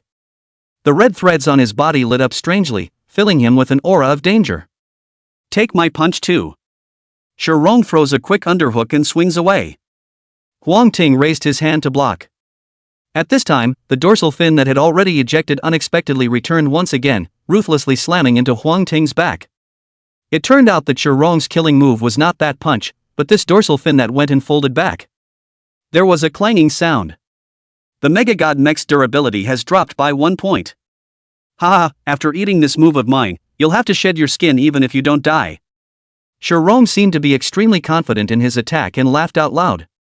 Looking at the durability value that had returned to 100, Huang Ting nodded. Regardless, Shirong had finally managed to break through the defense, and had also dealt a little damage to himself, which was quite impressive in that regard alone. The president is awesome. The rest of the Star Association members all applauded and praised when they saw this scene. But before the applause dissipated, they saw Huang Ting shattering Shirong's mech with a single punch as if nothing had happened. With a punch that smashed Shirong, a Rubik's Cube-style mech core appeared. A loss, but it's only fine grade. Seeing the quality of the mecha core, Huang Ting was somewhat speechless. I had thought that Shirong was so powerful that his mech must be of an excellent grade, but I didn't expect it to be only refined. If I had known that, I would have left him alive. Although he had some regrets, he put it away and then looked at the members of the Star Club. This is what happens when you mess with Aurora at will. After leaving a harsh sentence, he left without looking back. In addition to the president, the Star Association also had several vice presidents. Shirong's death will certainly have some repercussions, but they shouldn't be too great. Leaving the congregation of stars, Huang Ting wanted to return to the abandoned building, but after thinking about it, he headed north. When he was at the second rank himself, he couldn't do any damage to that blood cocoon. Now that you've reached the 3rd degree, it's just time to try it again. The blood cocoon to the north of Ningchang grew larger and larger, and from a distance, it looked like a residential building. There were also a large number of blood corpses roaming around the blood cocoon, and although they didn't have much consciousness, they were all extremely alert. As soon as there's a little breeze around, immediately go over and check it out. Huang Ting opened his eye of detection, and densely packed data was instantly revealed. As far as the eye could see, the lowest were all of the 2nd rank, and a significant portion were 3rd rank blood corpses. With so many blood corpses, I'm afraid that they could bulldoze the entire Ning city. Thinking for a moment, Huang Ting didn't rush in. Although the blood cocoon wouldn't attack, these blood corpses weren't vegetarians. If you wanted to break through the blood cocoon, you had to clear them all out before you could do so. Chapter 58, Strange Copy, Toho Dagger. When they returned to the city, they happened to meet Fuan and his group. They looked around as if they were searching for something. Seeing Huang Ting appear, Fuan hurriedly greeted him. Coincidentally, I was just about to look for you. Oh, what can I do for you? Huang Ting also felt that it was a coincidence that he happened to also want to talk to Fuan about the matter concerning the blood cocoon in the north of the city. So much time had already passed that the blood cocoon could rupture at any time, and once it did, the consequences would be unimaginable. The situation is like this: someone has discovered a rather peculiar copy. Unlike other copies, the rewards of this copy have been publicized in advance. It will be of great benefit to Ning Chang. I wonder if you have the time to clear this copy. The rewards gained will be discounted by us according to the energy points. Hearing this, Huang Ting froze for a moment. Strange copies? It seemed like there was such a copy in his previous life, and the reward inside was a black box. The black box can be described as a production line with a black tech nature, and the efficacy is extremely counterintuitive. Simply put items into it to produce preset reinforcement materials. There is no limit to the type of this item, and the higher the value, the more reinforcement materials will be produced. It's not much use in the later stages, but in the early stages, it's definitely considered a godsend. It's no wonder Fuan was so distraught and couldn't wait to find himself. Huang Ting carefully recalled that this copy was initially discovered by a team of only a dozen people. In order to pass the copy, all of their squad died. A few more forces followed to probe, and were similarly killed and injured. The only person who actually passes this copy is in Hong Hai. It was only after his casualty-free raid that he barely made it through and obtained that black chest. I wonder who found this copy? After a moment of silence, Huang Ting suddenly asked. This. I won't hide it from you, the one who discovered this copy is in Hong Hai. There was a conflict between Huang Ting and in Hong Hai, which was why Fuan answered so hesitantly. It's actually still him. Looks like he doesn't want me to live. Huang Ting knew it by heart. This kind of copy is different from the usual copy. If you want to describe it in a more colloquial term, it's rules weirdness. It is filled with all sorts of mystical powers, and if you break the rules, you will be severely punished. Not to mention that he was only at the 3rd rank now. Even if a 7th or 8th ranked mecha encountered this kind of copy, they could only go around. And Hong Hai must have sent quite a few people into the copy and finally realized that this copy was extremely difficult to pass, and only then would he think of borrowing the official's hand to get rid of himself. After all, that black box was not a bad temptation for the officials, who would surely seek their own help after many attempts. It's a borrowed knife, both the knife of a copy of rules weirdness and the knife of officialdom. Thinking of this, Huang Ting revealed a smile. As Ning Chang's only copy of the rule weirdness category, all the secrets of that copy had long been publicized clearly. Even if he didn't pay special attention, the method of passage was deeply engraved in his mind. And Hong Hai wanted to use this copy to get rid of himself, not realizing that he was giving himself a big gift. No problem, leave this copy to me, but I also have one thing that I need the help of Inspector Fu. You say. Seeing Huang Ting agree, Fuan's voice became a little lighter. There is a blood cocoon in the north of the city. Inside it is a 3rd-order blood corpse. Once the cocoon naturally ruptures, it will grow to 4th order and have the ability to create blood corpses. I hope that Inspector Fu can gather his men as soon as possible to clear out the guarding blood corpses in the periphery. As for the blood cocoon, it will be left to me to deal with. Fuan immediately realized how dangerous this matter was, and his originally loosened brow once again tightened, surfacing a gray haze. Whether it was a 4th-order monster or the creation of a blood corpse, it was all a big trouble to the present-day Ning Chang. One slip-up and Ning Chang could become history. He didn't dare to slack off and quickly began contacting the others after bidding farewell to Huang Ting. This is where that copy is located? Following the map given by Fuan, Huang Ting arrived inside an old kindergarten. The terrain around him gradually merged with his memories, and this was indeed the same rule-geeking type copy that had appeared in his previous life. As familiar things appeared, the memories in his mind became clearer. After tidying up a little, he pushed open the door to the kindergarten and walked in without hesitation. In the distance, in an abandoned residential building. And Hong Hai, who got the news, came here early to wait. He was ecstatic to see Huang Ting actually appear in front of the kindergarten and push the door in. This copy is not generally dangerous. My side went in 30 people, not even a single message has been sent out, even Ning Chang base is also folded. I don't believe that you can come out safely. Even if you can come out, so what? I've long been around the net of heaven and earth. Huang Ting, you're bound to die this time. and Hong Hai was a little anxious. He watched as Huang Ting grew stronger and stronger, and later took over the mountain river base and established Aurora. It could be said that nowadays, he didn't have a single advantage to speak of in front of Huang Ting. Thinking of the humiliation he had once suffered, the anger in Hong Hai's heart flared up. This time, let there be a complete decision between us. He let out a low growl, his eyes dead set on the kindergarten door. 1 hour, 2 hours, 3 hours. Just when Hong Hai thought that Huang Ting had died in the copy, the space at the gate twisted, and then Huang Ting's figure emerged. Even with past life memories, it's hard to pass this kind of copy. Huang Ting muttered, his entire mind involuntarily focused on the gains he had just made. First up is the reward for passing this replica, the black box. A black box is a plain black box labeled with an inlet and outlet. Directly above it, there was another huge depression. The method of use is very simple. For example, if you want to produce a beast soulstone, you just need to put the beast soulstone in the depression on it, and find something to stuff into the spout. The black box would automatically break those things down into energy points, and when the energy points met the requirements, it would create a beast soulstone, which would pop out at the outlet. Next was an object with a grayish-white appearance, the size of a fist, similar to a heart. Name, Stone Ghost Heart. Quality, excellent. Type, prop. Effect, fires a ray of petrified light. The speed and duration of petrification depends on the object. Huang Ting wasn't interested in the black box, but he was interested in the gargoyle heart. If he hadn't guessed, the gargoyle heart should be something from the mysterious side. It was just a pity that in order to catalyze this heart to emit petrifying rays, he had to have a little bit of mystical attribute to be able to do so. Just as he was thinking, Huang Ting suddenly noticed dozens of additional unfamiliar auras in his surroundings. The one that came face to face was none other than Hong Hai's red mecha. A siege? It's just as well that I'm still short of an excellence level mech core, so I won't hold back this time. Huang Ting spread out his palm, and a badge with a boar carved into it appeared. Boar's will. Since getting this prop, he hadn't been able to use it, and now he was just able to see the power. Chapter 59, Killing in Hong Hai, Early Rupture of Blood Cocoon.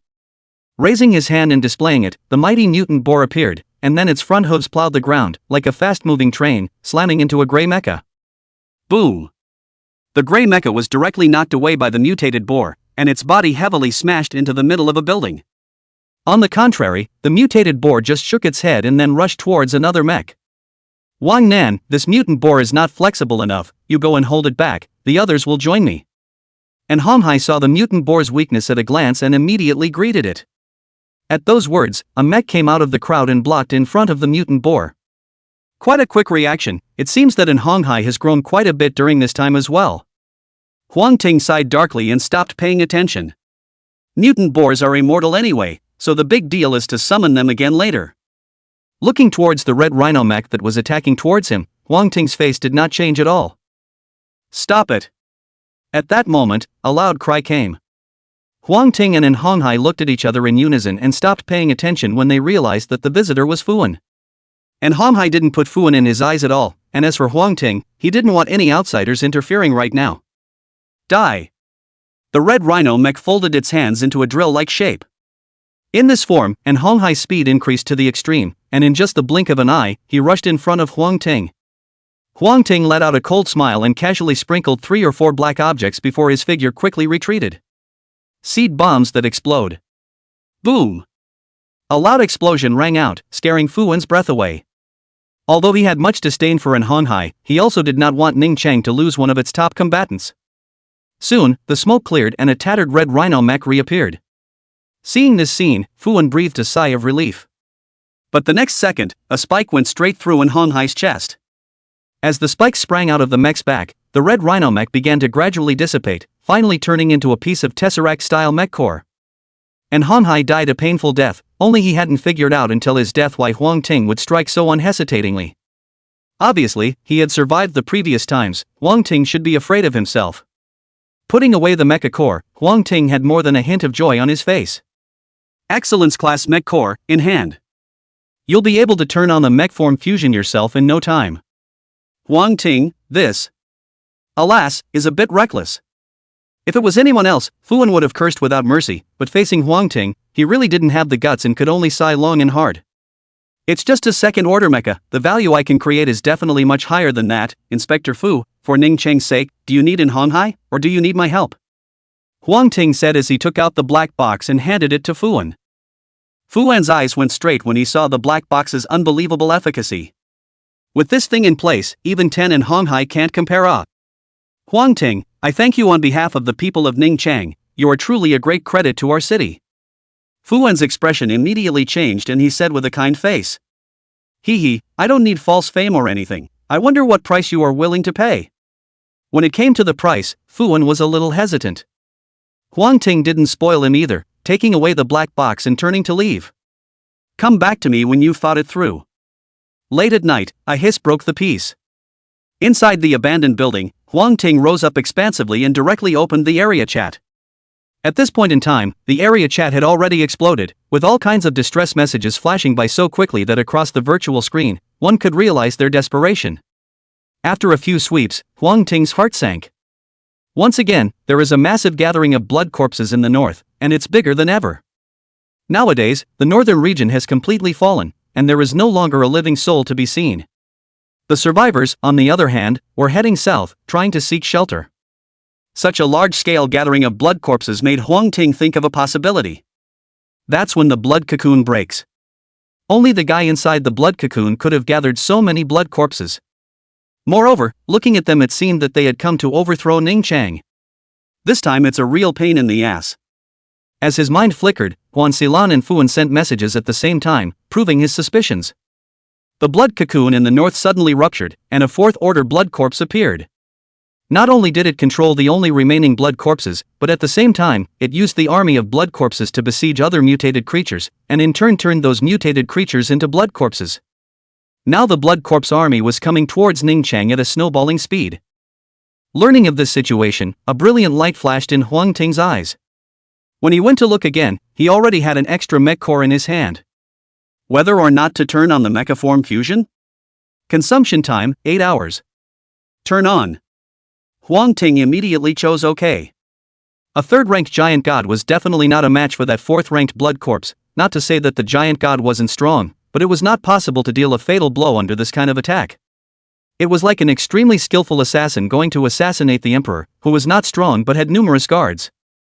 The assassin was even stronger than the guards, and there was no way to be sure that he would be able to succeed in his assassination. It wasn't hard to guess that there must be other blood corpses guarding that fourth-ranked blood corpse. Once the giant god mecha went deeper, it was likely that it would be in a situation where it was under siege. Converting the Thunder Flash mech would probably kill him faster. 8 hours, let's hope you can hold out. Just as Huang Ting was quietly waiting for the mecha form fusion to be completed, to the north of Ning City, the first line of defense had already been breached by the Blood Corpse army. Tramp, where did all these monsters come from? No. Don't know, they're charging again, hurry up and defend. I can't hold out much longer, retreat quickly. Everyone, abandon the first line of defense and withdraw to the second. Call again, everyone to the second line of defense. After resisting, the soldiers of the Ningchang base realized that they could not stop the army of blood corpses that were like a tidal wave, and had to retreat to the second line of defense. And this second line of defense just happens to be where Aurora is. How could the first line of defense be routed so quickly, when it clearly hasn't even been an hour? Guan Xilan's face was ugly, but there was nothing he could do. She turned her head to look at Su Dahai and instructed, the president has opened up the guild's warehouse permissions, so let all those who have the white bone bomb formula come out and make white bone bombs with all their might, in addition to utilizing your ability to open up a trap pit on the periphery of the base. With so many blood corpses, it's simply impossible for us to eliminate all of them. The chairman's side still needs more than 7 hours. Within that time, we must hold on. The gangly smile on Su Dahai's face disappeared, and his entire person instantly became serious and proper. He patted his chest and said in a deep voice, "Don't worry, leave these to me." Seeing Su Dahai lead the order and go, Guan Xilan looked at Li Miexing again. I know that the president is very indulgent towards you, never forcing you to do things you don't like, but now that the whole of Ning City is in danger, no one can do it alone. I hope that you can lead some people and try to figure out a way to cause killings to the blood corpses as much as possible. Can you do that? Li Miexing nodded. No problem, I will definitely do it. After arranging the two, a cold light flashed in Guan Xilan's eyes. She summoned her mech and fanned her hands back and forth. Clusters of white powder fell and then floated into the distance. Chapter 60, Defending the Defense Line, each showing their god's ability. At the back of the blood corpse army, the fourth-ranked blood corpse that had just broken through the blood cocoon was currently sitting on a throne made of piles of flesh and blood. Its appearance was somewhat similar to that of a little girl, except that its head was wrapped in a thick ring of gauze, making it impossible to see what it was supposed to look like. Ho ho, kill all. Kill all. The girl was still a bit unskilled in speaking at first, but she soon grasped the key to it, and 2 words popped out of her low voice, which was clearly to kill everyone within the Ning city in front of her. The blood corpses that surrounded it heard the girl speak, and one of them roared with excitement. Whoosh! One by one, the blood corpses transformed from birds were the first to attack. They ignored the defense forces on the ground and headed straight for the Aurora base. Inside Ning Cheng's base, Shuhua unfolded his wings and transformed into a giant eagle as he flew into the sky. Behind her were the same special mechs with the ability to fly. Coming into mid-air, looking at the blood corpse monster bird flying in front of him, Shuhua's voice was filled with rage. You monsters, all of you, die for me. Before the words left his mouth, the feathers on his wings suddenly sprouted up, and then transformed into a sharp blade that catapulted out. The sharp blades were fast and powerful. If you hit a vital area, one hit can take away a bird blood corpse. Behind them, the others each cast their own abilities, concentrating on the monster in front of them. In 3 or 2 tries, the crowd took care of the first batch of incoming bird blood corpses. They didn't relax though, on the contrary, everyone's heart was in their throat. In the distance, a large group of bird blood corpses came spreading out, even casting a huge shadow on the ground. The crowd looked down, only to find that the ground had also long been caught in the middle of the battle. Various types of mechs fought with the blood corpses, and the entire battlefield seemed to be transformed into a meat grinder, mercilessly devouring all lives. Both humans and blood corpses. There are so many blood corpses, we can't beat them, why don't we leave first? Someone shivered. Obviously, he had been scared out of his wits by such a scene. Shuhua secretly clenched her fists. She was just as scared, but with her own father down there and all the friends she knew holding out, how could she possibly run away? There is only one way to die if you run away now. If you don't want to die, just hold on until the end. Hold on, hope will definitely appear. She quickly recovered and said in a cold voice. I advise you guys to better not run around. Wang Ting said that there are more dangers in the air, even he doesn't dare to fly recklessly in the air. Once you enter certain dangerous places, the situation won't necessarily be any better than it is now. When the others heard this, their thoughts of escape were extinguished. If Chua said this, they were bound to disbelieve it, but if it was Huang Ting, it would be different. After all, there were already people who viewed Huang Ting as the number 1 person in Ning City. The credibility of the news he passed out is still very high. Seeing the people's hearts gradually stabilize, Shuhua breathed a sigh of relief. By this time, a large number of bird blood corpses had already arrived, and without further thought, she flapped her wings repeatedly, utilizing her 2 sharp claws to harvest them quickly. Although the crowd did their best to attack, they soon fell into a state of decay. It couldn't be helped, there were just too many monsters in the air for them to defend. New B. Suddenly, a blood corpse transformed from an eagle type found an opening for Chuhua's attack, and its sharp beak headed straight for her waist. If this peck hit, Chuhua would definitely not be able to continue fighting. Look out! The people around them saw this scene and only had time to warn them. There was no time to rescue them. Just when everyone thought that Chuhua was going to suffer a heavy blow, a missile flew out and slammed straight into the hawk-like blood corpse. Boom! The airwave caused by the explosion pushed Chuhua out a long way. Fortunately, instead of being harmed, Chuhua pulled away from the hawk-like blood corpses.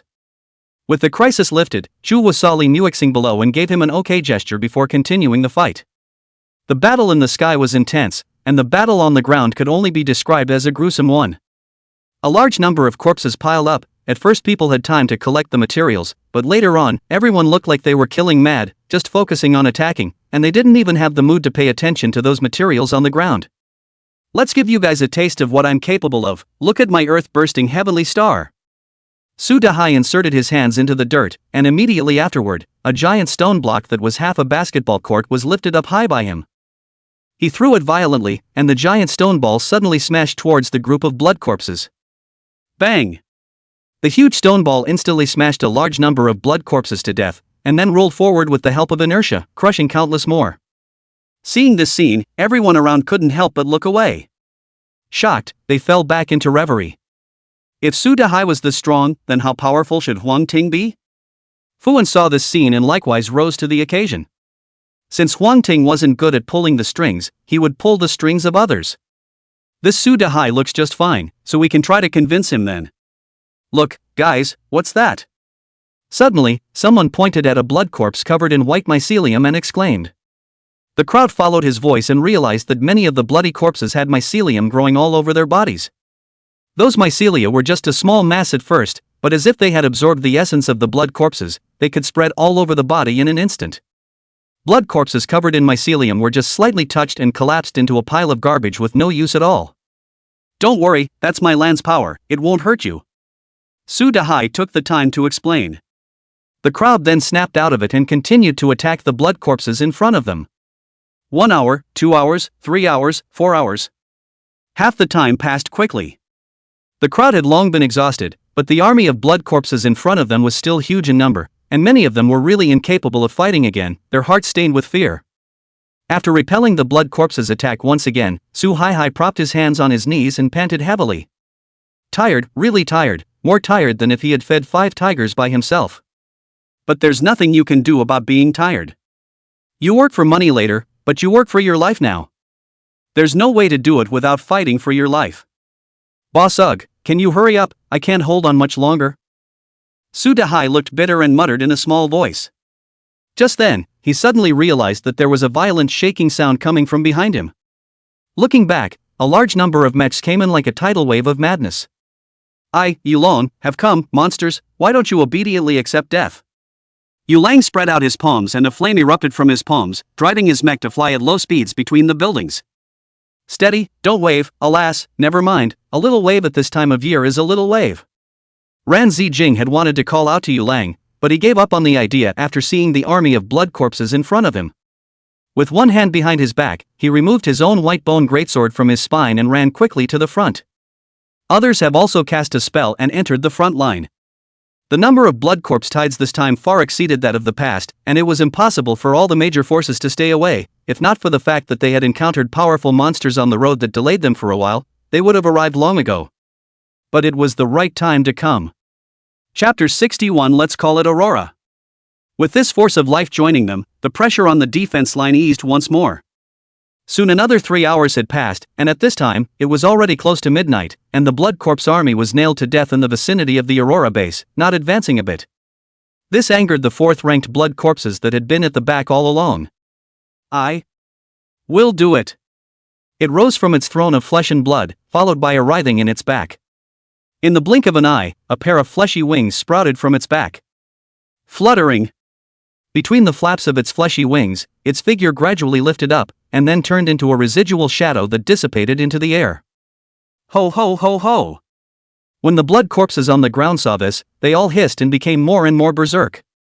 Above the sky, Chuhuo was close to exhaustion. If it wasn't for the fact that she had purchased some energy-restoring potions from the system mall, I'm afraid that she wouldn't have been able to hold on to them long ago. Just then, a ghostly figure appeared in front of him. Before she could react, she was knocked down hard. Shu Hua. Chu Jiajin, who had been paying attention to the situation in the sky, tightened his expression and quickly stepped forward. Only after seeing Chu Hua being steadily caught by Guan Xilan did he take a breath of relief and look up to the sky. The aura of a 4th-order blood corpse filled the entire battlefield, and for a time, a layer of shadow was cast over everyone's hearts. They were only 2nd-ranked at most, how could they possibly deal with a 4th-ranked monster? Guan Xilan stepped forward at this point. After so many days of fighting, she had long since completed her metamorphosis, and the more dangerous it was, the calmer her mind became. 1st-order mechs take over the defense line, all 2nd-order mechs gather and meet the enemy together. A lot of people would definitely die in this change, but there was no way around it, and one could only fill it with life in the face of such a strong enemy. Upon hearing her words, some people immediately exploded. I don't want to send death, so many blood corpses gathered here, there must not be many monsters in the north, I want. Before he could finish, the man realized that an object had suddenly appeared in front of him. When he strained to see, he realized that the object was a tiny cluster of mycelium. He seemed to have thought of something and looked at Guan Xilan with a horrified face. Opened his mouth, nothing came out. It turned out that at some point, those mycelium had completely taken over his entire throat. Poof! The mech fell to the ground and then dissipated. The crowd's hearts went cold as they looked at Guan Xilan. As long as one person escapes, the rest will follow, and those who don't want to escape will be implicated as a result. This kind of monster can't be solved by one or two people, and if you want to survive, you have to stick together. If anyone tries to escape, I'll kill him, and I won't survive anyway, so the big deal is that everyone dies together. Guan Xilan wanted to live too, but she wanted to live more as a human being. So, she doesn't want to run away, she just wants to win.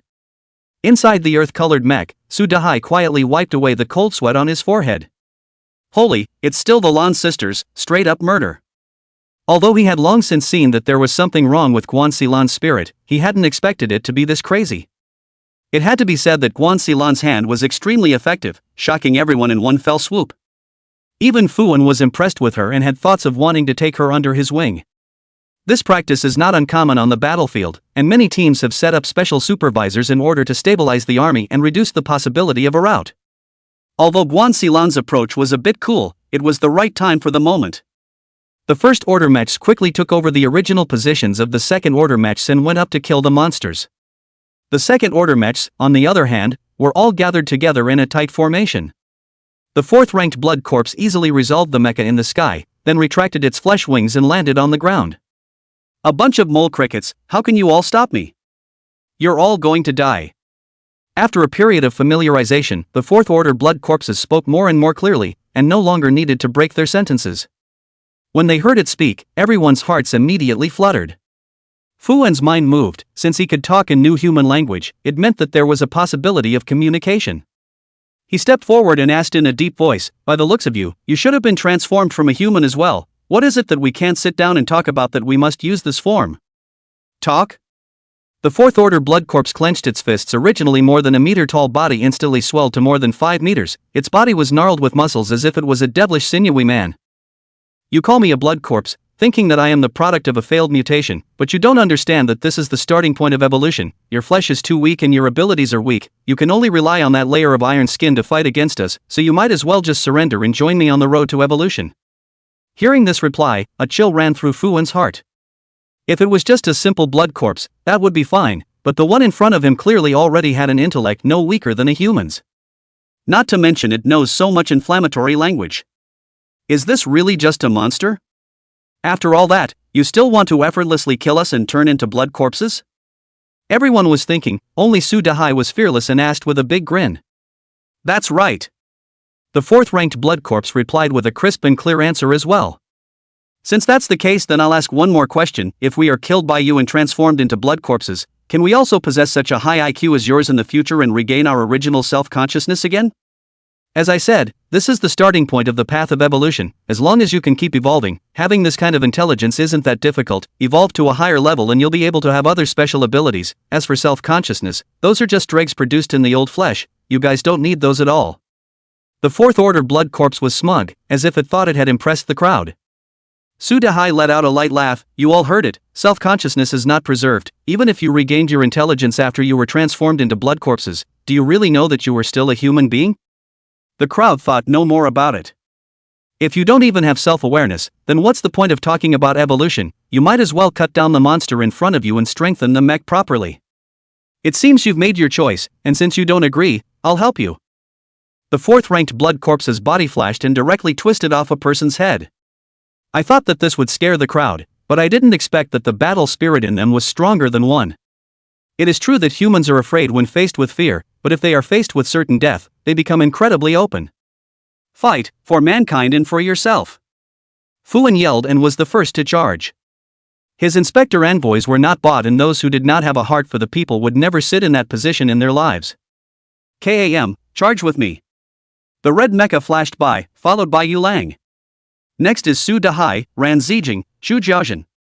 Not one person flinched, and the crowd met them. Mecha form fusion complete. Please name the new mecha. Inside the abandoned building, Huang Ting, who had been waiting quietly, snapped his eyes open. Let's call it Aurora. Chapter 62 Shadow Space, Heavy Mountain Emperor. Name, Aurora Mecha. Rank, 2nd. Power, 98-150. Defense, 94-150. Agility, 93-150. Mystery, 2-150. Exclusive modules, limit state, void concealment. Limit state: when turned on, all major attributes will increase by 50%, and the duration and size of the increase can be increased by completing the mech advancement. Void concealment: when turned on, enters a shadow space that cannot be perceived by the real world. Completing the mech advancement can extend the time in the shadow space. Attribute values for second order mechs generally range from 1050, and anything over 50 is considered a third order mech. Aurora's three major basic attributes were all above 90, yet it was only the second rank, which was simply terrifying as hell. What was even more terrifying was that this attribute hadn't reached its limit and there was still a lot of room for strengthening. If strengthened to the limit, a second-order Aurora mech can even match a fourth-order mech, whose attribute range is only between 100 and 500. Huang Ting's eyes lit up and he looked at the exclusive module introduction again. The first was the limit state. Currently he could open it for 10 minutes, which meant that within 10 minutes, all of his attributes would be increased by 50%, and the duration would be increased after the advancement. Even the increase would be increased accordingly. It's almost as good as turning on, no doubt. Moreover, as he had more and more attributes, the effect of this module would be enhanced accordingly, and it would not be an exaggeration to say that it was counterintuitive. After understanding the limit state, he looked to the void to hide again. With a movement of his mind, Huang Ting's figure disappeared in place. It was a true disappearance, not the kind of invisibility that the trickster mech accomplished by refracting light. Within the shadow space, the things in front of Huang Ting's eyes didn't change much, except that the original colorful world had become as gray and white as it was illuminated at the moment. He tried moving forward and realized he was nearly twice as fast as he was in the real world. And I don't know if he was a void body, or if these things in front of him were void bodies, but he could pass through them as easily as a ghost. Could I use shadow space to hurry? Huang Ting had a little guess about the module void concealment. Thinking of this, he quickened his pace and headed straight for the Aurora base to the north. As a building flashed by, the Aurora base was soon close at hand. At this time, Huang Ting suddenly realized that the surrounding space actually had a sense of repulsion towards him. After the trance had passed, he had exited from the shadow space to the real world. Entering the shadow space consumes mystic energy, and the Aurora mecha's mystic attribute is only 2 points, so being able to travel this far is already considered not easy. Sighing, Huang Ting looked around and realized that the Aurora base was literally right in front of him. Shadow space could indeed be used to catch up, and faster than he could in the real world. After all, it was much faster here, and with no mutated creatures or buildings on the road to influence him, he was able to go straight ahead and rush his way several times more efficiently.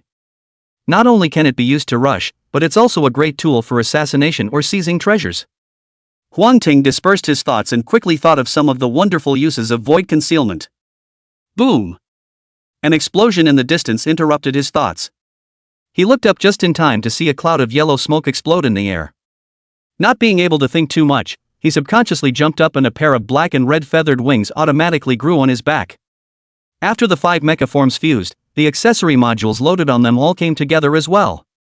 It seemed that they were affected by the fusion and their forms changed a little. Huang Ting didn't have time to think about this and quickly flew towards the yellow smoke.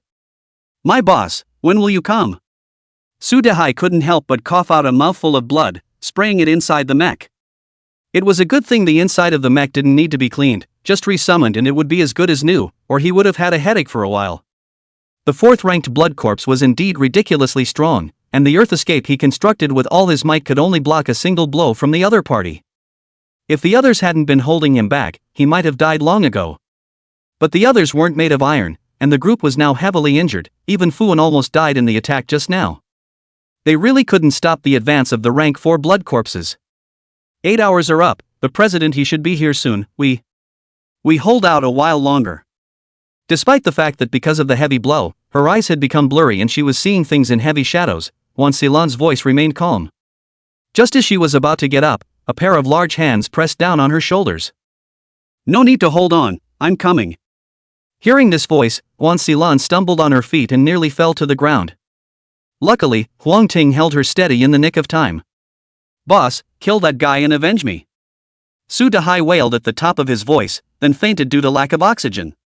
This operation scared Huang Ting so much that he rushed forward to check, and after realizing that Su Dehai had only fainted, he breathed a sigh of relief. When the crowd saw Huang Ting's arrival, they couldn't hold on any longer and retreated. This made the 4th order blood corpses come to life. It seems that you are the strongest person in this area. My name is Heavy Mountain, you are qualified to know my name. The 4th ranked blood corpse, also known as Heavy Mountain, said aloud. Heavy mountain? Heavy mountain? Huang Ting was stunned as his thoughts gradually merged with his previous life. The division of strength levels of the 10,000 races was basically the same, divided into 1 to 9 orders, and then there was the competition for the throne and the achievement of the king's order. A race could only produce one king rank, representing the entire race's chi, and only further up was the emperor rank. In his previous life, the Heavy Mountain Emperor was an emperor rank, as well as the strongest of the Blood Corpse clan, with an unparalleled windfall. I didn't realize that the Heavy Mountain Emperor actually came from Ning City. In that case, the destruction of Ning City in the previous life must have been the handiwork of this heavy mountain. My name is Huang Ting, you can talk more, you won't get a chance later. Huang Ting calmed down and looked at the heavy mountains in front of him. No matter how scenic it had been in its previous life, it was now only at the 4th rank. He himself had the Aurora Mecha, and with that perverted attribute, he must make Heavy Mountain fall here today. Arrogant, how do you know how powerful I am without being on the path of evolution? Heavy Mountain whispered, his body expanding once again. A muscle was like steel poured into it, which contained explosive power. Whoosh! In the next second, Heavy Mountain disappeared in place, then appeared above Huang Ting's head and stomped down heavily. It had thought that it would be able to completely stomp Huang Ting in the dirt, but who knew that when it stepped down it realized that what it had stepped on was just a residual shadow. No good. Feeling the fierce wind blowing in his ears, Chongshan's face changed drastically. Boo! A pair of big feet kicked it straight in the stomach. Heavy Mountain's body immediately looked like a sandbag that had been blown away, smashing heavily into an abandoned building. Hiss! When the crowd saw this, they all sucked in a breath of cool air. Even the originally berserk blood corpses became quiet after this move.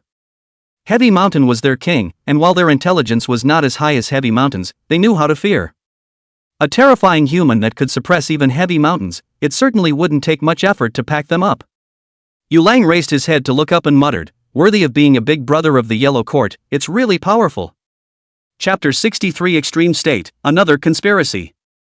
The dust that had been raised hadn't completely cleared, and Heavy Mountain's figure flashed, piercing through the rolling dust, and flew out of the abandoned building. It didn't say anything, but a wave of unprecedented caution could be seen in its eyes. The human in front of it was strong, so strong that it could be taken out with a single slip of the tongue. For the sake of the next evolution, it had to deal with it with all its might. When Huang Ting saw that Chongshan didn't say anything, he raised his arm, revealing the back of the hand that was marked by it. This mark has been worrying me for a long time, and today I can finally resolve it once and for all. Seeing that mark, Heavy Mountain secretly hated it. If Huang Ting hadn't killed Lisa in advance, causing its evolution to slow down, it would have already achieved the 4th rank and had the entire Ning City in its pocket. Now the combination of old and new grudges has made it nearly insane.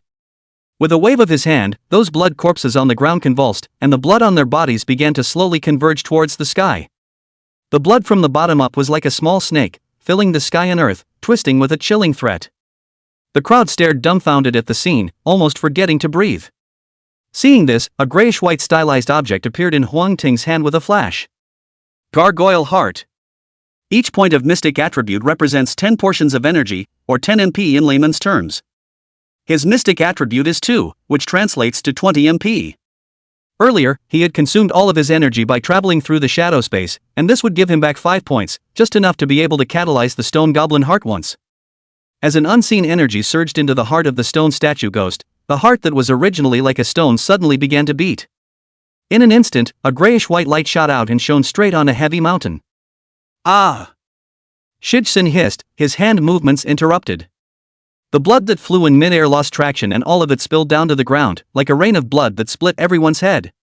He thought that it was just an ordinary attack, but Heavy Mountain was shocked to realize that his body was slowly petrifying. What the hell? After realizing that it couldn't stop the petrification from spreading, it just plucked out the already petrified flesh and blood, and as if it didn't think that was safe to do so, it plucked out a large portion of it again. Losing large chunks of flesh and blood made it look a bit pitiful, but Huang Ting knew that the vitality of blood corpses was already vigorous, not to mention that Heavy Mountain was still the king of the blood corpses, so this injury would have little effect on it. Sure enough, in just a few breaths of effort, all those blood and flesh that had been plucked out of Heavy Mountain's body grew back. Having suffered a big loss, Heavy Mountain no longer dared to underestimate Huang Ting, and after hissing, he ordered the remaining blood corpses to attack. On the one hand, it wanted Ning Cheng to be completely destroyed, on the other hand, it also wanted to use other people's lives to disrupt Huang Ting's attack. Huang Ting also noticed the scene at his feet and couldn't help but turn his eyes cold. Sure enough, a fae is a fae, and even if they talk a good game, in the end, they are only thinking for themselves. Limit state, on. He no longer held back, his limit state was opened, and all of his attributes were strengthened. In an instant, Heavy Mountain only felt as if the enemy in front of him was like a different person. That aura that was so powerful that it could not be described actually caused fear to sprout in its heart. How is that possible? It lost sight of Huang Ting in front of its eyes. Still trying to pull the same stunt? Heavy Mountain was secretly on guard, ready for any surprise attack that might come his way. In the next instant, a spike appeared in front of its eyes, stabbing straight into its right eye. Right in front? Shijsun was alarmed. Usually sneak attacks are behind you or over your head and under your feet where you have a restricted view, and even if they aren't those places, attacking from the side will work. But Huang Ting actually attacked head-on, and he didn't even notice it at all. What the hell is going on here? Pust. The spikes went straight through Shijsun's right eye, bringing out a large string of blood. How dare you hurt me, die for me. Heavy Mountain fought and swung a punch that landed solidly on the Aurora mech. It was relieved in its heart, thinking that this would force Huang Ting's Aurora mech back. After all, most of the other people's mechs had poor defenses, and it could break them with a random punch. But Huang Ting, as if nothing had happened, ringed up a punch and hit it on the jaw. Poof! Heavy Mountain's body was subjected to inertia and spun around in the air, falling heavily to the ground. This injury was nothing to Heavy Mountain, but it was a bit confused at this moment. Is this level of attack power really something a human should have? Too late to think about it, a punch with spikes slammed into the body. Then, punch after punch of attacks fell like rain. With every punch, it was able to smash it into a bloody mess. Destroy, repair, destroy, repair. After an unknown number of times, the energy in Heavy Mountain's body was depleted, and he was finally incapable of recovering from his injuries. Kill Chief Mutant Blood Corps 4th Order, obtain materials, Full Attribute Blood Core 3, Spiritual Energy Essence 5, Scarlet Quartz 5, Attachment Module Scarlet Sawtooth. A small pile of things popped out, and Huang Ting picked them up one by one to check them out. The All Attribute Blood Core is an enhanced version of the Major Attribute Blood Cores, and as the name suggests, it increases all attributes, including mystical. He crushed it in one hand and dripped it onto the Aurora mech. The blood slowly disappeared inside the mech, and the properties of the Aurora mech changed once more. Name, Aurora mech. Rank, 2nd. Power, 101-150. Defense, 97-150. Agility, 96-150. Mystery, 5-150. After boosting his attributes, Huang Ting put away the Spiritual Energy Essence and Scarlet Quartz, both of which were high-grade strengthening materials that were extremely valuable. Finally, his eyes fell on the accessory module called Scarlet Sawtooth. Name, Scarlet Sawtooth. Quality, Epic. Type, Upper Limb Module. Effect 1, a special weapon containing infinite power, increasing arm strength, strength plus 10. Effect 2, King's Weapon, with invisible deterrent, when loaded, reduces the attributes of enemies lower than its own rank by 40%, reduces the attributes of enemies equal to its own rank by 15%, and reduces the attributes of enemies higher than its own rank by 5%. Effect 3, Unique Jagged Structure with a bleeding effect, this effect can be stacked. Description: don't be intimidated by its hideous appearance, it may become a king's weapon in the future.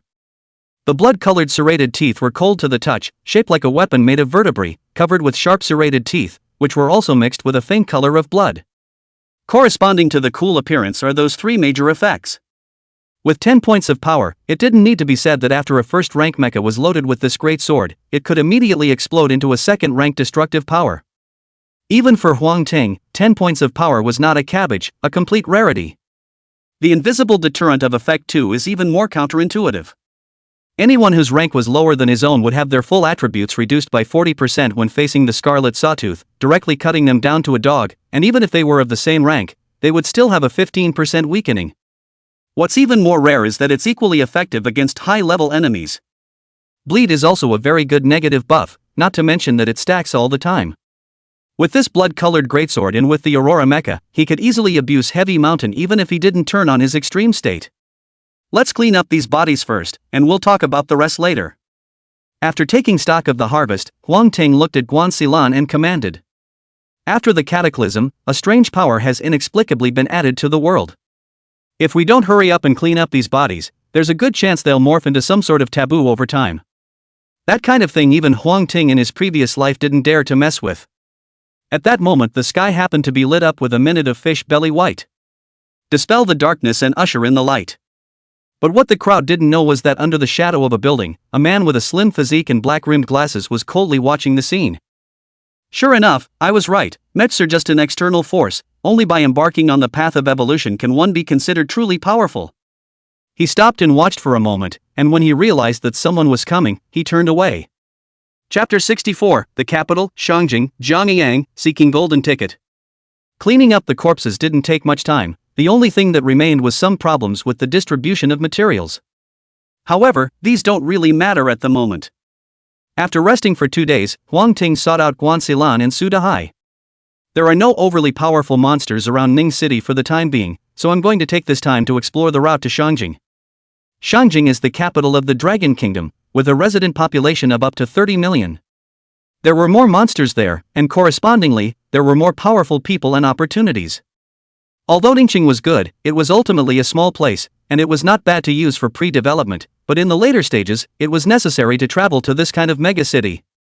Before the end of the world, it only took most of the day to get to Shangjing, and if you take a moving train, you'll be there in 2 or 3 hours, so now you really need to go ahead and explore the area. Guan Xilan nodded. In the past, with navigation, not to mention 800 kilometers, even 8,000 kilometers are not afraid, but now, the loss of navigation they are no different from the blind. Ningqing's development potential had been exhausted, and heading to the big city was indeed a good choice. I've been to Shangjing, aren't there street signs on the road? Just watch the road signs for instructions. Su Dahai was puzzled. What if the signs are destroyed by monsters? Do you expect to find a bloody corpse on the side of the road to ask for directions? When Guan Xilan heard this, she couldn't help but retort. What she said made a few points, and Su Dahai's head shrunk, knowing that he had made a stupid mistake, so he stopped talking. Huang Ting sighed slightly and didn't deny it right away. There are indeed signs on the road, it's just that the third mutation is coming. When the entire blue star will undergo drastic changes, those signs won't be able to play much of a role even if they do exist. We're going forward this time, we just need to take note of the landmarks along the way or anything else that's conspicuous. A third mutation? Guan Xilan and Su Dahai glanced at each other without asking more questions.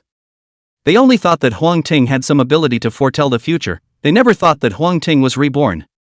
Pack your things, you're coming with me, this trip is going to take a long time. After a brief explanation, Huang Ting didn't continue, and simply asked the two to go ahead and prepare something. Soon, the two men finished packing. After Huang Ting handed over the Aurora base to Li Muixing and Chu Jiazhen, he took the two of them and quietly left. Fenghua base. Since in Honghai's death, Fenghua's situation has gotten worse all of a sudden. If it wasn't for the fact that the bottom line was still good and there were enough people, I'm afraid it would have fallen apart by now.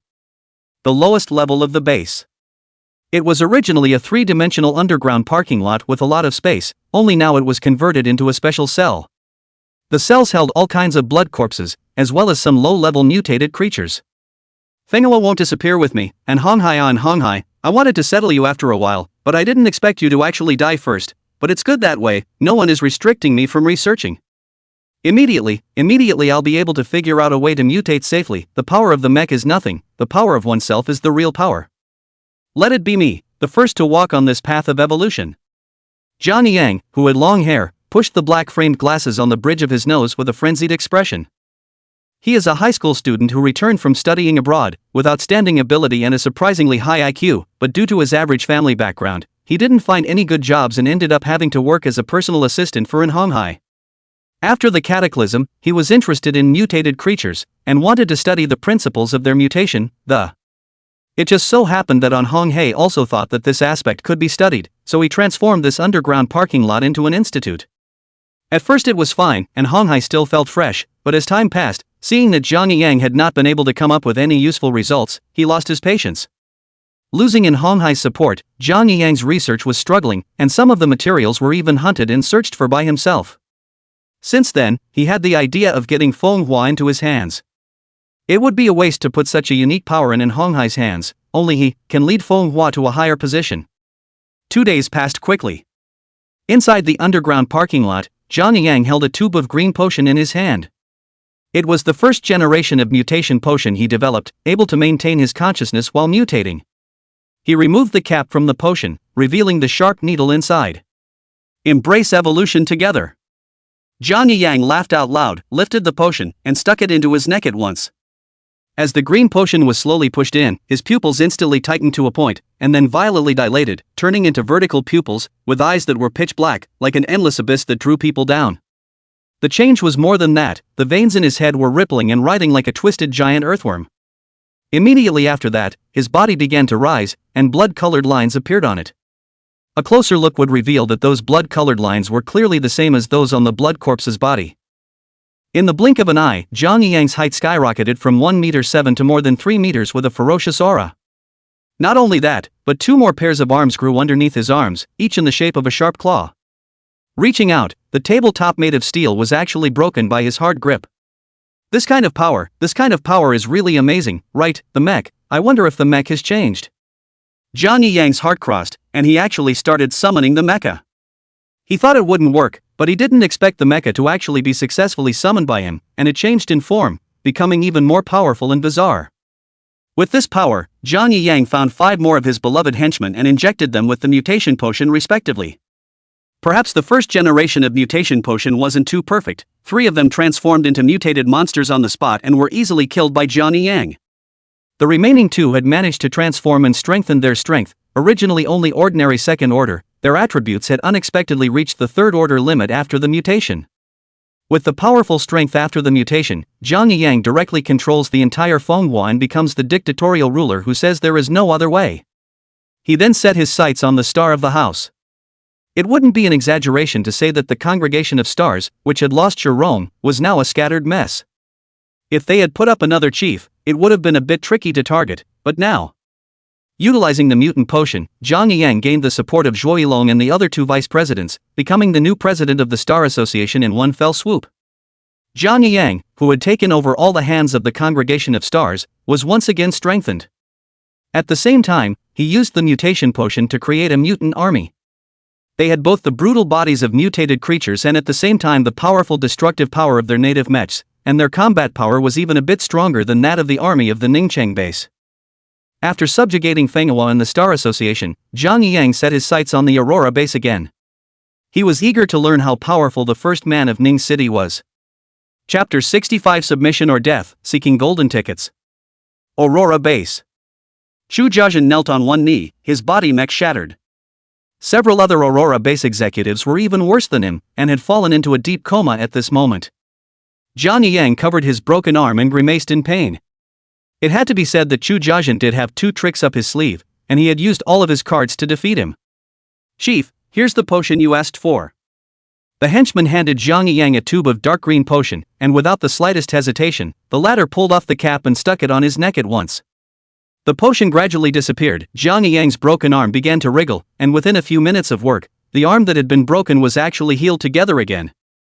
Seeing this scene, Chu Jiazhen's face was uncontrollably shocked. Crazy, you've become just like those monsters. The doomsday had lasted for so long that he could naturally tell at a glance the mutation that had occurred in Jiang Yang. It was just that he didn't know why Jiang Yang was not only able to control his self-consciousness, but also summon his native mecha at the same time. If it wasn't for the combination of these 2, Jiang Yang wouldn't have been a match for him at all. No, I'm not crazy, I've just become stronger. That blood corpse called Heavy Mountain was right. How would you guys know how strong I am without being on the path of evolution? Jiang Yang laughed and did not take Chu Jiazhen's words to heart. At that moment the drug kicked in and he jerked his head up, his muscles twitching. Snort! Suddenly, a hideous bony tail grew from Jiang Yang's back where his tailbone was. The bone tail swung continuously, and blood and flesh were even born quickly on it. In the blink of an eye, a thick rear end formed. Jiang Yang tried to swing his tail and smash it against the idle cable car on the side. The large cable car was jerked off and subsequently smashed flat.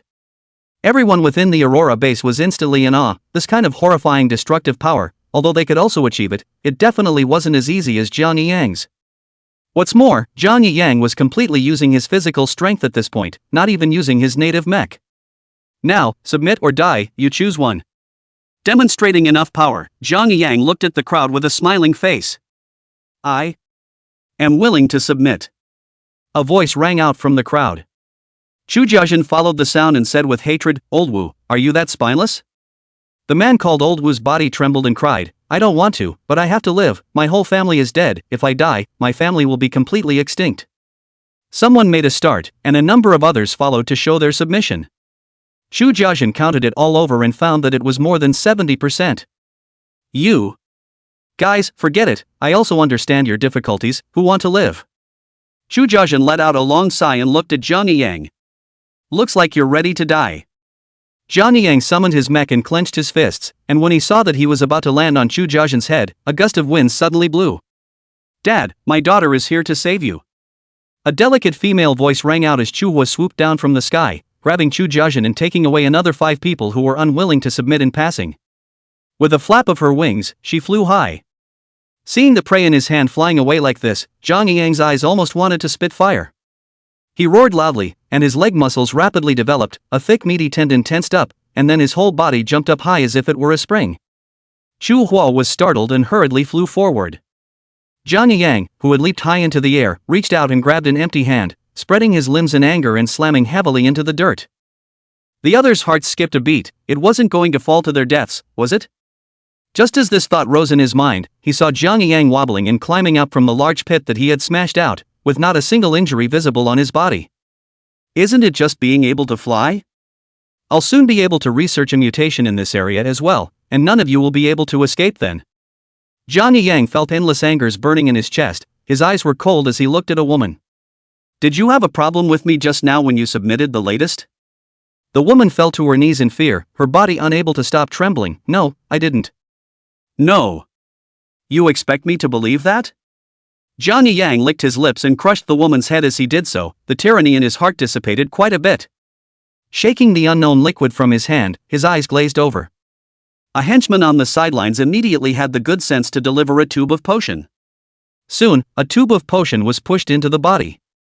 Not bad, go and capture some more blood corpses and mutated creatures over here, preferably ones with flight capabilities, I still have research to do. The men did not dare to disobey and bowed their heads in response. North of Ningcheng. The largest blood corpses had already been eliminated by Huang Ting, and the environment here was safer than anywhere else. Chu Huo put down a few people and disarmed his mech. Ahem, I didn't expect that one called Jiang Yang to be so powerful. Before I only knew that he was in Honghai's personal assistant, I didn't realize that the most powerful person in Fenghua wasn't in Honghai, but this Jiang Yang. Chu Jiajin gasped and coughed a few more times. Dad, are you okay? Chu Hua said with concern. I'm fine, I'm just a little physically exhausted. Dad, why didn't you notify Huang Ting when something so big happened? It was only now that Chu Hua realized that Jiang Yang had actually subdued the entire Fenghua and the Stars Association. In terms of power alone, he was now the #1 person in Ning City. Huang Ting has more important things to do, and I don't want to disturb him until it's necessary. Isn't now the necessary time? I'll contact him. Chu Hua opened a private chat with Huang Ting and informed him of everything that happened here. On the other side, Huang Ting had just finished solving a third-order mutant poison scorpion. This poisonous scorpion was hidden in the middle of a mound of dirt, and if it wasn't for Su Dahai noticing that something was wrong, someone might have already been injured. 200 kilometers further on, you'll almost be within the boundaries of Shinjing, and I remember that there's a mountain on the way that resembles a tiger's head, hence it's also known as Tiger's Head Mountain by the locals. Su Dahai took out a map he had scavenged on the road and said after carefully recognizing the surrounding area. Tiger's Head Mountain, it really doesn't seem that far away. Huang Ting also knew this place. There was a shocking battle in a previous life that took place in this place.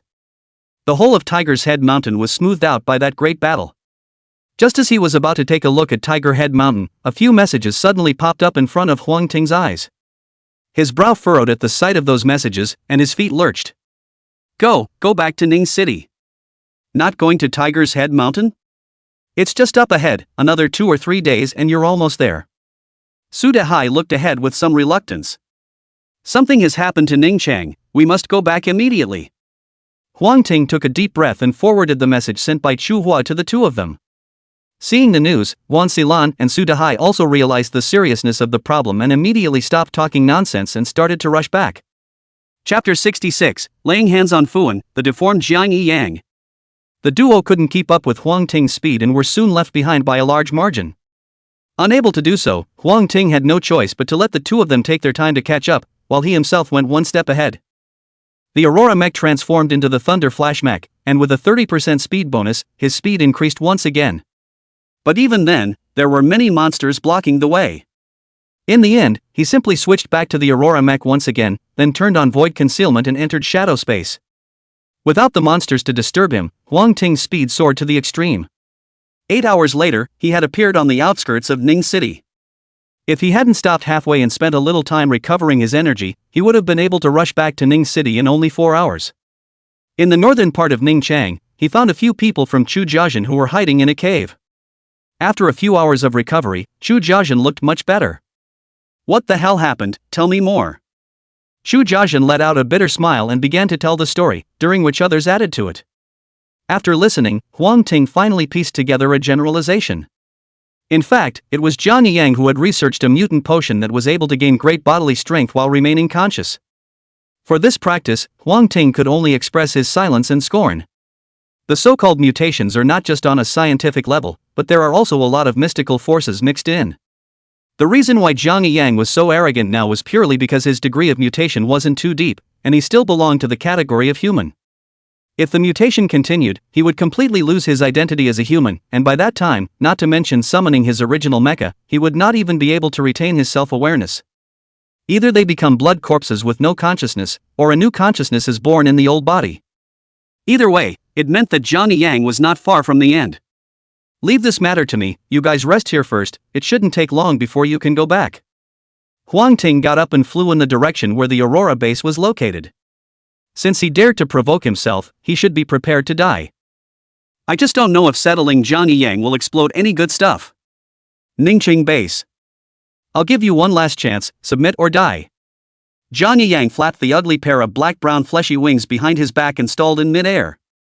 The ability to fly may seem like a tall order, but it's actually quite simple, requiring only a mutation in a specific direction. He had long ago stopped planning to be human, and was naturally not repulsed by the wings that had grown. Just use them for now and re-mutate them later for a nice pair. Attack! Inside the base, Zhang Yiliang's features were distorted with a strong hostile aura. They were the military, representing the dignity of the country, and now that they were being provoked at the door like this, how could they possibly hold back? With his command, dozens of mechs flew out of the base and fired a crimson ray at Johnny Yang. Johnny Yang raised his eyebrows and flapped his meaty wings repeatedly. His figure was like a ghost, easily dodging the red light's surprise attack. It's your choice. He grunted coldly and summoned his native mech. At this time, his mech was no longer in the form of the all-encompassing one from before, but rather it was somewhat like an exoskeleton mech. However, instead of Jiang Yang's combat power being weakened by this, on the contrary, the exoskeleton mech paired with his own mutated flesh increased the power he exerted exponentially. The figure flashed and appeared behind a soldier. Click! His large hands grabbed the soldier's head and surprisingly yanked it down hard. Seeing such a ferocious scene, not to mention the others, even Fuan and Zhang Yiliang inside the base were shocked. It's simply a sadness that such a terrifying power appears in such a person. Fuan's voice was tinged with fear and envy. If they also possessed this kind of technology, wouldn't it be easy to control Ningchang? Just as he fell into a reverie, a silhouette suddenly appeared in front of him and tightly choked him. Inspector Fu! The crowd gasped, and Zhang Yiliang's heart was in his throat at this moment. As the biggest government official in Ningchang, if Fuan died here, he could not escape the blame. Inspector Fu, I heard that your education is not as good as mine, it's just that your family has a good background, that's how you can become the inspector of Ning City. While I have no money and no power, I can only become a personal assistant in someone else's house. A personal assistant. What's the difference between that and someone else's dog? Zhang Yang's voice filled with malice rang in Fuan's ears. I have to admit, your ability is really outstanding, but if it can be used in the right way, you will definitely get more than what you have now. Fuan persuaded. Stop saying these grandiose words. Without a background and connections, I can only go down this path, but it doesn't look too bad now. Soon the entire Ning City will be mine. Johnny Yang laughed out loud. Farewell, Inspector Rich. He exerted force in his hands, disintegrating Fuan's defense bit by bit. Click, click, click.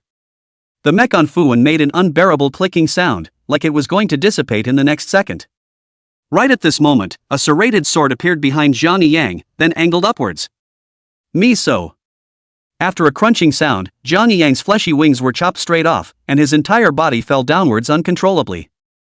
Fuan quickly stabilized his stance, then looked at the owner of the serrated sword. Yellow Court? He was shocked, not expecting Huang Ting to actually appear here. It's better to come early than late, Inspector Fu, let's talk later. Seeing that Zhang Yang had already risen from the ground, Huang Ting made a dive downward, and the scarlet sawtooth sword mercilessly chopped down towards the top of his head.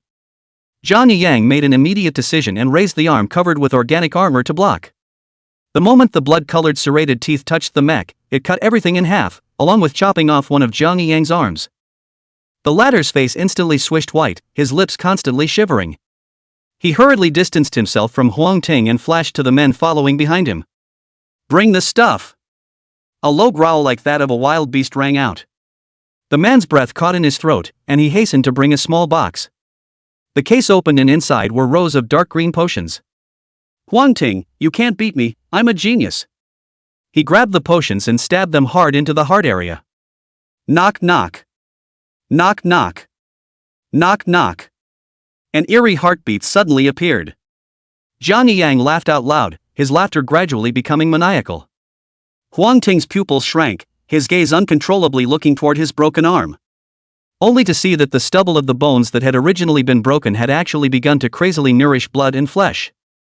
Those flesh and blood were like foam caulk, small at first and then rapidly expanding. In just a few short breaths of work, Zhang Yang grew a brand new arm. Moreover, that arm was still in the midst of growing, soon growing to the size of 6 meters, almost as tall as a 2-story building. The tops of the arms were covered with all kinds of pustules. Pust. Suddenly, a pustule ruptured, revealing a human face inside. Then many more pustules ruptured, revealing all manner of organs. Ears, eyes, nose, or maybe a rat tail with rows of sharp teeth. Chapter 67 Body Strengthening Formula, One More Person. Seeing this scene, quite a few people around turned around in disgust and started to vomit.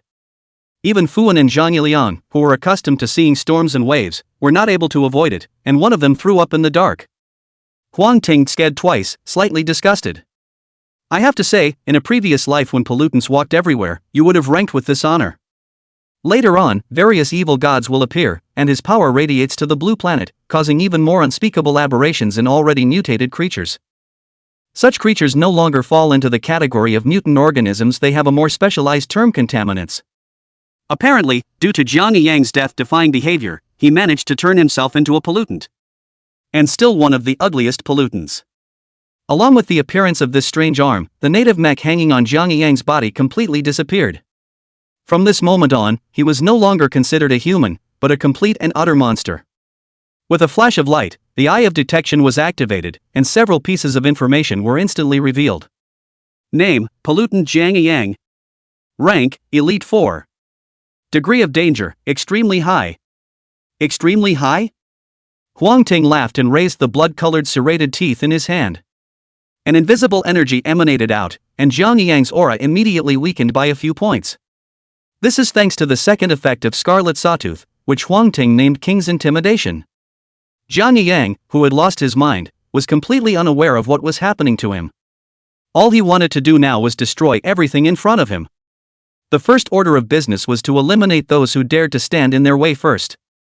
He roared in anger, flinging his large and deformed arm and swinging it towards Huang Ting. Huang Ting didn't have the intention to fight hard, and his figure vanished into shadow space, disappearing in place. In the next second, he appeared behind Zhang Yang and swung his blood-colored serrated teeth down to slash.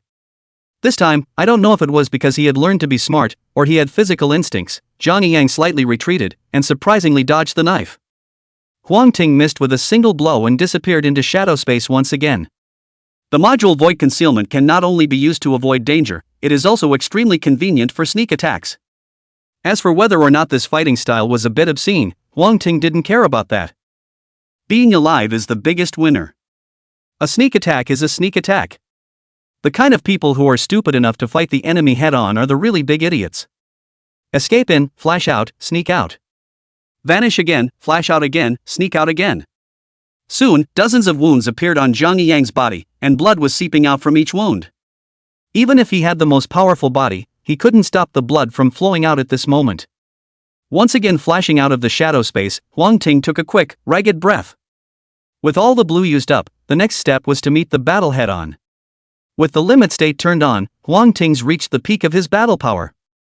Swish!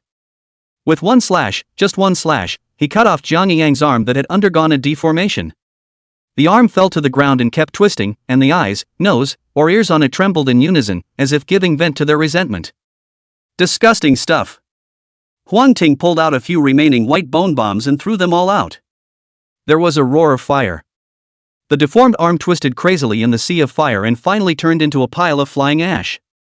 Once again, he swung out a blade and resolved Jiang Yang, and a familiar prompt sounded in his ears.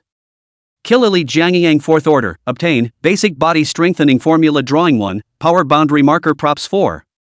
There were only 2 drops from Jiang Yang, but they were both good items that could make Huang Ting feel ecstatic. Name, Body Strengthening Formula Basic. Quality, excellent. Type, drawing. Effect, strengthens the mecha manipulator's own physical qualities. Required materials, flesh and blood essence 100, licorice fruit 10, unicorn fruit 5, gold water 2. When a mech is strengthened, some of the energy is fed back to the manipulator, but not much.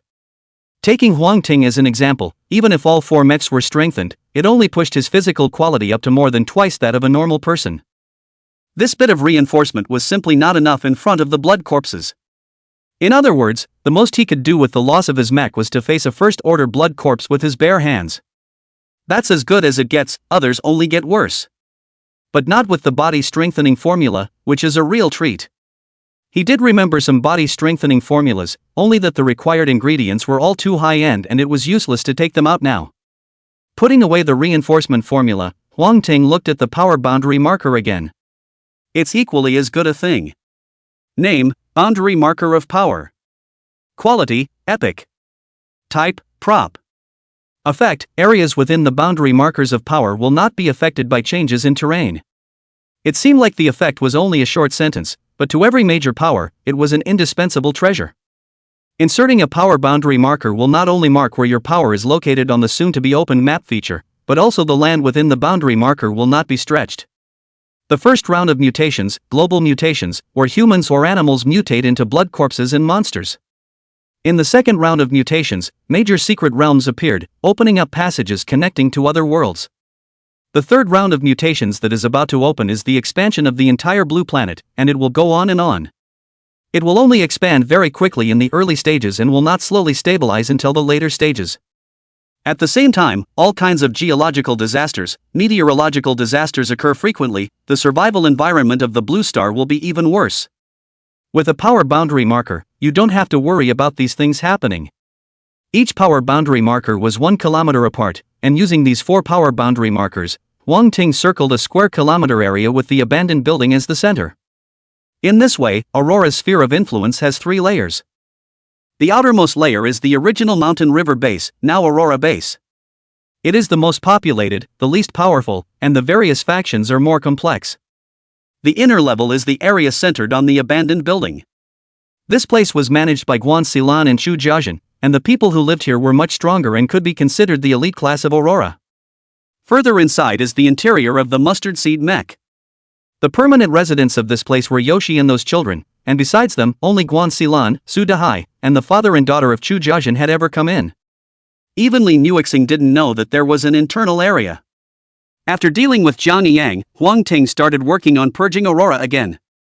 The outer layer is complicated and has all kinds of people in it, and for the sake of Aurora's growth, these people must be weeded out. Under the intimidation of Huang Ting's powerful strength, those who were eliminated didn't dare to attack even if they had complaints, and one by one, they obediently left Aurora. After a purge, the entire ethos of Aurora was a few degrees better. Then, Huang Ting supported a talented person named Luo Shoping to rise to power. Luo Shoping's mecha is related to the Yak, and his strength should not be underestimated, as well as being a complex talent proficient in management.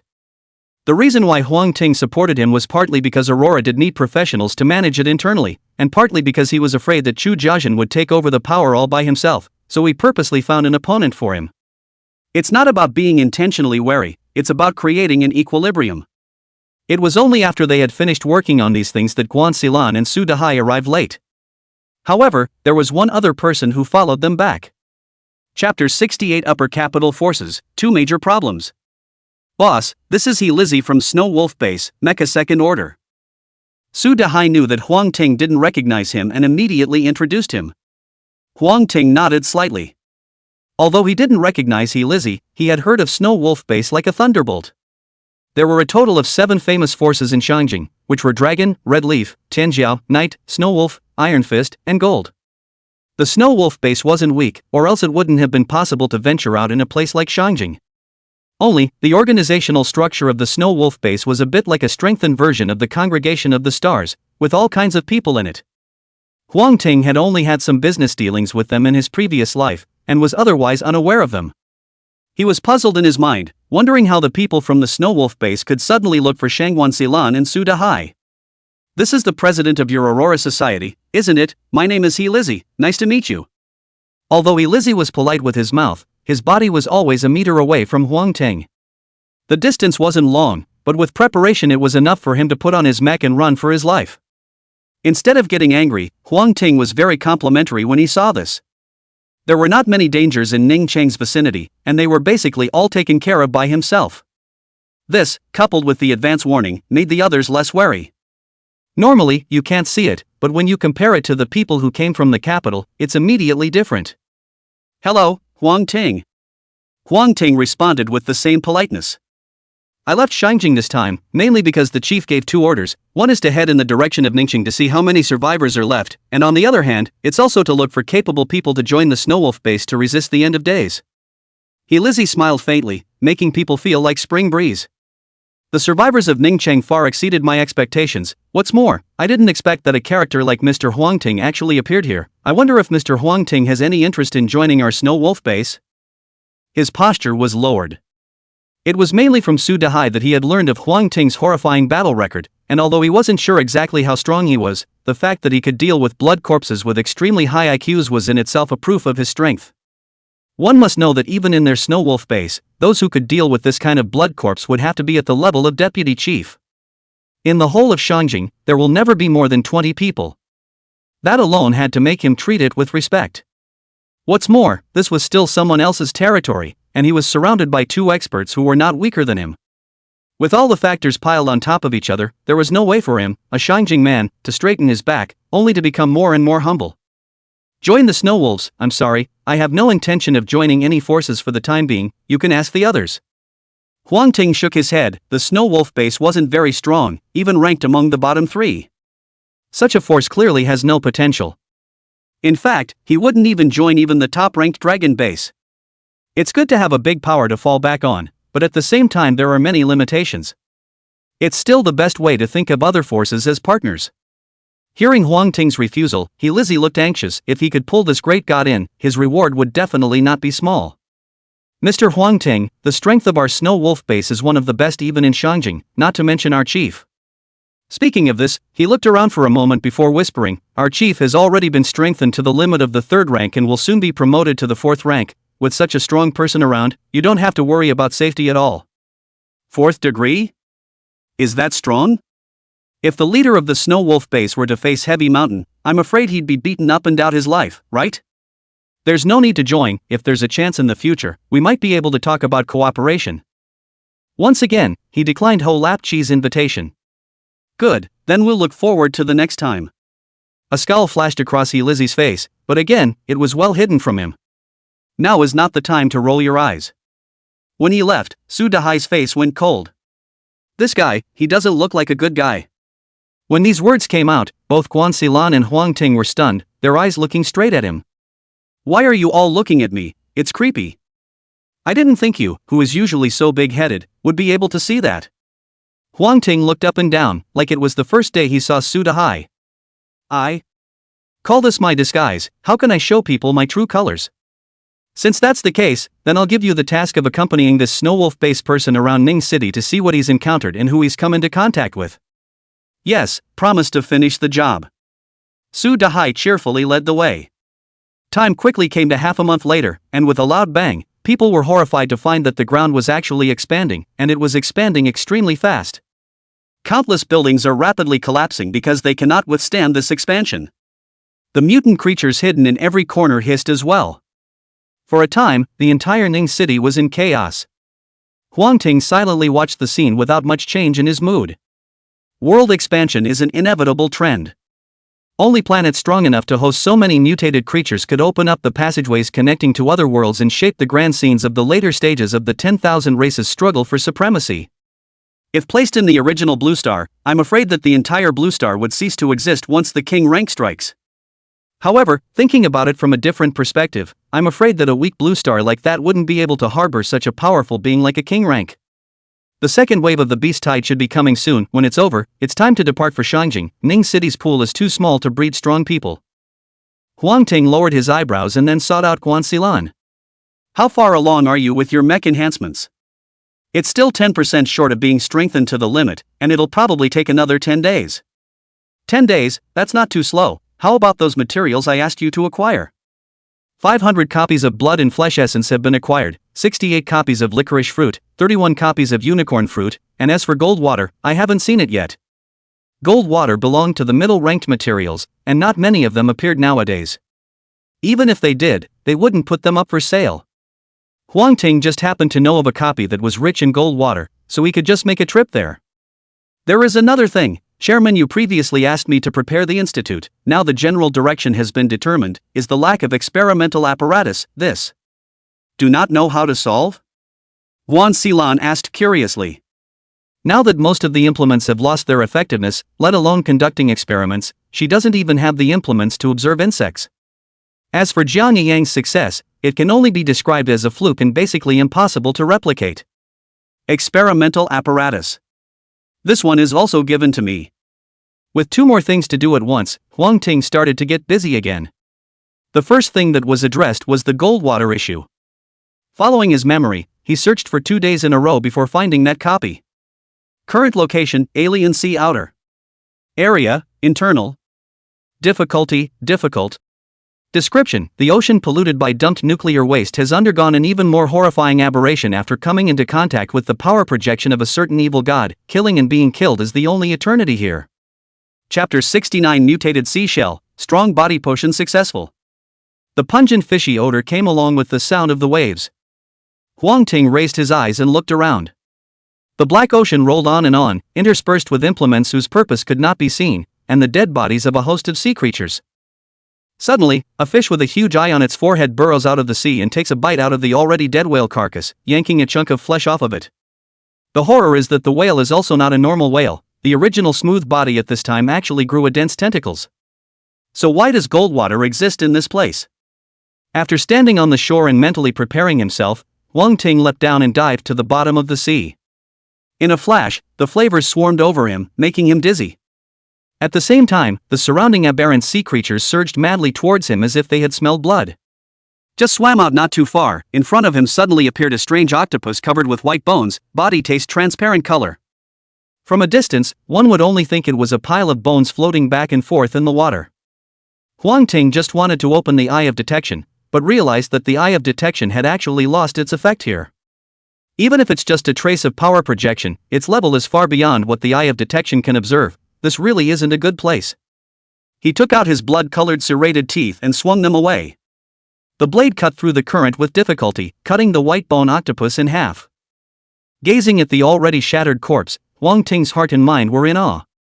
With his experience, that white bone octopus was at most a first-rank elite monster, and placed on land, he could easily crush it without any effort. But in the ocean, his strength was severely weakened, and the power of that slash just now was more than enough to deal with second-order creatures. In such a moment of concentration, dozens of strange-looking creatures suddenly swam around, and in just 3 or 2 strokes, they had parted with the white bone octopus. 2 of the more crab-like creatures even fought over it. The creatures around them constantly prowl, immediately running over to make up for it as soon as they realize that one of the parties is in a disadvantageous position. The result was obvious: neither crab ended up surviving. It's worthy of being a difficulty-level copy. A normal second-ranked mecha wouldn't be able to survive in this environment. Huang Ting winced and swam towards the depths of the ocean. It was the most polluted area in the entire other sea, and also the place where gold water was abundant. You are in the core area. Proceed with caution. A hint flashed before his eyes, signifying that Huang Ting had arrived at the very core of the alien sea. He kept on diving, and large iron barrels with skulls appeared in front of him. At that moment there was a trace of green liquid that was continuously oozing out of the large iron barrel, which was then eaten by the sea creatures that swam by.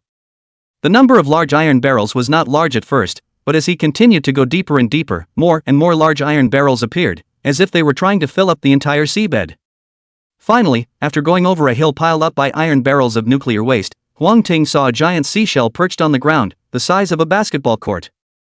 Noticing the arrival of other creatures, Seashell opened his eyes at the first opportunity. In an instant, hundreds of gazes landed on Huang Ting. Being injected by so many eyes at the same time, even Huang Ting couldn't help but feel hairy in his heart at this moment. Suddenly, a long tentacle poked out from the shell and quickly came towards Huang Ting. Huang Ting sidestepped and dodged as the tentacle grazed his body and slammed heavily into the large iron barrel at his feet. Dozens of large iron barrels were smoked on the spot, and the green substance overflowed rapidly, filling the nearby sea. Looks like it's going to have to be quick or these contaminants can kill people. If it wasn't for the fact that the mech had previously been strengthened against toxins, Huang Ting wouldn't have dared to come here. After all, his main body was still vulnerable right now, and those contaminants were no joke, and could even bypass the mech's defenses and invade directly inside. Only with the relevant reinforcement can you barely resist the toxin infestation. Another tentacle flew out of the greenish waters, followed by a second and a third. Soon, the area was covered with the tentacles of that mutated seashell. Whoosh! A tentacle was like a long whip, swiftly and forcefully swinging toward Huang Ting. Huang Ting didn't sit still and raised his scarlet sawtooth to counterattack. Each swing of the blade cut off a tentacle. But the mutant seashells recovered at an unimaginable speed, and in the next instant, a brand new tentacle would grow. After chopping off dozens of tentacles consecutively, Huang Ting realized that if he wanted to truly solve this mutated seashell, he had to start with its body. But with so many tentacles stopping in front of him, plus the fact that he didn't have any modules on him that were suitable for the deep sea, not to mention killing, it was very hard to even move.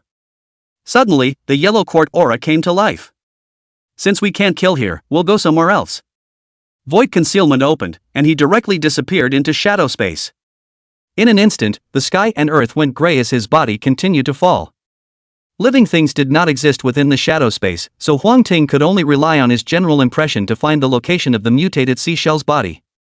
Luckily, there were many large iron barrels on the side, which were staggered against each other like a signpost to indicate Huang Ting's location. This should almost be it. Coming over a clearing, Huang Ting turned on his limit state, raised his scarlet sawtooth, and violently slashed downwards. The void cloaking closes and the mutant seashell comes into view. Looking at the enemy that suddenly appeared above his head, panic appeared in the hundreds of eyes of the mutated seashell. It couldn't figure out how any enemy could suddenly appear above its head. Subsequently, the blood-colored serrated teeth directly crumbled away the hard shell outside the mutated seashell, revealing a piece of soft flesh. Huang Ting swung his fist and blasted all of the soft flesh. Slay the source of plague and get fixed drops, pearls of remaining shadow, gold water. The retained shadow pearl is a purple bead from the outside. The bead is so peculiar that you can turn on the video mode by tapping on it 3 times. Someone once did an experiment where a single pearl of retention could record all the images for up to 3 days. Unless the pearl of retention is destroyed, the images inside will never disappear for the rest of your life, which is better than any internet disk. Collecting these 2 harvests, Huang Ting spent 2,000 energy points and purchased 5 other worldly passes before swiping the copy 5 times again. The 5 copies didn't take long due to the lightness of the road. In this way, Huang Ting had 6 copies of gold water in his hands. Returning to the abandoned building, he took out the gold water as well as the materials that Guan Xilan had gathered, and took out the basic version of the body strengthening formula. Generally speaking, potion-type drawings are unlimited, and so is the one in front of me. 100 portions of blood essence, 10 licorice fruits, 5 unicorn fruits, and 2 portions of golden water, that's enough. Laying out all the materials on the drawing, only a white light flashed and a tube of red liquid appeared. Name: Basic Body Strengthening Potion. Quality: Excellent. Type: Prop. Effects: A perfect body strengthening potion. Although it's the basic version, after taking it, the physical quality will still be greatly improved. Unfortunately, a person can only take it once. Chapter 70, Big Fish Eating Small Fish, Requesting Golden Tickets. Picking up the red potion and pulling out the cork on it, Huang Ting drank it in one go. The medicine tastes pungent and spicy, like taking a sip of hot pot soup. In an instant, Huang Ting felt an indescribable heat flow rapidly spreading throughout his body, from his chest to his limbs, and then to every cell. His body began to tremble slightly in small increments, as if there were countless currents coursing through his body. There were even millions of tiny electric snakes vaguely roaming under the skin, bringing a burst of tingling sensation. As time passed, this feeling gradually transformed into an intense burning sensation, like hot lava rushing through the blood veins. The surface of Huang Ting's body began to glow with a faint layer of red light, as if it was wrapped in some kind of mysterious energy. Suddenly, his heartbeat quickened, and each beat felt like it was channeling newfound strength throughout his body. After a few minutes, Huang Ting felt that his body had undergone a radical change. The body that was originally heavy and unbearable now became incredibly light, and the muscles became tighter and more powerful, and even subtle veins could be seen protruding out. Not only that, his senses had also become exceptionally sharp, able to clearly capture even the slightest footsteps in the distance, while his eyesight had also been greatly improved, able to see every detail even in the dark. That's the power of strengthening potions.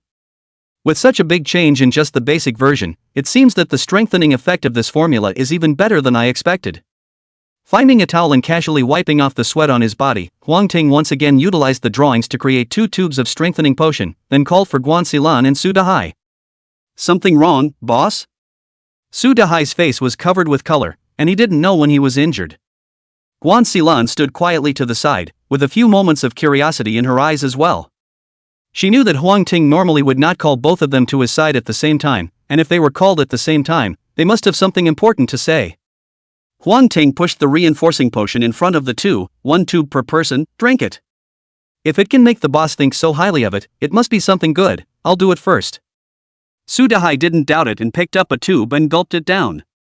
As soon as it was in his mouth, he immediately covered his throat and hissed ho ho ho ho. Seeing this scene, Guan Xilan's heart was startled, and her eyes couldn't help but become fluttering. She didn't think Huang Ting would harm them. For one thing, there was no reason to, and for another, there was no need for poisonous means. It was just that this tube of potion obviously wasn't that good, or else Su Dahai wouldn't have turned out like this. "Come on, stop acting, it's not that hot." If it wasn't for the fact that Huang Ting had already drank a tube of it, there was a real possibility that Su Dahai's acting skills could have fooled him. Just kidding, just kidding." Su Dahai lowered his arm and let out a playful laugh. "Boo!" Just as he finished speaking, he received a slap from Guan Xilan. "The next time you lie to the president again, I'm going to be rude to you." Guan Xilan's face reddened in warning. Suddenly, her pupils shrunk violently as she pointed at the wound on Su Dahai's face. "The wound has healed." "What wound healing?" Su Dahai subconsciously touched towards his face. The entry was smooth and painless, as if the original wound had disappeared. "This is a body-strengthening potion. After drinking it can strengthen the body and also enhance the body's self-healing ability." Huang Ting was unsurprised. Enhancement potions are all-encompassing enhancements, and self-healing abilities are included. Hearing Huang Ting say that, Su Dahai immediately trotted up. But even if it was just a trot, his speed broke through the world sprint record, and the whole person was like a breeze, whooshing past the 2. After 2 laps, he shouldered a discarded floorboard off to the side. The floor slab weighs about 540 kilograms, which is equivalent to the weight of 8 adults. But in the hands of Su Dahai at this moment, it was like a light piece of foam that he lifted up easily. "I'm becoming Superman." Realizing that his speed and strength were beyond normal, Su Dahai shouted loudly, his voice filled with ecstasy. Seeing that the strengthening potion was so effective, Guan Xilan also immediately drank a tube. Originally, she had a very slender sort of body type, not so much skinny, but just smaller boned. After drinking the strengthening potion, her physique became more proportional and filled with a kind of healthy beauty. Sensing the changes taking place in her body, she couldn't help but smile as well. "Alright, you two's bodies have been strengthened, and you're definitely more comfortable with mechs, so come with me to a place next." The Jinchuwei issue was temporarily resolved, and the next thing that needed to be dealt with was the research equipment that Guan Xilan needed. Ning Chang did not have these things, and if he wanted to obtain them, he could only travel 200 kilometers away. In his previous life, Huang Ting had only heard others talk about it and knew that there was an underground research institute there that had been affected by the power of the calamity. After the calamity, most of the scientific items could not be used, but that underground research institute was different. The things inside were affected by the power of the calamity, and instead of the nature of the things changing, their performance in all aspects had been improved. With those research instruments, Guan Xilan's research on insects could be carried out smoothly. 200 kilometers was the distance before the calamity, and now Huang Ting didn't know exactly how far it was, so he could only look for the past from memory. Just as they were about to leave, Lizzie, who had been relying on Ning Chang, finally chose to bid farewell as well. "Mr. Huang Ting, I heard that you are preparing to head to Shangjing?" Before he left, Lizzie opened his mouth and asked. "Yes, I do intend to." Huang Ting's eyes were cold as he looked at the person in front of him, his heart on alert. "You don't know, Shangjing is not like other places. If you want to enter, you have to apply for a pass before you can do so, and it's not good for the general public to obtain it. It just so happens that I have this doorway. I'll help you to do a blank one first, and then I'll bring it to you, and you'll just have to sign it." Lizzie looked like he was planning for Huang Ting. A pass? Huang Ting frowned. He hadn't heard of this in his previous life. Could it be that things had changed in this life? But would Ho Chi Minh be so kind? "Yeah, thanks a lot then." He laughed and followed Lizzie's words. "Well then, the mountains are far away, we'll see you then." After sending off Lizzie, Huang Ting's trio officially headed towards the Underground Research Institute. 2 days later, the three came to an abandoned town. This town should not be too big, but after the change of terrain, it is covered with ruins everywhere, just like a scene of wasteland. The three had just stepped in when the ground suddenly trembled. Some of the broken walls that were already struggling to hold on could no longer withstand it and collapsed with a crash, stirring up a large cloud of smoke. A hideous head poked out of the smoke. Immediately after that, hundreds of giant feet that looked like steel stretched out together. A mutated centipede? Huang Ting subconsciously frowned. Centipedes are not insects, but they are bugs. The meaning of insect race was very broad, and it was reasonable that he could also extract the genes of the centipede in front of him. It's just not easy to eat such a big chunk. Without waiting for him to think about it, a bigger head suddenly appeared on the centipede's head and swallowed it in one gulp. Huang Ting got a full view of that head. It was a snake. Chapter 71 Mutant Snake, Arrival, Requesting Golden Tickets. Rustle, rustle. Harsh scuffling sounds rang out one after another. When the smoke and dust completely cleared, the three of them saw that at some point, they were already crowded with large and small mutant snake monsters in front of them. "I have heard that there is a town outside Ning City called Snake Town, and every family in the town raises snakes for a living, so it can't be here," Su Dahai said warily. Despite knowing that these mutant snakes weren't too strong, being suddenly surrounded by dozens of snakes would scare anyone. Thanks to this period of time, he had already seen a lot of mutated creatures. If it was at the beginning of the plague, he was afraid that he would be scared until his legs were weak. "It's okay, you won't be scared if you think of them all as strengthening materials." Huang Ting took out his scarlet sawtooth and stared at the large snake that had bitten off the mutated centipede's head in one bite. Of all the snakes in front of him, it was the largest and strongest. It's a pity that snakes, although they are called long worms, are not themselves part of the worm race, or else we could have had a snake bouillon tonight. As soon as the bold idea turned in his mind, Huang Ting leapt forward and slashed straight towards the mutated serpent. The mutant serpent seemed to know the power of the scarlet sawtooth as well, flinging its tail like a long whip and quickly lashing it. Boom! Huang Ting didn't expect the mutant Ouroboros to be able to respond so quickly, and was instantly whipped out by a tail, dropping 2 points from the Aurora Mech's durability value. "Boss! President!" 2 concerned voices rang out. "I'm fine, you guys go take care of the other mutant snakes." Huang Ting flexed his legs and stomped, once again rushing to the front of the mutant serpent. Perhaps it was because the other party's strength was too high, the eye of detection could only give a vague piece of information now, roughly deducing that the mutated serpent was a third-order creature.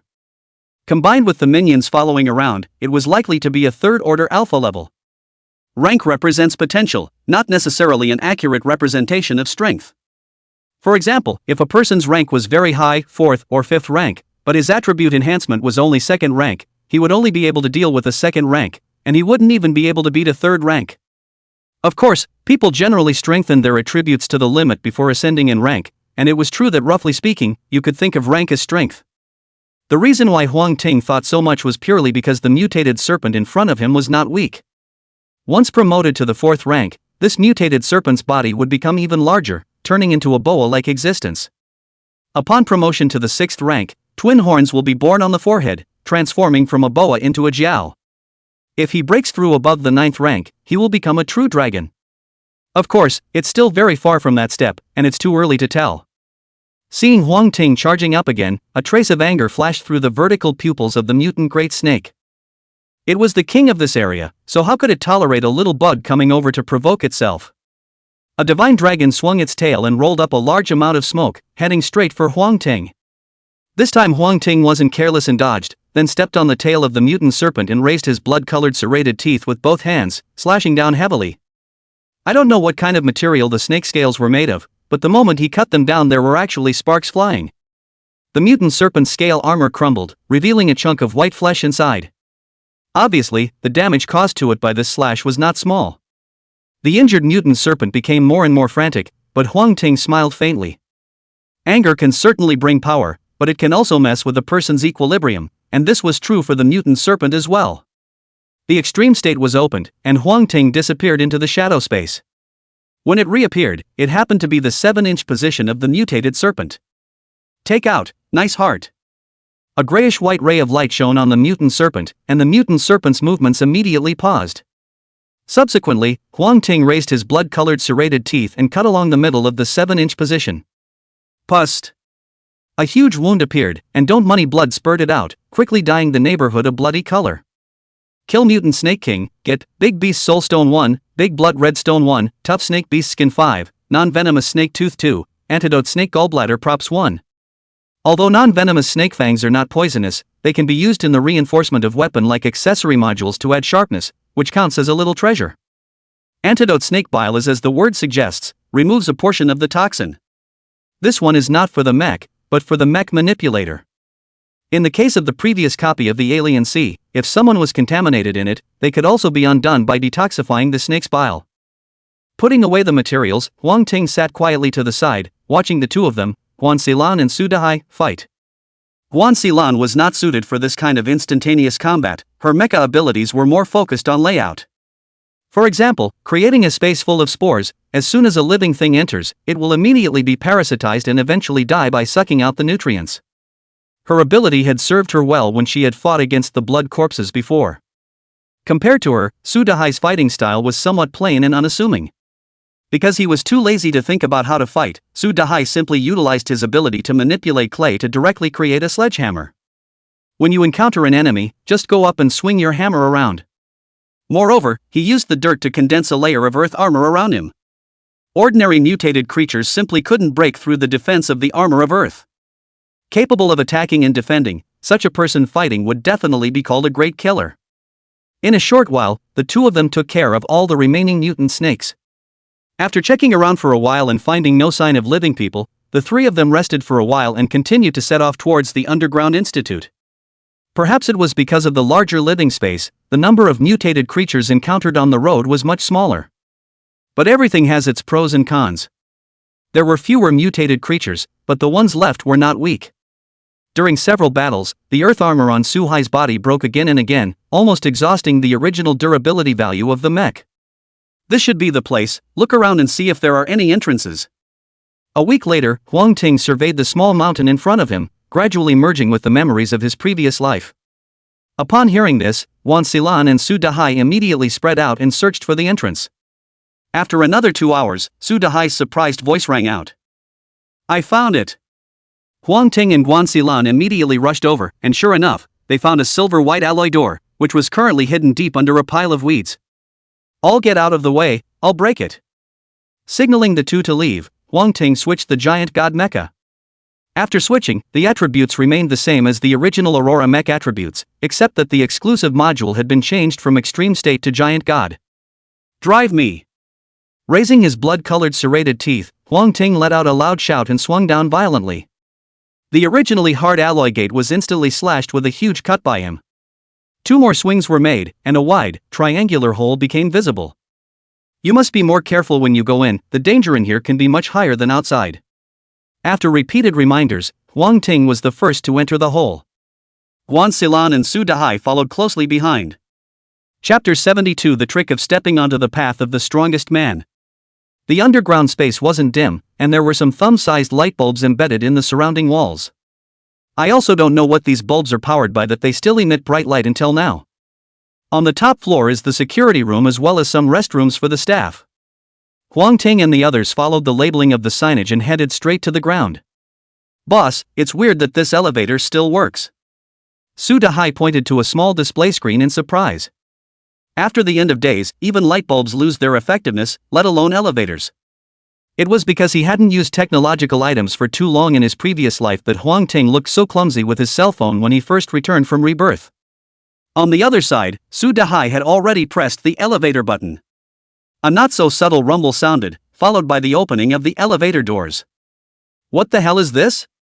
Su Dahai subconsciously wanted to condense an earth shield in front of his body, only that there wasn't that much dirt here at all, and he only had time to condense it into a thin layer. In the next second, the nearly paper-thin earth shield was easily broken by a pair of large hands. His body also fell straight into the alloy wall behind him. Wow! 7 or 8 monsters swarmed out of the elevator. They had human bodies, but the other part of their bodies were fused with various experimental instruments, looking incredibly strange. Seeing the appearance of these monsters, Huang Ting knew he had found the right one. Ordinary experimental instruments could also be effective as long as they were put into the mustard space, but their performance was not comparable to here after all. If you're going to do it to the best of your ability. Raiding this underground institute wasn't difficult, and if he didn't make a move now, it would be a shame if someone else got there first in the future. President, can this be done? Guan Xilan inquired in a low voice. It wasn't that she was afraid of the monsters, but she was worried that if she struck too hard, she would damage the instruments on them. Don't worry, go all out, those you see are just appearances, it's the good stuff that will burst out later. Receiving Huang Ting's affirmation, Guan Xilan no longer held back, as tens of thousands of spores sprinkled throughout the entire space before landing on those monsters. Soon, clusters of white mycelium grew on all the monsters. Immediately after that, the mycelium began to continuously absorb nutrients from the monster. Suddenly, Guan Xilan frowned. The mycelium on those monsters actually began to slowly fall off.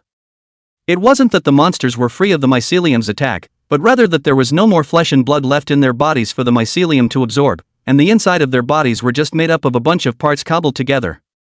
Losing energy to feed, those mycelium naturally fall off.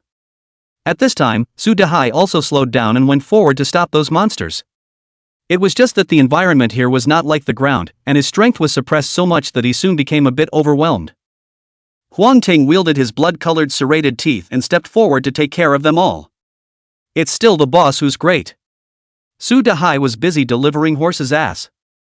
Huang Ting didn't playfully smile with him and said in a deep voice, "Now you should be able to understand the importance of the environment for battle, right?" When these words came out, both Guan Xilan and Su Dahai lowered their heads. Let's start with Su Dahai. Your ability is to manipulate Earth. It's perfectly fine to coalesce your equipment before entering, the armor of Earth, the sledgehammer, so that this awkward situation doesn't occur. If you can pop space equipment, it's perfectly fine to stuff it with dirt and just extract it when you use it. Or maybe you can continue to go a little deeper. Is dirt really just dirt? If there was some steel sand mixed in, would your defense be stronger, would your attack power be higher, and if it was mixed with some gunpowder, would it still be able to achieve an explosive effect? Besides, Officer Xilan, the use of mecha talent is not dead, but needs to be constantly developed. Perhaps in the early stages, it does hold some advantages, but if it gets to the later stages, when those steel monsters, or even spectral and elemental body-like creatures appear, what can you do? Black aspergillus and heartswood mold, they are even capable of corroding magnesium alloys. You can absolutely cultivate fungi with different properties for different combat scenarios. That shouldn't be too hard for you. Huang Ting's voice echoed continuously within the empty underground institute. What he said could already be called a top secret, an important know-how to truly be able to walk on the path of the strong. Many people only cared about strengthening their mechs and obtaining accessory modules, but neglected the cultivation of mech talent. In fact, none of those who were able to become strong had studied their mecha talents very deeply. For a moment, the hearts of the two men were shaken. Although it was only a few short sentences, it showed them a path that belonged to the strong. Guan Xilan feels quite strongly about this. She was good friends with Chu Huo and had heard from her about Huang Ting's previous example of eating insects raw. Combined with the abilities displayed by Huang Ting's mecha, wasn't this exactly an application of mecha talent? She was still thinking about it when Su Dahai had already run his ass out. Within moments, he was running down in a suit of earthen armor, carrying a giant hammer. Only, the giant hammer in his hand didn't seem to be quite the same as usual, with some extra sharp objects protruding from it. The overall look was not like a giant hammer, but like a wolfsbane. I embedded some of the iron pieces I used to pop in there and used my mech talent to make it polymerize, and that's what it became. Saying that, Sudahai tried waving it a few times. A vicious wind came over the people's hearts. Not bad, not bad, looks like you still have a pretty smart head? Well, remember what I said, never advance to anyone else, continue on. Perhaps it was due to the fact that it was going to transport large equipment, the interior of the elevator was so spacious that squeezing in a mech was no problem at all. After picking up the drops, Huang Ting and Guan Xilan had lifted their mechaforms and came to the innermost part of the elevator, while Su Dahai acted as a guard and blocked in front of the two. Luckily, the drama of opening the door to kill didn't continue, and the trio made it to the ground without incident. Unlike the upper level, the bottom is very dimly lit and has what looks like muscle tissue piled up in the corners from time to time. Su Dahai bravely tried to poke it. The inside of the muscle tissue ruptured and oozed out a bunch of unknown pus. Huang Ting frowned slightly at the sight. In his previous life, he had only heard of this place, and had never actually visited it. So everything in front of us is unknown. For insurance purposes, he could only slow down his exploration. Not long after the trio left, and I suddenly grew out of the pile of muscle tissue, staring dead on in the direction Huang Ting and the others had left. Boss, why do I keep getting the feeling that I'm being watched? As he walked, Su Dahai suddenly said. Huang Ting didn't reply, his perception was stronger than Su Dahai's, and he already knew that something was watching him. Look out! Guan Xilan shouted without warning. In an instant, a red ray of light poked out from a side wall and fell towards the top of Su Hai's head. Chapter 73 Drawing Explosion, Second Wave of Beasts. Su Dahai immediately reacted, and the earth armor on his body quickly changed into a shield, blocking the top of his head. Thumbs up! The red light easily cut through the earth shield and was about to land on top of his head. Only a boom was heard, and a black shadow flew backwards out of the wall. Huang Ting lowered his fists and sharpened his gaze. The black shadow that he had just knocked away had disappeared at this moment. Of course, it wasn't dispersed by him, but the black shadow was absorbed into the wall the moment it touched it. Thinking that the black shadow had also attacked from the wall just now, Huang Ting had some guesses in his mind. Stay away from the walls, I suspect that the entire underground institute is a monster, or that a monster has taken control of the area. This type of monster was not uncommon, and the vines that attacked him in the botanical garden before were representative of this type of monster. Only the one in front of me is a little more bizarre. When he heard Huang Ting give the word, Su Dahai immediately moved away from the wall, and Guan Xilan also moved closer towards Huang Ting. In the next second, 3 more black shadows precipitated out of the wall, as if breaking through a membrane, and instantly rushed out. They held a laser sword in their hands, which emitted a burst of terrifying heat. It was this thing that attacked Su Dahai just now, and its attack power was not weak, able to easily pierce through his earth shield defense. The black shadows looked like robots with a bionic skin on the outside, and although they weren't as scary as the blood corpses looked, the Terror Valley effect still lingered in everyone's mind. This time, the 3 reacted in time to take care of all of them. The bionic robot's body was fragile, and it was about the same as a first-order blood corpse. The only thing to watch out for was the laser swords in their hands, except for Huang Ting who could resist them. The remaining 2 would not be able to take 3 or 2 hits before their mech durability would go to 0. Strange, how come there's no kill alert? Puzzled, Su Haihai looked towards the ground, and the bodies of those bionic robots unexpectedly reintegrated into the ground. In a matter of seconds, 6 black shadows emerged from the ground, each still possessing a laser sword in their hands. It seems that these bionic robots won't disappear until the big boss behind the scenes is taken care of, so look around for any entrances or stranger places. Huang Ting killed 6 bionic robots with a single stroke of his sword, and then began to quickly search for them. Both Su Dahai and Guan Xilan also split up to look for each other. Soon, Huang Ting found an empty room. There was nothing else in the room but a rather strange-looking machine. He had suspicions in his mind and secretly opened his eye of detection. Name? Rank? Degree of danger, extremely high. As expected, the machine in front of him was clearly a monster formed by the power of the calamity. He pretended not to notice and tried to step forward to give it a stab. He didn't realize that the machine monster was even more alert than him, and directly began to change. In the blink of an eye, a strange transformer-like species appeared. The only difference was that the one in front of him wasn't really a mechanical body, it had a human face set into its abdomen, as if it were a belt that looped around its circumference. Experiments. Experiments. Experiments. Suddenly, everyone's faces twisted in unison, their eyes widening as they stared at Huang Ting in death. As the machine monster continued to murmur, a bionic robot crawled out of the walls and appeared in the room, surging towards Huang Ting. Huang Ting swept through the room, ignoring the minions and charging straight for the machine monster in the center of the room. The machine monster let out a sharp popping sound at once, shaking the entire underground institute.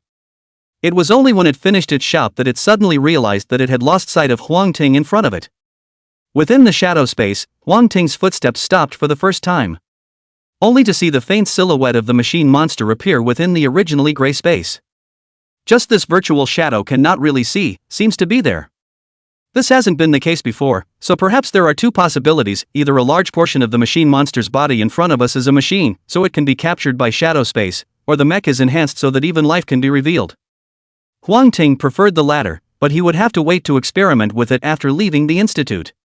Since he already had a target, he didn't hesitate any longer and came to the head wound of the machine monster, then revealed himself and slashed down with his blood-colored serrated teeth.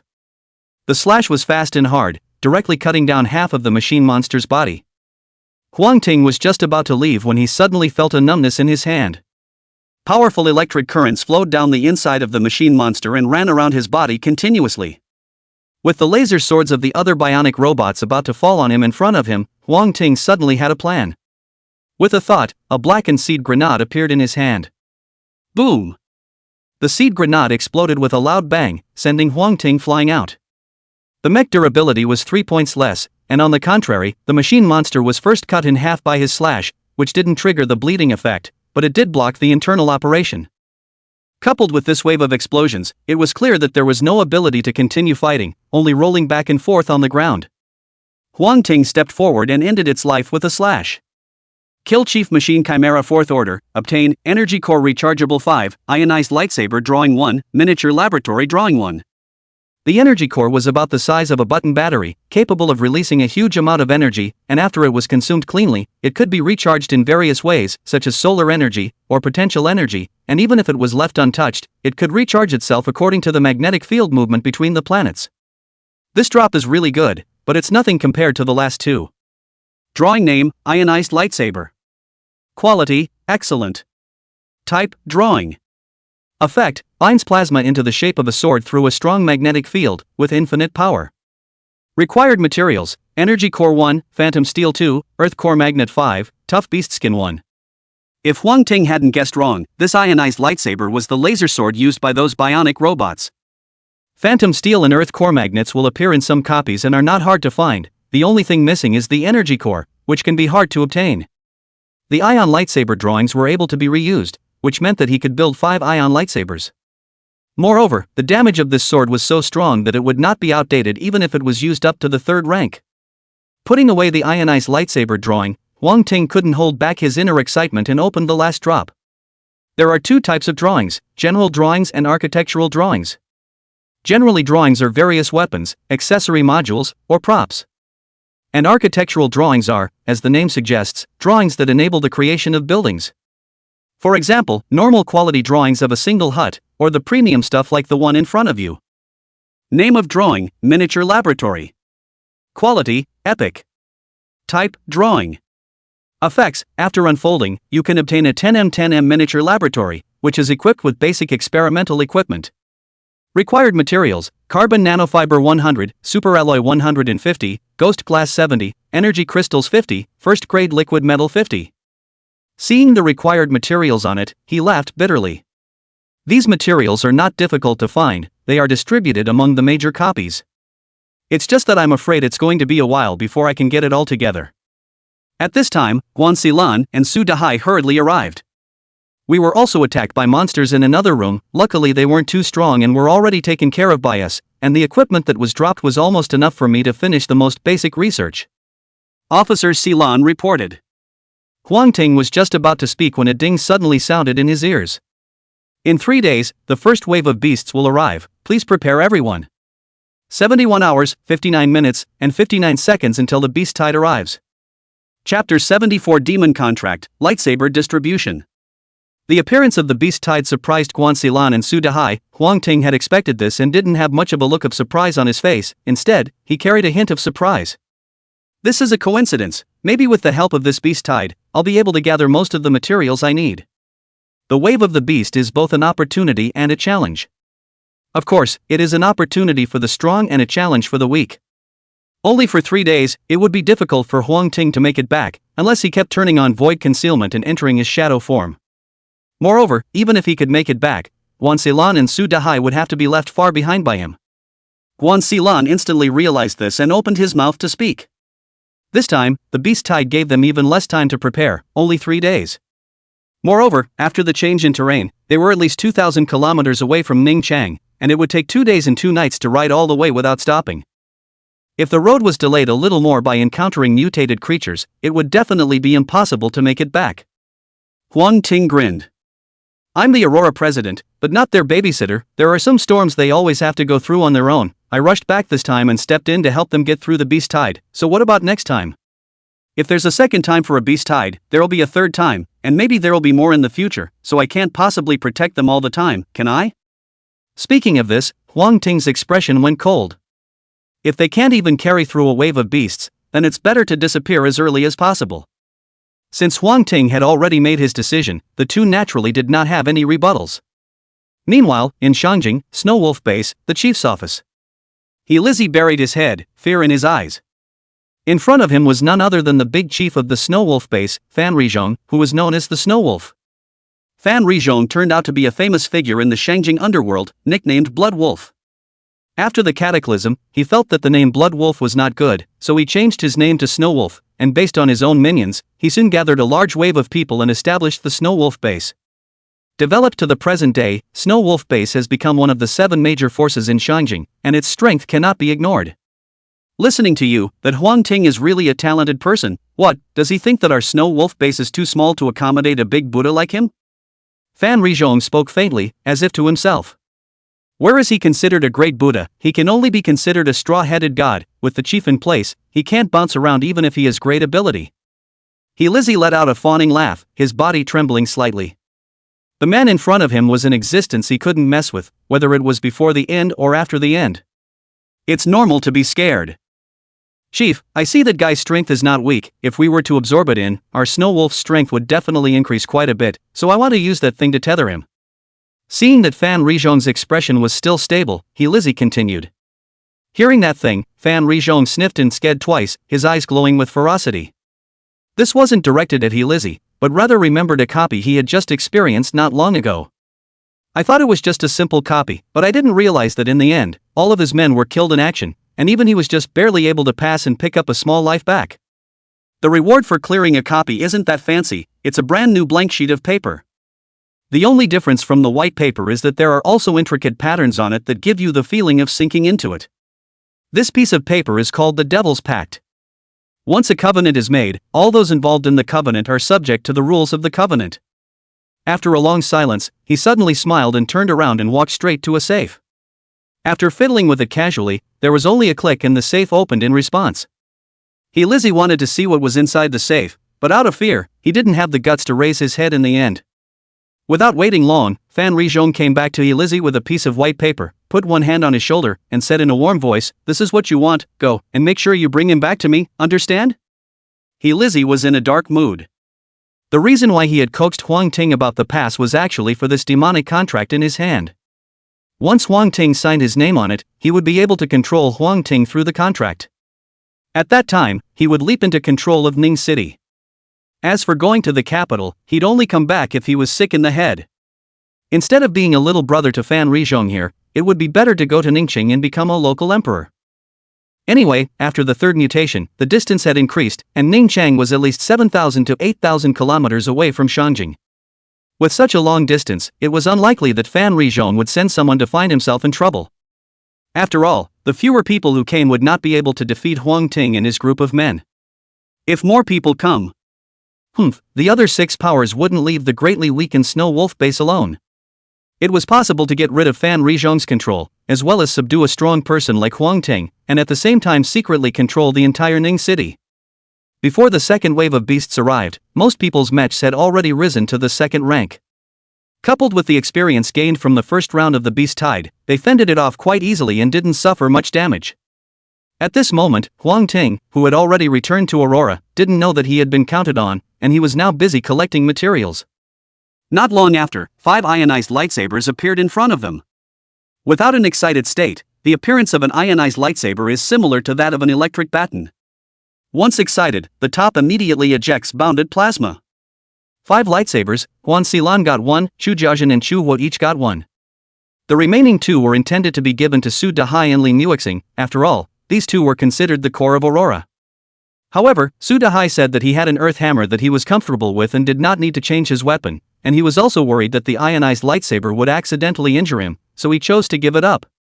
Li Muixing, on the other hand, had to concentrate on logistics and didn't have many chances to strike, and the ionized lightsaber was at a disadvantage when placed on him. Since both of them didn't want it, Huang Ting had to put it in the guild warehouse and price it at 10,000 contributions. Currently, the contribution value of the people in the first echelon was around 8 or 9,000, and as long as they worked hard, it wouldn't take more than a week for them to obtain this ionized lightsaber. However, Huang Ting still underestimated the lure of the ionized lightsaber to this group. For a while, the entire Aurora looked like they were going crazy, looking around for monsters and copies to gain contributions. In just 3 days, someone had gathered 10,000 contribution degrees and redeemed this lightsaber. The visitor was called Yen Miao, about 23 years old, with a relatively clean-cut appearance, kind of like a schoolteacher wearing glasses kind of feeling. When his mech unfolded, it kind of looked like a combination of a tiger and a bear, with a fierce aura. According to Yen Miao, on the day of the cataclysm, he took a sip of wine and awakened this mech. As for the ingredients of the wine, they are tiger whip and bear bone, as well as various ingredients. Hearing Yen Miao's account, Huang Ting looked odd. If he remembered correctly, it seemed that the number 1 war general under An Honghai in his previous life was named Yen Miao. Chapter 75 Situation, Copy. Despite knowing Yen Miao's identity, Huang Ting didn't say anything more. In fact, Aurora had already established a perfect system of rewards and punishments within the company, so as long as Yen Miao had the ability, he would not worry about getting ahead. Besides, his mech was so powerful that he couldn't even keep a low profile even if he wanted to. Yen Miao happily led the ionized lightsaber away, which envied a lot of people. After thinking about it, Huang Ting cleared a few more copies of the Alien Sea and swiped some basic versions of body strengthening potions. Each potion requires 8,000 contribution degrees. There were very few people who redeemed it at first. After all, they weren't sure about the effects of this strengthening potion. But with the first, there was a second, and a third, and soon the whole of Aurora knew the power of body strengthening potions. To be able to go from an ordinary person and instantly become an even more powerful existence than the king of special forces, this kind of potion must be bought even if it smashes the pot. People were contributing materials in exchange for contribution degrees, and then using the contribution degrees to exchange for body strengthening potions. In the blink of an eye, all the strengthening potions were redeemed cleanly. Unable to do anything, Huang Ting had no choice but to continue brushing his copy. It was a bit tiring, but he wasn't all bad. Because redeeming body strengthening potion requires contribution can only be made by doing quests or surrendering materials. People who couldn't find a quest in a moment took out their own treasured materials to exchange. In this way, not only had the Aurora Mecha's reinforcement materials been gathered, even the materials needed to construct the miniature laboratory had been gathered for the most part.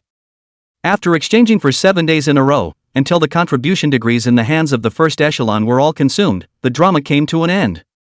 Taking advantage of the fact that everyone was immersed in joy, Huang Ting quieted his mind and silently calculated alone.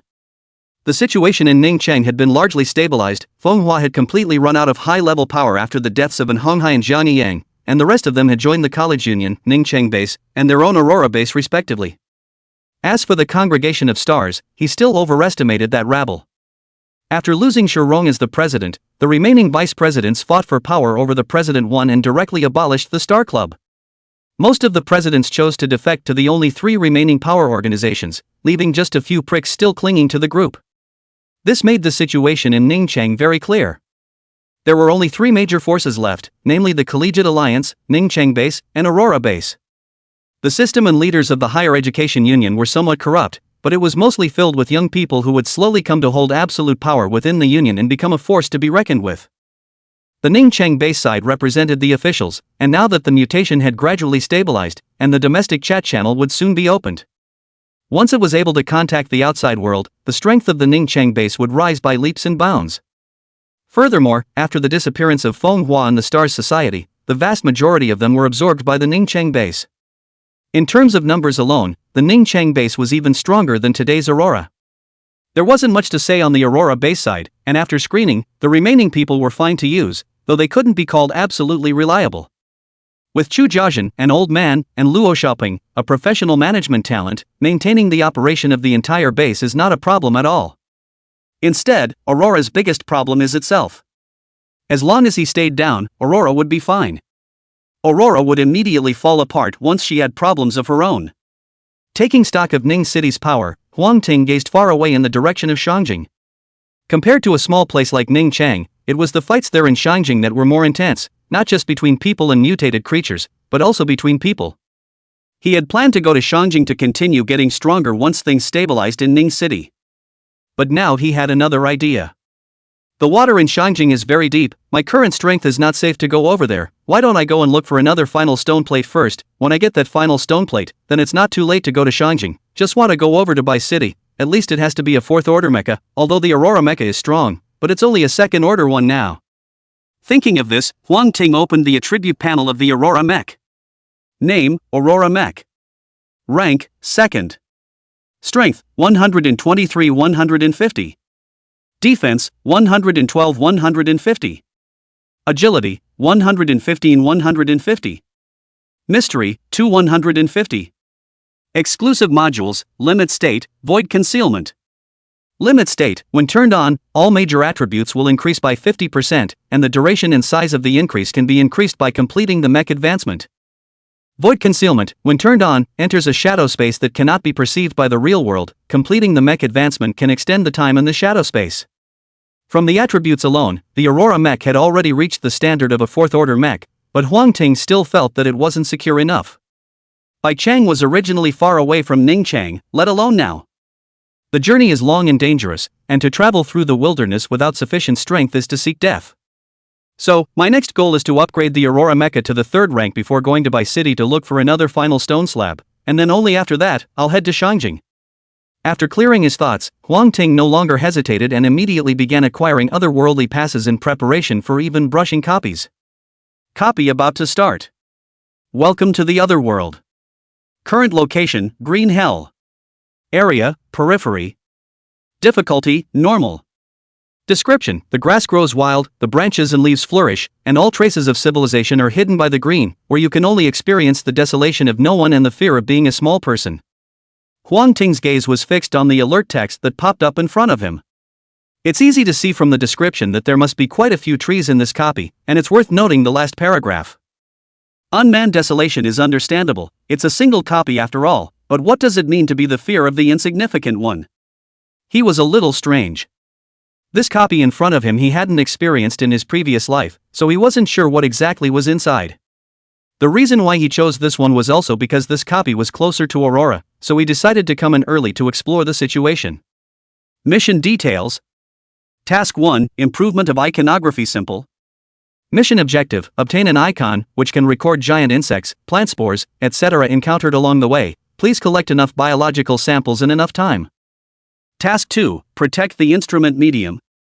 Mission objective, there is a machine in the depths of the jungle that can be energized when turned on.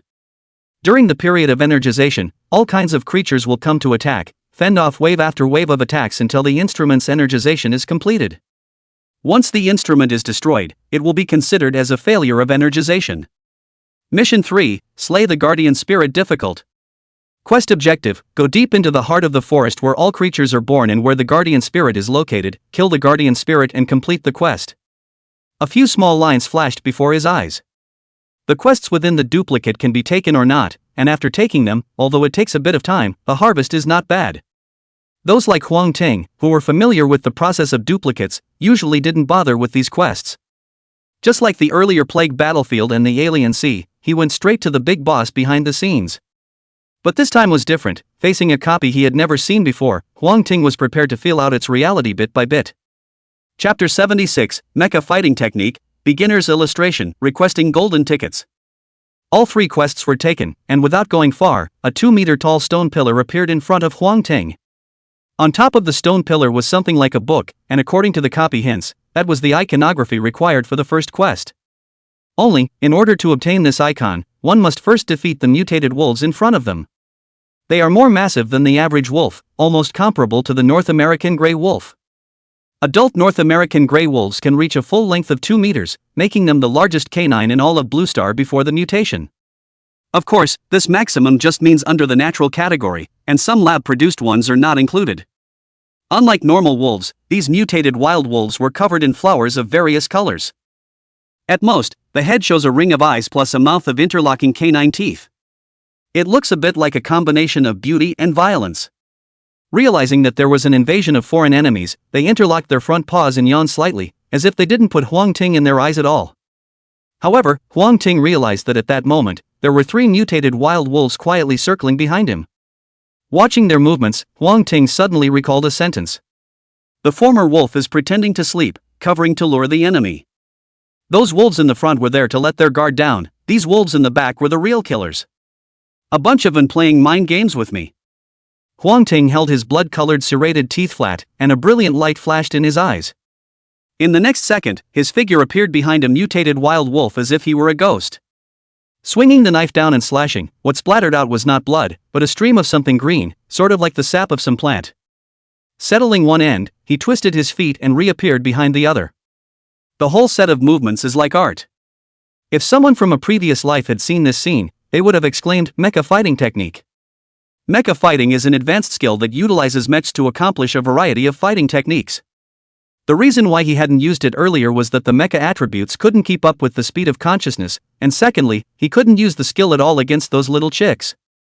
The mutated wolves in front of him were not weak and there were many of them, so it would be perfect to use them to familiarize themselves with mecha fighting techniques. In the blink of an eye, Huang Ting had already tackled 4 mutated wolves.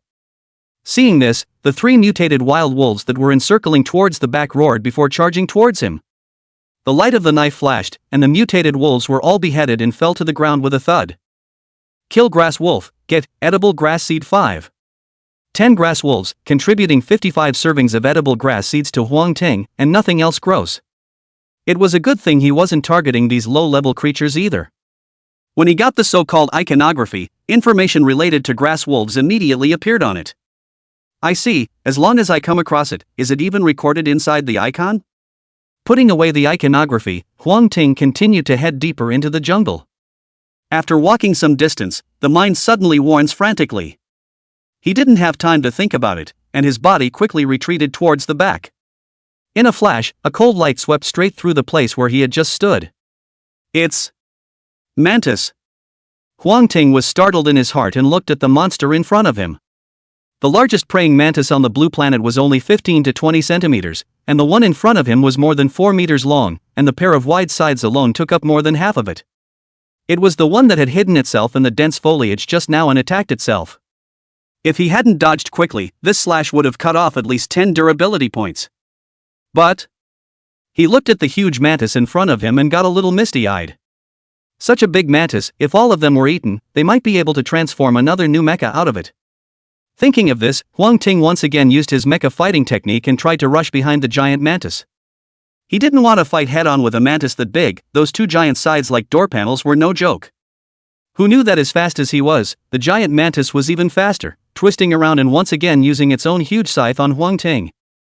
It is said that the mantis hunts the cicada and the yellow bird is at the back, but the yellow bird is also within the hunting range of the mantis. That alone is enough to see how deadly it is. In the face of such a strong mantis, Huang Ting was not surprised but pleased. Wouldn't the stronger the mantis mean the stronger the transformed mech? Thinking of this, his figure flickered and disappeared in place. Within the shadowy space, the silhouette of the giant mantis shadow emerged faintly. After many experiments, Huang Ting realized that even flesh and blood creatures could now see rough outlines in shadow space. He quickly appeared at the neck of the giant mantis and slashed down. The giant mantis was covered in green armor all over its body, and only here was its defense relatively weak. Swish! Huang Ting's figure reappeared and slashed at the giant mantis' slender neck. There was no surprise in this cut, which directly severed the connection between the head and the lower half of the body. Seeing the pair of sides fall to the ground, Huang Ting secretly let out a sigh of relief. But at that moment, the scythe that had already landed on the ground actually bounced up quickly and chopped solidly on his mech. Dang! The durability value of the Aurora mech instantly disappeared by 15 points. Seeing such destructive power, Huang Ting's pupils quaked. I didn't realize it was 5 points higher than he had predicted, and that was with the head and head separated. Huang Ting suddenly remembered that the mantis actually had 2 sets of nervous systems, one in the head and one in the body. They all operate individually and would still be alive even if one of the control systems was missing. It was assumed that the mutation had strengthened its ability, so it made it still able to launch attacks even if its head and body were separated. It's outrageous! Huang Ting muttered, swinging his sword to slash a pair of large scythes from his body. I'll see what you can do this time. As expected, the huge scythe that had lost control of its nervous system shriveled up and became powerless to attack. With such a large mantis, it was definitely unrealistic to try and collect them all, so Huang Ting simply stuffed that head into a small nursery bag. Kill giant scythe mantis and get giant scythe drawing 1. The kill prompt popped up, and at the same time, the icon began to tremble slightly, and then a small line of text surfaced on it. Scythe mantis, omnivorous, used to launching sneak attacks from the shadows. Above is some information about the giant sickle mantis. Huang Ting looked at it twice and then resumed looking at the drawings that he had just dropped. This is a one-time drawing of an accessory module. When used, it creates an upper limb attachment module that resembles the shape of a giant sickle, with a decent attribute bonus. Huang Ting couldn't use it, so he casually threw it into a small nursery bag and put it into the guild warehouse when he left the copy. If it wasn't for the fact that he couldn't open the guild warehouse in the copy, he would have just said anything to stuff that giant mantis. Next, Huang Ting encountered quite a few more giant insect creatures. For example, tank-sized watermelon bugs and bus-sized firefly larvae. There are also giant centipedes with hundreds of legs, ants that feed on sap, but can eject hot, highly acidic liquids from their abdomens. In addition to these giant insects, there were many attacks from plants. Once those plant seeds landed on the body, they immediately stuck their roots hard into the mech and then grew rapidly. That is, the mech wasn't a living thing. If there was no mech protection, I'm afraid he would have been sucked into dryness by these horrible plant seeds in an instant. Task 1, Improvement of Illustrations Simple, completed. Mission Reward, Elementary Creature Illustration. Chapter 77, The Secret of Mission 3, Request for Golden Ticket. Elementary Creature Illustrations, this is a good thing. Illustrations are considered to be props and are categorized as beginner, intermediate, and advanced. Primary iconography can include most creatures of 4th level and below, and for each creature defeated, the iconography will automatically record the name, habits, weaknesses, and even an introduction to the origin of the defeated creature. Moreover, the information on different illustrations can be transferred and circulated to each other. For example, if Huang Ting had included the information of the giant mantis in his iconography, and another person also possessed the iconography, he would be able to transmit the information of the giant mantis, and of course, the others as well. The only limitation is that lower-level artifacts can be transferred to higher-level artifacts, but higher-level artifacts cannot be transferred to lower-level artifacts. Creature iconography is basically a manual in the later stages, where everyone is transferring information to each other, much like the Cataclysm prequel movie. Unfortunately, everything else is enjoyed sooner rather than later, only the charts are less of a hassle the further back you go. Someone has to be a pioneer, why not me? Huang Ting laughed and put away the iconography. Task 1 is complete, and Task 2 is next. He had experienced a lot of defense-type copies in his previous life, but basically it was a few people working together, and it was the first time that he was defending alone. After a moment's careful reckoning, he pulled out the Boar's Will. Second-order elite-level creatures are not outdated by now, just enough to be used as labor. Then he pulled out the rest of the seed grenades. After a seed grenade is used, it will plant a new mutant cochineal in its place if the surroundings are suitable. There's no place like it. After a little thought, he makes another batch of white bone bombs. So much for being ready. Looking for the path, a huge orb-shaped machine soon appeared in front of us. Underneath the machine is a square with a huge red button. Looks like this is the machine that needs to be recharged. Huang Ting stepped forward and pressed the red button. In an instant, an invisible fluctuation filled the entire forest. A spell then rose from above the machine. Yes, this is the charging spell, only it's a bit strange. Looking at the lavender-colored spell formation above the machine, a flash of doubt flashed through Huang Ting's mind. It was something from the mysterious side, and if he hadn't seen a lot of it in his previous life, he wouldn't recognize it at the moment. The above method array looked like a charging array, only again, it was different from ordinary charging arrays. All the energy came together, not as if it was energizing, but as if it was feeding. It was too late to think deeply, the first monsters had already killed. On the periphery of the machine, 5 giant snails over 3 meters tall and 5 meters long opened their mouths, revealing rows of fine teeth inside, and flew in. Their speed was not slow at all, even comparable to a car on a highway, and in the blink of an eye, they came before them from a distance. Huang Ting solved it easily, dropping a bunch of snail teeth. These teeth are also reinforced materials, but they require special treatment to be used. Immediately after that, another giant spider came running. After solving it again, a pile of earthworms appeared in front of me.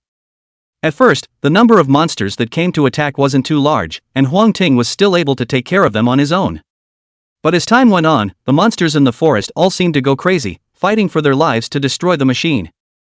And most of the creatures that came to attack were insect-like creatures.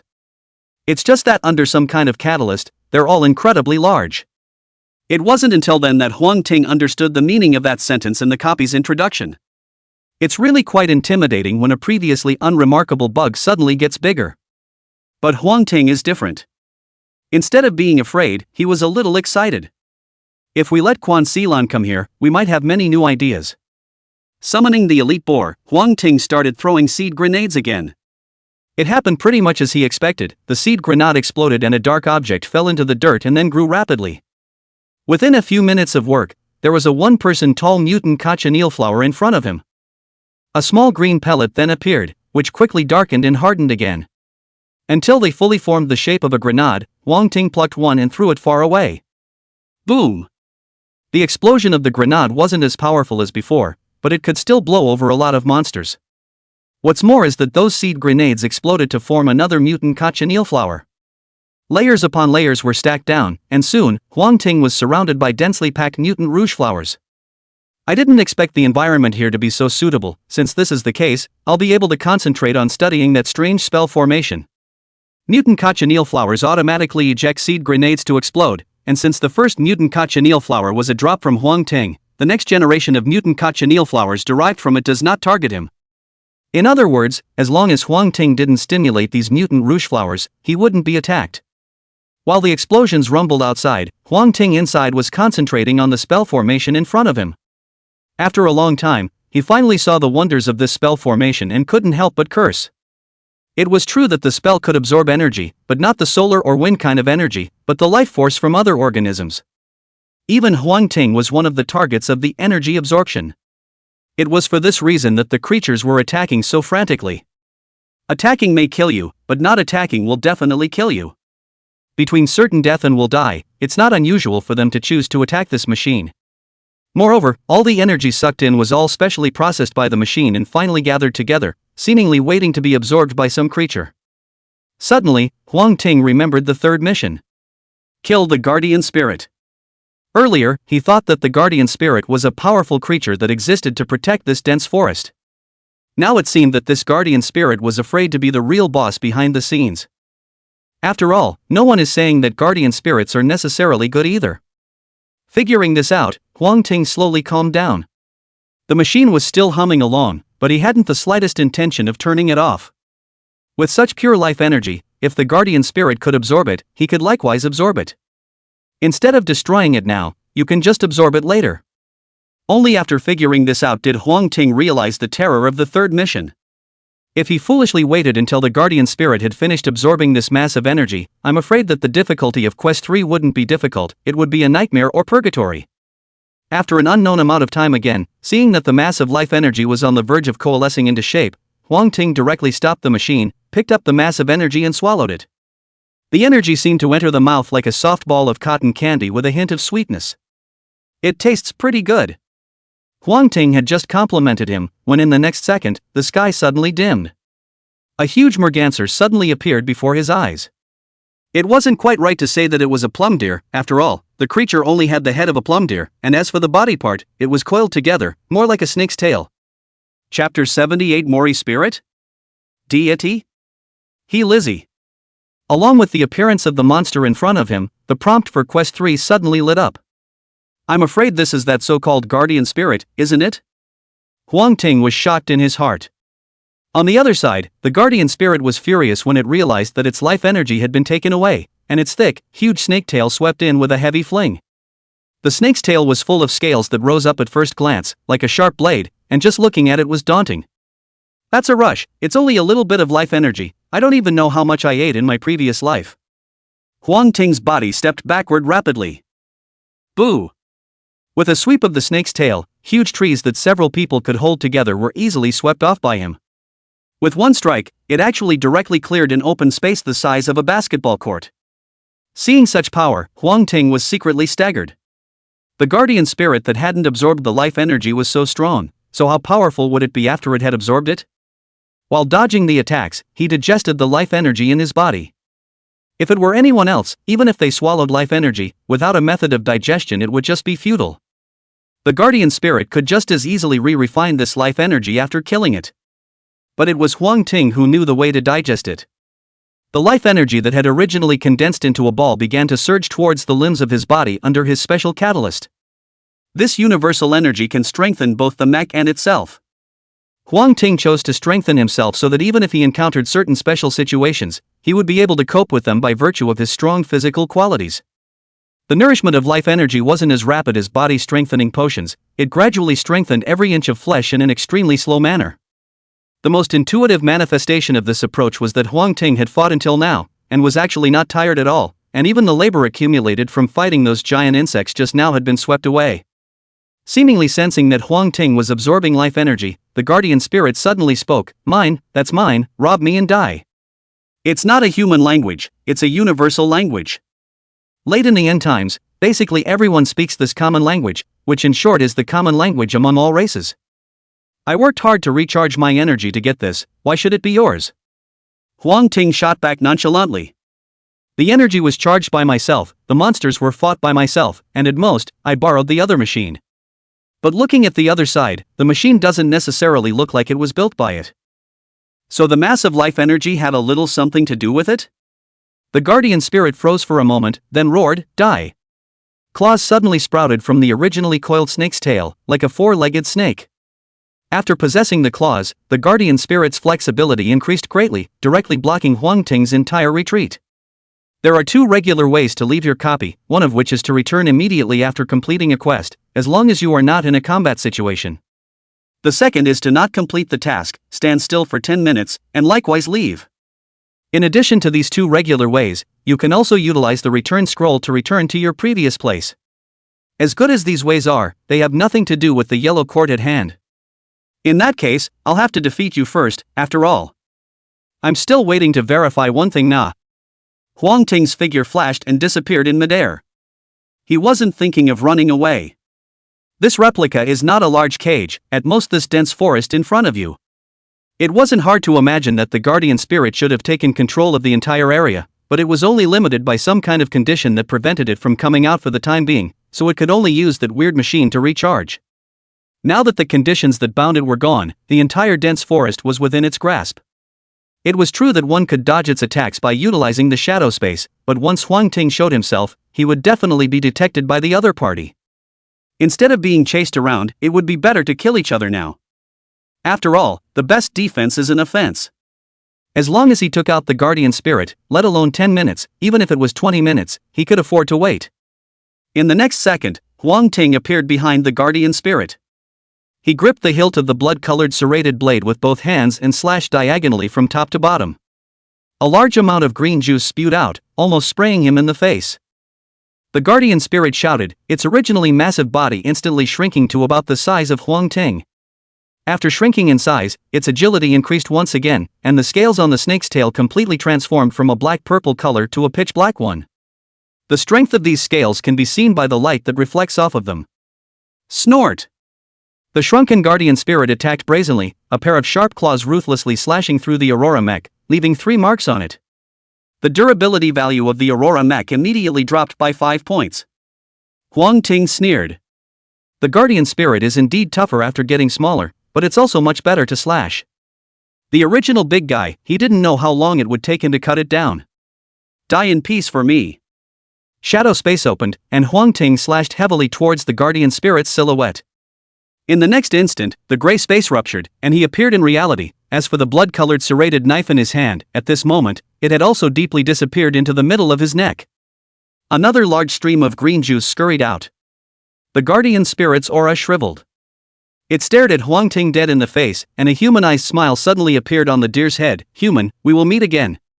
Kill guardian spirit Mori spirit, get, Twisted Tree Heart 3, Plant Communication Attachment Module 1, Attribute Fruit Sapling Props 1. Huang Ting didn't have the heart to focus on the harvest and froze straight away. It was reasonable to say that the passage between the major worlds and the blue planet had not yet been opened at the initial stage, and the replica worlds were just a projection of the power of the two major worlds. But now, the other party actually said that they would meet again, which was beyond common sense perception. Could it be that this Mori spirit is a powerful god, and the guardian spirit is just one of his bilocations?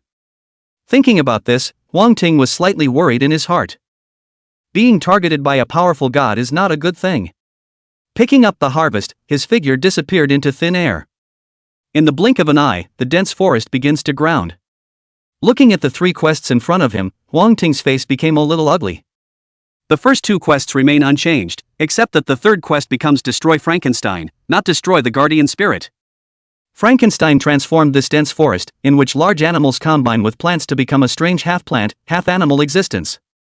The insect, on the other hand, grows in size under its influence, eventually becoming a hideous monster. Huang Ting successfully kills Frankenstein and follows up by entering another copy. Mission 3 is still about destroying Frankenstein, and as for the Guardian Spirit, it's like it never existed at all. After exploring the area twice, Huang Ting finally determined that the Guardian Spirit had disappeared into thin air, and at the same time, determined that this copy wasn't too difficult. Just after handing over the copy to Guan Xilan to study, Huang Ting welcomed a familiar stranger. Mr. Huang Ting, I have returned with a blank pass. He Lizzie said with a slight smile and wistful excitement. Chapter 79 Blank Pass, Demonic Contract. With this pass, you will be able to travel to Shangjing, and you won't be subjected to special checks on the way. He Lizzie said with a mysterious face. Hearing this, Huang Ting glanced at the blank paper in his hand and his mind moved. There's nothing to see in the center of the white paper, but the lines around it kind of look like demonic lines. Devil's Tattoo, blank paper. Is this a demonic contract? Huang Ting was overjoyed. Why isn't there a word on this pass, just leave a place to sign anyway? He asked, knowingly. This. He Lizzie froze, not expecting this question, but with a twinkle in his eye, he immediately thought of a good excuse, because the passes for different regions are different, and last time I forgot to ask you where you were going, so I just didn't write anything on it. So that is all white paper, just find a piece of knot on the line, why bother you specially sent over from Shangjing? It's fine, I'm not finished with my mission yet, so consider it a side trip, you should hurry up and sign your name, I have other things to accomplish and I can't stay here for too long. He Lizzie said anxiously. He was afraid that if Huang Ting asked further, he might reveal himself. Signatures are no problem, Su Dahai, help me take good care of the guests coming from Shangjing. Yes. Su Dahai takes a big step forward and backhand locks He Li Ji in. Mr. Huang Ting, what do you mean by that? He Lizzie was shocked and panicked. Shangjing is really a good place, I didn't expect this short period of time to explode this kind of good stuff. He Lizzie right, thank you for the gift you sent me, honestly, this solves my urgent problem. Huang Ting sighed with emotion. Su Dahai's face showed excitement. Boss, are we going to do this guy in? Do what? To be able to walk on the wilderness, his strength must be extraordinary. First let him go and mine the ore on the Manhwa side, and see when he surrenders. With the arrival of the end times, survivors were already scarce, and humans were an even less easily regenerated resource. Someone like He Lizzie should definitely be utilized. Besides, he had also sent himself a demonic contract, just so he could experience the power of a demonic contract for himself. Huang Ting took away the demonic contract in He Lizzie's hand, and up until this point, He Lizzie was still betting that Huang Ting didn't know what it was. Unfortunately, in the next second, a line of text unexpectedly appeared on the originally blank piece of paper. The words twisted and twisted around each other in a way that made you dizzy. These are universal language scripts, and demonic contracts can only be written in demonic or universal language scripts. As for kanji or any other language, it's simply not useful for demonic pacts. Of course, the owner is not subject to this restriction. Huang Ting was not the owner of this piece of paper, so he could only use the common language to draw up the contract. I'm afraid that even Fan Rizhong and He Lizzie didn't expect Huang Ting to actually do this. It's a demonic contract, it's not your stuff, how could you possibly leave your handwriting on it? He Lizzie suddenly let out a shout. Ben thought of using this demonic contract to trick Huang Ting into entering the game and becoming his slave. But who knew that Huang Ting would recognize it at a glance and know how to use the devil's contract? The happiness of the rest of his life was all buried here. It would be strange for his mind not to collapse. Isn't it easy to leave a handwriting? Just study more. Huang Ting replied as he drew up the contract. There's absolutely no way that you could know that. There's no way you recognize this thing? It's mine, it's all my stuff, ha ha ha, it's all mine. Lizzie yelled as if he had lost his mind, causing countless people to stop and look. What's going on here? I know that person, it seems like he's a big shot from Shangjing, and I don't know what tactics the president used to turn the person into this. Since the other party is from Shangjing, the power behind them must not be small. Isn't the president being so reckless inviting trouble for us? Cut the crap. If the president knows that you're badmouthing him behind his back, none of you will escape, all of you will have to be sent to the mines to dig. The talking died down. Huang Ting's previous purge was still fruitful, at the very least there were none that dared to contradict him head-on. As for what kind of backstabbing was going on, that wasn't something he could anticipate. Not long after, the deed was drawn up, and at this time, Lizzie was also tightly tied up by Su Hai, ready to be sent to the mine. Wait, since you're still here, go get all of our people, I have something to say. Su Dahai instantly understood and put down Lizzie and started to go look for someone. Seeing him leave, Huang Ting walked over to Lizzie. The reason why the Snow Wolf base was able to develop in the early stage is just to occupy a ruthless word. You guys were able to reign supreme in Shangjing in the early stage, but you will definitely not be a match for the other forces in the later stage, and they will surely join together to fight against the Snow Wolves. If I'm not mistaken, I'm afraid that the Snow Wolf is now showing its decline and is about to die, right? Lizzie, who had fallen into a state of madness, was startled at the words and looked at Huang Ting as if he had seen a ghost. How do you? You know? The fact that he was sent out to look for survivors was no small feat of intelligence in itself. Snow Wolf's predicament was one he could see. It was just that he was tied too tightly to the Snow Wolf, and even if he left, he didn't have a good place to go, and that's why he stayed where he was. He was the person from the Snow Wolf base, and his power was not small, so it was normal to know that the Snow Wolf base had this predicament. But Huang Ting was thousands of miles away, so how could he accurately guess the Snow Wolf's current predicament? You are a smart person, the Snow Wolf is hopeless, why don't you join my side? Your future achievements will definitely be higher than if you stayed in the Snow Wolf. Lizzie is not a stupid person, and with a little use, he can be a very good knife. Seeing that he was silent, Huang Ting didn't care and quietly waited for Su Dahai to return. After waiting half an hour, the crowd arrived. The first to start were Guan Xilan and Su Dahai, then Li Niexing, and Chu Jiaxin and Chu Hua, as well as Luo Shouping, who had just been promoted to the core circle. Luo Shouping is a tall, thin man, wearing glasses, looks very civilized. Huang Ting let him hold some of the power, partly because of his superior knowledge and ability, and partly because he saw his fervor in combat. The look of excitement that was about to crack was a far cry from now. In his normal state, Luo Shouping was a gentle, seemingly unarmed scholar, but once he entered a fighting state, even Huang Ting would be shocked. Seeing that the personnel had arrived, Huang Ting set out that demonic contract. This is a demonic contract, I've already drawn up the contract on it, next I need each of you to sign your name on it, of course, I know you can't read what's on it, I can translate it for you if needed. Huang Ting smiled slightly. No need to translate, I'll sign. Quan Xilan was the first to step out and sign his name on it. It was because of Huang Ting that she had saved this life, and it was because of Huang Ting that she had gotten to where she was now.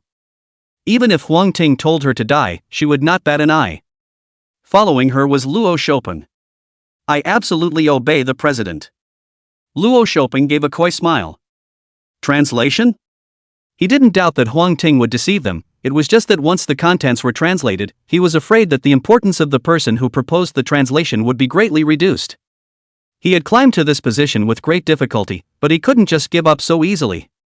Chapter 80 Contents, Traveling to Bai City. I'm sure boss won't harm me. Next is Su Dahai. Huang Ting was slightly surprised by his choice. Don't look at Su Dahai, usually big-headed, in fact, careful is as an animal breeder necessary character. Especially when it comes to animals like tigers, you need to be bold and careful. Huang Ting thought that Su Dahai would have to think about it for a while, but he didn't expect to decide so quickly. Right behind them were Chu Jiaxin and Chu Hua. We, father and daughter, are in your hands today, and I hope we haven't misjudged you.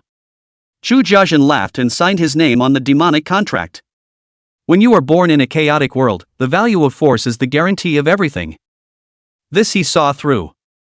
Of course, he was also certain that Huang Ting was not a bad person, which was why he chose to believe him.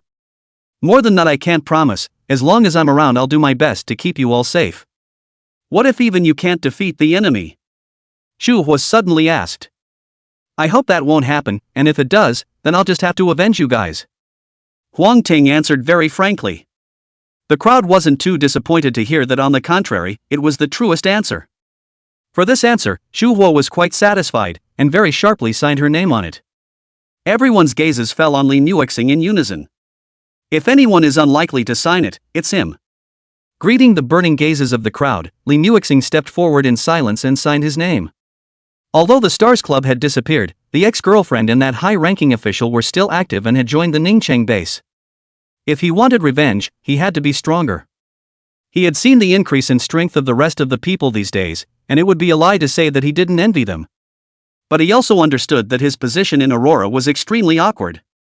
It feels like having a relative living in your house, and even though you don't have to take care of your food, it's very diabolical to live there all the time. It's just that he's never found a good way to fit in, which is why he's been putting it off until now. So whatever was written on this paper, he would sign it, and would use it to integrate himself into Aurora's top circles. If we don't blend in, I'm afraid we won't have a chance later. The signature falls and the deed is done. Li Nuixing looked at the few people and realized that the eyes they looked at him were much kinder.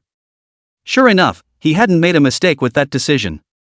Hey Lizzie, it's your turn next. You're the one I'm most uneasy about. Will you sign your name and gain more power in the future, or are you going to dig in the mines? Take your pick of either of these two. Hey Lizzie was on the verge of tears. Did he have a choice? He broke away from Su Haihai's restraints and went up to pick up the pen, leaving his name on the demonic contract. This time, it was really a loss. Not only did he fail to subdue Huang Ting, but he also got himself involved. With a flash of light, the demonic contract was officially in effect. Huang Ting put away the demonic contract and looked at the crowd. You guys don't have to worry, this piece of paper is called the Devil's Contract. I think you should be able to guess its effects. I only wrote 2 articles on it. The first one is that you can't betray me, and the second one is that you can't betray your allies. Okay, all of you go back to your work.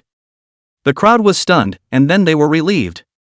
Signatures are signatures, but not being able to figure out what's on them is a bit of an itch after all. Well now, isn't it just 2 simple articles?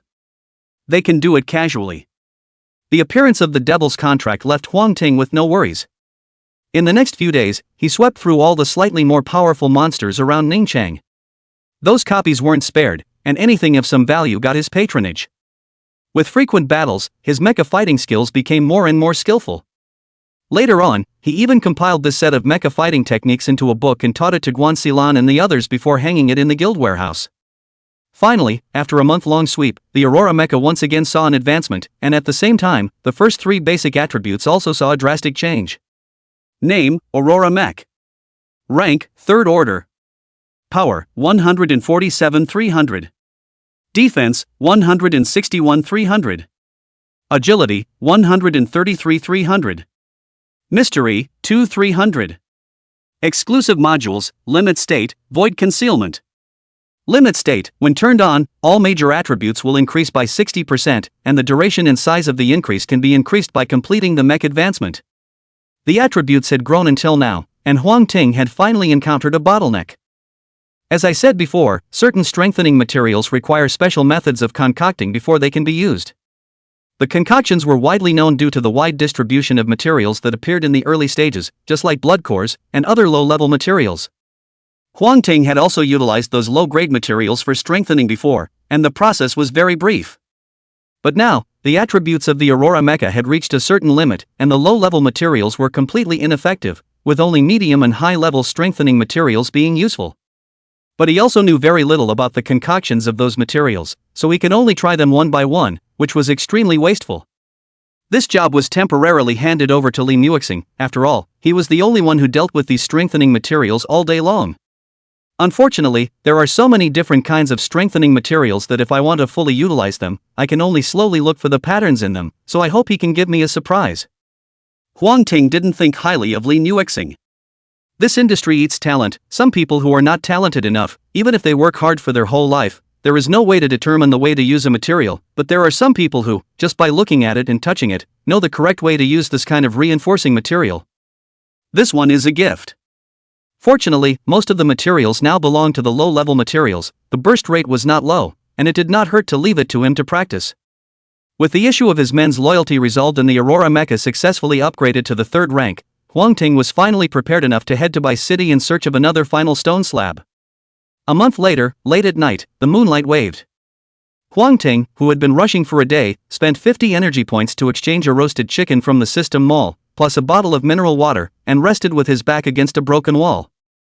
He didn't bring anyone with him on this trip, not even Li Muixing, who knew the location of the final stone tablet. Leaving aside the fact that the road was long and dangerous, and he was not confident that he could guarantee that Li Muixing would not be harmed, a change in terrain alone could confuse Li Muixing. The original memories don't work at all. Anyway, there was a trace of inexplicable connection between him and the final slab, so it would be easier to search for it all by himself. The smell of the grilled chicken was delicious and wafted out a long way. A rustling sound soon sounded in the grass around them, like something was crawling through it. Huang Ting's hands were not stopping moving, but his heart was secretly on guard. Suddenly, a huge black shadow appeared from behind him and came running wildly in his direction immediately. Throwing away the roasted chicken in his hands, Huang Ting hailed the Aurora Mecha and quickly turned around to check it out. When he saw the true face of that black shadow, his pupils quaked and his heart couldn't help but be flooded with shocking waves. Just as he was frozen to the spot, the black shadow carrying a vicious wind swooped in. Chapter 81 Xiaoha, the island in the center of the lake. Woof woof woof. Huang Ting carried a small pug in one hand, his face odd. The pug on his hand was about the size of a normal dog, and if it wasn't for the extra eye on his head, he would have even thought this was before the calamity. The pug barked furiously, but his eyes never left the half-roasted chicken he'd thrown away. As soon as his hand was loosened, the pug immediately darted over to him, taking the bone with him and swallowing most of the roasted chicken in 3 tries. After half of the roasted chicken was finished, it was still not full and came to Huang Ting's side, constantly rubbing against his calf. Huang Ting cashed in another roast chicken and placed it in front of the pug. The pug's 3 eyes suddenly glowed in unison, and he buried his head and gnawed furiously. After finishing a whole chicken once again, the pug didn't seem to be full yet and still looked at Huang Ting with bated breath. He was about to get him another one when the pug suddenly turned his head to look in one place and barked low and furiously. Huang Ting also frowned and looked into the darkness not far away. In the next second, a ferocious mutated wild dog scurried out of the darkness, its scarlet eyes constantly sizing up Huang Ting. That's right, that's a mutant dog. Compared to this vicious and brutal mutated wild dog in front of him, the small pug that stood in front of him could simply be described as harmless. The mutated wild dog barked furiously and came flying. It was about to bite Huang Ting's arm, but in a split second, a blood-colored sawtooth stabbed it through. Seeing the death of the mutated wild dog, the little pug excitedly bit his tail and spun around. After 5 or 6 turns, it woofed twice and pounced behind the mutant dingo. Immediately afterward, a large mouth that opened and closed at an angle of 180 degrees opened and viciously bit down on the mutated wild dog's corpse. Rip! A large chunk of flesh and blood was torn off and swallowed into the stomach of the little pug. Huang Ting didn't move and quietly watched the little pug eat. The mutated wild dog was almost 2 meters long and should weigh between 130 and 150 kilograms. But in a matter of minutes, it was eaten clean by the little pug, not even a bone stubble left. Strange. Huang Ting thought it was strange, but seeing as the little pug was relying on his side and not leaving, he didn't drive it away. The next day, just as he was about to leave, the little pug surprised him by following him. "You're coming with me?" The little pug nodded with effort as if he understood, and in the process ran to the corner and brought out a pet mat in his mouth. Thinking of the little pug's good vigilance yesterday, and the strange behavior afterward, Huang Ting only hesitated slightly before taking him away with him. After the plague, there were so many different kinds of weird things going on that one more dog was nothing. Since you're following me, it's only fair that you have a name, and since you're a pug and you like roasted chicken, let's call you Little Ha. Huang Ting felt smug about his naming ability, while Xiao Ha, on the contrary, just gave a scornful look. And it's still 3 eyes together in contempt. Later in the journey, Huang Ting accidentally found a cart, so one man and one dog began to work together. During the day Huang Ting pushed Xiao Ha with a cart to catch up, while at night Xiao Ha was in charge of keeping watch for any danger that might come at any time. Xiao Ha's perception was outstanding, and there were some dangers in the night that even Huang Ting didn't notice, but it was able to foresee them in advance. At one point, Huang Ting was just about to enter a cave, but Xiaoha barked frantically and tugged at his pants leg to keep him out. With such a delay, the original cave unexpectedly disappeared, leaving only a field of white bones in its place. Seeing this scene, Huang Ting's entire body was grossed out. It's not just creatures that undergo mutations, environmental mutations are even more terrifying. It was conceivable that if he hadn't had Xiaoha stopping him and insisted on entering that cave, I'm afraid he would have been gone by now. After stumbling out for half a month, the man and dog finally saw the first human gathering place. This gathering place would have started out on a small island in the center of a lake, and then when the blue star expanded in size, the lake island officially became a human gathering place. There are a number of flyable mechs around the lake that offer to carry passengers. As for the payoff, it's a bloody remnant. 10 copies of flesh and blood remnants provide one correspondence. The island, to the island, cheap away, brother, to the island? Seeing as it's your first time here, I'll give you a cheaper deal, 8 portions of blood and flesh remnants for one round trip, how's that? A man with 2 pairs of translucent wings came to Huang Ting and enthusiastically solicited him. Yo, there's another dog, this dog looks quite rare, if you want to take this dog with you, then you'll have to ask for 10 copies, but don't worry, my price is already low, others will only be higher than me. The man glanced at the small Ha by Huang Ting's leg with some curiosity. But he didn't ask more questions, and his eyes remained fixed on Huang Ting. It's true that it's not expensive, it's just how am I going to get back after I've been there? Simple, let's add a friend, just tell me when you come back, don't worry, I won't smash my own sign just for this little bit of flesh and blood remnants, it's just that you might have to wait a little while if I'm carrying someone.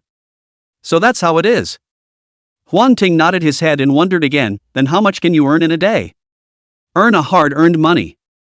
The man waved his hand, when there are a lot of people, I can earn dozens of blood and flesh essences a day, when there are fewer, it's just a few, so apart from not going hungry, I can barely buy some materials to strengthen my mech. Sure enough, an outrageous world has outrageous social rules. Huang Ting pulled out 10 portions of blood and flesh remnants and sat on the chair the man had prepared in advance. The man then flapped his wings and flew towards the island in the center of the lake. 3 minutes later, Huang Ting officially boarded the island. The island was bustling with stores and large numbers of people, rather like it was before the end of time. Beast soulstones, cheap beast soulstones now. Fenwine, pre-cataclysmic Fenwine, this is all orphaned. Sell subsidiary module, don't look at just ordinary quality, the power is not at all inferior to the fine quality, only this one, buy is to earn. Yells of all sizes echoed in Huang Ting's ears, making him almost feel like he was back in his previous life. Wandering around, Huang Ting bought 10 pieces of ghost glass, plus 5 energy crystals. These are the ingredients for building a miniature lab and should never be missed. Just as he was about to go to another place, the crowd not far ahead suddenly clattered and all knelt down. Not just in front of them, but people around themselves began to kneel, including the vendors who had set up stalls. This is the chief's youngest son, if you don't hurry up and kneel down, you're going to be in big trouble. Seeing that Huang Ting remained unmoved, the peddler whispered a reminder. Huang Ting looked around and realized that there were still 2 people who hadn't knelt down. The 3 of them glanced at each other, all seeing disdain in each other's eyes.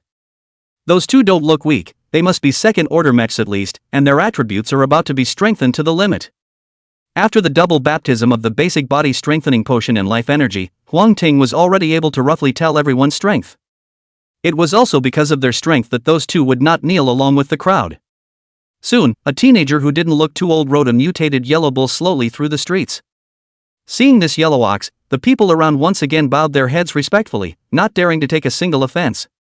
Third-order creatures, this Lakewood Island's leader has some strength. Huang Ting stood straight and unashamedly looked at the teenager on the bull's back. Outsiders? The teenager muttered, but didn't say much, just nodded, you may not kneel, but don't make trouble on the island or don't blame me for being rude. After saying that, he was about to leave. Out of the corner of his eye, he suddenly glimpsed Xiaoha, who was lying prone beside Huang Ting's legs, and instantly became interested. Chapter 82. One fist shatters armor, breaks his legs. This dog is not bad, make a bid. The teenager lowered his head and looked at Ha with a bit of surprise in his eyes. It was the first time he had seen such a strange dog since the calamity. Bidding? Huang Ting swept a glance at Xiaoha, who was lying at his feet, and frowned, this guy has eaten a lot of my stuff. Eat as much as you want, I'll make it all up to you. Wow! The others whispered at once. It seems that young Master Zhao Bo does love this dog. It's a pity, why isn't that dog mine? Even if I don't want the money, I'd still like to hook up with young Master Zhao Bo. You still want a dog? I'd rather be that dog. Do you know that a lot of people died in the last beast tide? There's a saying, it's better to be a dog of peace than a man of chaos. If I can climb into a friendship with young Master Xiaobo, it's not bad to be a dog, at least it's safe to eat and drink without worrying. TSK, I see that this outsider has a prideful spirit in his bones. I'm afraid that young Master Xiaobo is going to suffer. What can you do if you're even more arrogant?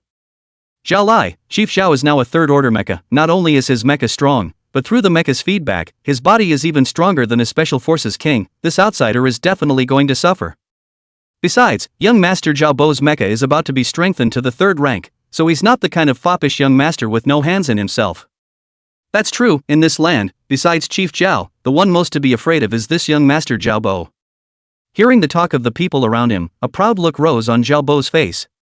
That's his reputation, that's his strength. Okay, I'll do the math. It ate a total of 100 of my roasted chickens, 40 energy points per roasted chicken, that's 4,000 energy points. Huang Ting actually really started to dish it out. Roast chicken? 100? 4,000? The surrounding people froze. Good guy, people can't get enough to eat, actually give the dog a roast chicken? Xiaobo also didn't expect a dog to cost 4,000 energy points, but to him, this price was still acceptable. Isn't it just 4,000 energy points? I'll give it to you. Wait a moment, it hasn't finished counting. Huang Ting interrupted Xiaobo and continued, in addition to the roasted chicken, it also ate 18 second order and 5 third order, all of these must be counted. There was a commotion all around. This puppy is a first order creature at best, and there's a chance it won't even hang on to first order. They all thought Huang Ting had gone crazy and was asking for a lot of money here. Xiaobo's face also instantly turned cold. I'm having a good talk with you. I'm having a good talk with you too, these days, it really eats so much, and for that I'm undercounting. When the others heard this, they were scared and moved away from Huang Ting, fearing that they would be implicated later. Well, shame on you, take it down. At Xiaobo's command, 5 people came out of the crowd of onlookers and surrounded Huang Ting. Huang Ting watched the scene with interest and kicked Xiaoha, who was lying by his legs. Hurry up and get rid of all these people, or you won't want to eat roast chicken later. Hearing the word roasted chicken, Xiaoha instantly came to life, landing on all fours and whimpering lowly at the 5 people. How dare a strip bare its teeth at us? The bald man among the 5 let out a loud cry, and the black and yellow mechs automatically attached themselves, followed by a muzzle on each shoulder on both sides, aiming at Huang Ting and Xiaoha. Whoosh! A spike shot out from the muzzle of the gun, heading straight for a man and a dog. Bees? Huang Ting's body only twisted slightly, dodging the spike's surprise attack. Xiaoha jumped left and right as if catching a frisbee, catching all the spikes, then used both paws to pick at Huang Ting, wanting a reward. Having no choice but to redeem a fragrant roasted chicken for it, Huang Ting was forced to do so. Seeing the roasted chicken, the corner of Xiaobo's mouth twitched, together with this dog-fed really roasted chicken. His own wave of attacks didn't have the slightest effect, which infuriated the bald man, who crouched down slightly, drew a thrusting sword from his buttocks, and charged straight at him. Boo! Before the crowd could see what was happening, a loud bang was heard. Looking back, the mech maneuvered by the light machine had somehow slammed into the stall behind him. The vendor stood behind his stall, a bit overwhelmed. The others didn't understand, but Huang Ting saw it clearly. The moment the bald man rushed in, Xiaoha, holding the roasted chicken in his mouth, leapt up and kicked him out with a back foot stomp. It seemed like it was due to eating a lot of good food. Xiaoha's battle power had actually gotten stronger recently, which was why Huang Ting had asked it to take care of the 5 people. Seeing this, the other 4 summoned their mechs, intending to strike together, but they were stopped by another voice. Stop, I'll deal with him. Xiaobo could see that Xiaoha was not to be messed with and planned to take matters into his own hands. He flipped off the bull's back and rushed toward Huang Ting. During the sprint, a mech that was all black automatically took shape. Moo! The mutated yellow ox behind him also began to pant heavily and lowered its head, revealing its sharp and pointed horns. Seeing this, Xiaoha quickly finished the roasted chicken in his mouth, his eyes fierce and fangs exposed. Don't think that just because you have a bit of strength you can clamor here, you're not qualified for that. Xiaobo clenched his fists and slammed them down towards Huang Ting. The speed of a near third-order mech is just too fast, you guys, look at that person, the mech hasn't reacted yet even when it's on its way. Still inexperienced in the jungle, if he had summoned his mech earlier, he might have been able to carry it for a bit, now it's over, he'll die for sure. Before the crowd could say anything, they suddenly saw Xiaobo's fist being steadily caught by another hand. Immediately after, a mecha with a mixture of black, white, gold and blue colors appeared in front of them.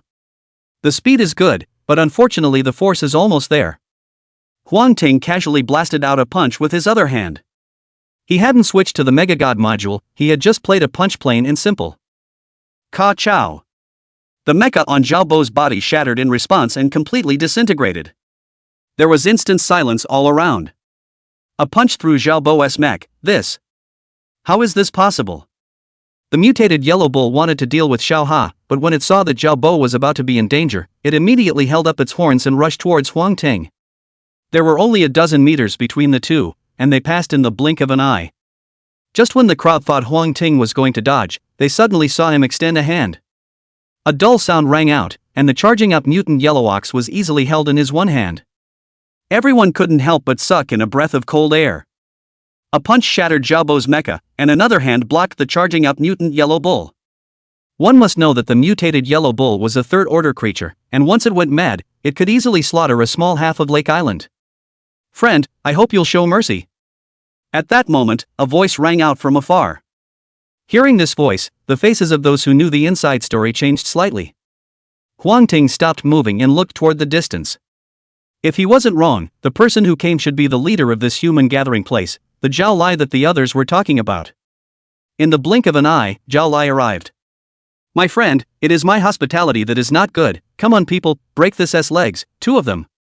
Once they met, Zhao Lai first smiled apologetically and then ordered his men to break Zhao Bo's legs. Chapter 83, Murderous Opportunities Hidden, Evil Mountain City. The henchmen looked at me and I looked at you, but none of them dared to make a move. No one is, right? Then I'll do it myself. Zhao Lai shouted. To blow up a second-order mecha with one punch and stop a third-order alien beast with one hand, even he couldn't do it. Maybe it's barely enough to try when reinforced to the third-order limit. If it wasn't for Huang Ting displaying such terrifying strength, he would have already made a move to take him down. Glancing at Huang Ting, he realized that he was just looking on coldly, with no intention of persuading him at all. Zhao Lai clenched his teeth and copied an iron bar from the ground, ruthlessly smashing it on Zhao Bo's legs. Ah! Extreme pain came, Zhao Bo instantly turned pale, and in his eyes was a fear that was hard to hide. He was afraid, both of Zhao Lai and Huang Ting. Is that okay with you, my friend? Zhao Lai forced himself to hold back his grief and asked with a smile. As the saying goes, reaching out is not a good idea. Huang Ting nodded, you're a reasonable one, and I love to be reasonable with others. Of course, if someone else doesn't reason with me, then he's not going to do well. Yes. Zhao Lai responded repeatedly and was just about to say something when the top of his head suddenly went dark. The ghost-headed hawk is here again, everyone run. Ma, this is a third-rank flying monster, where can we run anymore? We can only pray that he leaves quickly with a full stomach. What bad luck, I didn't think there would be a ghost-headed eagle today. The originally bustling market was instantly in chaos, and some people couldn't even bother to pack up the things on their stalls and hurriedly looked for a place to hide. This is at it again. Zhao Lai also raised his head to the sky at this moment, quite scandalized. He had only just entered the third rank, but that ghost-headed eagle had entered the third rank long ago and had both flying abilities. Had he been on land, he would have had a slight chance of winning. But the ghost-headed hawk often attacks from the high school, and even he has a big headache. If it weren't for the ghostly eagle, the Lake Island would be much more lively than it is now. Huang Ting looked up towards the top. Ghost-headed eagle appearance is very cool, like a vulture, neck with several huge sarcomas. Those sarcomas are almost the size of two fists, with human features, looks like a head. No wonder this monster is called a ghost-headed eagle. Without any nonsense, the feather of alteration unfolded and Huang Ting whooshed into the sky. Third-ranked monsters could already drop decent strengthening materials, so they definitely couldn't be spared. In fact, there were mechs that could fly on the Lake Island, but it was useless to fly up. They were completely no match for this ghost-head eagle, which made the other party so arrogant. But its good days are coming to an end today. Look, that guy's flying. Could it be that he's trying to kill this ghost-headed eagle? It looks like it, except does he have the strength? I think it should be about the same. Can't you see that even Chief Zhao treats him with such respect? Respect is respect, but the ghost-headed eagle is not weak. I think it's a bit up in the air. High above the sky, when the ghost-headed eagle saw Huang Ting, who rose up into the sky, its narrow brown pupils suddenly shrunk into pinpoints, revealing a thick ferocity. There was really someone who didn't want to die and dared to come and offend himself. In that case, let's just eat it. The intelligence of a third-order monster was already not weak, and the ghost-headed eagle swooped down as if it were a javelin. This move was its native stance, killing prey in the air or on the ground with a single blow.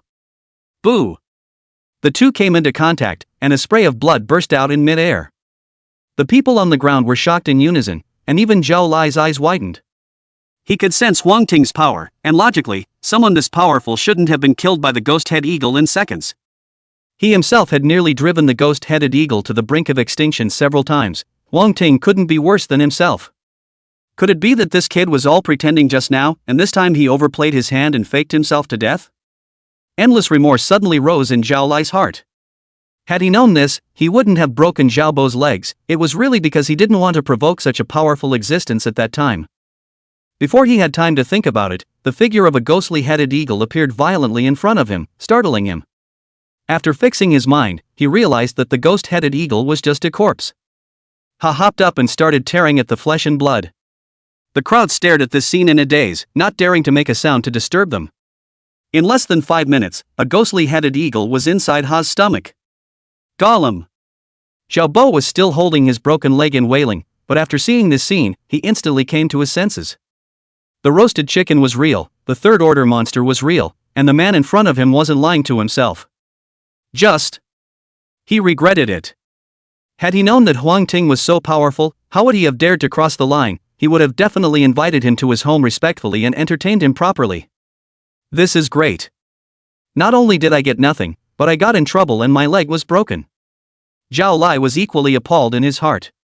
Luckily, he broke his son's legs in time, or he would have been in trouble this time. Chief Xiao, I don't know if you have a map of the neighborhood here. I'm talking about after the terrain has changed. Hearing that Huang Ting wanted the map, Zhao Lai rubbed his hands together, his face showing difficulty. There were maps in the past. Now that the surroundings are so dangerous, who would dare to go out? But I just organized my men to scout the surrounding area not long ago. Just ask me if you need anything. So, where do I need to go if I'm going to Bijou? Huang Ting didn't expect to get a map here. He just needed to find some landmarks or something else to make sure he wasn't going in the wrong direction. Bai City is a long way from here. Zhao Lai first sighed, then had his men find a piece of white paper and scribble on it. Within moments, a rudimentary hand-drawn-like map came out of nowhere. The drawing is a little ugly, you make do. Look, this small circle represents here, and then this mountain is the south of that big mountain. Before this big mountain can still go over, now it can't, can only go around the side. This square is the mountain city, after the mountain city, and then go south. After Zhao Lai's explanation, Huang Ting had a general idea in his mind. I'm glad I didn't get sidetracked or it would have been a waste of time. Collecting the map, he headed straight for the mountain city. When Huang Ting's figure completely disappeared into the sky, Zhao Bo suddenly opened his mouth, his tone full of complaints. You're really my own father. Not only did you help an outsider break my legs, but you were also so kind to show him the way. What do you know? Zhao Lai glared at him fiercely. Didn't you want to know where your second uncle and those brothers went? I'll tell you, other than your second uncle, everyone else died in Mountain City, and even though your second uncle escaped and came back, he's gone crazy, chanting about someone crying in his ear every day. A few big living people disappeared into thin air. That place in the mountain city must be evil. This kid went to the mountain city. It's still a toss-up whether he can get out alive or not. Chapter 84 Crying, White Seal. Mountain City was not far from Lake Island, and 2 days later, a cluster of abandoned buildings was in sight.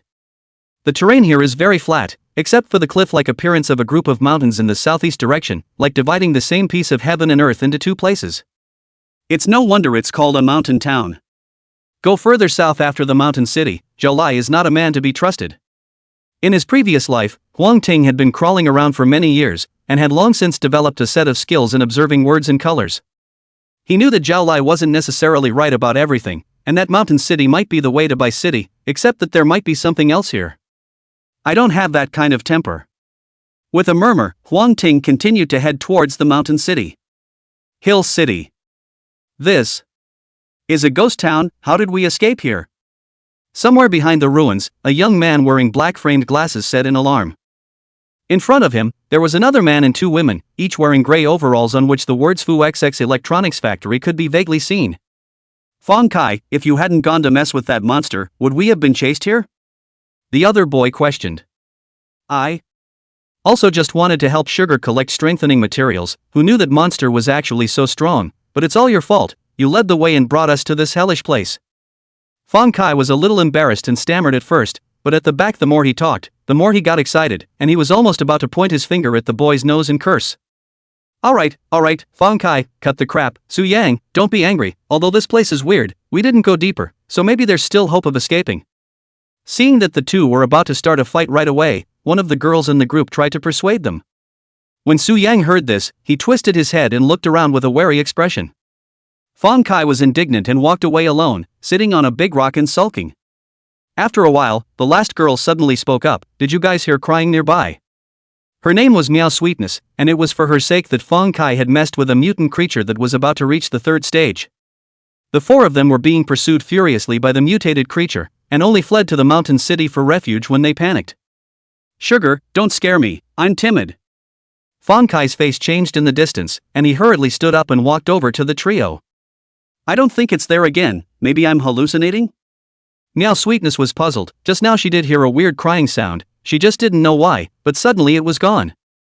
At that moment, the girl who had spoken earlier suddenly changed her face. "Dana, what's wrong with you?"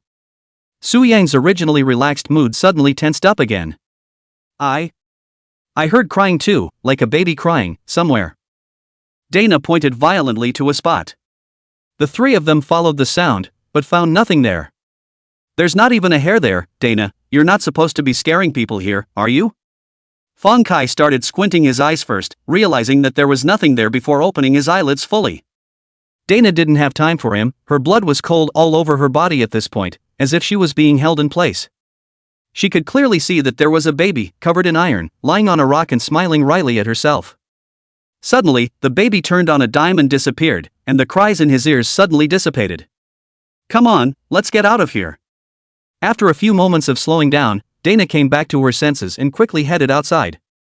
They had only entered the outskirts of the mountain city, and as long as they were fast enough, they should still be able to escape. I don't know how long they had been walking, but Su Yang, who was in the group, let out a shriek without warning. "Su Yang, are you alright?" Being so startled, "I thought you'd met a ghost." Fang Kai spoke out to taunt him, but found that the other parties simply ignored him. Not only that, even Dana and Meow Sweetness had gathered around Su Yang, which caused a sudden jealousy in his heart. "You see, this is the mark I left just now, and every time I pass by, I carve a white mark on it," Su Yang said as he pointed to a wooden board that had been crookedly placed on the side of the boulder. Fang Kai sniffed and came up to take a look. There were at least 7 or 8 white marks on top of the wooden board. He laughed, "If we really have walked here 7 or 8 times, how can we not memorize the environment?" The other two thought deeply. Who knew that Su Yang still had a grave expression as he slowly looked at the three of them? "That's right, this is only the second time we've done this, and I've only ever carved a white mark on it." "Me so." A cold aura suddenly rushed straight to the sky of several people. "There's only one white mark, so what's the explanation for the rest of the white marks?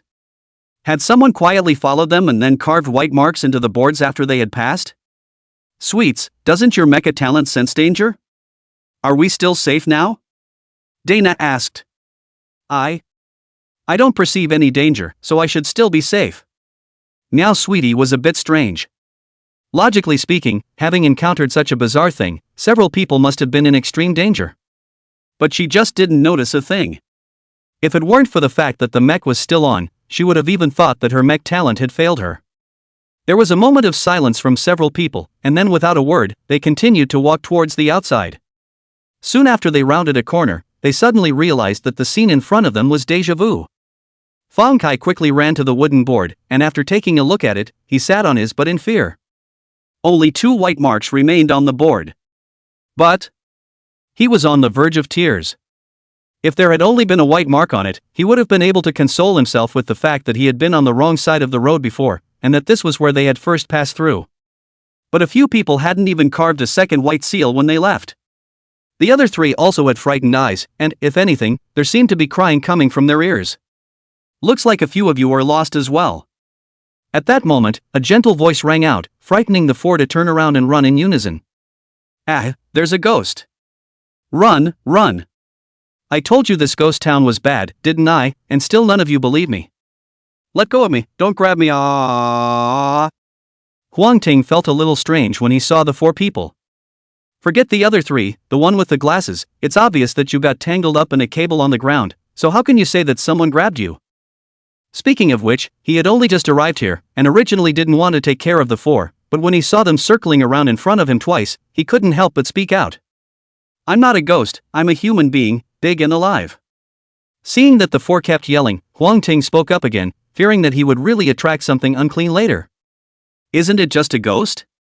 In the later stages of the undead evil god invasion, ghosts, skeletons, living corpses, witches and demons and those creatures were all over the place, and he had long since become immune to them. The so-called ghosts, in fact, is the spiritual power is strong to a certain extent, can affect other people's spirit, or can be directly materialized to appear the product only, there is no need to make a fuss. A live one? Only then did the four of them slowly calm down, seeing that Huang Ting was really alone, with a pug following by his leg, they were quite relieved. How did you get here? Dana asked bravely. I'm going to Bai City, and when I passed the island in the center of the lake, Zhao Lai told me to go through here. Huang Ting explained. Zhao Lai? The leader of the White Bird Lake Gathering? Upon hearing this name, the four people froze. Su Yang glanced at Huang Ting with an odd expression. Are you guys in conflict? He's wishing for your death by showing you this path. Chapter 85, Strange Baby, Hospital Battle. Huang Ting had long known that Zhao Lai was unsettled, he just didn't realize that this place was actually so weird. Even though he entered the shadow space, he still got lost in the ruins of this huge city. It's a bit of a misunderstanding, and when I get out, the misunderstanding will be cleared up. He smiled brightly. The other three didn't take it to heart, and only Meow Sweets looked at Huang Ting with eyes filled with fear. Her mecha talent was danger perception, and in that instant just now, the killing intent that erupted from Huang Ting's body nearly caused her to fall into a fainting spell. Meow Sweetheart understood that this seemingly insignificant man in front of her was perhaps the greatest danger in this city. Seeing her companions all curiously gather around Huang Ting, she had the intention to remind him, but just as she was about to open her mouth, she saw Huang Ting's gaze sweeping over, and she wilted. She didn't dare to blatantly warn about it, or else she would probably die herself. Being in the same boat, Huang Ting quickly integrated into the squad. There was just one other person who looked at Huang Ting unfavorably, and that was Fang Kai. Originally, there were only 2 boys in the team, and he was still able to show off in front of Meow Sweets. But ever since Huang Ting had joined the team, Meow Sweetheart's gaze had been on the other party, and even Dana was looking at Huang Ting from time to time. Huang Ting had just become the most popular person in this squad, how could he stand it? Turning back to the original board again, there were still 2 white marks on it. The crowd was confused. Fang Kai sneered and said in a conspiratorial manner, "Aren't we back to square one? I say, Huang Ting, do you have a way out or not?" As soon as the words left his mouth, his pupils quaked. At some point, there was a baby with an iron body lying on the board, who was now grasping a sharp stone and carving white marks into the board. The white seal falls and the baby disappears.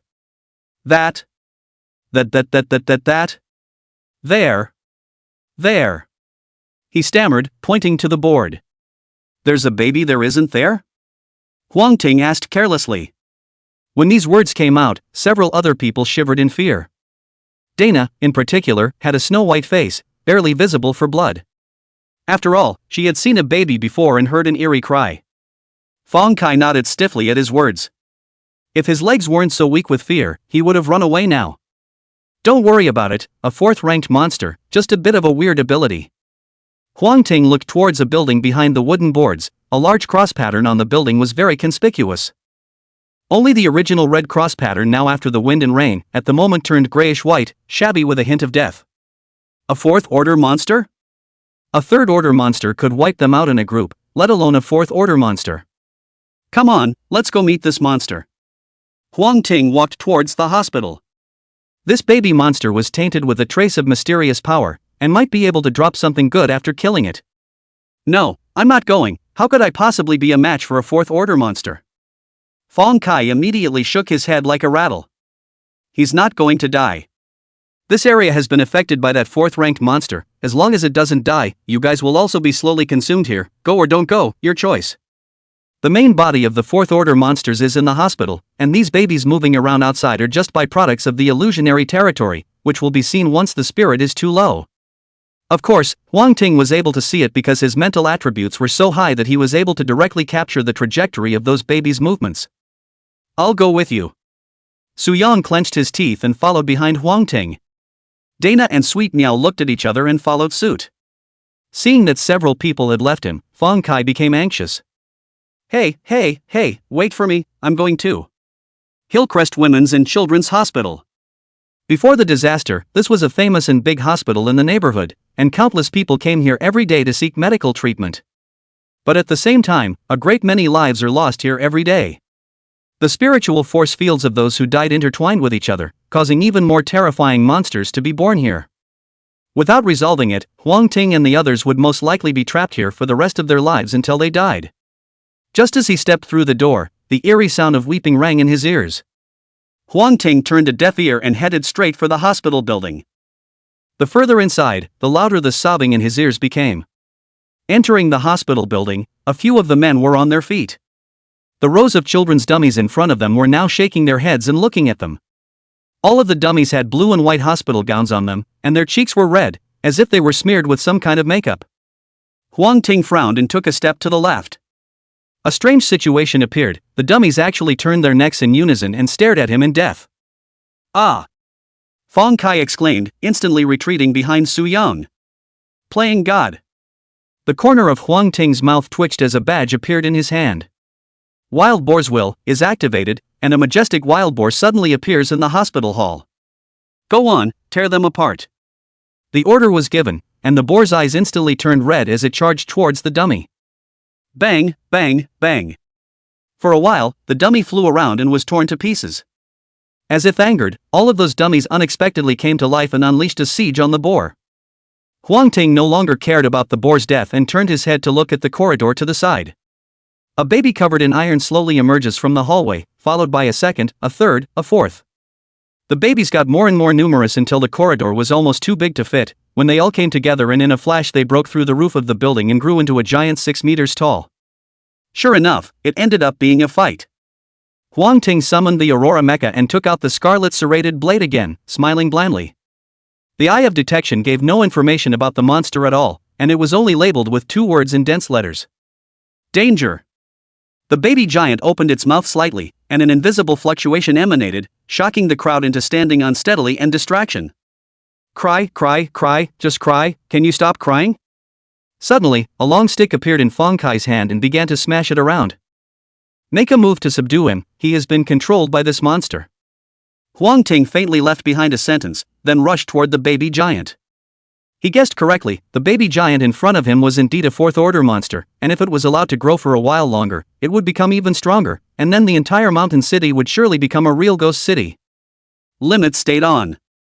After the Aurora mech was upgraded, the increase in the limit state had reached 60%, and with that skillful mech fighting technique, the baby giant in front of him, although weird and ferocious, couldn't do a bit of damage to Huang Ting.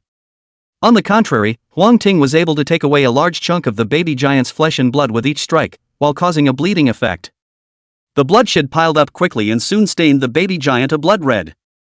It's time to end it. Huang Ting's figure suddenly disappeared and reappeared. Swish! A long, blood-colored scar crossed the sky. In the next second, the baby giant's body rumbled to the ground and turned into a pile of flying dust. Kill Grievance Aggregate, obtain, In Chi Stone 3, Ghost Glass 10, Grievance Mask Attachment Module 1. Chapter 86, Harvest Inventory, Returning to the White Lake Gathering Ground. The In Chi Stone was a high-level reinforcement material, but the method of using it was very simple, just wear it on your body.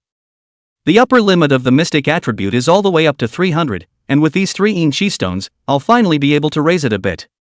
Putting away the In Chi Stone and Ghost Glass, Huang Ting looked at the Grievance Mask again. Name, Mask of Grievance. Quality, excellent. Type, Header Module.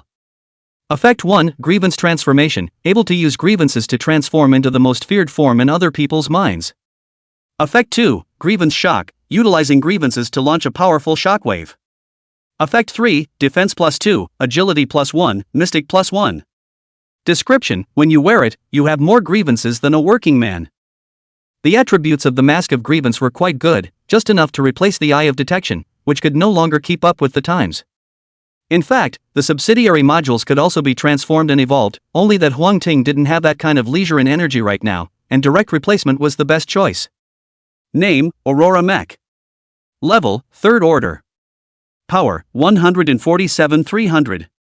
Defense, 163-300.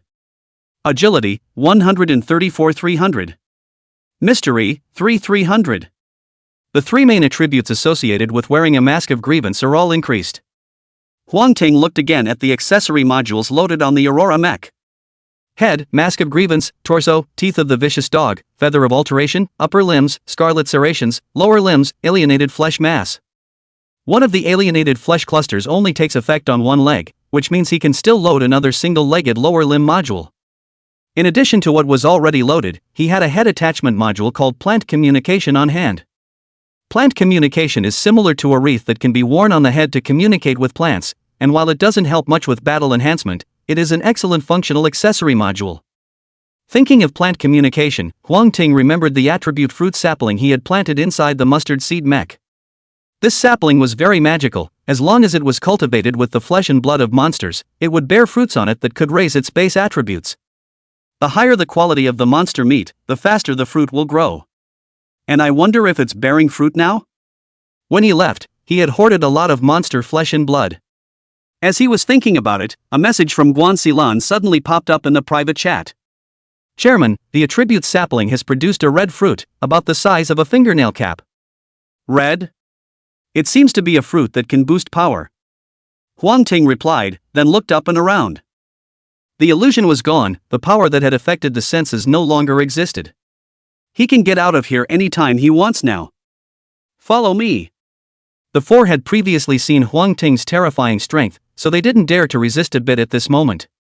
Keeping up with Huang Ting, they quickly left the range shrouded by the mountain city. Out. Out, old man, finally out. Looking behind him at the city that bordered the mountains, Fang Kai almost cried tears of joy with happiness. The other three weren't as excited as he was, but they all wore expressions of relief. Thank you, Your Excellency, for saving us. If there is anything you need, just mention it, we will do what we can. Su Yang hurriedly stepped forward and said. I really do have two things that I need your help with. Huang Ting wasn't polite and immediately said, as I told you guys just now, I'm going to Bai City. I don't know if you guys are familiar with the terrain around here? I know, my dad was a long-distance runner before the calamity, and he's been to Bicentennial a few times, and even though the terrain has changed now, the general direction is still accurate. Upon hearing this, Su Yang immediately said yes. It's just that my dad is at another gathering, so if you're not in a hurry, I'll go to him right now and ask him about this. There's no rush. Huang Ting waved his hand. Zhao Lai and I still have a little misunderstanding to clear up, so it won't be too late for me to go to the gathering place with you guys. After saying that, his figure disappeared in place. After waiting for a while, now Sweetness' feet went soft, and if it wasn't for Dana's quick eyes and hands holding her up, I'm afraid she would have fallen on the ground by now. Sugar, are you okay? Seeing Huang Ting disappear, Fang Kai became active again and came over to Meow Sugar's side with concern. Meow Sweetheart had no desire to care about him, and whispered, quickly contact the chief, there will be a huge change in the White Lake gathering place, tell him to hurry up and send someone. No, it's best for him to go there in person. White Lake gathering place. Sweet, you're not unaware that Zhao Lai's group not only kicked us out, but also forbade us to go to the island to trade, so what are you still asking the chief to send people there for? Fang Kai licked his face and continued. Because Zhao Lai is likely to die soon. When these words came out, the three of them were stunned. Fang Kai even wanted to go up and touch Miao Tiantian's head to see if she had a fever, or else how could she say such nonsense? Are you saying that the powerhouse just now went to kill Zhao Lai? Dana had figured out the key to this by then. Zhao Lai swindled Huang Ting here. It would be fine if Huang Ting died, but now that Huang Ting didn't die, the probability of his death would be Zhao Lai. But I've heard that Zhao Lai has risen to the 3rd rank, and with so many experts in the White Lake gathering, will that person be able to do it? Meow Sweetheart suddenly eyed fear and stammered, if the level of danger of that monster in the hospital just now is 1, then the level of danger of this person is 100, or maybe even higher. Possessing the gift of danger perception, she had a hard time describing that feeling, the feeling of being like a mountain of corpses. She even thought for a moment that what was in front of her was not a human, but the embodiment of some powerful monster. That feeling of danger was truly terrifying. The aura alone could make her feel as if her throat was in a death grip. Dana finally realized the seriousness of the situation and rushed to contact the chief. That said, they were once part of the White Lake gathering. Even their current leader was the former leader of the White Lake gathering, and Zhao Lai was only the deputy leader. Unfortunately, due to a disagreement later on, Zhao Lai managed to rise to the top and became the official chief. The original leader could only leave with a group of people in a state of disarray. Right now, they finally saw a glimmer of hope to recapture the White Lake Gathering Place. White Lake Gathering Place. Get lost, a bunch of losers who can't even cure a leg. Zhao Bo cursed loudly and angrily.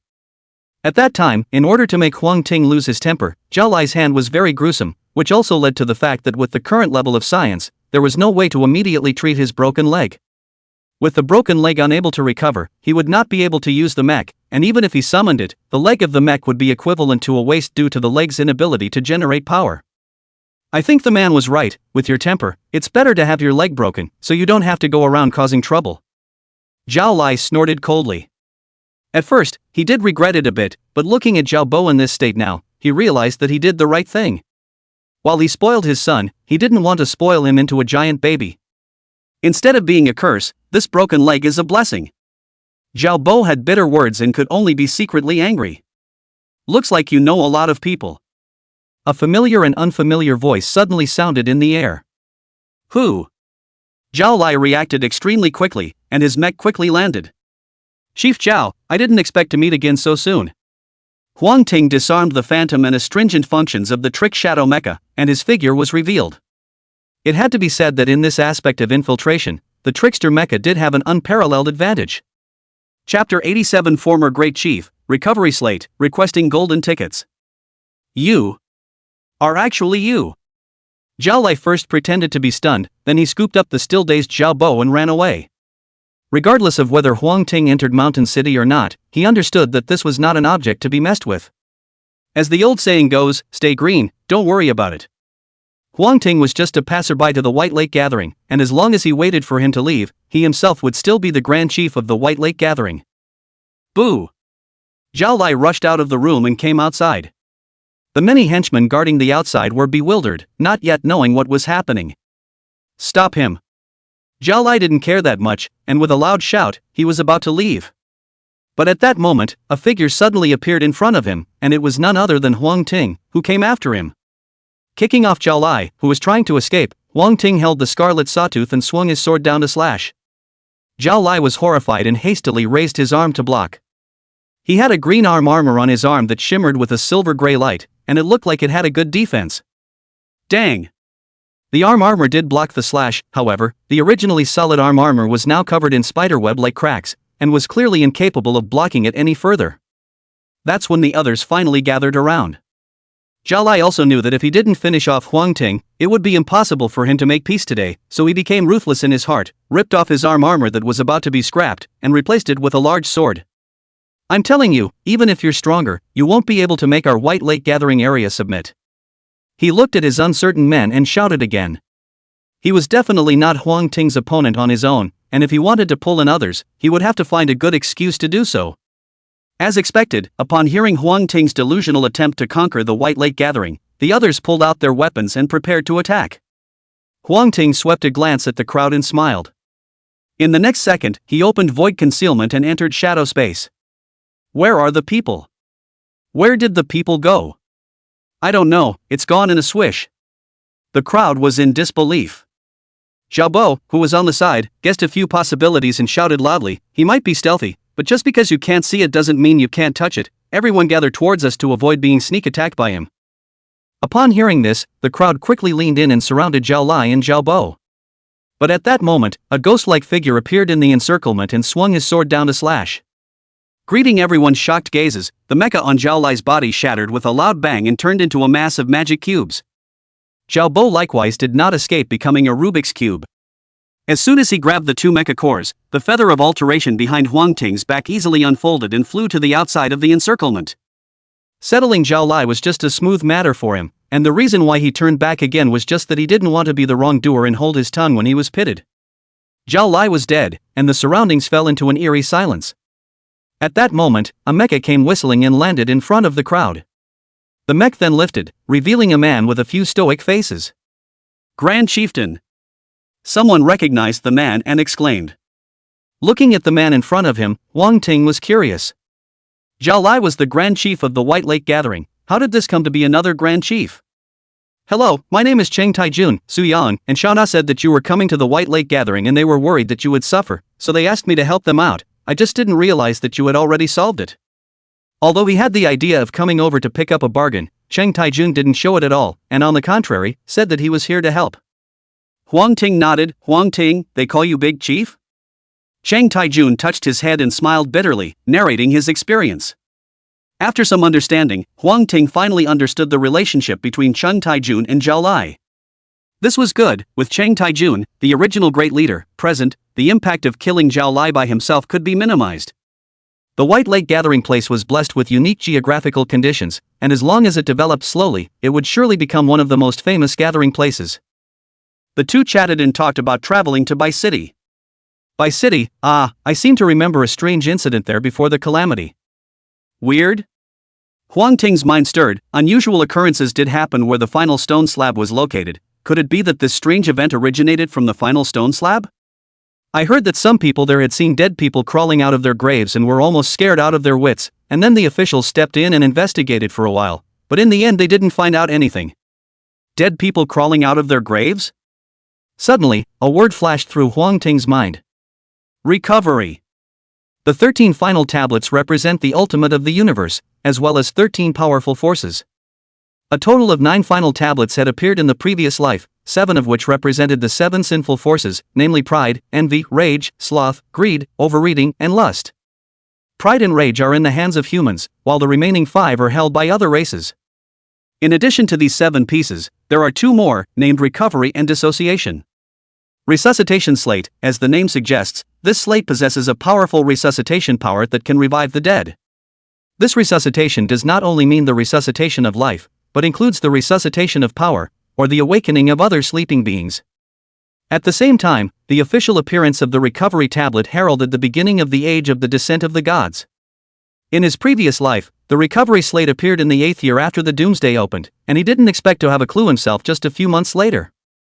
If we can really get the recovery slate, then we won't have to worry about getting injured in the future. A thought rose in Huang Ting's mind, and then he smiled faintly. I'm afraid healing injuries is the easiest use of the recovery tablet. The 4th mutation will open soon, when the plague is rampant and evil energy is all over the place. With the recovery slate, at least we don't have to worry about being affected by the plague and evil energy. Thinking of the benefits that would come after acquiring the recovery slate, he couldn't help but feel a fire in his heart. However, even if one was in a hurry, it was useless. Until one arrived at Bai City and saw the final stone slab, everything was a sham. Just as the two of them were talking to each other, Cheng Taijun stood up abruptly, his eyes glaring round. Huang Ting's heart snapped as an ominous premonition surged forth. Something's happened to Lao Su. Things did not go as he expected. Cheng Taijun was bad news when he opened his mouth. On the way here from our gathering place we will pass by a 4th-order mutant spider's nest. It's just that mutant spider is usually too lazy to move, and both of us are well watered, but this time, I don't know what happened, but it suddenly attacked our team. After saying that, Cheng Taijun was about to walk out. Seeing that you're younger than me, I'll call you old brother. Don't worry, old brother Huang, I'll definitely bring the people over to you. Huang Ting similarly got up. I'll come along too. You? Cheng Taijun hesitated for a moment, but then he thought of Huang Ting's superb combat power and nodded heavily. Then thank you, old brother Huang. The two of them stopped talking nonsense and rushed towards the cave of the mutant spider. 3 hours later, they came to a short hill. This was originally a tunnel that was later occupied by that mutant spider. The environment inside is very complicated, we must be careful. Cheng Taijun was in a hurry to save people and rushed straight in. Huang Ting followed closely behind. Chapter 88 Ponzi Cave, Spider Spirit. The tunnel was dim, Huang Ting's eyesight was enhanced and his field of vision was not restricted at all.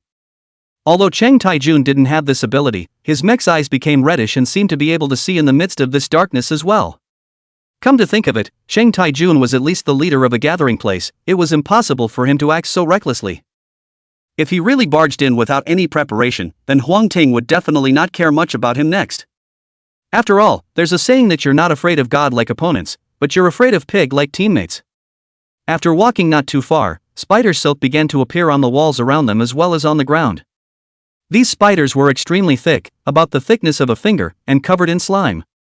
Every distance they traveled, the two would have to stop and clean the spiders from their bodies. Otherwise, the spider silks would be intertwined with each other, and without waiting for the mutant spiders inside to strike, they would be surrounded by the spider web here. I don't know how long I had been walking, but there was a sudden rustling in the darkness around me. It didn't take long for the hordes and hordes of spiders to come out of the front in a frenzy. Hundreds, thousands, tens of thousands.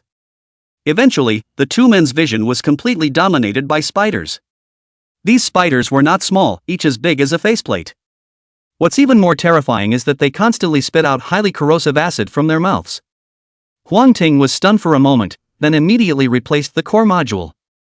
In an instant, the Aurora mech turned black and white, and it was clearly the Heavenly Royal form. Heavenly Royalty enhances physical resistance by 60%, elemental resistance by 30% including mental damage, and can continue to be enhanced after completing mech advancement. 30% elemental resistance, blocking all venom directly. As for tearing, it was even more difficult to break through the protection of the Heaven's Royalty mecha. Although Chang Taijun didn't have such a perverted defense, an eggshell-shaped translucent protective shield suddenly appeared on his body, directly blocking all attacks.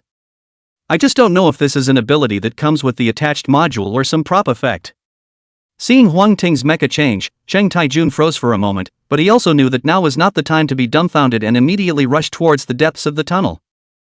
With so many mutated small spiders, to solve them, it would be necessary to mobilize an entire gathering place. Their mission was to save lives, not clean up little spiders. Although the number of small spiders was high, they were weak, and even an ordinary human could poke a few of them to death if they didn't want to die. None of such monsters can drop materials. Huang Ting didn't bother to dilly-dally and followed Chang Taijun straight to the deepest part of the tunnel.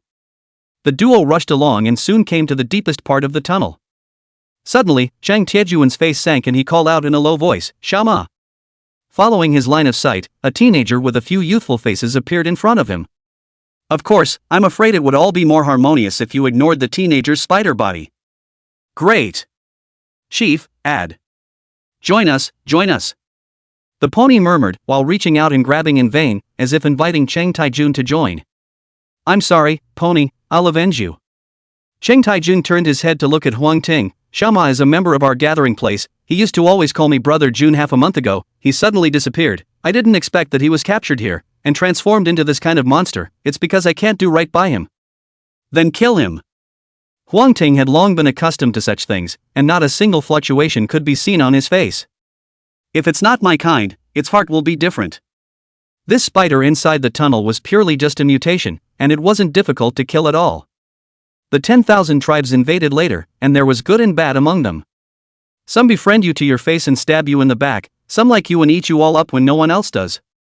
What's more, they will even disguise themselves as your parents, brothers, friends, or bosses and kill you when you're not paying attention, or use their fake identities to constantly tease you and make you slowly break down until they finally kill the people they love the most with their own hands. Some evil gods don't do the right thing, they love to do this. At that time, the enemy will be hidden in the society and they are the biggest trouble. Chang Taijun's heart crossed, and he personally resolved the spider monster that was transformed by the ponies. The two then continued on their way.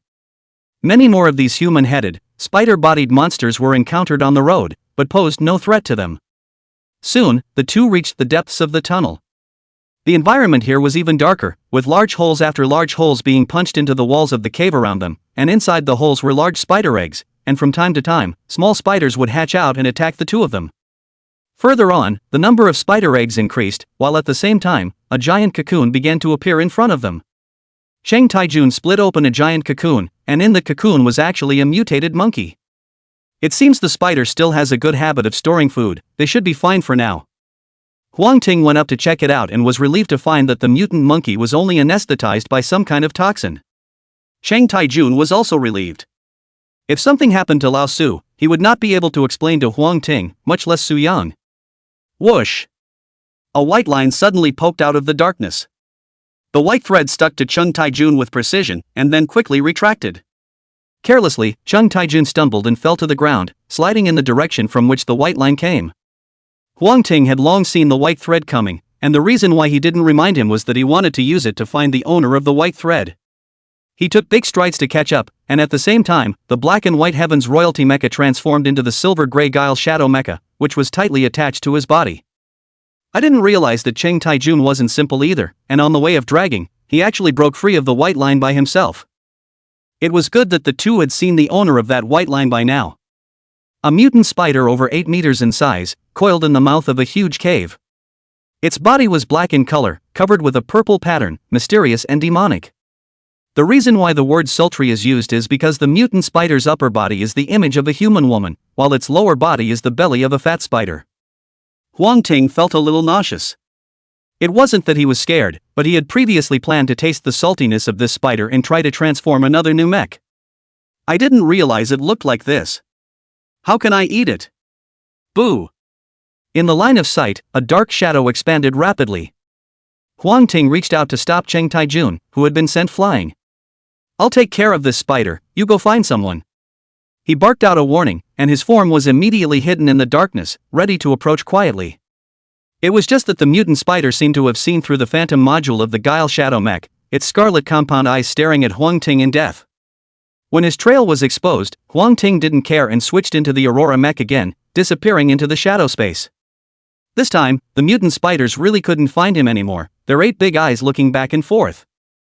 Huang Ting had already arrived behind the mutant spider at this time, and had just raised his scarlet sawtooth, preparing to give it a slash, when the mutant spider violently turned around and a mouthful of acid sprayed out.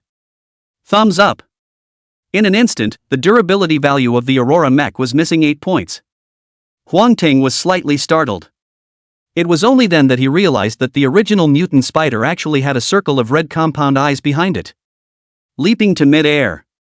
The woman's head suddenly cracked open, and in the center of her scalp, 2 large eyes blinked incessantly, constantly observing Huang Ting's position. There are eyes in the front, the back, and the top, so you can't attack from the bottom, can you?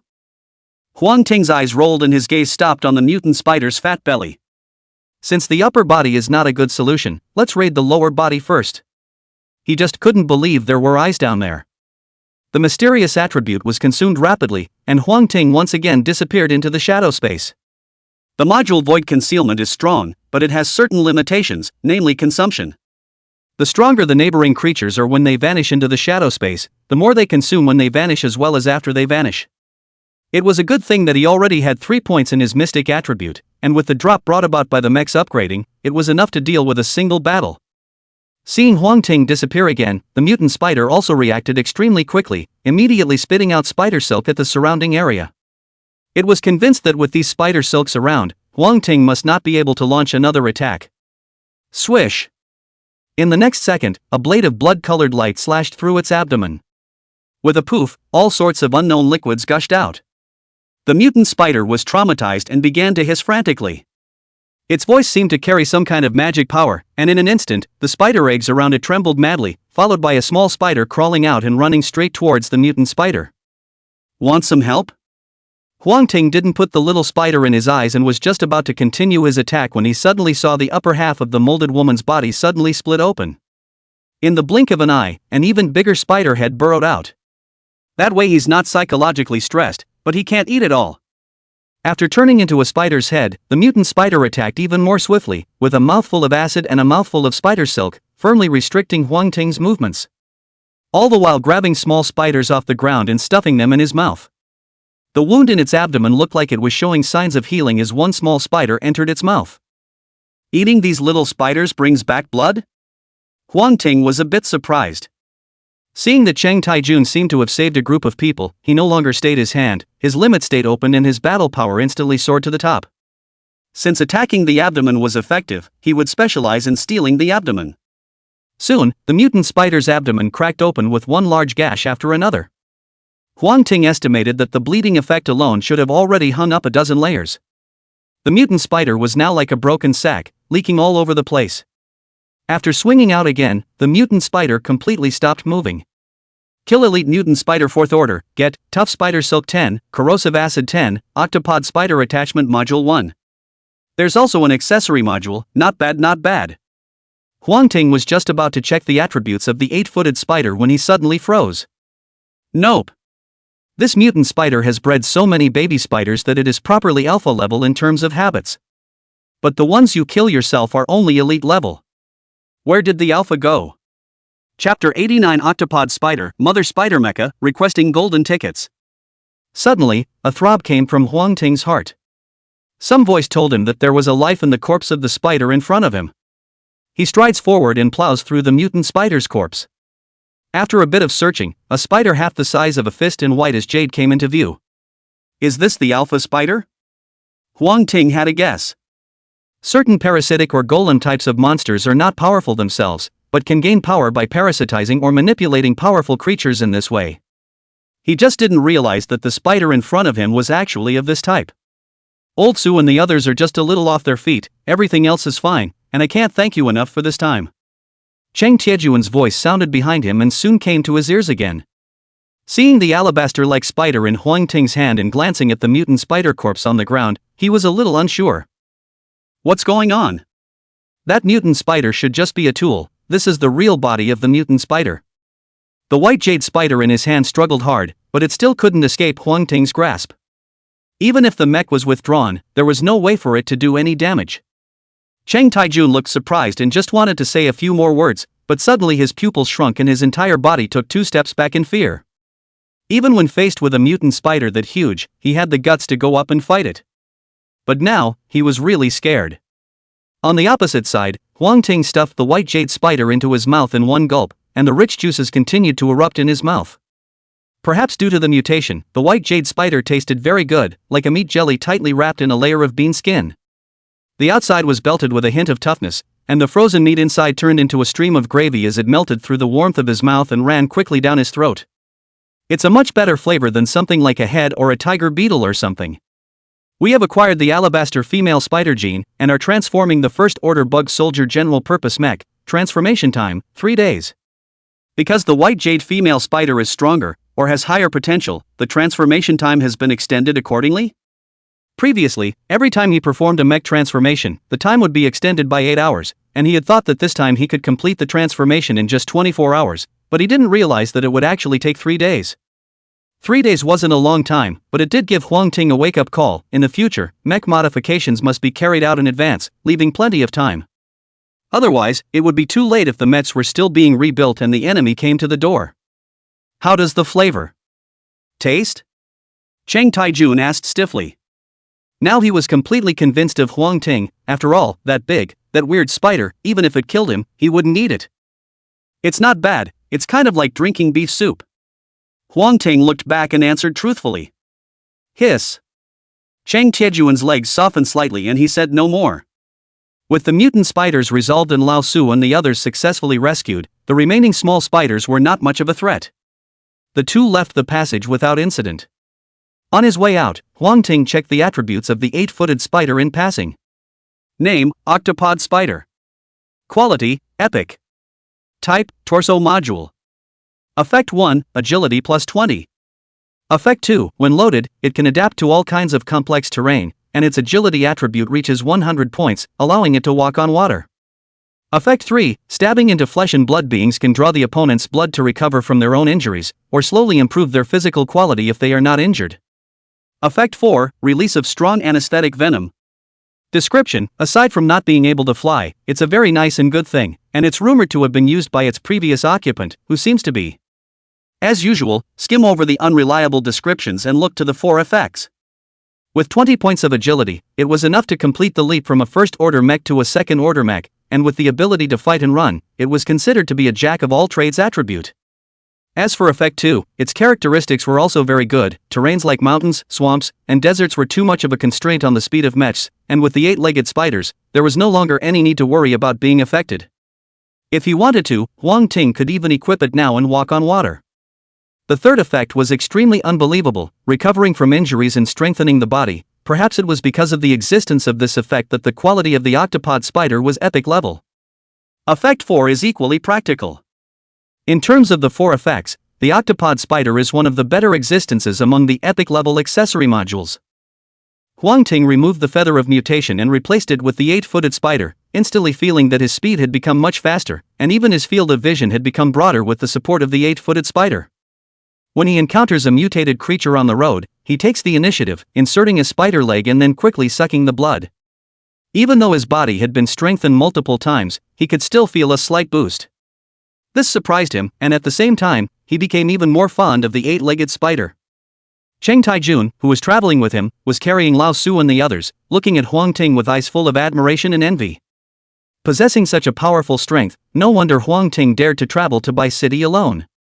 Back at the White Lake gathering place, Su Yang and the others were waiting early.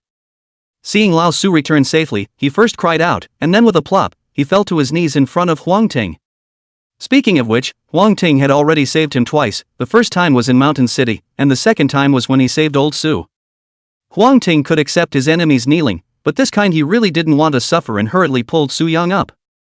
Lao Su was so dehydrated that even after treatment, he slowed down for 2 days. After learning of Huang Ting's needs, he immediately drew a complete map based on the nearby terrain and his own experience, and if it wasn't for the fact that his body still had to recuperate, he even wanted to bring Huang Ting directly to Bai City. Remembering that the mecha transformation would still take time, Huang Ting spent another day at the White Lake gathering place. On the third day, the familiar Q arrived as promised. As a result of absorbing part of the insect genes, the first stage insect soldier general purpose mech advanced to the second stage insect soldier general purpose mech. The absorption of the alabaster female spider gene is complete, and the second order bug soldier general purpose mecha has advanced to the female spider mecha form.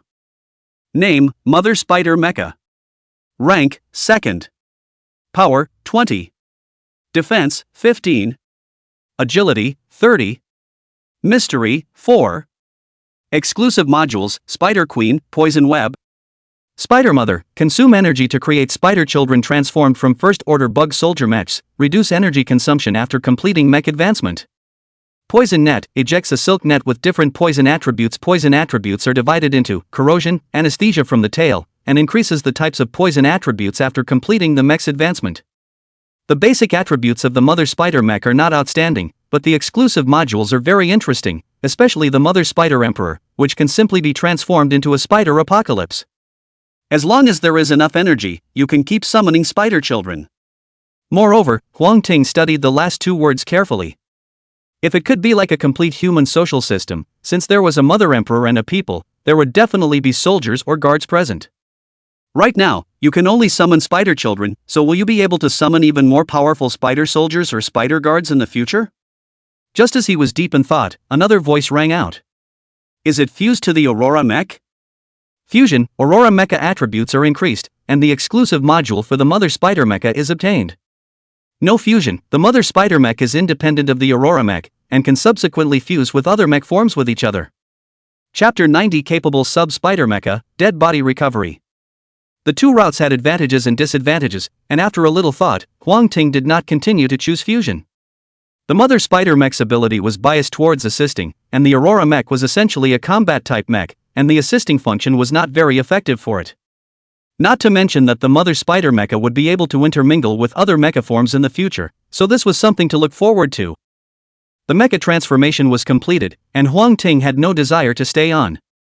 Saying goodbye to the White Lake gathering and heading out into the wilderness, he began experimenting with the abilities of his new mech. Mother Spider mecha, possessed. Tiny mid-seconds a bit, and the alien mech automatically appears and attaches itself to him. All mechs can be roughly divided into 2 types in terms of outward appearance: humanoid and xenomorph. The appearance of the Mother Spider mech was similar to the mutated spider that was hunted before, properly an alien mech. The mech as a whole is a combination of silver gray and gold, with a relatively large head and tail, and 8-foot limbs that are relatively slender. Seeing his current appearance, Huang Ting had a sudden thought. He dismantled the 8-legged spider and loaded it on top of the female spider mech.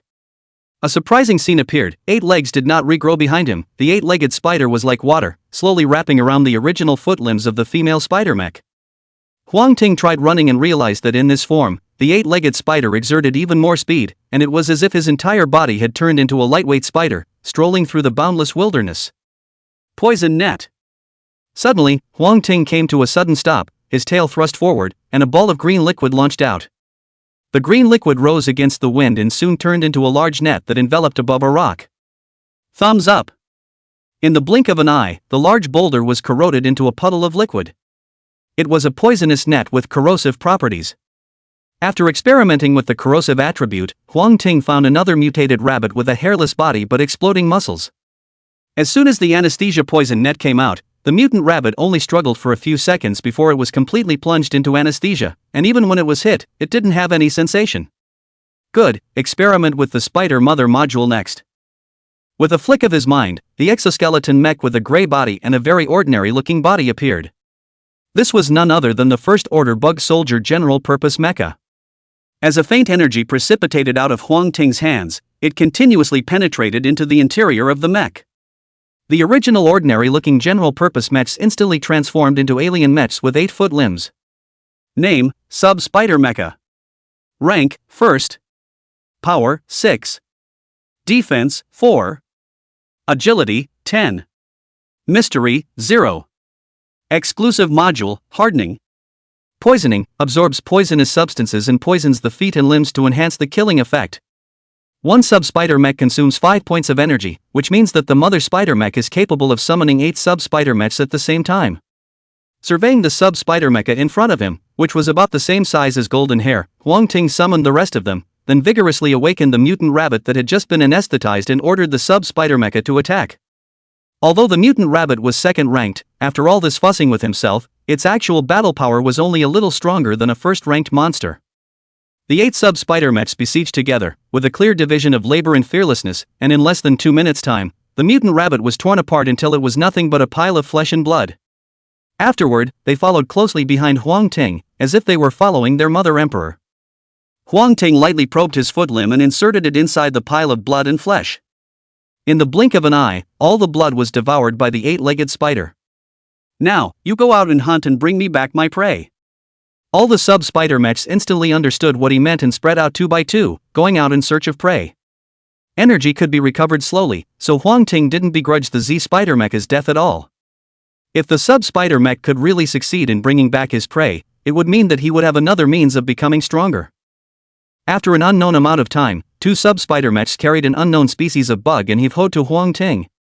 The mutant bug was still gasping for air, obviously alive, just in a coma. Huang Ting wasn't polite either, utilizing the 8-legged spider to suck the blood of the mutated bug clean. At this point the energy returned a bit more, and he immediately summoned 2 sub-spider mechs again, releasing them in search of prey. For the next few days, the sub-spider mechs would be productive. Of course, a lot was lost in the meantime, but it was all within reach. After walking for more than 20 days in a row, Huang Ting finally stepped into the Bai City area. Compared to Ningxing, Bicheng has more mountains, more water, and more animals. Because of this, the number of mutated creatures here was so diverse that it occupied almost all of the area.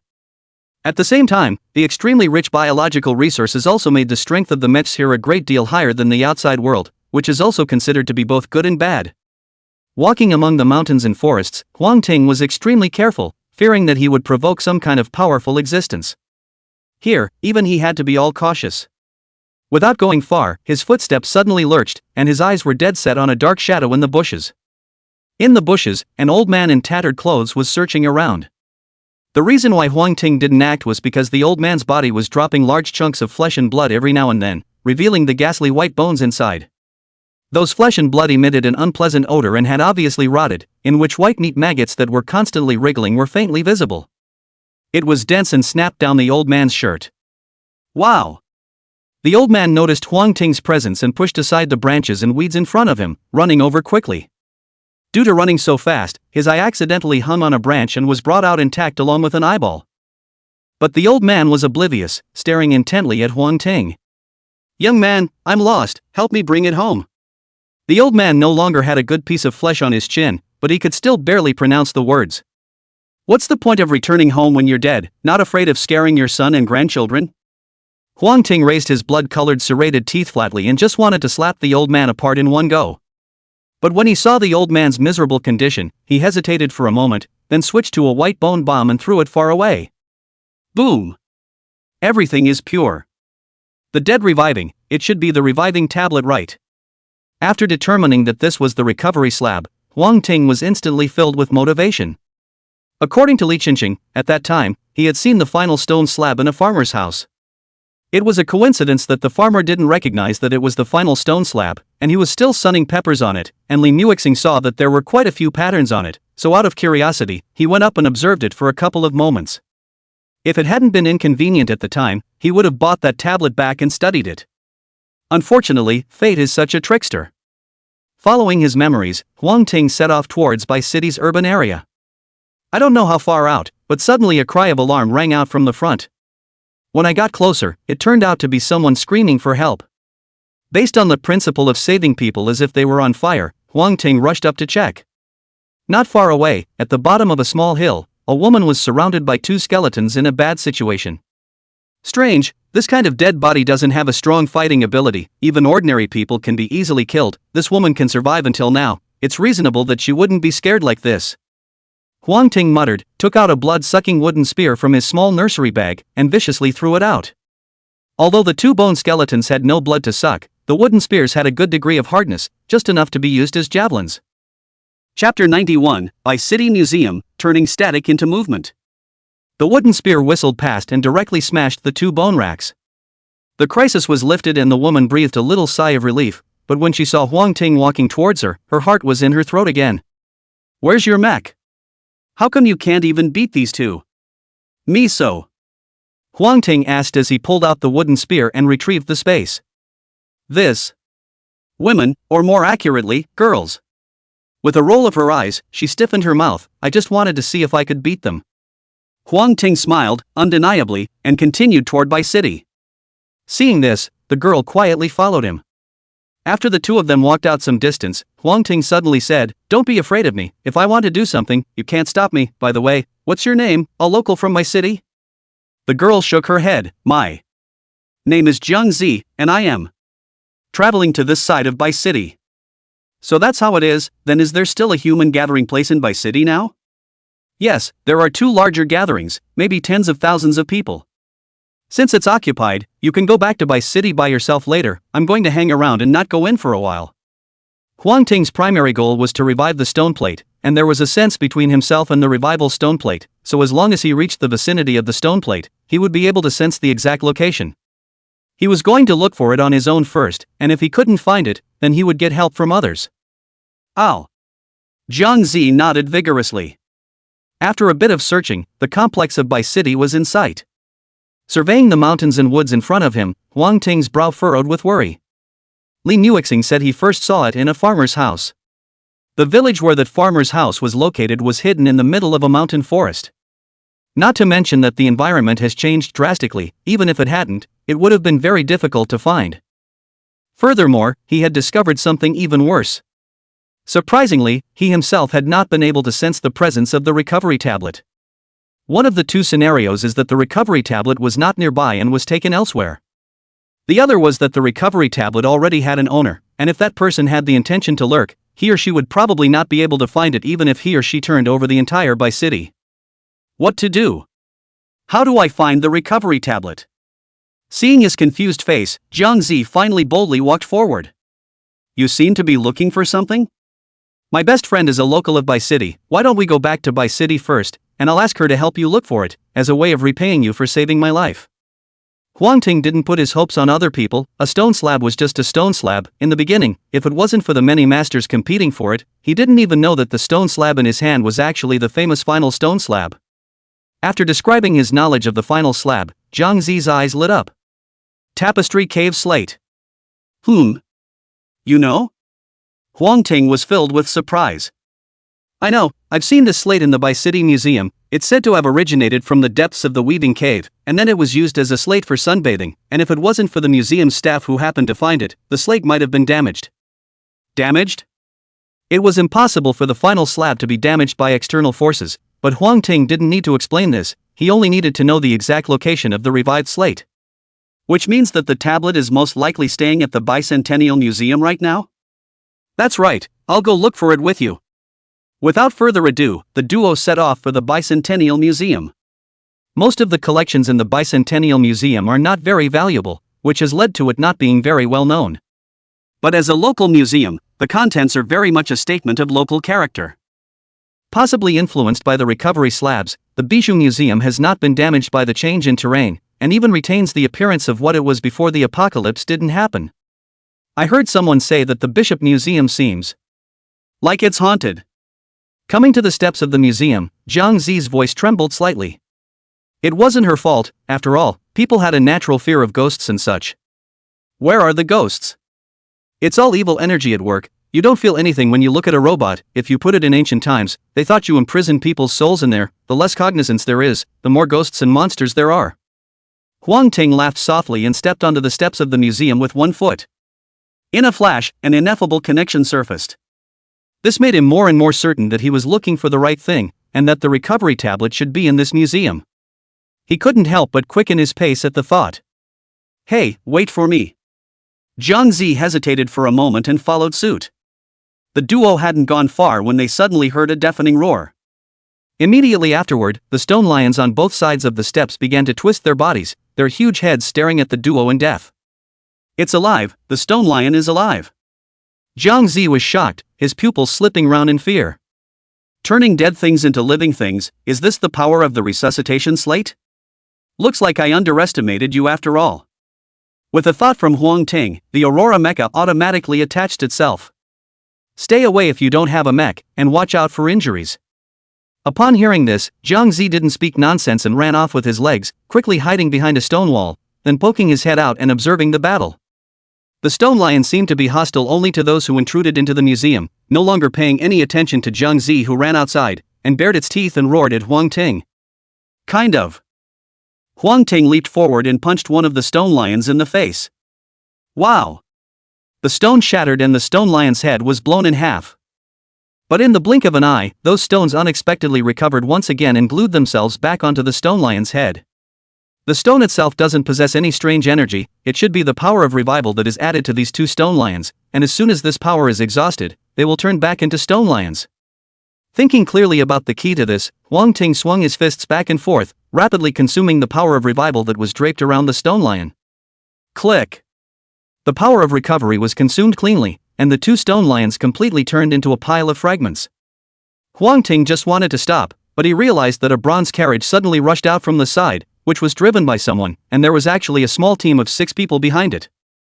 All 6 of them held spears, and upon seeing Huang Ting, the spears stabbed straight out. Dang! Aurora mech durability drops by 1 point. Before he could react to what was going on, another mask floated in front of him, followed by a ghost-like figure coming out of the ground. As soon as they met, they attacked Huang Ting. Huang Ting's figure flashed and appeared in another direction. At that moment, the originally shaky inflatable dummy behind him violently swung out a slap, which would have landed solidly on his body if he hadn't felt the wind above his head. Dodging again, Huang Ting realized that the entire museum had come to life. Turning stillness into movement, it turned out that this was also the terrifying power of the recovery slate. That's an ability that's a lot tougher than a rat charm. Huang Ting was no longer careless and quickly converted the mother spider mecha, releasing all of the child spider mechs, followed by summoning a boar. The power of these dead things wasn't strong, it was the power of revival in their bodies that was a bit troublesome and needed to be consumed bit by bit. Recovery slate, I'd like to see what other surprises you can bring me. It took 20 minutes to dispose of all the living creatures before the two entered the Bicentennial Museum. But after some searching, they all froze. The entire Bi-City Museum was empty, not to mention the stone slabs, even the collection had disappeared into thin air. Chapter 92. What about the back? What's going on here? Jiang Zi asked curiously as he spun around, finally making sure his eyes weren't blurry. The last time she had been here, it had been bustling with activity, and she hadn't realized that now it was just an empty shell. Huang Ting guessed that the resuscitation tablet was indeed here, and also resurrected some of the collections in the museum, only to be taken away later for some reason. Thinking that he had managed to find his way over here with great difficulty and actually pounced, he was extremely depressed in his heart. Maybe it was taken by someone else. Explaining casually, he turned to leave. Huang Ting's pace was quick, only to inexplicably stop for a moment as he passed by Jiang Zi. Is there something wrong? Jiang Zi was startled. It's okay, the gathering place shouldn't be far from here, just go. Huang Ting shot a glance at Jiang Zi and always felt something strange. But he couldn't tell what was so strange about it, he just had a feeling in the dark. It's true that it's not far, but you saved my life, so I'll go with you to find that tablet, maybe I can help. Huang Ting wanted to refuse, but when the words came out of his mouth, he remembered that strange feeling, so he changed his words, as long as you're not afraid, whatever. Thus, Jiang Zi officially joined the search team. After searching for 7 days in a row, the duo still found nothing. If the sense between me and the revived slate was still there, it wouldn't be so troublesome. Without the special sense, trying to find a slate in this huge city would be as hard as climbing up to heaven. Sitting on a stone bench in a park, Huang Ting's face was thoughtful. He had wanted to find the final stone slab here before heading to the upper capital, but he hadn't expected to be delayed for such a long time. 3 more days. If we can't find it after 3 days, we'll go to Shangjing. If we go late, I'm afraid we won't have a chance with the chance there. After careful calculations, Huang Ting finally made up his mind. If the recovery tablet could not be found, then he did not force himself. The most important thing at the moment was to enhance his strength. Otherwise, even if the final stone tablet was in his hand, it would be snatched away by someone else, and there was a precedent for this kind of thing. Exhausted. Can't find it. I can't find it. Why is it so hard to find? On the other side, Jiang Zi was disheveled on the stone table, his face taking on a bitter melon shape. After searching for so many days, both of her legs were almost exhausted from running, and she hadn't even been this tired during military training back then. Hearing her complaint, Huang Ting was just about to comfort her when he was suddenly creeped out. The vitality in Jiang Zi's body was gone. Or maybe her life energy is gone. Since he had previously obtained a large mass of life energy, Huang Ting knew the nature of this energy very well.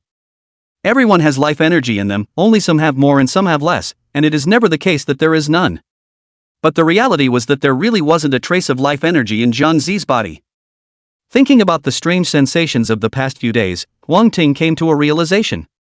It turned out to be that the life energy in Jiang Zi's body was decreasing rapidly, so it was no wonder that it gave him an uncomfortable feeling. But Jiang Zi was neither injured nor did she look young, not like her life expectancy was coming to an end, so how could her life energy decrease so quickly? Unless those life energies are not hers. She is a dead person herself. It was only the dead that had no way to absorb all this life energy that was draining away so quickly. Thinking of the old man he saw on the first day, an extremely strange feeling suddenly rose in Huang Ting's heart. No wonder Jiang Zi had refused to summon the mech. It turned out that she was already dead and had no qualifications to summon the mech at all. The power of the recovery slate is so terrifying, then what does the final slate I got in the first place represent? Huang Ting couldn't help but fall into deep thought. Is it hard to believe that it's the super godly talent of the Bugmaster? But compared to the power of the resuscitation tablet to bring the dead back to life, the super god level talent also seemed a bit sparse. I'm dying. Jiang Zi was still wailing when he looked up just in time to see Huang Ting staring straight at him. Something? She asked in passing. Something's wrong, you're not dying, you're already dead. Huang Ting said solemnly. Jiang Zi froze, obviously did not expect this answer. She did not have the good sense to say, who was going to die, am I not alive and well? Huang Ting let out a long sigh. The stone slab I found has magical powers, one of which is the ability to revive the dead. You were previously surrounded by skeletons, and then later encountered the museum's collection resurrected. All of these are the credit of that stone slab. Just now I found that your vitality has completely dissipated, which means that you most likely have long since died, and the reason why you are able to be alive and well is entirely all due to that stone slab's credit. 2 short sentences instantly frightened Jiang Zi. Don't talk nonsense, how could I die, Jiang Zi just wanted to argue, but he froze violently, panic showing in his eyes. I remember there were so many monsters outside before, my girlfriends and I hid in one piece, but how did I appear in the mountains? Where is my girlfriends? Your girlfriends? You were alone when I saw you, no girlfriends around? It can't be, my best friend and I were hiding at. Right, we were hiding at the Bishop Museum. The Bishop Museum? Huang Ting was instantly energized as he guided Jiang Zi to continue thinking. Yes, you guys were at the Bai City Museum, then what? And then? And then there were so many monsters out there, and they were scary, and they kept chasing us. Very well, go on. My girlfriend and I bought tickets for the museum, and we plan to visit the Beijing Museum. Jiang Zi continued to narrate. Wait. Huang Ting interrupted her narration. It always felt like something was wrong. After carefully combing through it, he realized that the order in which Jiang Zi had told the story was completely wrong. It's supposed to be that she and her best friend bought tickets to the museum and then encountered a cataclysmic event where pedestrians and animals on the road mutated and chased them. To protect themselves, the two hide in the Bishop Museum.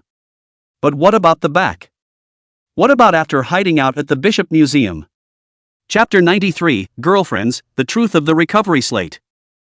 Jiang Zi also seemed to realize that there was a loophole in her description, and her entire body froze. After a long time, she said quietly, "You're right, I am indeed dead." A cool wind blew through, swirling up layers of fallen leaves on the ground. It was also Huang Ting. If another person was here, they would have to be terrified. Not waiting for him to speak, Jiang Zi continued, "It was all that harmed me. At that time, the collection in the museum suddenly resurrected, resisting the monsters outside, and the museum was very safe. I found that the power of the collection's resurrection lies in that stone plate, so I told the news to my best friend, and I didn't think that she had taken a hand in me in order to take the secret for herself." Jiang Zi thought of more and more things, and at the same time, the vitality in her body was diminishing. But she shouldn't have had a good time either. I wasn't the only one who died then. She died piece by piece. Maybe it's just that she revived earlier than I did, and that's what made her leave with the tablet in my body, and eventually dumped me in the wilderness. She laughed coldly, the innocence in her eyes no longer there, instead a hint of fierceness flared up. "So do you know where the BFF is?" Regarding the entanglement between the two, Huang Ting didn't have the heart to understand it, and it was imperative to find the recovery tablet as soon as possible. When he found it, he wouldn't mind spending a few hours listening to Jiang Zi's account.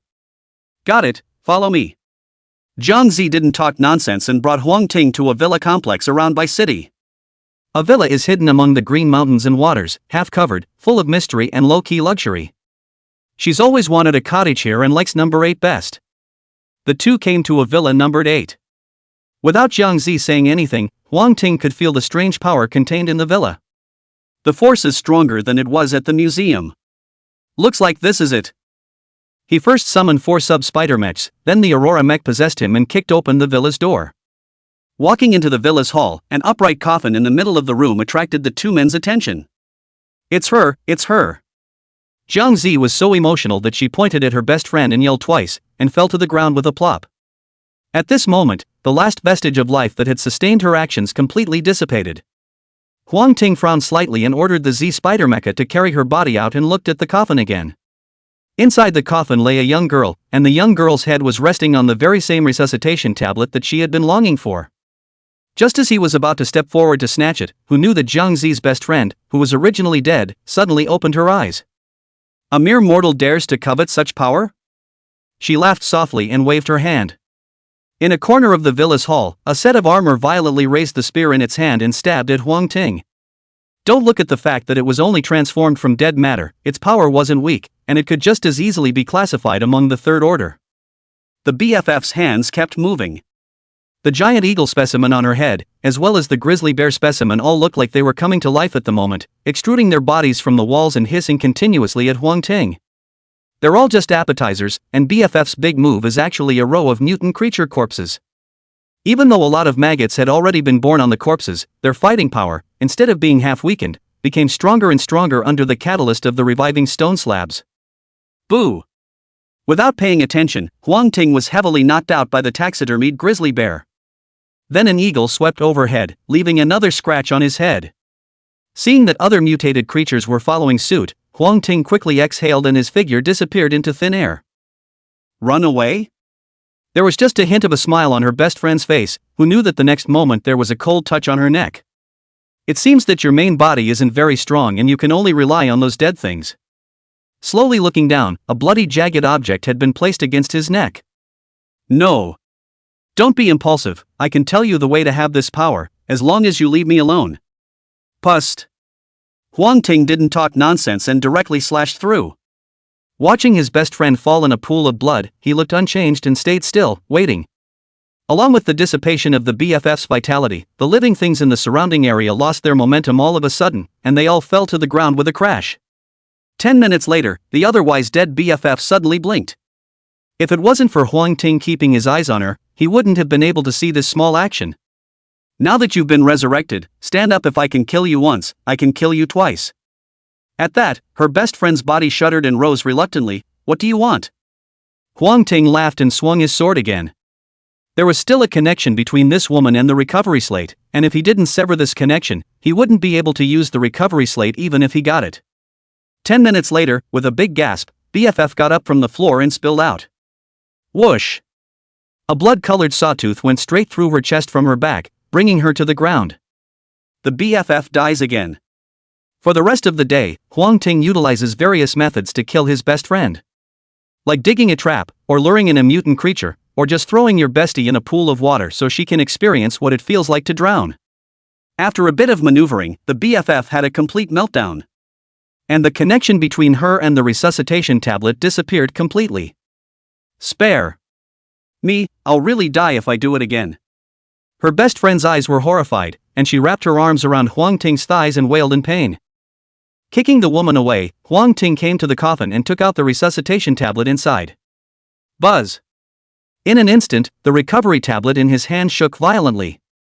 Immediately afterward, countless rays of light analyzed out from his body, and those rays intertwined with each other, actually forming another stone slab. Huang Ting could see clearly that this was the final stone slab that he had fought over in his previous life. The two slabs of stone slowly came together as if by some kind of gravitational pull. Right at the moment when the two slabs merged, a torrent of memories rushed into Huang Ting's mind. After a long time, he finally came back to his senses.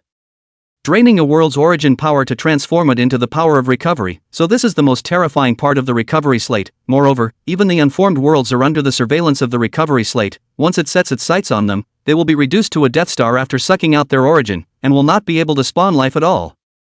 This isn't the recovery slate, this is the real end of the line, isn't it? Huang Ting finally knew where the power came from for the revival slab to be able to come back from the dead and transform dead things into living things. This was the power of a world's origin, not to mention resurrecting from the dead. Even creating things out of thin air was out of the question. Just after receiving the memories, he felt his whole body's muscles surging as if something was about to come out. I didn't expect that obtaining a stone slab would even strengthen my physical strength. Huang Ting closed his eyes and carefully sensed the changes that had occurred in his body. For a moment, he felt as if he had arrived in the starry sky, with countless stars twinkling around him.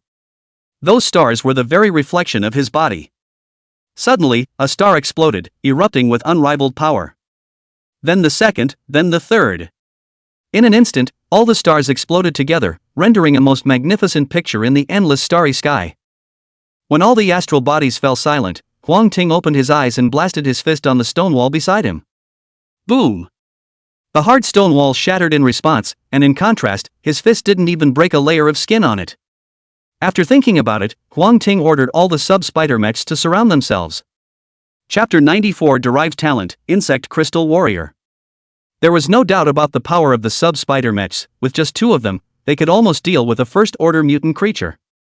With 4 units surrounding each other together, it could basically be said that they were invincible below the second rank. Miso. One of the spider mechs suddenly catapulted up and opened its foot limbs, stabbing at Huang Ting's back. Of course, the top of the foot limb is not hardened with poison. Noticing the strong wind behind him, Huang Ting violently turned around and slammed his fist out. Boo!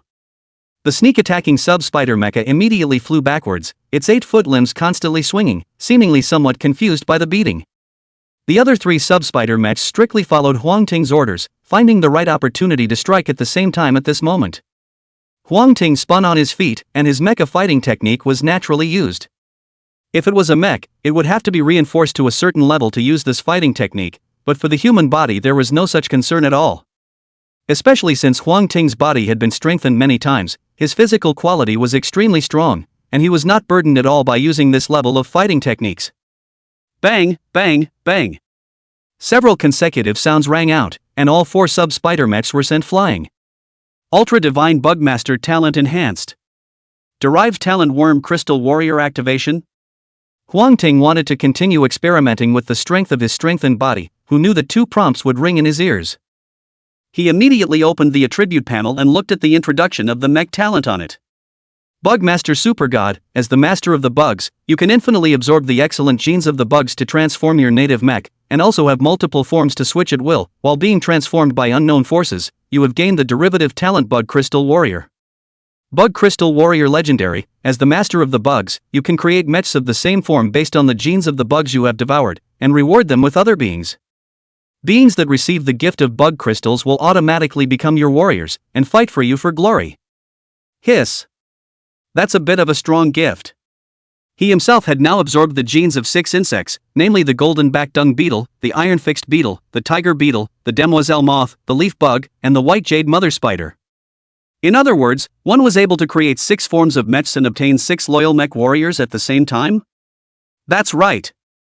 No wonder he had always felt that this talent looked a bit off before, the insect race had always been known for their numbers. Could an insect lord without henchmen still be called an insect lord? At the same time, Huang Ting thought of something else. The change in the Bugmaster's talent was apparently related to the recovery tablet, and if you got a new derived talent for every final stone slab, you'd get a new one. Wouldn't one be able to have 12 derived talents then? However, he was only thinking about it when it really came to that time, when the 13 final stone tablets were merged into one, and the ultimate secrets of the universe were unlocked. It didn't matter if there was a derivative talent or not. The recovery tablet arrived, the girlfriend was still begging for mercy. Huang Ting did not take care of her, turned around and went out the door. At the doorway, Jiang Zi was half lying on the root of the wall, his anger completely gone. Huang Ting was a little hesitant. The power of the recovery slate didn't come out of thin air, it could only function if it absorbed enough vitality and energy. Earlier, the recovery tablet had unconsciously emitted energy, reviving a large number of long-dead creatures, and later on, it had catalyzed the things in the museum, consuming a lot of energy. This, coupled with the fact that the BFF utilized the resuscitation tablet to completely complete the transformation from death to life, caused the already small amount of energy to almost go into exhaustion. If we pull Jiangzi up again, it won't be at all. If it wasn't for her, I wouldn't have been able to find the revival tablet so quickly and revive her first, and then it would be her choice whether to live or die. With a movement of his mind, the revived stone plate in its illusory state surfaced, from which a force was analyzed and projected onto Jiangzi. This was only a temporary resurrection, and once the resuscitation tablet stopped projecting power, Jiangzi would soon die as quickly as before. As the mysterious energy didn't enter Jiangzi's body, it didn't take long for the latter to slowly wake up. Since she hadn't been dead for long, this time she quickly remembered the cause and effect and gritted her teeth. Where's that? Huang Ting pointed to the house.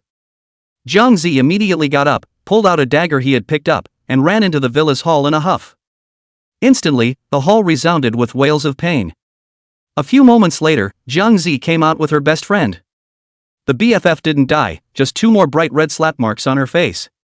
After all, after dying for so many days before being resurrected, Jiangzi's mind is still stuck in peacetime. Letting her beat up to take out her anger can be done, killing people, she really doesn't dare. This is something that BFFs do very well, and show no mercy at all when it's time to do something. Jiangzi, you're already dead, the only reason you're alive now is all thanks to the revival tablet, but I won't keep you like this. Do you choose to die, or live? I want to live. Jiangzi answered decisively. Since you want to live, you'll have to work for me from now on. Huang Ting knew that Jiangzi couldn't summon a mecha, so he spread out his palm and 6 crystals of different colors appeared. Each crystal represents a type of mech. Which one will you choose? He informed the 6 mechs of their full capabilities. After hesitating for a moment, Jiangzi spoke with some embarrassment, I'm more afraid of pain, can I choose the Heavenly Royal Mecha? Your guts are still so small, whether it's the Giant God, or the Thunder Flash, or the Guile Shadow, they're all stronger than the Heavenly Royal. Why did you pick this one? The BFF opened her mouth in a hateful voice. Huang Ting pushed with one hand, and the crystal directly disappeared into Jiangzi's body. The Heavenly Defense Mech has outstanding defensive attributes, and if you look at it from a fear of pain perspective, this is a really good choice. But defense also meant guarding, and when that time came, Jiangzi was afraid that the pain he would have to go through would be much more than what he was experiencing now. Where are you guys from? Don't you know this is our territory? Just after absorbing the crystals, an arrogant voice rang out. 3 mechs walked up the street, the largest of which was black and gray, with rows and rows of densely packed spikes on its back. A porcupine? That's criminal. Huang Ting recognized the origin of that mech at a glance and sked. If this were in a previous life, it would have developed into a proper party. I'm sorry, we're leaving right now. Seeing that the other party had an aggressive look, Jiangzi hurriedly apologized and pulled her best friend to go out. What's the point of leaving? What do they say? I even said this is my place, I've been living here for months. As soon as her best friend shook off Jiangzi's hand, a mysterious purple mecha emerged on her body and walked in front of the 3 of them in a graceful manner. My old lady is in a bad mood today, all of you get out of my way or I'll beat your mother. Huang Ting didn't expect his best friend's fighting ability to be so strong. He laughed and sat on the front steps of the villa ready to watch the show. Just now, he had made a move too quickly, and his best friend had knelt down at once, so now he could just feel her out. Chapter 95 Spear and Shield Eye. Crackle! Crackle! The BFF clenched her fists and a large number of tiny arcs of electricity leapt violently from her body. Those arcs of electricity made the air around them scorch. Thunder? Huang Ting's face was suspicious, but he wasn't stupid enough to think that his best friend was eating something related to lightning. The first month of the hibernation, the word hair hibernation. All things come out of Jin. Jin is thunder, so it is called hibernation. Spring thunder at the beginning of the movement, sound start hibernation, all things thus revived. It can be said that the thunder and lightning itself carries the meaning of revival. Another example is the defibrillator, commonly found in hospitals, which also eliminates abnormal heart rhythms by means of a stronger pulsed current. Lightning and recovery do have some connection. It also sidestepped the fact that BFF's mech talent might not have been this originally, but was only affected by the recovery tablet to be alienated to be related to lightning, just like her own Bugmaster talent. I just don't know if her talent is also super divine. The BFF's fists flashed up with lightning as she blasted her fist into one of the mechs. The mech went limp. Although lightning represented revival, it also represented destruction, and its individual battle power was extremely terrifying. Seeing that his companion was silent, the lead porcupine mech shook up the spikes on his back and headed straight for his BFF. The BFF raised her hand and shot a beam of electricity. He thought that this electric beam would disable the porcupine mech, but who knew that the other party was thick-skinned and hardened against the lightning attack, and rushed forward with great strides. Her mech was only of the first rank and probably hadn't been reinforced yet. The porcupine mech across the street was already of the third rank and was still a defensive type. With such a huge level and attribute suppression, she was still careless and was destined to suffer a great loss. Just in the nick of time, a black and white mech suddenly stopped in front of the porcupine mech. Tang Gu. Not Huang Ting's Tianwu, but Jiang Zi's Tianwu. Although Jiang Zi's figure was retreating, he was ultimately able to block the porcupine mech's onslaught. Seeing this, the porcupine mech also tried to shoot out the spikes on its back, but they were all blocked by Jiang Zi one by one. Taking this opportunity, the BFF clasped her hands together, then pulled them apart, and a spear formed by lightning suddenly emerged. Pust! The lightning spear smoothly stabbed into the inside of the porcupine mech, and in an instant, the porcupine mech was smashed, and the manipulator inside fell out, seriously injured. The BFF lifted her hand in a thunderbolt and sent the manipulator away for good. The porcupine mech was killed in a single shot, and the remaining one couldn't control itself anymore and turned to flee. Whoosh! The lightning spear came after him and nailed him solidly to the ground. Seeing this, Huang Ting nodded in satisfaction. Both fought respectably, with the BFF striking hard and showing no mercy, quite a bit of her former self. Jiang Zi is not as good as her best friend at fighting, but she cuts in at the right time and is brave. In the face of that level of attack, ordinary people really didn't dare to go up and carry it hard. The Thunderbolt Spear was the main attacker and the heavily Imperial Mecha was the main defender. This match was simply perfect. With the bug crystals in place, Jiang Zi's loyalty didn't need to be considered, but rather the BFF's ambition was so great that it needed to be controlled in advance. I'm not afraid of being ambitious, but I'm afraid that you don't have ambition. The world of the future is rippling. If you don't have some ambition, I'm afraid that you won't even be qualified to witness it. Finishing off the enemies, Jiang Zi and her best friend disarmed their mechs and walked slowly towards Huang Ting. At the same time, on a large tree in the distance, the eyes of a mecha with a shape similar to an eagle swiveled, taking in the appearance of Jiang Zi and her best friend. No way, how can that be? They're dead. I saw them with my own eyes, how can they be alive? The body of the eagle mech couldn't stop trembling, and even because of too much excitement, the mech form lifted, revealing a man with a gloomy face. The man's name was Zheng Di, and just like Jiang Zi, he had come to Bai City for a trip, and was trapped inside the Bai City Museum after a calamity struck behind him. If that was the case, then so be it. After all, there were quite a few people trapped in the museum at the time. But coincidentally, he just happened to see the scene of Jiang Zi and his best friend killing each other, and also saw his best friend with serious injuries, dragging Jiang Zi's body to a hidden corner. If he had been in peacetime, he would have immediately chosen to call the police. But in that case, even calling the police wouldn't have done much good, and then he was so busy trying to stay alive that he forgot about it for a while. The reason why he squatted here was that he realized that there was something odd about this villa area and wanted to explore it properly. The 3 people that BFF killed just now were actually his men. Dead people come back to life, dead people come back to life. Do they have treasures that can bring people back from the dead? No wonder Zhang Di was not excited. If there was really such a treasure, wouldn't he be invincible? Thinking of this, he sent a message to his men to gather at the villa area quickly. The 3 of them, Huang Ting, didn't know about Zheng Di's existence, but they understood that the death of those 3 people would definitely bring some sort of trouble. With the recovery tablet in hand, there was no need for Bai Cheng to stay any longer. Without staying too long, the The three of them quickly left and headed towards Ningchang. Seeing this, Zheng Di followed suit, always giving his men instructions on where they were. At night, it's so dark all around that you can't hear the insects and birds. The three of them, Huang Ting, sat around and closed their eyes. Koha, on the other hand, was on guard and sentry duty 100 meters away. Having slept through the entire day, it was incredibly energized at this point. Suddenly, Ha's ears twitched slightly. Woo oh oh oh oh oh. It lowered its head, revealing sharp canine teeth, and hissed low into the darkness. It's just a mutated dog, go up and get it. A voice rang out in the darkness, and then a slim mech snaked out on its back. Koha shrugged his body in quick succession at the sight. With a shrug, its body began to rise rapidly, quickly growing to the size of a tiger. The slender mecha froze a bit at the sight, but the arrow had to be fired, and his body was like a cobra as he popped out quickly. His movements were not slow, but Xiaoha's movements were even faster, only to see it leap up and actually stomp the slender mech deep into the dirt with one foot. Woof! The loud yells traveled out a long way. Huang Ting's trio was awakened by the shout and quickly looked in Xiaoha's direction. Spotted, do it! The slender mech struggled for a few moments, realizing that there was no way for it to get out of Xiaoha's control, and roared loudly. In the darkness, a single mecha emerged, heading straight for Huang Ting and the others. Their mechs were incredibly oddly shaped, and they all seemed to be beings that could adapt to the darkness. This thick darkness was as good as day to them. The BFF reacted by landing her mech and then firing a salvo into the sky. The shells rose into the air, and at once lit up the neighborhood as bright as day. Seeing the dozens of mechs that surrounded them, she and Zhang Zi both couldn't help but suck in a breath of cold air.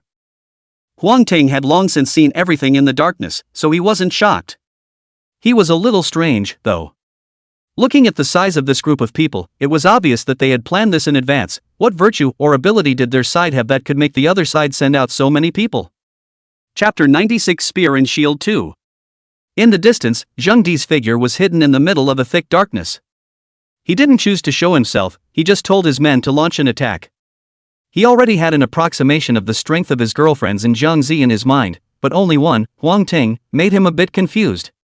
Without full certainty, one should never come to the front of the stage, be careful. With a dark sentiment, Zheng Di then stared ahead without looking away. The eagle's long-range vision is outstanding, typically 4 to 8 times that of a human, and even when hiding, he can see everything that's happening on the field. Inside the field, dozens of mechs had already surrounded the 3 men and a dog. Most of them were in the second order, and another small portion were third-order mechs. Even though several months had passed since the calamity, third-order mechs were still rare. If we projected based on the time of our previous life, the time for the large-scale appearance of third-order mechs should be years later. That's the first 3 orders, which is why the boost can be so fast. Moving up from the 3rd to the 4th rank is a hurdle that some people may not be able to get to for the rest of their lives. For one thing, materials were in short supply, and for another, there was no way to escape the 4th mutation. Putting aside the mess, it was a first for Huang Ting to have so many mechs surrounding him at the same time. Mechs blow up and leave people alive. Huang Ting admonished. These people would be the backbone of the resistance against the foreigners in the future, and he didn't want to kill too many of them if he didn't have to. Of course, if they were really ungrateful and had to provoke themselves, then they couldn't blame themselves for being impolite. BFF grunted twice. With so many people, it's still a toss-up whether we can escape or not, and we have to leave people alive. Although she said so on her lips, she still kept Huang Ting's words in her heart. The lightning spear was summoned and thrown violently at a mech. The spear passed through the side of the mech. Boom! The mech exploded and dissipated, the man inside fainted and was taken away by another mech. This kind of spear is a conglomerate of energy and does not exist in physical form, and when it's gone from your hand, you can summon another one, and the only drawback is that it consumes a bit too much. The BFF pulled with both hands, and the lightning spear reappeared. The people who were besieging him were all chilled at the sight of this. They couldn't figure out how the attack could be so strong when it clearly looked like it was only a first-order mech. She's only a first-order mecha, at most her attack power is a bit stronger. Everyone go together, don't give her a plan to strike. Someone sees a weakness in the BFF and greets the others with an attack. All kinds of attacks flew out at once, and they were about to land on the BFF. Boo! Suddenly, a black and white mecha killed from halfway, blocking in front of the purple mecha, raising both arms and blocking all attacks. Click, click, click. Cracking sounds rang out one after another, and in the face of so many attacks, even the heavenly royal mecha could only barely resist. Zhang Zi gritted his teeth and didn't say anything. The BFF looked at Huang Ting while condensing a lightning spear to attack, urging him on. "Aren't you great? Make a move." Huang Ting laughed and waved his hand to beckon Xiaohua to hold him in his arms. "You don't look like you're begging. Even if you don't care about me, can you still not care about Zhang Zi's death?" Her best friend was furious and tried to use Zhang Zi to coerce Huang Ting into making a move. "Don't worry, she can't die, and even if she does, I'll save her." Zhang Zi's life information had already been recorded by the recovery stone plate, and even if he died, he could be revived by virtue of the recovery stone plate, and at most, he would consume a little bit of energy. Regarding her life and death, Huang Ting didn't care too much. Maybe if he died more, Zhang Zi would be able to comprehend some kind of masterstroke between life and death. That would be so much fun. "If you don't make a move, I'm going to surrender, and I forgot to tell you, I'm afraid of pain too, if I'm not careful." The BFF's words came to an abrupt end. Inside the mech, her eyes were wide and she was breathing heavily, as if she was being strangled, and for a moment she couldn't catch her breath. "You can try." Huang Ting's cold voice lingered in her ears, completely shattering her mental defenses. Her tears flowed involuntarily and her whole body trembled uncontrollably. How? How can someone be scary like this? Ignoring his death-defying best friend, Huang Ting put down Xiaohua and slowly got up. Along with his movements, the Aurora mech slowly emerged from the void. It's almost time for it to be over. On the surface, it was a third order, but the actual attributes had already reached the fourth order. Aurora mecha's aura was declared, immediately shocking everyone. "I don't care where you came from, leave now and you can suffer less." Sweeping a glance at the crowd, Huang Ting spoke in a bland tone. The besieged people were horrified. They had thought that their best friend was the strongest of the three, but they hadn't expected that this man who didn't seem to be inconspicuous was the real terror. Zheng Di also saw the scene of the Aurora mech appearing, only because he was far away. He did not feel the unparalleled aura of the Aurora mech. After much hesitation, he gave the order to launch the attack. The henchmen were scared but hardened their hearts and began to attack. Whoosh! An attack flew towards where Huang Ting was. In an instant, screams rang out. The crowd was overjoyed, thinking that it was Huang Ting, but when they turned their heads they realized that it was one of their own who was screaming. The eight-legged spider behind the Aurora mech danced rapidly, seemingly incorporating everything around it into its battlefield. Each appearance represents the end of a mech. In less than 2 minutes, all the third-order mechs were scrapped, and the field was filled with screams. The remaining second-order mechs looked at each other in disbelief, none of them still knowing what had happened. "Go!" Huang Ting said faintly and turned to leave. It was just that he looked cloudy on the surface, but he was secretly shocked in his heart. In terms of individual combat power alone, Bai Cheng's side was indeed quite a bit stronger than Ning Cheng. The reason why he was able to beat everyone so cleanly was also a head start. If the other party had prepared for this, he certainly wouldn't have had it so easy. If there were more people, I'm afraid that even I would have to avoid them for a while. Of course, this was a case of keeping his hand. If it was a life and death struggle, he wouldn't be afraid of twice as many people. BFF and Zhang Zi froze for a moment and rushed to follow him. Seeing this unimaginable scene, Zheng Di was glad in his heart that he didn't make a move, or else he would have been planted today.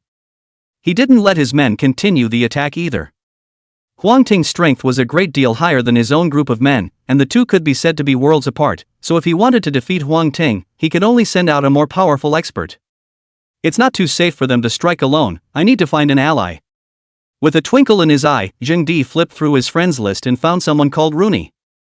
"I have a deal here. The reward is 20,000 energy points. Do you want to do it?" Didn't have to wait long for a message from Rooney. Face to face. Seeing the other party's promise, Zheng Di smiled faintly and said to himself, "I heard that the Rooney squad are foreign mercenaries. I've only seen them on TV before. I didn't think I'd have the day to hire them. I'm really a bit curious." Chapter 97, Mercenary Rooney, Evil Energy. Rooney was a well-built black man. Even though it was only in the teens outside, he was still wearing a black undershirt, revealing a large tattoo on his chest. He moved quickly, and it only took 20 minutes from the time Young Di sent the message until he arrived here. "Where's the mission objective? I don't think 100,000 energy points is enough. There's also some reinforcement materials to be added, you know, bro." As soon as they met, Rooney spoke nonchalantly. "I'm only offering $100,000, not a penny more." Jordy didn't budge. Although he hadn't dealt with Rooney, he knew the other party's style of doing things, and a temporary price increase was not unusual for Rooney. As long as you don't agree to it, you can still pay as originally agreed. It's just that some people don't get it and they'll pay an extra amount of money out of pocket for no reason at all. There's also the possibility of just swallowing it once Rooney finds a weakness. Seeing Zhang Di's refusal, Rooney didn't say anything. His eyes kept roving over Zhang Di's body, his mind moving. Zhang Di is the leader of the gathering, if we can catch him. Chief. We're here, where are those three? Big Head and the others are all in the back, they'll be here soon. Just as Rooney hesitated to make a move, a large group of people suddenly arrived. Seeing them, Rooney spread his hands, his teeth exposed, and smiled brightly. There are a lot of people, Chief Shang, we'll take this job, please give me the target's details. Zhang Di laughed coldly in his heart and said, don't worry, my people have been following them all along, they won't be able to run away, but I'm very skeptical about the strength of your squad. Don't worry, our squad is strong enough to crush any enemy, do you need me to help you kill them? I'm willing to take another 50,000 if I can get it alive. Tapestry Cave. Jiang Zi and her best friend are both from out of town and are here just for tourism. Huang Ting didn't even need to say much, not to mention this life, even in his last life, he hadn't come to this side of Bai City. And so it was that the three were sadly lost. I remember when I came here, the bus went this way. The best friend followed behind Huang Ting and Jiang Zi, her face blushing. She volunteered to take the two on the highway, not realizing that she had walked into a cave. What was even sadder was that the terrain inside the cave was so intricate that even she couldn't remember the way out. Who's got a nice bus going down the cavern? Jiang Zi couldn't help but spit out a sentence. There was clearly a road here before, this place is too weird, it wasn't like this at all in my memory. BFF retorted. Well, you're both dead in front of you, it's only normal that you don't know that the terrain has changed, so now it's better to think about how to get out. Huang Ting interrupted the bickering between the two, then frowned as he continued forward. Getting lost doesn't scare me, but my best friend had a good point about it being very spooky indeed. There was a constant waft of something in the air that made him feel nauseous, but he couldn't tell exactly what it was. Wait, something's up. As he walked, Ha, who had been rambling, suddenly pricked up his ears. Huang Ting knew something was wrong and signaled the two to be quiet. Knock knock. Like there was the sound of running coming from a short distance away. A few moments later, a black man broke into the middle of the line of sight. Fark, what the hell is that monster? Dead, all dead, don't chase me, I'm the best Rooney ever, damn bitch, get out of here, bitch. The black man completely ignored Huang Ting and the others, strangely screaming away from them. Is this man crazy? Looking at his back as he left, his best friend asked curiously. Turning his head to look, he saw that Huang Ting, who had always been on cloud 9, was also looking a bit ugly at this moment. It's not wrong to say that evil energy enters the body and that it's crazy. After a long time, Huang Ting explained a sentence. That black man had obviously had his mind affected by evil energy, which was why he had acted in such an unthinkable manner. According to the original direction of history, evil energy should have appeared after the fourth mutation, and it was impossible for it to show up at this time. But on second thought, the fourth mutation only marked the beginning of the era of evil energy. Before that there may have been evil energy, just people have been treated as some kind of weird energy, did not even think about evil energy. Just like the mutations before the official cataclysm, people just thought it was a rabies attack, and there was no way they could have imagined that they would end up as blood corpses. No wonder there's always a feeling here that makes me gag, so it's evil energy. Huang Ting's face was grave. If the evil energy in the weaving cave erupted, the nearest Bai city would at the very least lose half of its population, and if one was not careful, it was highly likely that the entire army would be wiped out. If you didn't come across it, it would be fine, but if you did, you would have to kill it in the cradle in advance. You bastards, wait for death. The murderous intent accumulated in the previous life exploded at this moment. Jiang Zi and girlfriends only feel that the scene in front of them suddenly changed. The two seem to be in the battlefield, the eyes are all the corpses, the ears are listening to the killing, surrounded by the blood gases so thick, it seems to be rendered into the sky and the earth are red. The two were like fish out of water, and could only gasp helplessly in this environment. The good thing is that the feeling comes and goes quickly. In the blink of an eye, everything was back to normal. The two looked at each other and didn't dare to speak to Huang Ting. That killing intent hadn't disappeared, it had just been collected in Huang Ting's body, and once it erupted, the consequences would be unimaginable. Coldly sweeping a glance at the duo, Huang Ting did not explain too much. In his previous life, he was captured by one of the evil god's henchmen and thrown into the Colosseum to be constantly killed for the amusement of the evil god and other higher races. The days of the Colosseum were bleak, not even an option, and he had killed other Fae in it, just as many others.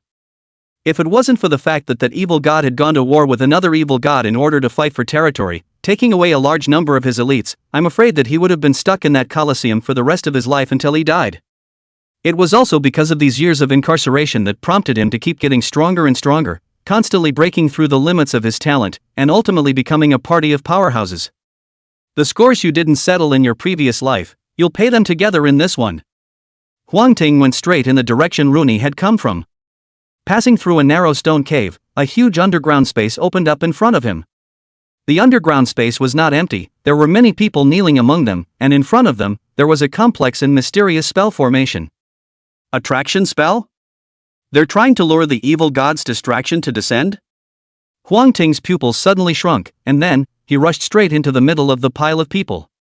All of these people have been corrupted by evil energy and are in the form of dead people. Nope, he can still save the dead, these people even have their souls contaminated, they are considered completely hopeless. Chapter 98, Frost Lord Callisto, Bull God's Name. Bang! Huang Ting slammed his fist down, directly smashing one of them into mush. Instead of being afraid, the others looked fervent and kept worshipping towards the spell formation. The spell soon lit up with an eerie glow. Seeing this, Huang Ting was startled and hurriedly tried to destroy the operation of the spell formation. But just then, 3 people stood out from the kneeling crowd. Their faces were bloodless, like a statue of ice, and their bodies exuded a heavy, chilly aura with an eerie coldness. It's like suddenly entering a morgue from outside all at once in the middle of summer. It's cooler, but it always makes your scalp feel numb. Seeing them, Huang Ting instantly fell into reminiscence. There weren't many evil gods related to ice and snow, and the most famous of them was the Frost Lord Callisto. Callisto has the appearance of a giant carved out of solid ice. His body emitted a piercingly cold aura all year round, and his skin was like blue ice crystals, glittering with a cold light. On top of that, he wore a crown of ice spikes on his head, which constantly emanated frost power. All creatures affected by the power of frost are transformed into ice demons, which are born from cold ice and live forever. If he wasn't wrong, these 3 people in front of him must be existences that had already transformed into ice demons. As he was thinking, one of them suddenly raised his hand and condensed 3 ice spikes. The 3 ice spikes spun in the air in a circle before hurtling towards Huang Ting in a zigzag shape. This is bullying me for not having a long-range attack. Huang Ting slashed through 3 ice spikes and flashed behind one person to slash heavily. Dang! The blood-colored serrated teeth were like chopping on the ice that would not melt for ages, and the recoil force coming from the blade shocked his wrists with raw pain, as if they were being stabbed by pins and needles. On the contrary, the person he slashed at only had a few more cracks on his body. With such outrageous physical strength, it seems to be the right ice demon. In his previous life, Callisto occupied the far north and almost turned it into a land of ice, and there were countless ice devils born under his influence. This kind of ice demon has no brain and doesn't move too fast, its only advantage is that its body is strong and has a relatively high resistance to physical attacks. Huang Ting's mind moved, and void concealment opened. He didn't want to spend time here with the brainless ice demon, wouldn't it be better to go around directly with the help of shadow space and destroy the spell formation? The figure disappeared, but in the next instant, he retreated from within the shadow space. Huang Ting's face was ugly. Affected by some force, the energy needed to open the shadow space is dramatically depleted. All of the energy was consumed, and it only allowed him to barely turn it on.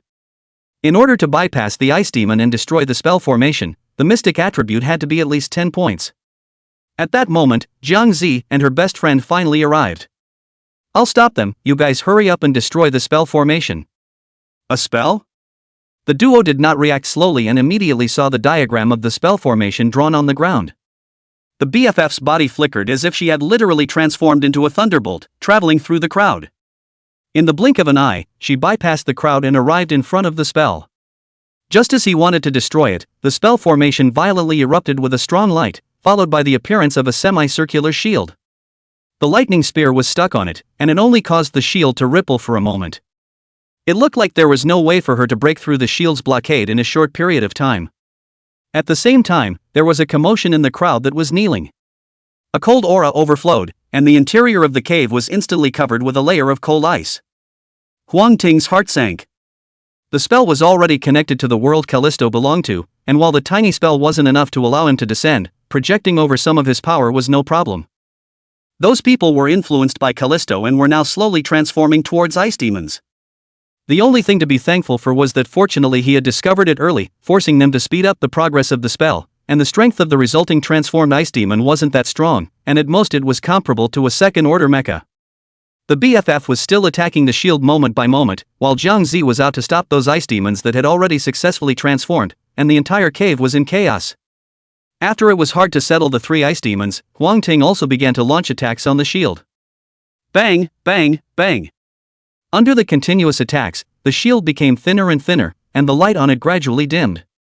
Try harder, it's about to break open. The BFF's face lit up with joy, and the frequency of her attacks increased once again. Finally, the shield crumbled and the spell inside was exposed. She stepped forward, her spear slashing quickly through the spell. In 3 or 2 strokes, the spell formation was completely destroyed by her. Along with the destruction of the spell formation, the other ice demons stopped moving at the same time. What the hell are these things? Exhaling softly, her best friend asked. Ice demon. Huang Ting slowly spat out 2 words, his expression not relaxing. Even though the spell had been destroyed, the sickening smell hadn't disappeared. Click. The body of an ice demon suddenly shattered into a pile of white ice. Then the second, the third. Soon, excluding the 3 of them, everyone's body turned into a pile of ice. Just when they thought all was well, who knew that those ice cubes would quickly gather together and turn into a horrifying image with a crown of ice spikes on its head and 2 long, sharp horns. Callisto, it's really you. Huang Ting was shocked in his heart, and the generic language came out of his mouth. He didn't expect the spell to actually pull on Callisto's doppelganger, which would be troublesome. Found it, so you guys are hiding here. Without waiting for Callisto to speak, a voice with surprise in its arrogance rang out. A mech with a big head and a thin body appeared. His name was Big Head, and he was one of Zheng Di's masters, having learned a few tricks of tracking since his father was a hunter. Following the trail left by Huang Ting and the others, he was the first to arrive here. Big Head saw that Huang Ting didn't say anything, and his eyes fell back to the just-formed Callisto. Brother, these 3 are ours, if you're sensible, you'd better get out of here. He thought he was being polite, and the man in front of him would surely behave himself and leave. But he didn't expect an ice splinter to fly head-on and almost stab him.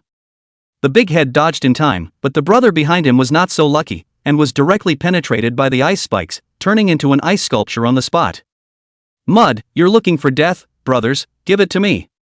With a command, he summoned the others to attack. Huang Ting also didn't expect things to go this way and froze slightly. After reacting, he took Jiang Zi and the 2 of them back 2 steps slightly.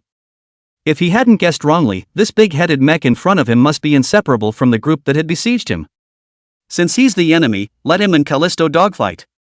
It was a good death to be able to die in the conquest of the Fae.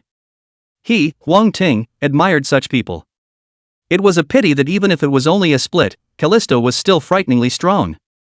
After just a few breaths, the squad led by Big Head was completely wiped out and turned into ice sculptures. Insignificant human, how dare you call out my god's name, suffer death. Callisto twisted his head to look at Huang Ting, and a cloud of frigid breath was birthed in his palm. Bull god's name, one day I'll slaughter you with my own hands. Huang Ting took a deep breath and his limit state was in full swing. Chapter 99, The Great Explosion Incident in Weaving Cave. After the level 3 Aurora Mecha opened its limit state, its various attributes were ridiculously high. Name, Aurora Mech. Rank, 3rd Order.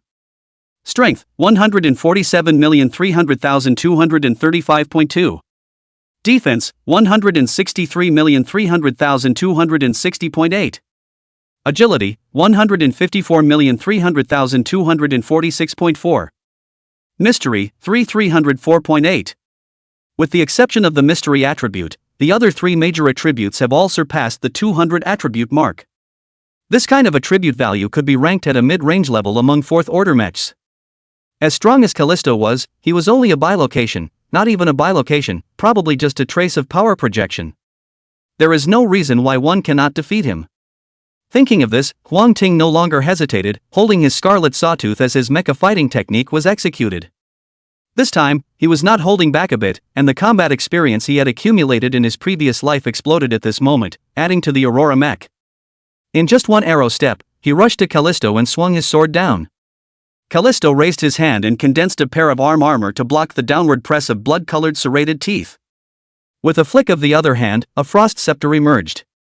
Then he picked up the frost scepter and smashed it straight into Huang Ting's head. The frost scepter was laced with sharp ice spikes, and from the looks of it, it didn't look like a scepter, but more like a wolfsbane.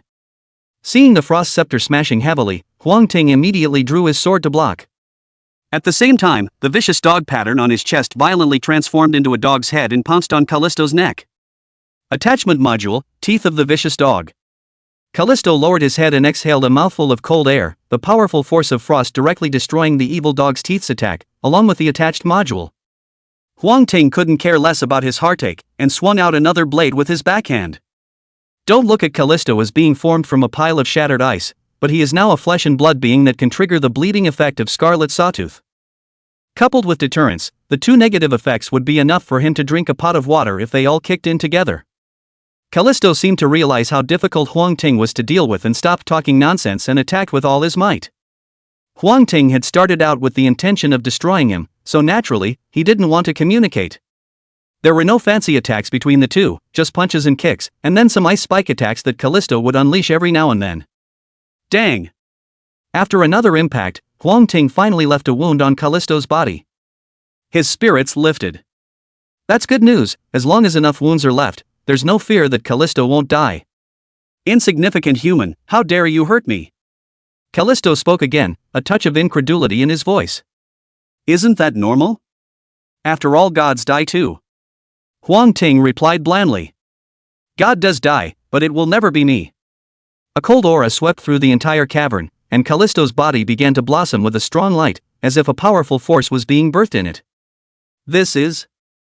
Huang Ting suddenly noticed a heart palpitation. He immediately turned around and looked at Zhang Zi and his girlfriends. Run, run. Zhang Zi was still a bit dazed, and her best friend immediately reacted and grabbed Zhang Zi and ran outside. Looking at the backs of the two leaving, Huang Ting smiled bitterly. Callisto was going to blow up. Once such a powerful living individual exploded, the power was bound to be earth-shattering. Coupled with this confined space, the power of the explosion will rise exponentially. I didn't expect this old guy to choose to blow himself up so decisively after realizing that he was no match. What's worse is that the cold aura froze his body earlier, and now he just couldn't run away even if he wanted to. This is going to be a real pain in the ass. Sure enough, everyone who can mix into a god is not to be messed with. Huang Ting switched to the Sky Imperial Mecha and silently waited for the explosion to come. Boom! The intense light instantly destroys everything inside the cave. It's not quite accurate to use destroy, more accurately it should be vaporize. With the cave as the center, everything in a 100-meter radius was vaporized, leaving only a giant pit tens of meters deep in its place. In the distance, the duo of Zhang Zi and her best friend, who had just escaped, shivered in unison when they saw this horrifyingly deep pit.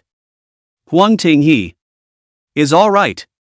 Zhang Zi asked, shivering. It should have passed away.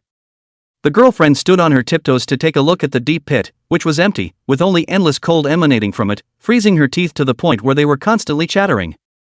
There's movement here, come on. Without giving them both time to think, the voices of the others suddenly sounded behind them. The two looked at each other and fled quietly. Right at the moment the two left, a residual shadow flashed in the deep pit and then dissolved into nothingness.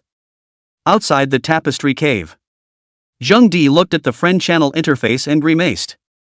Beside him was Rooney, chained and long mad. All of Rooney's squad except for this captain have been killed. Even this captain, when he came out of the cave, was so mad that he couldn't communicate at all. To be honest, the death or life of Rooney's squad didn't have much to do with Zheng Di, at most it was just one less dog to drive. But Big Head and the others were different, those were their own right-hand men. Just now, Big Head's avatar suddenly dimmed. Zheng Di naturally knew what this meant. But who has the ability to kill Big Head so quickly? What's more, the sound of the explosion coming from the cave just now also clearly reached his ears. What happened inside the cave with such a violent explosion? Chief, didn't find Big Head in them, only saw a big pit inside, big and deep, seems like it was just blown out. Hiss, this place is so cold, it's just right to use it as a cold storage. A message popped up, and Zhang Di's doubts increased in his heart. After a moment's thought, he decided to stabilize it first. I know, bring the others back first and don't go any further in. After waiting for a long time, I finally got a message back. Chief, I saw those two women, wait, I'll get them back for you right away. Inside the cave of weaving. The duo of Jiang Zi and her best friend were running for their lives. Earlier against the ice demon, they had consumed a great deal of energy, and now they were simply incapable of continuing to fight. The two also didn't dare to go deeper into the cave for fear of getting lost inside, and only dared to circle around the deep pit. Ha, running quite fast, this time I'll see where you're still running to. After rounding a stone pillar, two more mechs suddenly appeared in front of the two to block their way. The place was cleverly chosen, with stone walls on both sides, so you could only go forward or backward. Going forward was bound to run into the two men, and if he went backward, there were pursuers behind him. Get out of here, I don't want to kill you. Squeezing out her last ounce of strength, BFF builds a lightning spear. Don't scare us either, if you guys still have strength, how could you be chased by us like this? Don't worry, our chief is just inviting you back to ask something, he won't do anything to you. One of them replied. I'm not in the mood today, next time. The BFF held up a spear of thunder and lightning, her tone strong. Then don't blame us for doing it. The two mechs were just about to make their move when they suddenly noticed a glow at the bottom of the deep pit. Chapter 100, Rebirth, Epilepsy. Those rays of light intertwined with each other and soon formed a human shape. Then the light dispersed, and Huang Ting, who was naked and his muscles were like cast steel, walked out from it. If it weren't for the recovery slate, I would have really died this time. Huang Ting had a pang of fear in his heart, and he looked up just in time to see Jiang Zi and his best friend, as well as the two mechs, staring intently at him. It was only then that he summoned the mother spider mech to cover himself as an afterthought. The Aurora mech was completely blown apart, and it would take a long time to recover. Also, a wave of evil energy was coiled in his chest, preventing the Aurora mech from appearing. The result of the combination of the two was that in the meantime, he could only use this mother spider mecha to fight. The female spider mech jumped gently, and its 8-foot limbs climbed solidly onto the walls of the deep pit, then quickly climbed upwards. Above the deep pit, her best friend couldn't help but gulp at the sight of Huang Ting's nakedness. That majestic explosion of muscle. If it had been any other place, she would have had to go up and strike up a conversation. Unfortunately, that thought will have to be left behind for now. What are you waiting for? Hurry up and do it. One of the ambushing mechs sensed that something was wrong and hurriedly urged his companions to make their move. Before the words left his mouth, he saw an alien mech scurry out of a deep pit and pounce on that companion in one fell swoop. Awa, what the hell, get out of here! The companion snapped out of it and didn't remember that the one attacking him was also a mech, and thought it was a mutated monster, screaming in panic. Only after fiddling with it twice did he realize that what was in front of him was of average power, not even comparable to the mutated boar he had tackled earlier. Huang Ting was also somewhat helpless. If he were to switch to the Aurora mech, he would be able to finish this man off completely in a single glance. The various attributes of the female spider mecha were too low, not to mention attacking, and even the mecha fighting technique could not be performed. What are you waiting for? Run! Huang Ting followed the tone of the other man and shouted. Jiang Zi and her best friend then reacted, although they didn't know why Huang Ting's mecha had suddenly changed its appearance, but right now it was still most important to escape. It's all here, get after it. The two hadn't run far before the sound of their pursuers rang out behind them again. They didn't dare stop and ran faster and faster. Huang Ting raised his hand to release two sub-spider mechs, holding those two mechs at bay, and managed to leave himself. The mother spider mech's attributes were similar to those of a beginning second-order mech, with the only advantage being agility and the creation of child spider mechs. If it was one or two people, he would still be able to slowly maneuver around with his mecha characteristics. With so many coming down at once, he couldn't handle it and could only run away. The trio ran as fast as they could, but there were capable men among the pursuers behind them, and soon, an alien mech shaped like a gopher adorned the back of several people. The gopher mechs neither attacked nor blocked the three from escaping, and seemed to just follow them to ventilate the situation. I say, can you guys stop chasing? I shouldn't have any grudges with you guys, right? If there is a grudge, that. Jiang Zi's bosom friend, hurry up and apologize. After knowing each other for so long, Huang Ting realized that he actually didn't know his best friend's name and could only address her as Jiang Zi's best friend. I'd like to apologize, but they won't listen either. BFF huffed. Our chief said to take these two women back, saying they were old acquaintances. The gopher mech finally spoke. Old acquaintance? The three of them looked at each other and fled while opening a private chat with their friends. Huang Ting, You two still have friends in Bicheng? Jiangzi, no, it's our first time in by city too, we don't know anyone here. BFF, who in the world is targeting my old lady so much? If I let me know, I will definitely let him eat his words. Jiangzi, wait, it seems to be true. BFF? BFF, you went out with a friend behind my back? Jiangzi, what you forget, we are enrolled in a tour group to come, all the attractions are also tour group people together. To say acquaintances, they also count. BFF, that shouldn't be we are all a tourist park, how to think to take us back? Huangting, I have a bold guess, could it be that someone saw you when you were killing? That person thought that the two of you were already dead, and then happened to see the two of you appearing again, so they wanted to capture you back to study it. After all, there have been many dead corpses coming back to life around Bai City, so it's inevitable that someone would think of something. Jiangzi, BFF. Thinking about it this way, it was really possible, no wonder the other party was unforgiving and sent out so many people. After knowing that things could not be reconciled, Huang Ting let out a long sigh and looked at the gopher mecha behind him. Tell your chief that everyone pulls back and I can overlook this incident. The gopher mech grunted twice, who do you think you are? Still want to order our chief around? Just convey what I say, no bull. Although he was running away, Huang Ting wasn't really afraid of these people. Unfortunately, his small nursery bag had also crumbled in the explosion earlier. Otherwise, if he had directly strengthened the mother spider mecha to the 3rd rank, he wouldn't have to say so much to these people. The gopher mech was disdainful in its heart, but it still conveyed Huang Ting's words to Zheng Di. In the outside world of the weaving cave, Zheng Di's complexion was cloudy when he saw the news coming from the gopher mech. Combined with the news from his men, he surmised 2 conclusions. First, Huang Ting was strong, perhaps even a few points stronger than himself. Secondly, Huang Ting was injured, and that big explosion just now was most likely caused by him. The person seemed fine, but the iconic mech had disappeared, and in its place was an incomparably slim and weak trash mech that could easily ravage even an ordinary 2nd rank. Zheng Di realized that this was a once-in-a-lifetime opportunity. If you don't take advantage of this opportunity, I'm afraid you'll regret it for the rest of your life. Keep after them, kill the men and leave the women behind. Yes. The gopher mech was certain in its mind and continued to pursue. When Huang Ting saw this, he couldn't help but raise a hint of hostility. When he met Callisto, the anger in his heart had been overwhelming. Then Callisto blew himself up, blowing up the Aurora mech in the storage bag, which directly brought him back to liberation in one fell swoop. These things are bad enough. I didn't realize that I would have to be hunted down as soon as I was resurrected. In an instant, all the memories of being in the Colosseum and his previous life came flooding back. How is your current self not the same as the fighting beasts of that time?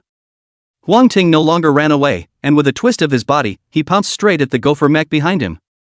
Die! Since there were no strengthening materials, the bloodiest way of strengthening would be used directly. After all, the mech core was also considered a material, and it was still the best reinforcing material to use.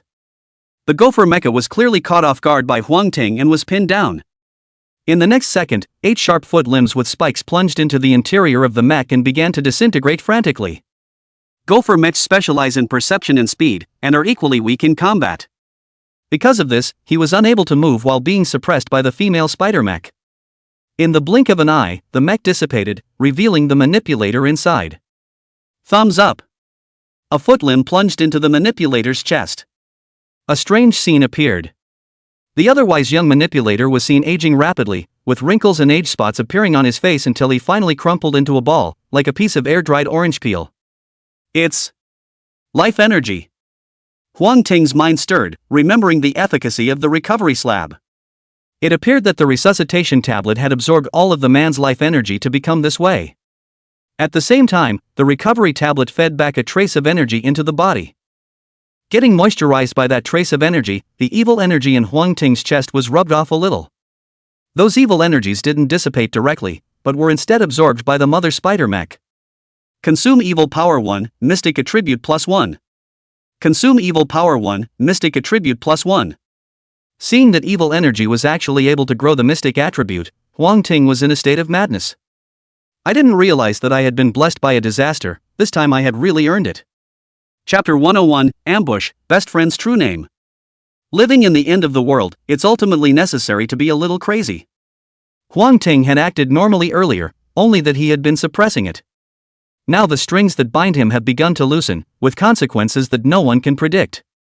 Jiang Zi was the first to notice that something was wrong. She just wanted to inquire, but she was scared back by the aura on Huang Ting's body. "Move forward, but don't stray too far from me." Inside the mech, Huang Ting's eyes were crimson, the corners of his mouth grinned to the maximum, and his originally clear features were extremely distorted at this time, as if he were a demon. The girlfriend wanted to say something else, but Jiang Zi's eyes were quick to pull back.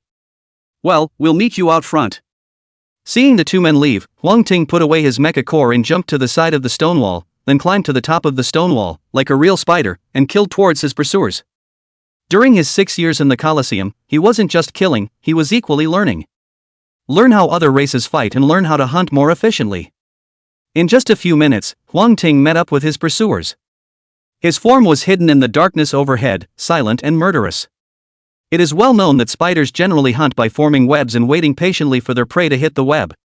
But some spiders can be proactive, like the Brazilian wandering spider, one of the most venomous spiders in the world, and they just forage around. Huang Ting was just like a Brazilian wandering spider at this moment, ready to unleash a critical strike at any time. The weaving cave had some special ores that could glow, so the cave wasn't exactly dim. But there are places without these ores, so dark that you can't see 5 fingers. As the pursuers passed through a dark area, Huang Ting made his move. He ejected a poisonous net from his tail with an anesthetic attribute, and then lunged at a mech with hair on its body and narrow legs. Judging by the appearance, the owner of this mech must have eaten rabbit on the day of the disaster. The rabbit mech has a clear advantage in the outside world, with a pair of long legs that run fast and combine with the ability to jump high. It's just a shame that now that it's inside a cave, those long legs are a drag instead. The rabbit mechs hadn't even reacted until the poison net was upon them. In the next second, the toxin invaded along the mech to the interior, and the person inside was instantly paralyzed and unable to move. In the darkness, Huang Ting dismantled the rabbit mech in pieces, absorbing all the life energy in the process. The pursuers didn't realize the group had been attenuated until the light resurfaced. Soon another darkness arrived. A mech was once again absorbed by Huang Ting. This time, the pursuers finally realized that something was wrong, and each of them became cautious. In response, Huang Ting just grinned. If they left it at that, he'd call it a day. It was a pity that the other party did not do so and had to chase after himself. If you've got the guts to do it, you can stay here forever. Another darkness is coming. Huang Ting spewed out a poisonous net and pounced on one person once again. Just as he jumped down, a flash of light suddenly erupted. "He's here. Shoot him. Do it, don't let him get away. You guys, keep the lights on, the rest of you together." It turned out that someone had pulled out a previously acquired prop and used it to illuminate the darkness. I'm afraid that after the second attack, they came up with this idea of using the dark zone to seduce themselves into striking.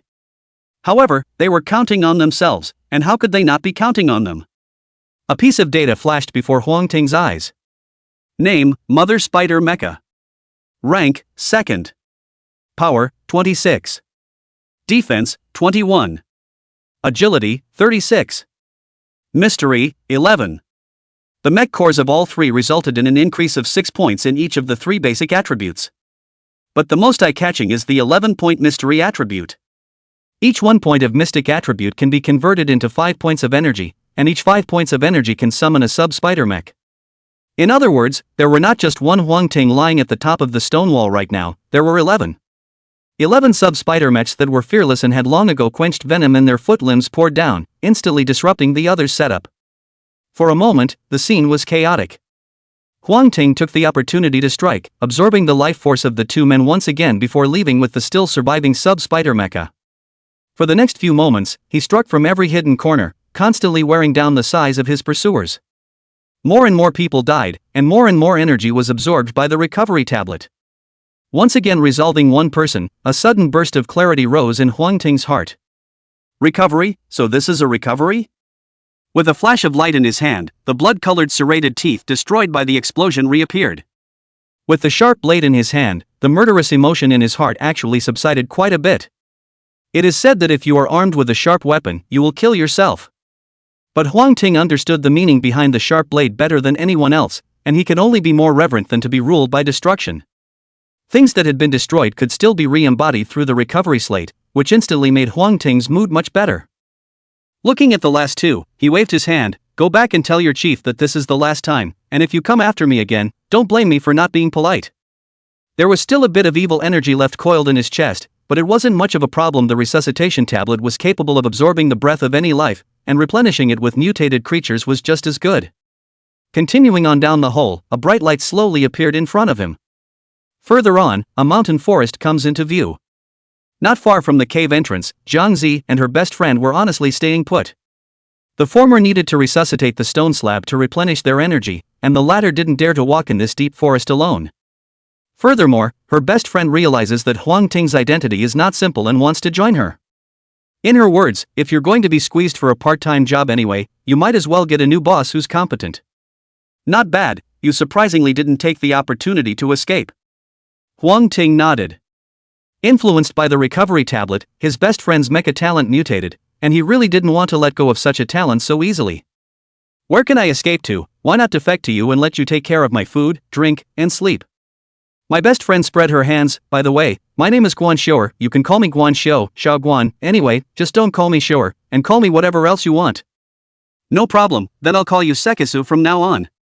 Huang Ting finally knew his bosom friend's name, and suddenly, a brilliant light flashed in his eyes.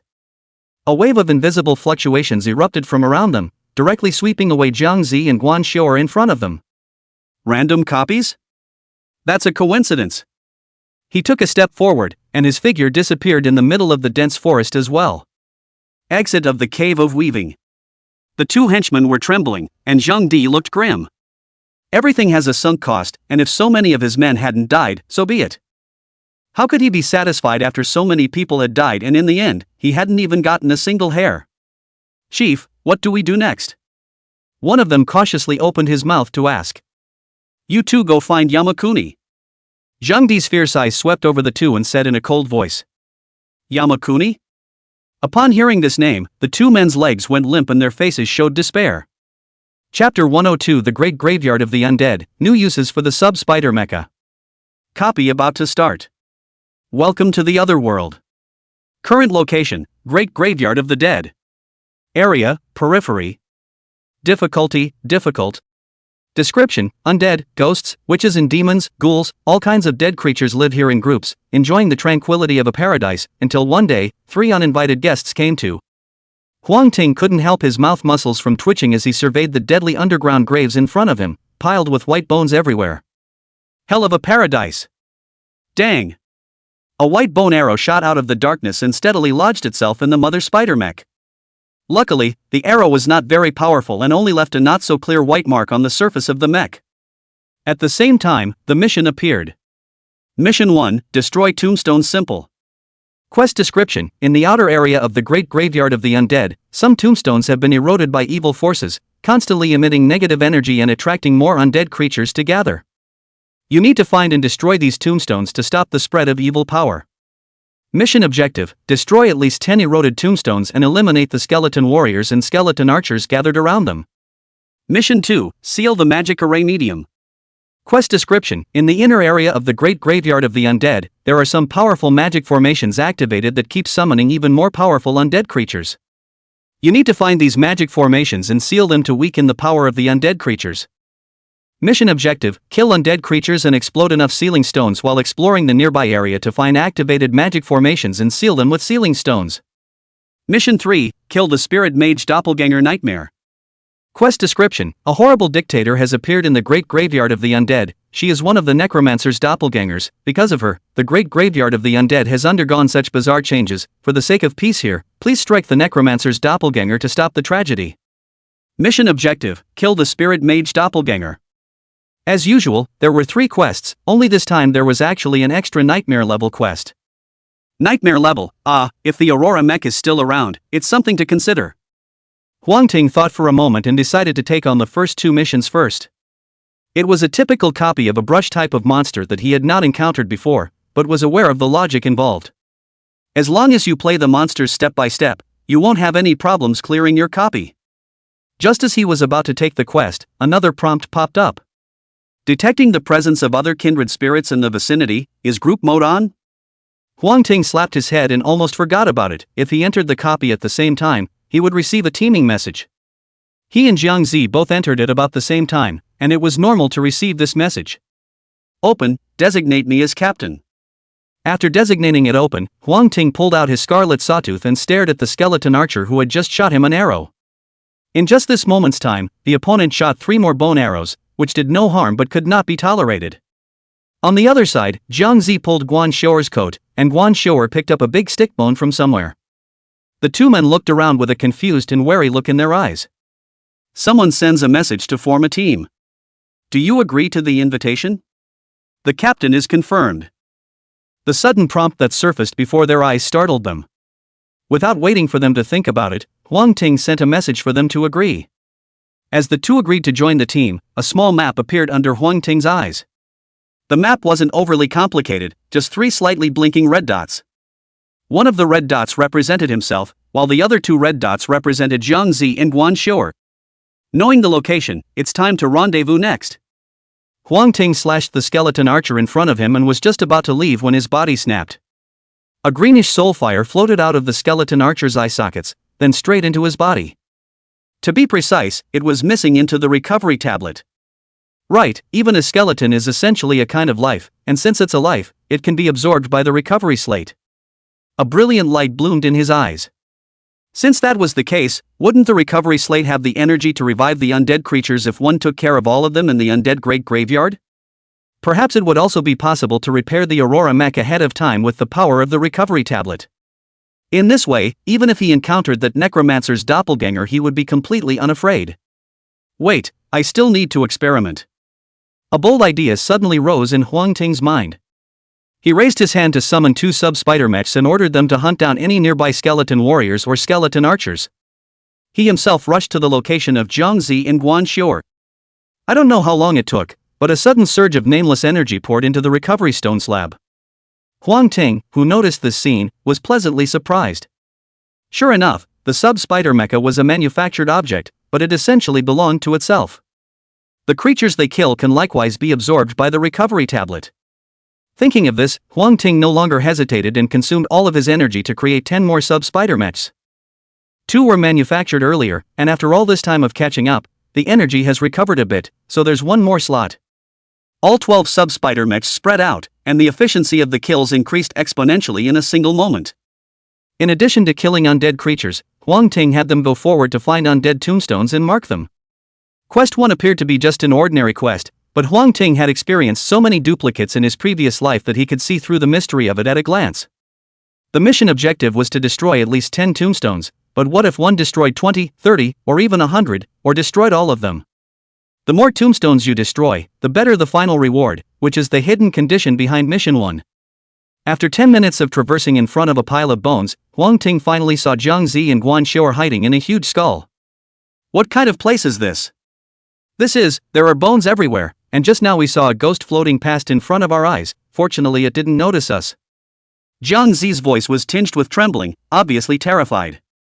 You're a dead man, you're still afraid of this? Huang Ting laughed. This is a copy, you guys have played the game right, you can understand it as a copy of the game, you should be able to tell from the name of the copy that all the undead creatures live here, so it's normal for ghosts to appear. You guys are lucky that the hull of the Spectre is able to penetrate the mechs, and if you were to take one in the cold, it would definitely be something you'd remember for the rest of your lives. At those words, Jiang Zi froze. Being dead himself, there really was no need to fear the ghosts here. Guan Shouer usually played games as well, and as early as when she saw the quest, she had made a guess, and now she was merely getting confirmation from Huang Ting. So we're going to find the eroded tombstones next and complete the quest? That's right, my little ones have found a piece, follow me. Huang Ting looked into the distance. A spider mech was deftly avoiding the pile of bones and darting towards him, apparently having made a discovery. Chapter 103 Stone, Mysterious Attribute Soars, requesting golden tickets. Great Graveyard of the Undead, exterior area. Following the Z Spider Mecha's guidance, Huang Ting soon found the first tombstone. The tombstone was made of black square striped stone, the writing on it long since blurred, and was guarded by a large wave of skeletal warriors armed with iron swords and shields. The individual strength of these skeleton warriors was similar to that of a first-order creature, but when they were assembled, the power was different. Without saying a word, Huang Ting carried his scarlet sawtooth and charged straight out. Before he left, he specifically instructed the two not to make a move and to rest. After all, these monsters could be experience value for him, and none of them could be missed. Jiang Zi and Guan Xiao were indeed exhausted, and the two of them sat down on a huge piece of grey bone to rest, watching Huang Ting slowly clear the skeletal warriors around the tombstone. Kill skeleton warrior first level, get worthless bone 3. Kill skeleton warrior first level, get worthless bone 1. Kills. Kill skeleton warrior first level, get worthless bone 1, soul stained stone 1. It was all bones before, and this time a rock popped out? Huang Ting smoothly opened the material introduction. Name, stones with the breath of the soul. Quality, excellent. Type, material. Effects, originally just an ordinary stone, but later changed because it was tainted with the soul breath of a certain powerful creature. Absorbing a certain amount of it can enhance the mystical attributes. Note, the upper limit of mystical attributes is 50. Good stuff. Huang Ting's eyes lit up. For this stage, anything that boosts mystical attributes is good. The stuff is good, it's just that the burst rate is a bit low. Dang. As the last skeleton warrior fell to the ground, Huang Ting slashed the tombstone. A prompt suddenly appeared on the quest panel in front of him. Tombstones destroyed, 1. A worthless bone is as worthless as its name suggests, and is just something that Ha likes to cuddle up with as a teething stick. However, due to the lack of spatial equipment, Huang Ting could only give it 5 or 6 bundles on its back for it to take away on its own. The stones tainted with soul aura only popped out 2, absorbing them or not was of little significance. He was prepared to pop out a few more before absorbing them. The two of us have rested for a while, so leave the task of destroying the tombstones to us next. Seeing Huang Ting successfully destroy the tombstone, Jiang Zi stepped forward and said, "No need." Huang Ting balked, "You guys just sit and rest." With the recovery stone plate always replenishing his physical strength and energy, Huang Ting's state was always at its peak, and he didn't have to worry about depletion. It was hard to come across a copy with so many monsters, so of course he was going to brush through it. Quest 3 told him to maintain the peace here. If he killed all the monsters, that should count as maintaining the peace. Jiang Zi and Guan Xiao looked at each other. Although they didn't say anything, they could see that they were touched in each other's eyes. Originally, they had thought that Huang Ting was cold and ruthless, and that he was hard-hearted, but now it seemed that they had all thought wrong. It's clearly a great guy who does what he's told. After resting for a while, another sub-spider mech bumbled over, at a slightly slower pace. Only when it got close did Huang Ting realize that it was missing 2 legs. No wonder it couldn't run. As he was thinking about it, another sub-spider mech lost contact at that moment as well. The great graveyard of the undead was full of dangers, and it was normal to have damage, so he didn't care. Keeping up with the running mech, he soon found a second tombstone and began a new round of harvesting. The core area of the great graveyard of the dead. A scrawny figure with a stooped body like a rotund pot was surveying the pieces of mecha on the ground. The aura of the living, it seems that I have a very remarkable fellow here, just. This kind of material I have never seen before, and the power contained on it is completely different from the world I live in. She lifted her head, revealing deep eyes. There were no pupils in the eye sockets, only a ghostly blue flame that kept jumping. Suddenly, the ghostly blue flame shook violently. She turned to a stone tabletop and took down a wooden box from it, opening it, and the beastskin scrolls that glowed with a pitch-black aura were revealed. Rumor has it that the great graveyard of the undead is the border between life and death, and that this place connects to another world of the living. Living, it's wonderful. I haven't seen a living in a long time since I turned the Duchy of Karen into a breeding ground for undead knights. With that thought, she looked to the headless undead knight in front of her. The pile of debris on the floor was the work of the other side. Fearless Knight of Thornton, do as I, Kinky Kubero, command, go forth and bring me one of the living. Be careful not to harm him. The living are no more than the undead creatures, they are all fragile. Ha! The headless horseman Thornton didn't speak, and in fact, he couldn't speak. Thornton leapt forward and sat on the skeleton horse. In an instant, a layer of ghostly green flames ignited on the skeleton horse's skeleton, carrying him into the distance. Deep and fascinating. Dang! The 8th tombstone is resolved. Together with this harvest, Huang Ting had already collected 30 soul-stained stones. He laid out all the stones in front of him, ready to absorb them. The black stones gathered together, and a trace of smoke emanated from the surface, like ink dropped into water, gradually densifying and enveloping him. The smoke then disappeared into the mech and fed back into Huang Ting. Huang Ting only felt like he was in a sauna, even his soul was warm. In the blink of an eye, this heat turned back into extreme cold. He came to his senses instantly, his brain working fast. The forgotten memories of his previous life gradually appeared at this moment, deeply imprinted in the depths of his mind. These memories are not that important, but they are valuable lessons in the midst of this apocalypse. He had been subconsciously ignoring it before, but now with the help of the soul scent on those stones, he finally recalled it again. It didn't take long for the cold to recede. Huang Ting organized his memories and opened the attribute panel. Name, Mother Spider Mecha. Rank, 2nd. Power, 26. Defense, 21. Agility, 36. Mystery, 25. 25 points of Mystic, 14 points higher than before, and it continues to improve with the help of the Soul Stone. This trip to the duplicate, even without defeating the final boss, was worth it for that alone. Just as he was thinking, Guan Xiao's exclamation of alarm suddenly came from the distance, which seemed to be mixed with the sound of a horse's neigh. Huang Ting rushed forward to check, leaving only a green flame flying away in his sight. What's going on? Anticipating the other party's speed, Huang Ting didn't chase after them and turned his head to inquire. I don't know where that guy scurried out from, grabbed Jiang Zi and ran, couldn't even whisk him away. By the way, that guy rode a green horse without a head, kind of like the headless horseman inside the movie. Guan Xiao was very bold. Even after encountering this kind of thing, she immediately calmed down and explained in detail. The headless horseman? Huang Ting's eyes narrowed slightly as he looked toward the inner area of the great graveyard of the undead. Aurora Mech will be repaired successfully soon. I thought of completing the first quest first, and then going to check the interior. I didn't expect this to happen. Sure enough, even though it's a replica, it should be treated as a real world. Turning his head to Guan Xiao, he said in a deep voice, let's go get her back.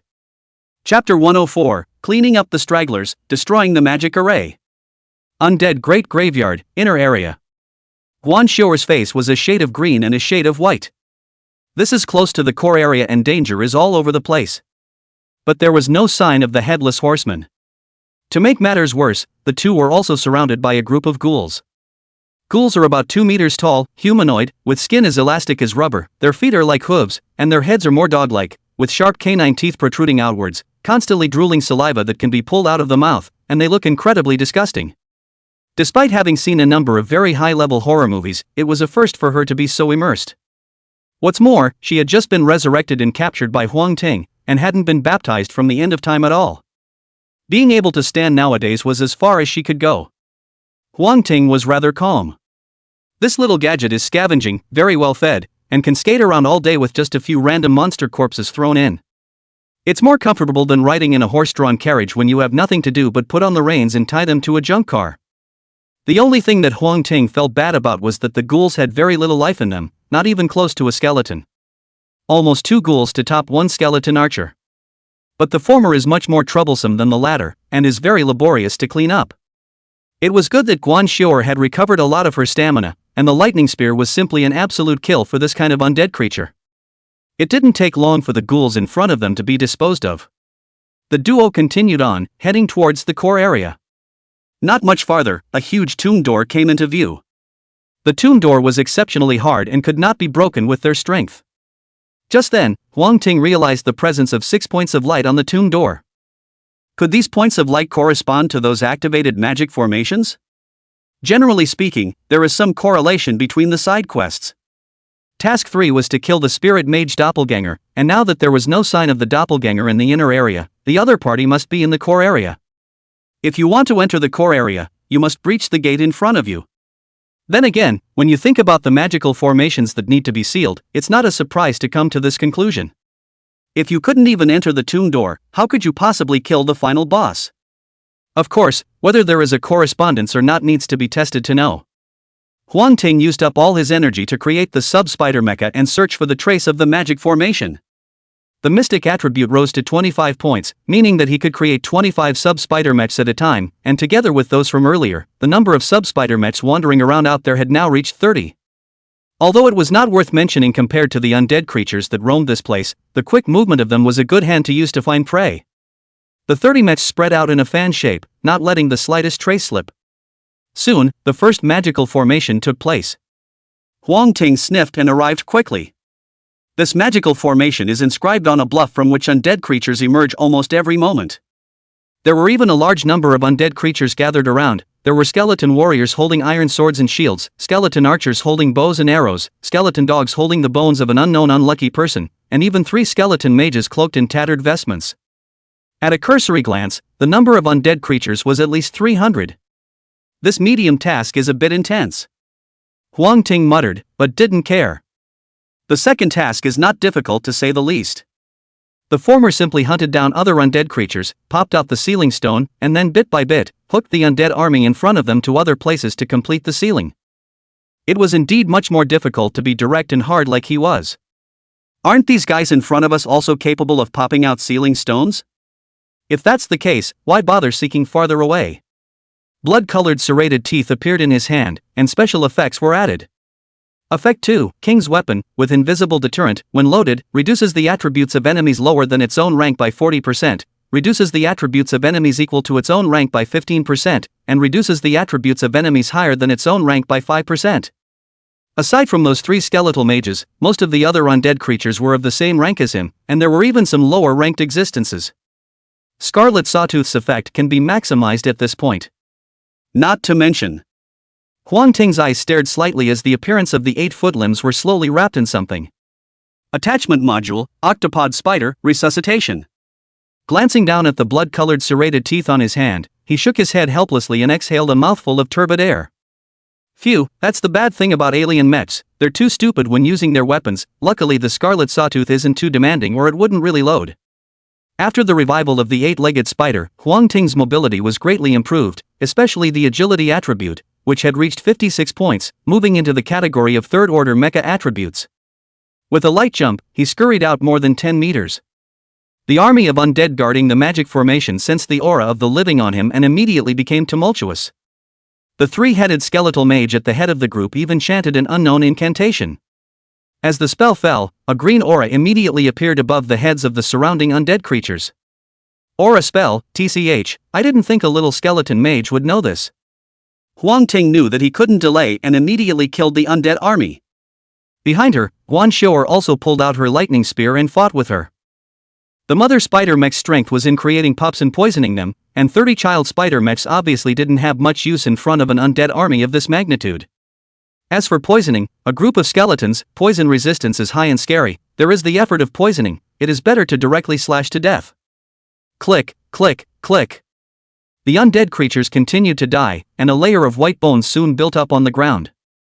After a few years, these white bones will revive if they manage to accumulate enough energy to ignite the fire of the soul, from which new undead will be born. Right now, they're just a bunch of skeletons. While Huang Ting and Guan Xiu'er were killing with vigor, Xiaohua wasn't idle either. Darting forward, he took a bite out of the leg bone of one of the skeleton mages and carried it somewhere. The skeleton mage had no choice but to find himself a leg bone to plant in his leg. But after all, other people's bones were not as comfortable to use as its own, which made it very depressed. Ha seemed to treat this as a game, clicking his tongue and biting off the arm of another skeleton mage. The arm was attached to the staff. With the loss of his arm and staff, that skeleton mage couldn't even put out a spell that. Ha, well done. Huang Ting couldn't help but be amused. Unexpectedly, the one that most restrained these skeletons wasn't Guan Xiu'er's thunder spear, but Xiaohua. Any skeleton warrior skeleton mage is a grinder. Bang! Slapping his skeleton warrior with his blade, Huang Ting suddenly felt something in his heart. Aurora! With a dark gulp, the Aurora mech that had been destroyed by the explosion finally revived. In an instant, the mighty and majestic Aurora mech replaced the mother spider mech and covered the surface of Huang Ting's body. A skeleton warrior, not knowing what was happening, raised his iron sword and slashed towards Huang Ting's head. But in the next second, a large hand tightly grasped the rusted iron sword. With a little bit of force, the iron sword was clutched together by the big hands, like a ball of crumpled A4 paper. Huang Ting grasped the sword with one hand, while the other hand was clenched into a fist shape and slammed down high. The soul fire in the skeletal warrior's eyes flickered slightly, and he subconsciously raised his shield in defense. Boom! The shield exploded and the skeleton warrior was hammered into the dirt with a punch, turning into white bone fragments. At the same time, Jiang Zi was caught by the headless horseman in front of Cubero in the core area. Chapter 105, Cubero's Shock, Tomb Door Opens. The Breath of the Living. Cubelo slowly walked over to Jiang Zi, who was in an unconscious state, and stretched out her slender fingers, gently brushing them over her cheeks. Suddenly, her movements lurched, and the ghostly blue flames in her eyes began to pulsate violently. It's the scent of death. No, it's the scent of the living. No, no, no, it's death. Curbelo froze in place for a moment. Even she was confused as to whether the woman in front of her was alive or dead. Hesitating for a moment, she undid the black robe she was wearing. Under the black robe was a black clay pot. She carries this clay pot on her back for so many years that she looks hunched over like an old man. Of course, even without the iron basin, she was no better off. The dry and lifeless skin clung to the bones in a way that could best be described as skeletal.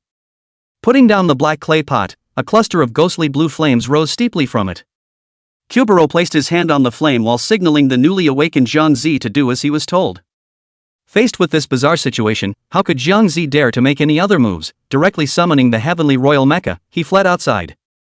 Seeing this, the headless horseman standing guard immediately raised the broadsword in his hand and slapped it heavily on the mech. This heavy slap didn't affect the heavenly imperial mecha much, but it managed to slow down Jiang Zi. A weird incantation sounded, directly cutting off the connection between Jiang Zi and the heavenly imperial mecha. Just like that, Jiang Zi, who hadn't even run out 10 meters away, was caught back again. I told you that my chief is very strong, and he will come to my rescue. With no hope of escape, Jiang Zi could only warn the person in front of him not to make any other moves. Kubero couldn't understand what Jiang Zi was saying, but he did understand that the creature in front of him was trying to communicate, so the flame in the clay pot flared up again, signaling her to place her hand on it. Jiang Zi didn't want to release it, but when he saw the headless horseman beside him, he reached out his hand with trepidation. In an instant, a subtle energy enveloped her entire body, and she only felt as if her soul was floating. At the same time, a wave of unfamiliar memories began to pour out of his mind. Is this generic? Jiang Zi was shocked. Who are you and why are you arresting me? Recalling the usage of the generic language, she opened her mouth to inquire. Curbelo had no time for her. Through the soulfire pot, she already roughly knew about the changes that had occurred on the Blue Star side, but she wasn't at a high level and was only an alter ego, so she wasn't clear on what this represented behind the scenes. The reason for the silence was also just picking up part of the general knowledge about life on Blue Star. Lifelong learning, this is the most basic professionalism of a magician. She absorbed it quickly, and in just a few minutes of work, part of her general knowledge about the blue planet was seared into her brain. As you can see, I am a necromancer with an interest in all living beings, and the great graveyard of the undead hasn't seen any new life in many years, and you and your companions are still the first. Curbelo answered honestly. The soulfire pots would give her some quick knowledge, but not all of it. Coupled with the fact that Jiang Zi had died once, there were some fault lines in his memory. So she wasn't sure what had happened to Jiang Zi, and just assumed that she was a living being who had unintentionally trespassed into this place. We also just barged in unintentionally, we didn't mean to offend you, please spare us. Jiang Zi's eyes rolled and he immediately begged bitterly.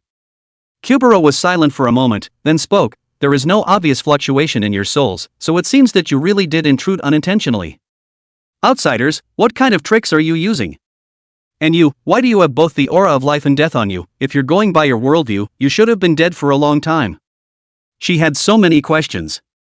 The great graveyard of the undead was isolated from the world, other people couldn't find it even if they wanted to, and these few people had unexpectedly trespassed. Furthermore, this woman in front of me had two distinct auras of life and death at the same time. How could that be possible? It's like someone telling you that water and fire can intermingle, it's a pipe dream. Without waiting for Jiang Zi to reply, the ghostly blue flames in her eyes fiercely began to burn violently. Afterward, a long flame snake as thick as an arm sprang out and tightly wrapped around Jiang Zi's body. Let me see what wonders your flesh and soul have to offer. Kubero murmured, checking carefully. In the middle of the day, she suddenly let out a cry of alarm, and the flames in her eyes quickly retracted, shrinking to the size of a bean. To grant eternal life to the dead, this is a supreme greatness that only a god can possess. O magnanimous god, forgive the offense of Kinky Kubero. Kubelo prostrated himself on the ground and prayed for Jiang Zi's forgiveness. On the other side, Huang Ting had successfully sealed the first magic formation. Rushing back to the tomb door to see that one of the light spots on it was indeed missing.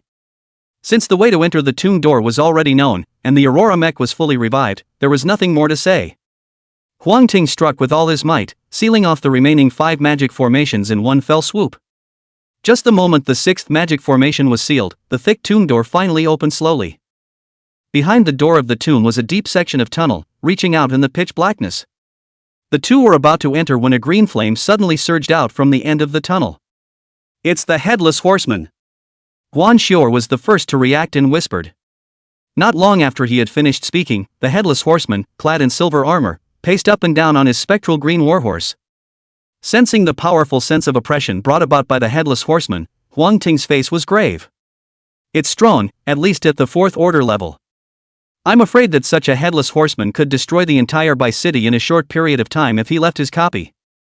The human world was certainly developing rapidly, but there was still no way to compare it to these horrible monsters that had lived for an unknown number of years. Not long after, the Headless Horseman came to the two. Huang Ting thought that a vicious battle was going to break out next, but who knew that the other party rolled over and dismounted, directly kneeling on one knee. "Lord God, allow me, Knight Thornton, to offer you my purest faith." The Headless Horseman has no head and his voice is emitted through his abdomen. Despite being somewhat dull, Huang Ting understood the meaning of the generic phrase. "Knight Thornton, where is the girl you took?" he asked after a moment's hesitation. "Lord God Emperor is currently a guest at my master's place, so please follow me, Lord God Emperor." Thornton clapped his hands and two huge ancient elephants rose up from the ground, their bodies crouching low in front of Huang Ting and Guan Xior. Huang Ting had a straight face and rode straight across it. Where had Guan Xior ever seen such a battle, and for a moment she was a bit frazzled. In the end, you can only slowly climb onto the bone elephant. The Headless Horseman stood still for a long time, as if he was somewhat puzzled as to why the slave beside the Lord God was so foolish. Back then, when he was still only 5 or 6 years old, he was already able to easily mount a horse and crisscross back and forth through the territory. Later, even if he lost his head, he rode well and scared the enemy.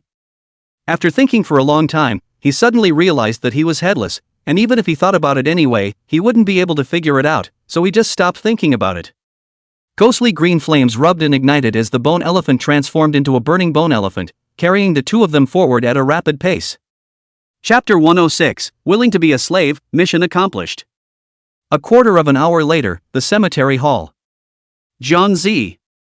Seeing Zhang Zi sitting on the high platform of the main hall, Guan Xior was pleasantly surprised. Zhang Zi, who had been jittery in his heart, saw Huang Ting and Guan Xior at this time as well, and fiercely stood up and swooped down from the high platform. Guan Xior opened her arms to welcome Zhang Zi's arrival, not realizing that Zhang Zi would fall headfirst into Huang Ting's arms. She looked away from her head, towards a dark shadow not far away, a touch of disgust rising in her heart for no reason. Curbelo was equally disgusted with Quan Sour. That thunder energy on the other side was almost like drunken vomit, just smelling it could make her sick for days. However, Lord Goddess was right next to Guan Xior, so she could only go forward with a stiff upper lip. Jin Kakubaro meets the god Sama. Curbelo tapped his right hand on his left shoulder and dropped to one knee in a respectful manner. Gods? Seeing that Zhang Zi was fine and was treated as a divine messenger, coupled with the environment here, Huang Ting instantly realized that this was the work of the reviving stone slab.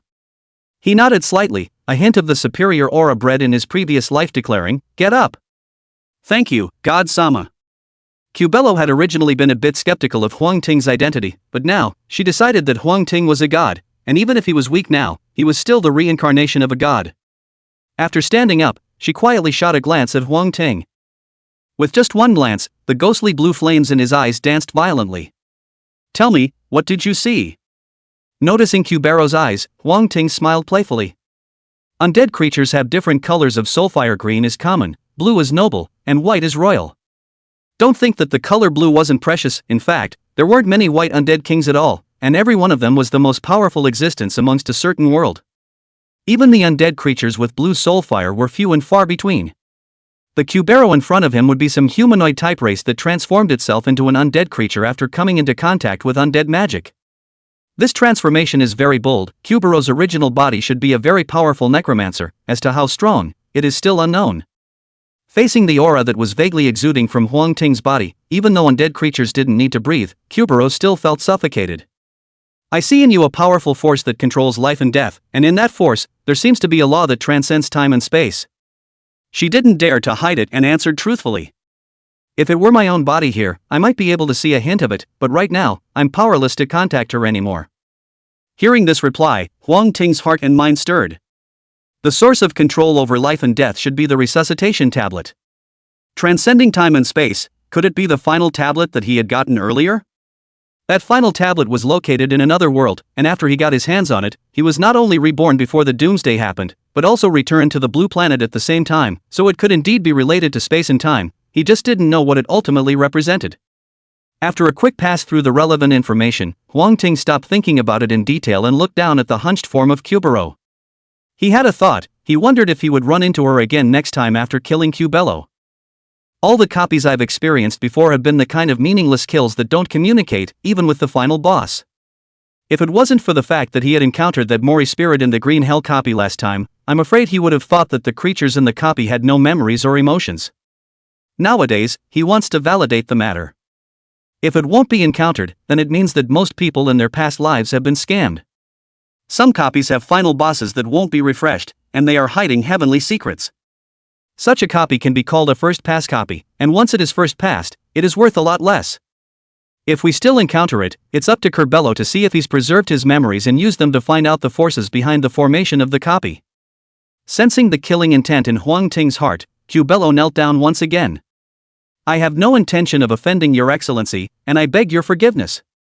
After waiting for a long time, the somber atmosphere that had coiled around her head still hadn't dissipated, and with a clench of her teeth, she dropped to both knees and spread her hands flat on the floor.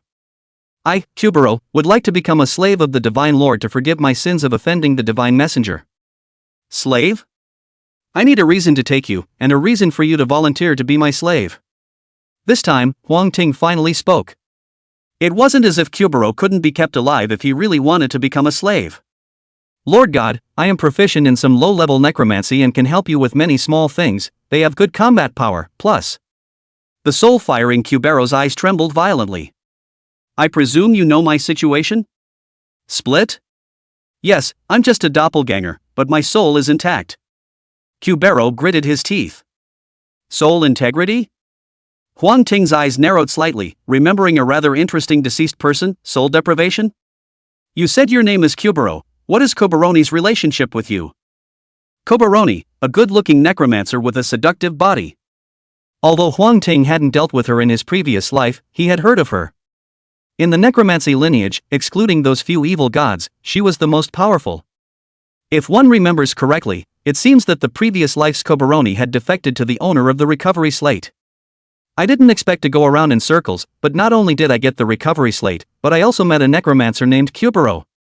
Interesting, it's getting more and more interesting. Hearing the name, Cubero's body trembled. She is my sister. No, she is Cubero, I am the Coberoni. She stripped me of my soul, stuffed it into this body, refined it into a body, and later imprisoned me here, binding me to the soul fire basin, extracting my soul at all times to use to cultivate necromancy, but every time she would leave me a little bit so I could absorb the undead sent from this place to grow my soul flame. She's practically evil. The soul fire in Cubero's eyes kept flickering, obviously etched in stone about the incident. I want to use the power of the god Sama to defeat my sister and make her my doppelganger as well, imprisoned in this great graveyard of the lifeless undead. I want her to regret what she did in the first place. The corners of Huang Ting's mouth curved as he listened, holding a hint of a smile. Not a bad reason, pick one to incorporate into yourself. He spread out his palm and 5 crystals appeared. Cubello went up to look at each of them and finally selected the mustard seed mech. Huang Ting was a bit puzzled by this choice. But the next second, he read it. Only Cubero summoned the mustard seed mech and opened the gate. In a flash, the undead creatures roaming nearby flocked into it in unison. The mustard seed mech has a huge amount of space inside, which is really good for housing undead creatures. When the space inside the mech is infinitely expandable and can be stowed away at any time to set up the arrangement, it will be a true undead apocalypse. At that time, Curbelo alone will be able to defeat a nation. For necromancers, this is the best mech. Convicting the necromancer, task 3 was equivalent to declaring failure, and taking advantage of the time that Cubero was accommodating the undead creatures, Huang Ting also started destroying the remaining stone monuments without stopping. Soon, all the stone monuments were destroyed and Huang Ting submitted his quest. Task 1, Destroy Tombstone Symbol, completed. Task 2, Seal the Magic Array Medium, completed. Mission 3, Kill the Spirit Mage Doppelganger Nightmare, completed. Chapter 107, Talent Scroll, President is a mythic ranked talent. Seeing that Mission 3 also showed completion, Huang Ting couldn't help but freeze for a moment. Could it be that by taking Cubero away, I am returning peace to the great graveyard of the undead? Regardless, it was always good to have a mission completed, meaning that one would be rewarded again. The quest reward for Quest 1 is a tombstone, a fine quality item that can be planted on land to generate a skeleton warrior or skeleton archer every day. Not a lot of combat power, but it can be used for daily patrols, which is kind of a fun thing to have. The reward for Quest 2 was 10 magic stones. The magic stone is crushed and used to immediately restore the energy that has been consumed. Oftentimes, a single magic stone often represented the winner or loser of a battle. Compared to the first two quests, the reward for Quest 3 was the big one. Name, Scroll of Talent. Quality, Legendary. Type, Prop. Effects, open the scroll to obtain the legendary grade mecha talent, Undead Kingdom, and awaken the corresponding mecha at the same time. Note, invalid for legendary level and above talents. This was the real good stuff. A single scroll could produce a legend-level supreme expert. There were not even 20 people known to have been able to awaken the talent of a legendary mecha in their previous life, and from this, the importance of this scroll could be seen. At that moment, Huang Ting realized that Kuburo was staring at the talent scroll in his hand with an extremely eager gaze, and with a stirring in his heart, he asked, "You want this?" "Master, this thing is very useful to me, it can improve my necromancy talent, I want it." Without so much as a hint of modesty, Curbelo said at once. After thinking for a moment, Huang Ting threw the talent scroll to her. She was already under her control anyway, and even if she boosted her strength, it would be equivalent to boosting herself. This talent scroll was useless in his own hands for the time being. If they were rewarded to their own people, their contribution would not be enough at the moment, and if they were sold to someone else, no one would be able to afford the price. Things being too precious is sometimes not a good thing. Huang Ting clearly remembers, when he was a child in boarding school, from home with a large pair, to the school could not eat, thinking of fast vacation time and then eat. It ended up breaking. Since then he's realized that some things, even if they're shiny and nice, don't necessarily belong to him even if they're in his hands. Kubilo did not open the talent scroll after receiving it, but just pressed it tightly to his forehead, followed by a tremor in his body. A wave of invisible energy surged wildly out of the scroll and raced into her. Along with the influx of energy, Huang Ting felt that the connection between himself and Kubero had strengthened a few more points. After a few moments, Kubero put down the scroll and reached out toward the clearing in the distance. Only to see the white bones on the ground move in an instant, quickly assembling into a strange undead creature. Then Kubelo whispered a few more incantations, and the eyes of all the white bones rubbed with the fire of souls. Huang Ting was overjoyed at the sight. He didn't expect Kubero to be able to directly ignite the fire of the soul. This was something that could only be done by a necromancer with top-level qualifications. That is to say, the previous Kubero's qualification was only at the excellent level, or maybe even lower, and after receiving the baptism of the talent scroll, her qualification came to the legendary level all of a sudden. That's why she was able to make it this far, so it seems like it wasn't too bad to hand the scroll over to her. As he was thinking about it, he saw Curbelo handing the scroll back again. "Master, the writing on this has not disappeared, it should be of some use to you." Kubero volunteered to become a slave of the Yellow Court, so he could also see the markings on the scroll. Hearing her say that, Huang Ting took the scroll and froze in place. The text on the scroll hadn't changed, but he could feel that the essence inside had disappeared. It's a futile and completely useless talent scroll. With a thought in his mind, he put up the talent scroll on the guild chat channel. Guild chat channels don't cost extra money to open and will appear automatically when the number of people reaches a certain number. At the very beginning, when there were only a few people in Huang Ting, this function was never opened. It wasn't until after Chu Shanha brought his people to join Aurora that they were considered to have appeared. Seeing the introduction of the talent scroll appear on the chat channel, Huang Ting's entire body became so excited that it trembled slightly. Any item that goes into a bulletin, or chat channel, has the option of public or hidden information. He chose to go public directly. What really excited him was that after the talent scroll entered the chat channel, the information on it remained unchanged. That means that no one else even knows that this talent scroll has been used. In that case, I'll be able to sell it again when the world channel and exchange opens. It will make people happy to harm others, but if the harm is done to the interests of a certain island nation, I am afraid everyone will have to clap their hands. Huang Ting was happy on his side, and the guild channel was equally blown up. "President, is this true? Legendary talent, can I have it? I see you like a legend. How can such a precious thing be given to you so easily? It must require a very high contribution." But looking at the description, it seems like you have to contact the undead. Hey, I'm afraid of ghosts, what should I do? Fear Jill, with this kind of good stuff, even if 10 female ghosts come, I can still finish them all. If you don't want it, there are plenty of people who do. Is this one upstairs doing a decent job? Wawa, the president is bullish, taking out such a good thing. Wait, I think I found a blind spot. Upstairs, what blind spot? Simply reasoning, what would you do if you were given a talent scroll? Nonsense, of course it's used immediately. That's right, I'm all over the place if I don't use this good stuff for a day. A normal person would think of using it immediately after getting it, unless there are two kinds of people who would hold back from using it. One that is a legendary talent in its own right. What about the other one? The crowd was piqued with curiosity and inquired. Huang Ting was also interested, wanting to see what kind of tall tales the man would have. The other kind is of course in existence with even higher than legendary grade talent. Have you noticed that the president's strength has always steadily pushed the other power's head and shoulders? I suspect that his talent is most likely mythic grade. Hiss. An eerie silence fell over the channel. Legendary level talent was already in existence beyond their reach, let alone mythic level. As its name suggests, it's a myth. Seeing the man's speculation, Huang Ting laughed. One's own talent was not mythic, but super godly. Work hard, and the bread will come, and so will the scroll of talent. After typing in a line of small words, Huang Ting and the others flickered and appeared in their original positions. Following him was the boss behind the great graveyard of the undead, Kuburo. Master, be careful, there's a dangerous aura nearby. Just as he took a breath, Kuburo's eyes were alert as he looked ahead into the dense forest. Xiaoha also dropped the bones in his mouth and hissed with his head down, the hairs on his back towering high. Chapter 108, Mountain Monarch, Devourer, Dead Man. In the dense forest, the huge white tiger figure slowly emerged. The powerful aura almost condensed into substance, pressing the surrounding trees to rustle. The white tiger paced, followed by a group of uniquely moving creatures. There are people among them, as well as wild boars, giant lizards, and golden monkeys. Although they appeared to be on the move, both people and other creatures had a dull, lost look in their eyes.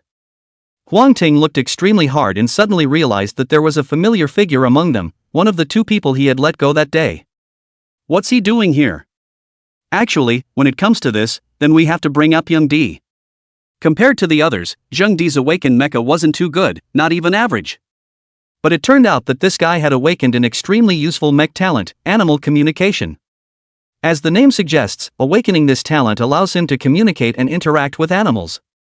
It was with this talent that he hooked up with the white tiger and, with the support of other mutated creatures, established himself in Vice City and became the leader of a large gathering place. Now that Zheng Di was in trouble, the first thing that came to mind was the powerful white tiger. The mountain monarch he spoke of was also the tawdry title the white tiger had given himself after learning about human mythology. Retracting his curiosity, Huang Ting scrutinized the creatures in front of him, and a word inexplicably surfaced in his mind. Ghost of the tiger. In the legend of Mai Zhang, it is said, this is the ghost of the tiger, who is eaten by the tiger, and he is the tiger's front ear. It means that the souls of those who are eaten by tigers will be enslaved and become devils. There is no distinction between good and evil, and the ghosts are of despicable character, often luring people to be eaten by tigers, hence the term help the tiger. If I'm not mistaken, those creatures were all devils formed after being eaten by this white tiger. How dare you, when you see Lord Shanjun, why don't you kneel down obediently so that Lord Shanjun can eat you? A white collar-looking devourer stepped out, held up his glasses with a lens missing from the bridge of his nose, and toed the line. Huang Ting was speechless. Is this Yamajun? If you didn't know, you'd think it was Taijun. Bold, despicable low-level creature, how dare you be rude to your master? Seeing how arrogant the man was, Kubello immediately waved his hand and released a necrotic energy. The moment the necromantic energy touched the white collar, it devoured all the remaining flesh and blood on his body. A soulful fire then flared in the white collar's eyes. He knelt on one knee, his head bowed, "Greetings, my lord." The necrotic energy didn't stop there, precipitating out of the white collar and then into the next devourer. It was a wild boar that was also kneeling on its front limbs, prostrate in front of Huang Ting after all its flesh and blood had been devoured by the necromantic energy. Wow! In an instant, all the devils knelt down in unison, exasperating the white tiger's stout beard with a tremor.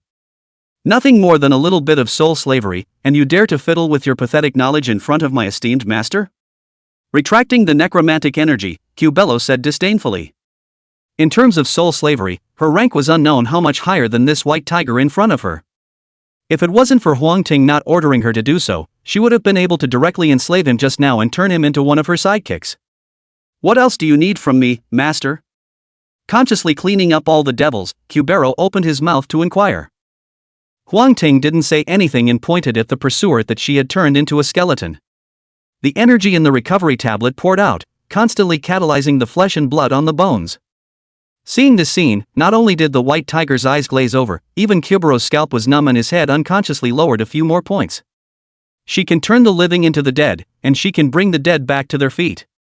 However, like Huang Ting, resurrecting a dead person in one piece was something that was simply impossible.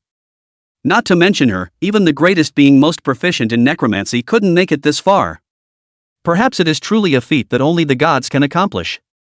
Huang Ting swept a glance at her and the white tiger, his heart satisfied while secretly dripping blood. In order to facilitate the calculation, he purposely showed the energy absorbed by the recovery slate in the form of a percentage. Kill all the undead creatures in the undead catacombs and the energy inside the recovery tablet reaches 27%. It didn't seem like much, but in reality, it was enough to revive the Aurora mech 13 times. Unless the opponent's strength was much higher than his own, he was already an invincible existence. But in order to resurrect this man, the energy was directly reduced by half.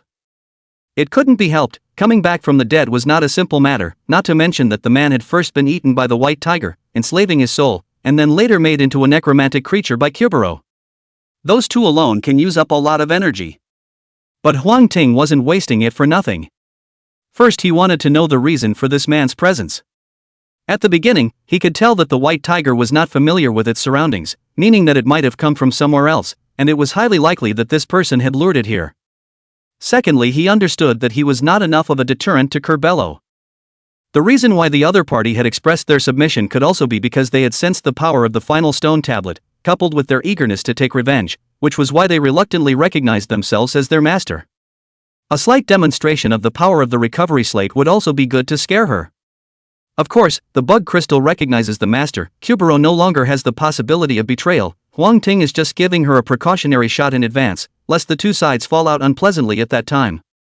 The last point was that he wanted to seriously parse the power contained in the resuscitation tablet. This kind of power is a bit like life energy, but different from life energy. After all, undead creatures cannot have life energy in their bodies, reviving the stone plate as usual. After some observation, he finally found a bit of a clue. The recovery tablet absorbs a more essential energy, one that is everywhere, only more contained within life.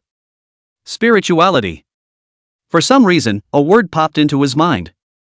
Energy is the foundation that forms everything, and the only thing that distinguishes the most original nature of different things is spirituality. A glimmer of realization rose in Huang Ting's heart. Someone once posed the question that if all the memories of a dead person were copied into another clone, would the resurrected clone count as the original person or not? He was now finally able to give an answer. Doesn't count. Because the spirituality of a dead person has dissipated, the clone does not possess the spirituality of a dead person, so he is still another person even if he is real. And what the resuscitation tablet does is retrieve and replenish the spirit for the body. This is the true meaning of resurrection, and it is the very existence that Kubero is afraid of. Blood and flesh replenished, spirituality returned, and the man soon awoke. The moment he saw Huang Ting, he muttered, "You're really dead too, Mard. If it wasn't for you, would I have let that tiger eat me? I think it's better if you take a good look at yourself before you die." Huang Ting smiled and stopped talking. The man was stunned and turned his head to look around, suddenly feeling chills all over his body. There was no other way, a big dangling white-fronted bug was staring at himself. Chapter 109, The Truth of Everything, Huang Ting Strikes the Tiger. OMG, don't eat me, don't eat me. He fell to his knees with a plop and kowtowed. The white tiger looked away and didn't say anything, which left the man a little confused. Looking around again, he raised his palm and slapped it vigorously across his face. Snap! The crisp ringing echoed through the forest. Feeling the pain, the man slowly got up, touching half of his swollen, already somewhat reddened cheek, before he looked at Huang Ting again.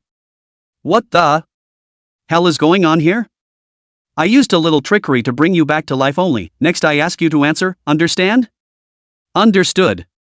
The man replied with a busy nod. Name? Wang. Wang Dandan. Huang Ting opened his mouth to speak, the name nearly making him forget the question that followed. You got eaten by that tiger? It should have eaten me. It's all because of that guy Zhao Zi. If he didn't leave me alone, I wouldn't have been eaten by that tiger. Wang Dandan glanced at Bai Hu somewhat sheepishly, and only after realizing that the latter had made no movement did he then stammered. Alright, that big tiger's strength is extraordinary. Even if the one called Zhao Zi is in charge of you, you guys won't be able to escape. With the white tiger's strength, not to mention there were only 2 people, even if there were 20 more, no one would escape, and it was clearly intentional when it let Zhao Zi go. Noticing Huang Ting looking at him, the white tiger licked its paw, but felt that this seemed to be detrimental to its authority, so it lowered it and spat out a woman from its mouth. The woman landed on her feet and spoke, "That guy hasn't bathed in many days and his body stinks, I don't care to eat it." The devourer is the eyes and ears of the white tiger, and can therefore convey some messages for it. Hearing this reason, Wang Dandan almost collapsed, so the reason she was eaten was actually because she took a bath? Of course, another reason is that I had a deal with that kid Zheng Di, and I had to keep one of the people he sent. What? Hearing this, Wang Dandan's body went cold. He had vaguely heard about Zheng Di and the white tiger, and knew that Zheng Di had once sent someone to find the white tiger. But he assumed that it was because someone had angered the white tiger and was eaten by the other side, and that he shouldn't have too much of a problem as long as he was careful enough to be cautious. I didn't realize that I was not only there to deliver a message, but likewise to deliver a takeaway. In other words, one of himself and Zhao Zi had to die at that time. Young Di is so hard-hearted. So you came here to contact the white tiger against me? Combining the 2 responses, Huang Ting's heart was suddenly clear. Wang Dandan nodded and said angrily, "It's all the chief, shucks, it's all Zheng Di that made us do this. Before squatting in the villa area, it's also Zheng Di who found out that there is a treasure there, or else we are too idle to be in that kind of place." The villa area? Huang Ting's eyes fell on Guan Xior. It should have been Guan Xior's resurrection when the power of the resuscitation tablet overflowed, causing some visions. And these visions happened to be seen by Zheng Di, and that's why all those later things happened. No wonder it always felt like someone was biting like a mad dog, so I found out some little secret. Thinking of this, the smile on Huang Ting's face chilled. Cubero, extract his soul, I need some memories. At your will. Cubero grabbed one hand in vain, and a ball of special energy precipitated out of Wang Dandan's body. A closer look would reveal that that particular mass of energy actually had the same 5 senses as him. Taking out Wang Dandan's soul, Cubero began to absorb the memories within.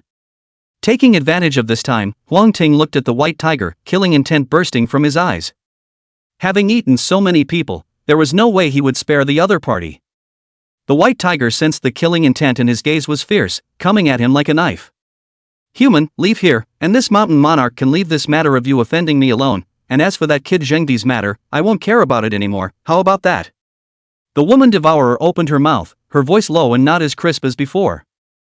Huang Ting didn't have any nonsense, the Aurora Mecha possessed itself, and the limit state was opened. In the next second, he disappeared into the shadow space, his 8 long legs flying behind him. When he went to look again, Huang Ting had appeared above the white tiger's head. He grabbed a handful of hair on top of the white tiger's head, and with his other hand, he formed a fist and slammed it down. What is it that dares to call itself a mountain king? How dare you eat people? And you drive a ghost? You used to be a protected animal, not anymore. A series of hard punches slammed down, not doing much damage, but extremely insulting. The white tiger roared, its body fur vaguely having a tendency to shift towards red. "I'm gonna eat you." This time it was no longer the ghost of the devourer who spoke, but the white tiger itself. As the words fell, the fur on its body turned completely red. Quickly shaking off the yellow cord that had grabbed his fur, he roared and lunged to bite. Huang Ting crossed his blood-colored serrated teeth to block. The white tiger's huge fangs biting on the blood-colored serrated teeth actually made a clicking and crumbling sound, as if it was going to disintegrate in the next second. The tiger was originally the king of all beasts, and after being mutated, it was even more powerful enough to fight across the ranks. Huang Ting dropped the weapon in his hand and slammed straight into White Tiger's arms. In the great graveyard of the undead, he had recovered quite a few memories of his past life by consuming the stones tainted with the scent of his soul. Among them was a set of incredibly powerful mecha fighting techniques called the 6 Beast Seals. This was no ordinary mecha fighting technique, but an absolute killing move refined by learning the attacks of powerful mutated creatures. Coupled with the mysterious energy infused into the hands and feet, an incredible power could erupt in a flash. Six Beasts Tiger Seal. One of Huang Ting's hands merged into the shape of a tiger's claw, digging into the white tiger's abdomen. This move was even more powerful if it had a fist and claw type accessory module to go along with it, but with his terrifying attribute boost, the power wasn't weak at all. Snort! Even though the white tiger's skin was exceptionally tough, it was still scratched by Huang Ting with a blood mark. Crimson blood continued to ooze out, quickly coloring the neighborhood bright red. The white tiger took the pain and turned back to bite back. Six Beasts Snake Seal. Seeing this, Huang Ting's huge body instantly lowered itself as if it had no bones, and in the blink of an eye, it circled around to the other side. Bear Seal. He raised his hands high and slapped them down with a loud bang. The white tiger took the impact and stumbled askew, smashing 7 or 8 huge trees that were the thickness of a bucket. Tiger plucking, snake winding, bear slapping, these were precisely the most powerful and treacherous moves in the Six Beast Seals. If it wasn't for the increase in the mysterious attribute, Huang Ting really wouldn't have been able to use this set of Six Beast Seals. Taking advantage of the white tiger's efforts to get up, he reached out and fished out the blood-colored serrated teeth on the ground, and the spirituality in his body surged out, instantly repairing them. Then he stepped forward and swung his knife down at the softest and already scratched a bloody mark on his abdomen. Seeing that the white tiger still had a glimmer of life left in it, the revival tablet was unleashed and began to draw on the spirit. Half a minute later, a kill alert popped up in front of him. Kill Chief Mountain Monarch White Tiger 4th Order, obtain, White Tiger Blood and Flesh 10, White Tiger Skin 8, White Tiger Bone 8, White Tiger Tooth 4, White Tiger Face Armor Attachment Module 1. Chapter 110, Kill Zhengdi, Return to White Lake Gathering Place. Flesh, skin, bone, and tooth were all 4th Order reinforcement materials with different effects, and in terms of value alone, they were definitely not as valuable as the attachment module. Huang Ting picked up the White Tiger Face Armor and revealed its attributes. Name, White Tiger Face Armor. Quality, excellent. Type, Header Module. Effect 1, when loaded, Strength +2, Defense +5, Mystic +12. Effect 2, when loaded, releases a wave of fury that surrounds the mech and obscures the mech's form.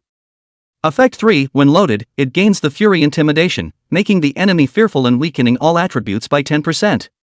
Effect 4, can absorb other subsidiary modules or corresponding materials to obtain growth. All 4 effects are extremely useful. Just seeing this, Huang Ting remembered the plant communication and grievance mask he had gotten a while ago. The former comes from a copy of the forest, the latter from a disgruntled baby in a hospital. Both head modules had special effects, but they had not been used once themselves and were destroyed in the explosion. Thinking about it, he resuscitated the head module, plant communication. There was some overlap between the effects of the Mask of Grievance and the White Tiger Face Armor, and the latter's effects were superior to the former. In the future, he would still mainly use the White Tiger Face Armor. As for plant communication, the subsidiary module is of the auxiliary type. You can usually do without it, but you certainly can't do without it. Putting on the White Tiger Face Armor, Huang Ting opened the attribute panel of the Aurora Mech. Name, Aurora Mech. Rank, 3rd Order. Power, 149,300. Defense, 168,300. Agility, 154,300. Mystery, 15,300. Attribute growth has been a bit slow lately. I don't know how Li Muixing's research is actually going. When we're done with Zhengdi, we'll immediately go back to raise our attributes, and in the meantime, we'll be preparing for the promotion to the 4th rank, as well as finding an insect that specializes in long-range attacks, and remodeling a new type of mecha. After a slight calculation in his mind, Huang Ting raised his head to look at a few people. The white tiger died, and the devourer was no more. Cubello had finished absorbing Wang Danden's memories by now, and was honestly standing in place, waiting for his next command. You two wait here first, I'm going to finish off Zhengdi, don't run around, by the way Jiangzi, keep an eye on your bestie. With a deliberate warning, Huang Ting led Cubero away. By city, Dean's gathering. Zhengdi still doesn't know that Shan Jun is dead, let alone that Huang Ting has learned from Wang Dandan that he is the real mastermind behind this. At that moment he was pacing back and forth anxiously, expecting the devourer to arrive. This state of affairs he had been in for a whole day. Just then, the hand came down to report. Chief, 2 men have come outside, saying they are from the Mountain King. Yamakuni? Zhengdi's spirit lifted and he was so excited that his hands were trembling. Quick, hurry up and bring it to me. No, where the people are, I'll meet them myself. If it were normal, he certainly wouldn't have lowered himself so much. After all, the relationship between him and Yamatsukyan was more of a cooperative one. But now, how could he not be excited when the secret of coming back from the dead was at stake in the coming devils? The men didn't dare to be slow and guided Zhengdi to a gazebo. "How's Yamakuni doing these days?" Zhengdi was originally wearing a smile, but when he got a good look at Huang Ting, his smile froze and he froze in place. How did you get here?"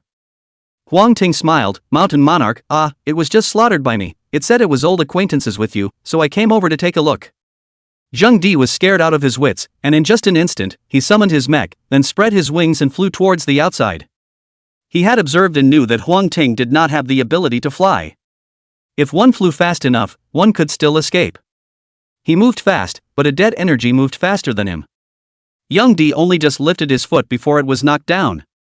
Most mechs at this stage lack resistance to other energies, and a single Kyuburo can pretty much kill them through and through. For this situation to be reversed, it would have to wait until after the fourth mutation, at least. If it wasn't for Huang Ting speeding up the process, there was no way an alien powerhouse like Kyuburo would have appeared by now.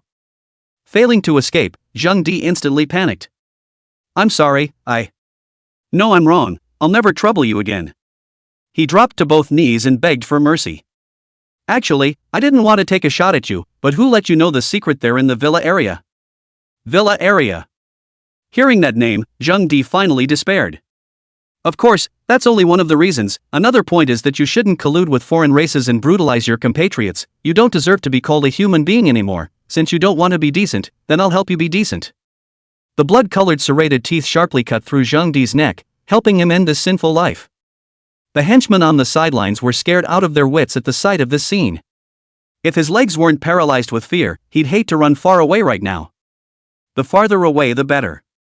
After resolving Zhengdi, Huang Ting's heart had no ripples. Except for a very few geniuses, others were no longer his opponents. His opponents were still mainly among the Fae. Let the others elect the new chief, and whatever means you use, remember not to mutilate your own people, or all of us will be left in isolation. After saying that, Huang Ting left in style with Cubello. The henchman managed to retrieve a small life and hurriedly shouted, "No good, the chief has been killed, the chief has been killed." The high-pitched voice instantly resounded through half of the Dean gathering. By the time people arrived, they realized that Huang Ting had long disappeared. Some smart people immediately realized that this was a good time to take the chief's seat. They sent out their inner circle and began to seize the territory where Zhengdi had been alive. The entire Dean gathering was a mess for a while. As for the originator, he was already on his way back to Ning City by now. It's naturally much easier to walk the path you've traveled once and then again. It didn't take long for Huang Ting to bring Kyuburo, Jiangzi, and Guan Xiu'er to the White Lake gathering, his first stop in the first place. "Stop, little Thane, still dare to come to my place to steal again to give you a broken hand." Not long after stepping into the lake island, several people saw a stall owner grabbing a child's wrist and loudly scolding him. The others were not surprised by this, and a few even tried to come forward to help, apparently having been patronized by the boy as well. "Wait, what's going on?" Huang Ting walked up and asked. The stall owner was quite a bit unconvinced by the sudden interruption, and was just about to put on an evil face when he realized that the visitor was Huang Ting, and his face immediately blossomed into a smile that resembled a freshly bloomed chrysanthemum. "Ah, so it's Lord Huang Ting, you're back from Bai City?" The stall owner said with a flattering face. Chapter 111 Junior Zhang Qi, Nianling, seeking golden tickets. "You recognize me?" Huang Ting thought back carefully for a while and realized that the person in front of him was not in his memory at all. The stall owner nodded his head repeatedly, then quickly waved his head again. "Harm, who in our White Lake gathering place doesn't know you, whether it's cleaning up Zhao Lai's father and son, or killing that Sphinx spider, we remember it all." Hearing the stall owner say this, Huang Ting then realized and smiled, "It's all in the past, what's wrong with this kid?" Speaking of the child, the stall owner let out a long sigh. "His name is Zhang Qi, he's been an orphan since he was a child, living in the Far Star Welfare Institution. I heard that a very powerful mutated monster appeared in the orphanage, everyone else died, and he was the only one who escaped. So that's it." Huang Ting opened the system mall and purchased a food packet and handed it to Zhang Qi. "Here, eat this first."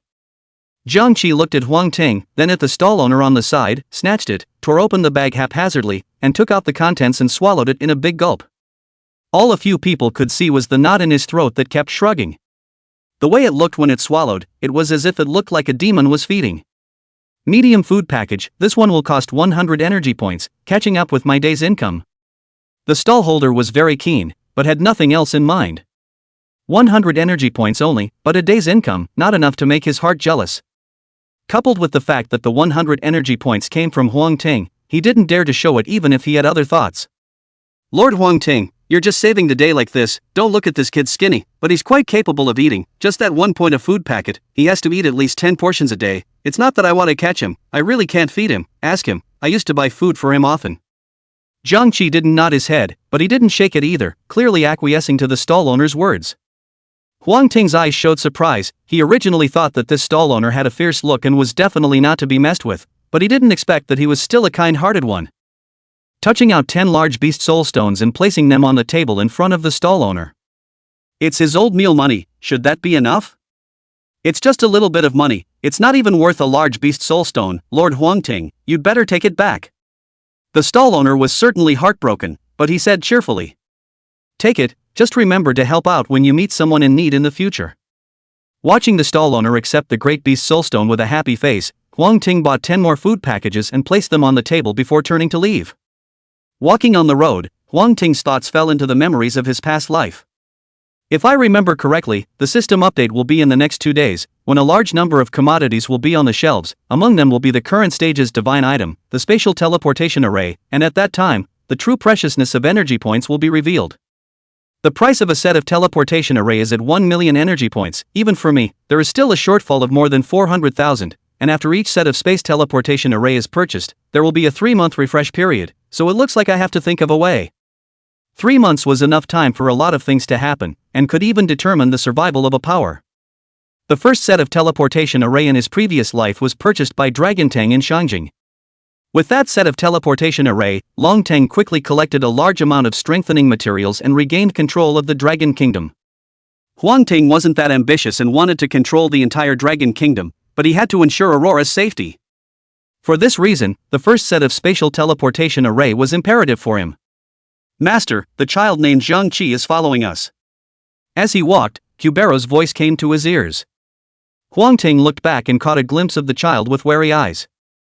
Taking another look, Jiang Qi's hands were empty, and he wondered where all the food he had just given him had gone. Thinking of a certain possibility, anger grew in Huang Ting's heart. Even dared to rob a child, he would like to see which people were so ruthless. Jiang Zi, it just so happens that you have the same last name as him, go ask him where the food went. Jiang Zi trotted to Jiang Qi's side, squatted down and began to ask. She was petite and had an infectious smile that didn't make it easy to raise one's guard. Not a moment's effort later, Jiang Zi brought Jiang Qi to the side of a few people. Chairman, he said that you are very powerful, and that everyone here is afraid of you, and wants to follow you and recognize you as his big brother, and as for all that food, he ate it all by himself, and no one robbed him. Jiang Zi's face was odd, not realizing that Jiang Qi could eat so much. That's a dozen people, enough for an average person to eat for a month. How long has it been, and it's all been eaten? Want to follow me? Reason? With Yoshi's group of kids still living in the mustard seed mech, it wouldn't be hard to take in another one, even if it was more food. Besides, this child called Jiang Qi must have a story on him, or else he wouldn't have such a weird appetite. The stronger the mecha manipulator was, the more it consumed. He wouldn't be surprised if anyone else could eat all that food so quickly. But definitely not the kid in front of me. Unless he had awakened his native mecha and had also upgraded it to at least a second order level. Just how is it possible to steal food when you have that strength? I don't want to be bullied. Jiang Qi's eyes were evasive, like a wounded kitten, but with stubbornness and hope. Huang Ting frowned slightly and stepped forward to pull away his long sleeves. The arms underneath the long sleeves were a little dirty and looked like they hadn't been cleaned in a long time, but the dirt did nothing to hide the scars on them. Some of the scars seemed to be freshly formed and not yet fully solidified. Some of the scars, however, had long since fallen off, revealing a mass of tender pink flesh underneath. The orphanage? Huang Ting suddenly asked without a clue. Although he had never been there, he understood that it was not supposed to be a good place. I eat a lot, they don't let me have enough to eat, and they always bully me. Gangchi lowered his head. His answer was wooden, with a sense of powerlessness that comes from seeing the world at a young age. Just then, he snapped his head up and a hint of ferocity flashed in his eyes, but it was quickly suppressed. I'm sorry, I don't know what's going on. I don't want to, but sometimes I can't help myself. Huang Ting didn't react, but it was Jiang Qi who was startled and hurriedly apologized. It's okay, I know it wasn't you, it's just that you unintentionally fused something called a nimbus spirit. Nimbus? What's that? Huan Xiu'er said with some curiosity. Even Curbelo pricked up his ears. As a mage, she was always wary of the knowledge passed down in the world. Chapter 112 The Great Mall Update, Requesting Golden Tickets. The intricacies and variations of human thoughts can probably be summarized into 7 emotions and 6 desires, namely the 7 emotions of joy, anger, sorrow, thought, grief, fear, and surprise, and the 6 desires of seeing, hearing, scenting, tasting, touching, and wanting. This is a complex condition in him, like a combination of taste and intentionality. To put it more simply, it's a conglomeration of the thought of wanting to eat. Originally, this conglomeration wouldn't have existed in the real world, he'd have been a bit of a glutton at best, and the effects wouldn't have been too great. But since the calamity descended, mysterious forces have eroded the world, causing such thoughts to be transformed into Niemann spirits, possessing some life qualities, which attach themselves to people, and that's why this strange change has occurred. Huang Ting's explanation was very detailed and easy to understand, and several people understood the nature of the Nianling at once. Now that we know why, wouldn't it be better to help him exorcise it? Huan Xiu'er continued. No, the Nian spirit has already fused with his soul, the two are intertwined and indistinguishable from each other, I don't have the ability to separate them now. Huang Ting shook his head. Nianling was also known as the anointed monkey in his previous life, which means that he can't get away when he sticks to his body, and unless he dies completely, he will be re-entangled even if he is resurrected. There are millions of thoughts in the world, and as long as one lives, one cannot avoid being infested with thoughts, one simply cannot avoid them. Of course, if you turn yourself into a moron who knows nothing, or a robot without any feelings, there might be hope of escaping. The luster in Jiang Qi's eyes dimmed, he thought that he would be able to free himself, but he didn't expect that he would be entangled for the rest of his life. Nemesis possession isn't necessarily a bad thing, as long as you keep satisfying the Nemesis needs, you'll be able to obtain extremely powerful feedback. Isn't it just more food? We Aurora can completely afford it. What Huang Ting said was the truth, this kind of harmless Nianling were all good Nianling, much better than those Nianling that could only be satisfied by killing people. If he encountered a Nianling like that, he would never be soft and would definitely settle it on the spot. With a flash of light in his hand, the bug crystal reappeared. With the Nian spirit possessing him, Jiang Qi no longer had any hope of awakening the possibility of his original mech, and the bug crystal was just the thing to help him become stronger. And with the mech formed by the bug crystals, Jiang Qi could support himself alone. After explaining the efficacy of the different bug crystals, Huang Ting quietly waited for him to pick. The Heavenly Royal and Mustard Seed mechs had already been chosen, and now only the Giant God, Thunderflash, Guile Shadow, and Mother Spider mechs remained, and there was no telling which one he would choose. After some hesitation, Jiang Qi selected the Guile Shadow mech. Why did you pick this? Huang Ting asked in passing. Jiang Zi was afraid of pain and chose the Heavenly Imperial Mecha. Kuburo chooses the Mustard Seed mech in order to cultivate undead creatures. Now that Jiang Qi had chosen the Guile Shadow Mecha, he must have his own choices as well. I want to be a shadow that no one pays attention to. Jiang Qi replied seriously. This answer was unexpected by several people, but they didn't continue to dig into the matter. Alright, let's rest here at the White Lake Gathering for a few days, you guys can go around, but don't cause any trouble. After formally admitting Jiang Qi, Huang Ting instructed. Waiting for a few people to leave, he clicked on the friend channel and pulled Guan Xilan, Chu Jiajin, and Luo Shopping inside a temporary group chat. How many energy points does Aurora have left now? Currently available for circulation are 631,128 points. Not long after, Guan Xilan was the first to reply. This number was not far off from what Huang Ting had thought. It seemed like a lot, but it was still quite a bit short compared to the energy points needed to purchase a teleportation array. This is still the difference in price earned by buying low and selling high using the lower order material synthesizer. Without that artifact, I'm afraid that I could only accumulate 300,000 at most. Let everyone save their contribution points first, don't redeem the things inside the guild's warehouse, then contact other forces and sell those materials at a discounted price, exchange them all for energy points, and try to save up to 1 million in these 2 days. By City, Aurora Base. Seeing the message from Huang Ting, Guan Xilan's expression tightened. Is something big going to happen lately? What could make even Huang Ting treat it so cautiously was definitely not a small matter, and she was afraid that she hadn't done enough and wanted to ask for a clearer picture. If the materials are sold on a large scale, it's likely to cause others to panic. Chu Jiajin replied at this time. In fact, he had noticed the group chat long ago, and the reason why he didn't interrupt was because he wanted to weaken his influence. After all, Aurora was developed on the basis of mountain river base, and if he took too much power, it was likely that he would provoke Huang Ting's scorn and suspicion. Even if Huang Ting didn't want these things, there was no guarantee that other people wouldn't have thoughts. If Huang Ting hadn't said that this matter was not trivial, he wouldn't have said much. Indeed, I'm afraid that other forces won't necessarily take over these materials if they don't understand the situation. Luo Shoping chimed in at this point. This is simple. Huang Ting didn't try to hide his intentions. Tell him that I'm planning to purchase a set of spatial teleportation array, capable of ultra-long-distance teleportation, at a price of 1 million energy points, with one end of the array located in Ning City, and the other end inside another gathering place I discovered. By the way, teleportation connections can also be established between different teleportation arrays, and the same can be done to other regions. What? A teleportation array?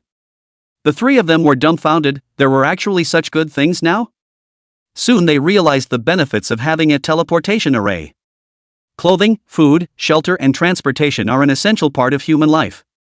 Now that they had temporarily solved the first three, there was only one traveling left to be solved, and once they had a teleportation array, then traveling could become much more convenient. Moreover, if Aurora was able to master the teleportation array, the benefits within were simply unimaginable. This is a chicken that lays golden eggs. It was no wonder that Huang Ting would sell the materials at a discount to collect the funds. Knowing that it was profitable, the three of them didn't talk any more nonsense and acted as one. Just as they had predicted, the entire Ning City was in chaos, not to mention Aurora. Higher Education Alliance. The somewhat balding and sad-faced principal approached Ran Zijing and Yu Lang and the others. I heard you guys know Huang Ting. Can you try to contact Aurora to see what happened and if he's already there? Don't worry, Headmaster, Big Brother Huang Ting will be fine. Yu Lang didn't wait for the principal to finish speaking before he opened his mouth to retort. Yes, I guess Aurora must mean something else with these moves. Ran Zijing also supported Yu Lang. He had Huang Ting's best friend, so of course he knew that Huang Ting was alive and well now. Besides, Aurora was in a bit of a mess right now, but the management had been steady as a rock, which meant it wasn't a big deal. This is pure concern on the part of the principal. Headmaster, you forgot that there is still the Ningcheng base. If something big really happens, they definitely won't ignore it. Let's just wait at ease. Aurora has lowered the price this time to sell reinforcement materials. It's a good time for us to enhance our strength. Don't care about how things are going on outside. Our own strength is the real strength, don't you think so? The principal's old face flushed, not realizing that he was being educated by a student. However, Ran Zijing was right about one thing: being strong in oneself is truly strong. He no longer hesitated and instructed his specialists to go ahead and purchase the materials. This much strengthening material was enough to raise the overall strength of the college union by one layer. The Ningcheng base side had already reached an agreement with Shiguang, and they understood that they could not afford to purchase the teleportation array on their own, so it would be better to cooperate with Shiguang first, and then seek development. The only people who had any complaints about the whole thing were the Aurora base insiders. After all, only their exchanges were affected and their interests were jeopardized, and some people were dissatisfied with this and waited for an opportunity to try to incite trouble.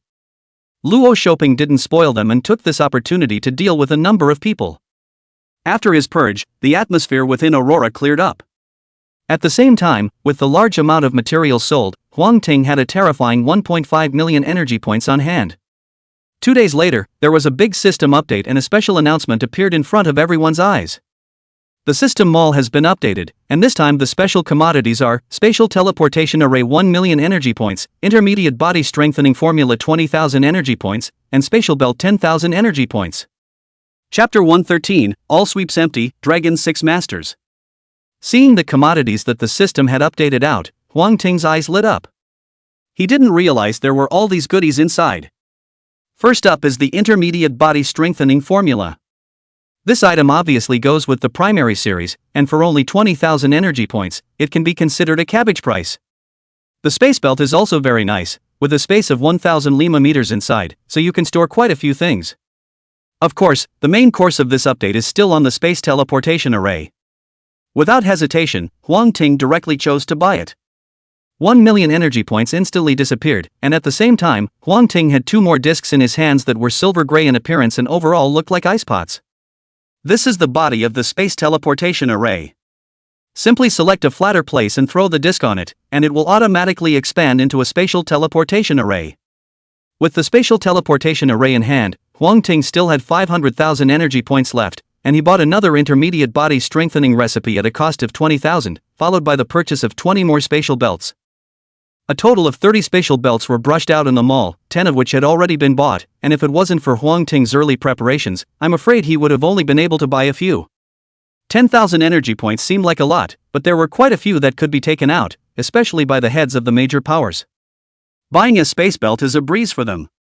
Buying up all the spatial belts, Huang Ting's goal was set on other things, such as refining stones, which were one of the future necessities, and they retained their value when bought. With 1.5 million energy points all squandered, he then closed the mall page with satisfaction. It was just that, while he had bought this flurry of purchases that were soothing to his heart, the others were as uncomfortable as if they had eaten. The spatial teleportation array was not a problem, they couldn't afford it, and they couldn't afford it even if their teeth were chewed up. But a space belt is different, you can still get it together if you bite the bullet. Now it's good, it's just been emptied. Which lackluster thing, all swept up for me, my space belt. That's right, being rich is great, if you have the ability to give me 20,000 to spend. Ha, I got lucky and grabbed a refining stone, 5,000 energy points apiece, who wants it? Off, 1,000 energy points out of the goods, you 5,000 to sell, really black-hearted ah. No, I'll take it, give it to me, I'll take 5,000 energy points. The people were arguing over a little something, but the top brass of the major powers were silent. Especially the Shangjing forces. Inside the Dragon Totem base, Ji Changhong had just finished practicing a set of sword techniques, and at this moment, he was holding a towel and wiping off the beads of sweat on his body bit by bit. Suddenly, as if he had remembered something, he asked the young girl who was serving at the side, "What has been updated in the system mall today?" The young girl was prepared for this and immediately replied, "A lot of good things have appeared, space equipment that can store things, refining stones that increase the upper limit of the mech's attributes, and space spells that can perform regional teleportation, that is." At this point, the young girl didn't know how to continue. Just what? Ji Changhong's expression remained unchanged, as if nothing in the world could move him.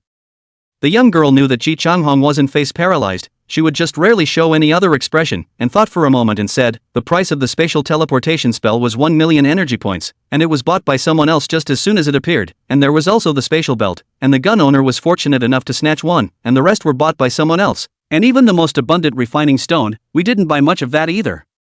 Dragon Base does not have a Grand Chieftain, only 6 deputy chieftains, called by their respective weapons or habits.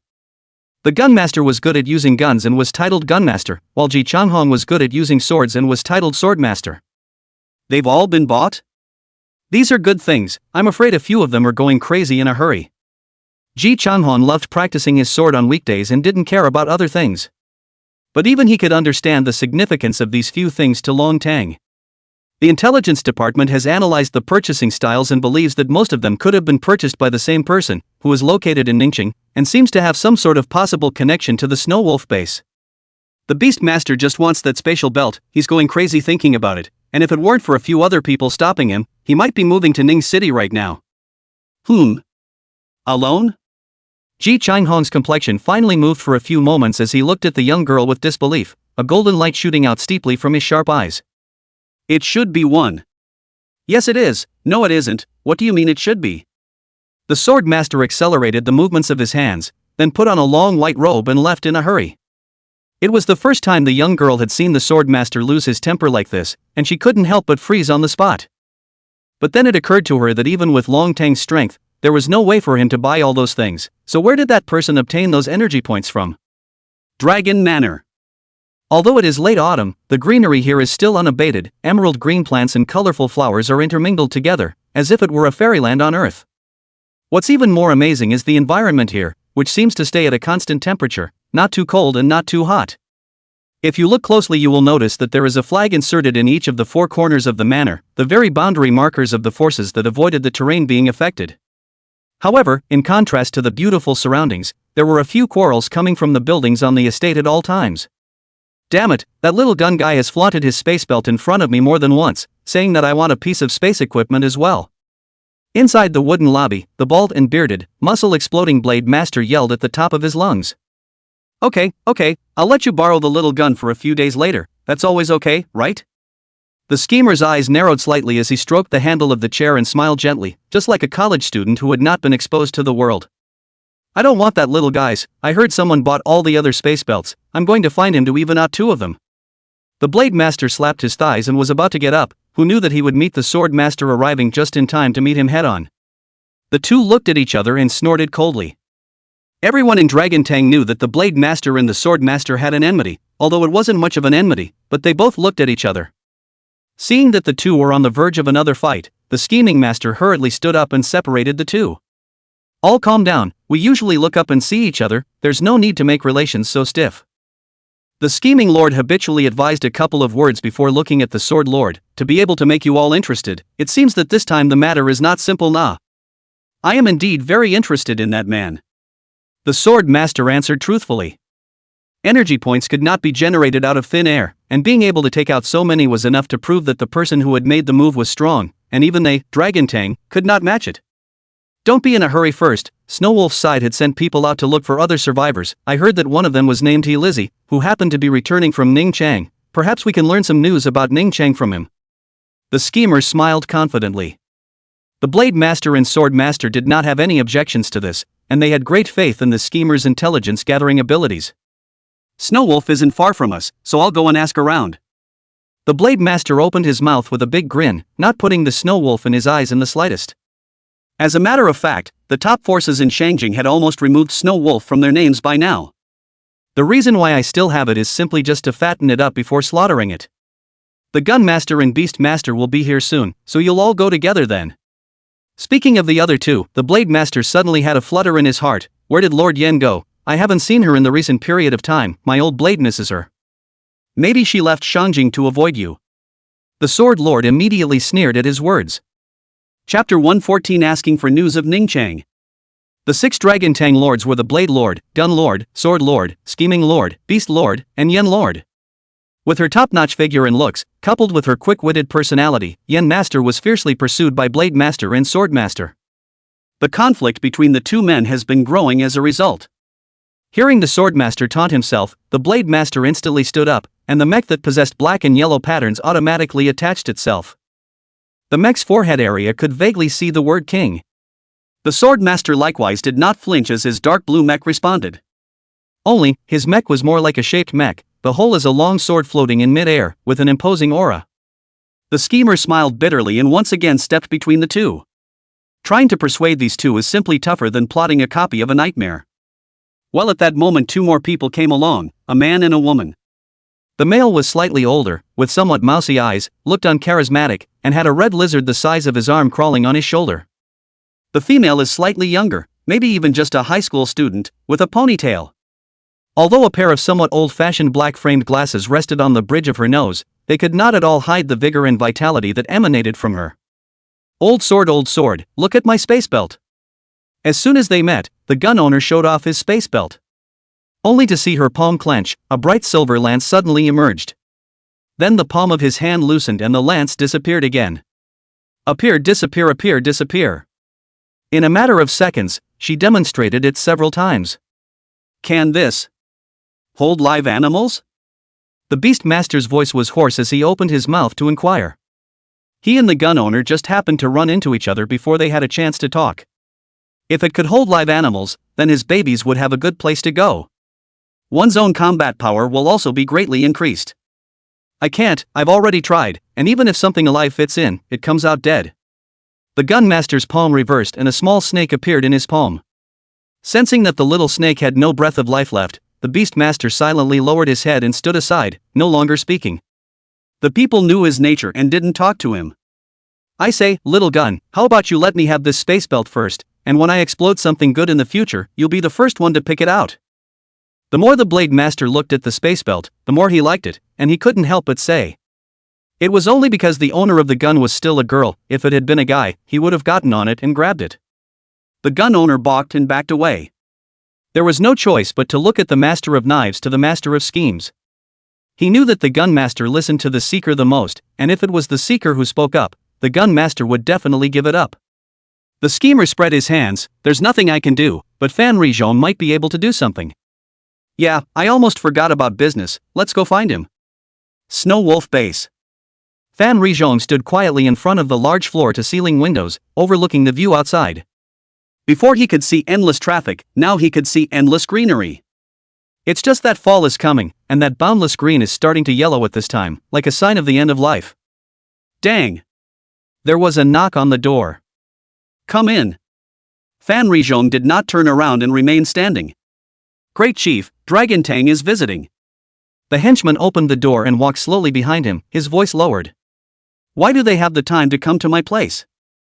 Who are they? Except for Lord Yen, all the others are here. He snapped around, his gaze electric. The 5 lords are all here, what does this mean? Do they want to overthrow Snow Wolf today? Standing still for a while in thought, he breathed a sigh of relief. Snow Wolf was a piece of fat meat, this point was known to all. If they really wanted to take action against themselves, the one who came could never be just on Dragon Tang's side. Himself is largely safe today.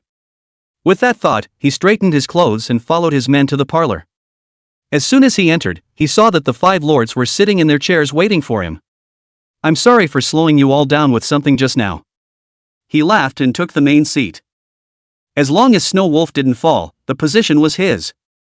Chief Fan is too polite, we should be the ones to interrupt. I heard that Chief Fan sent out quite a few people to look for other survivors or gathering places the other day. I wonder how effective they were?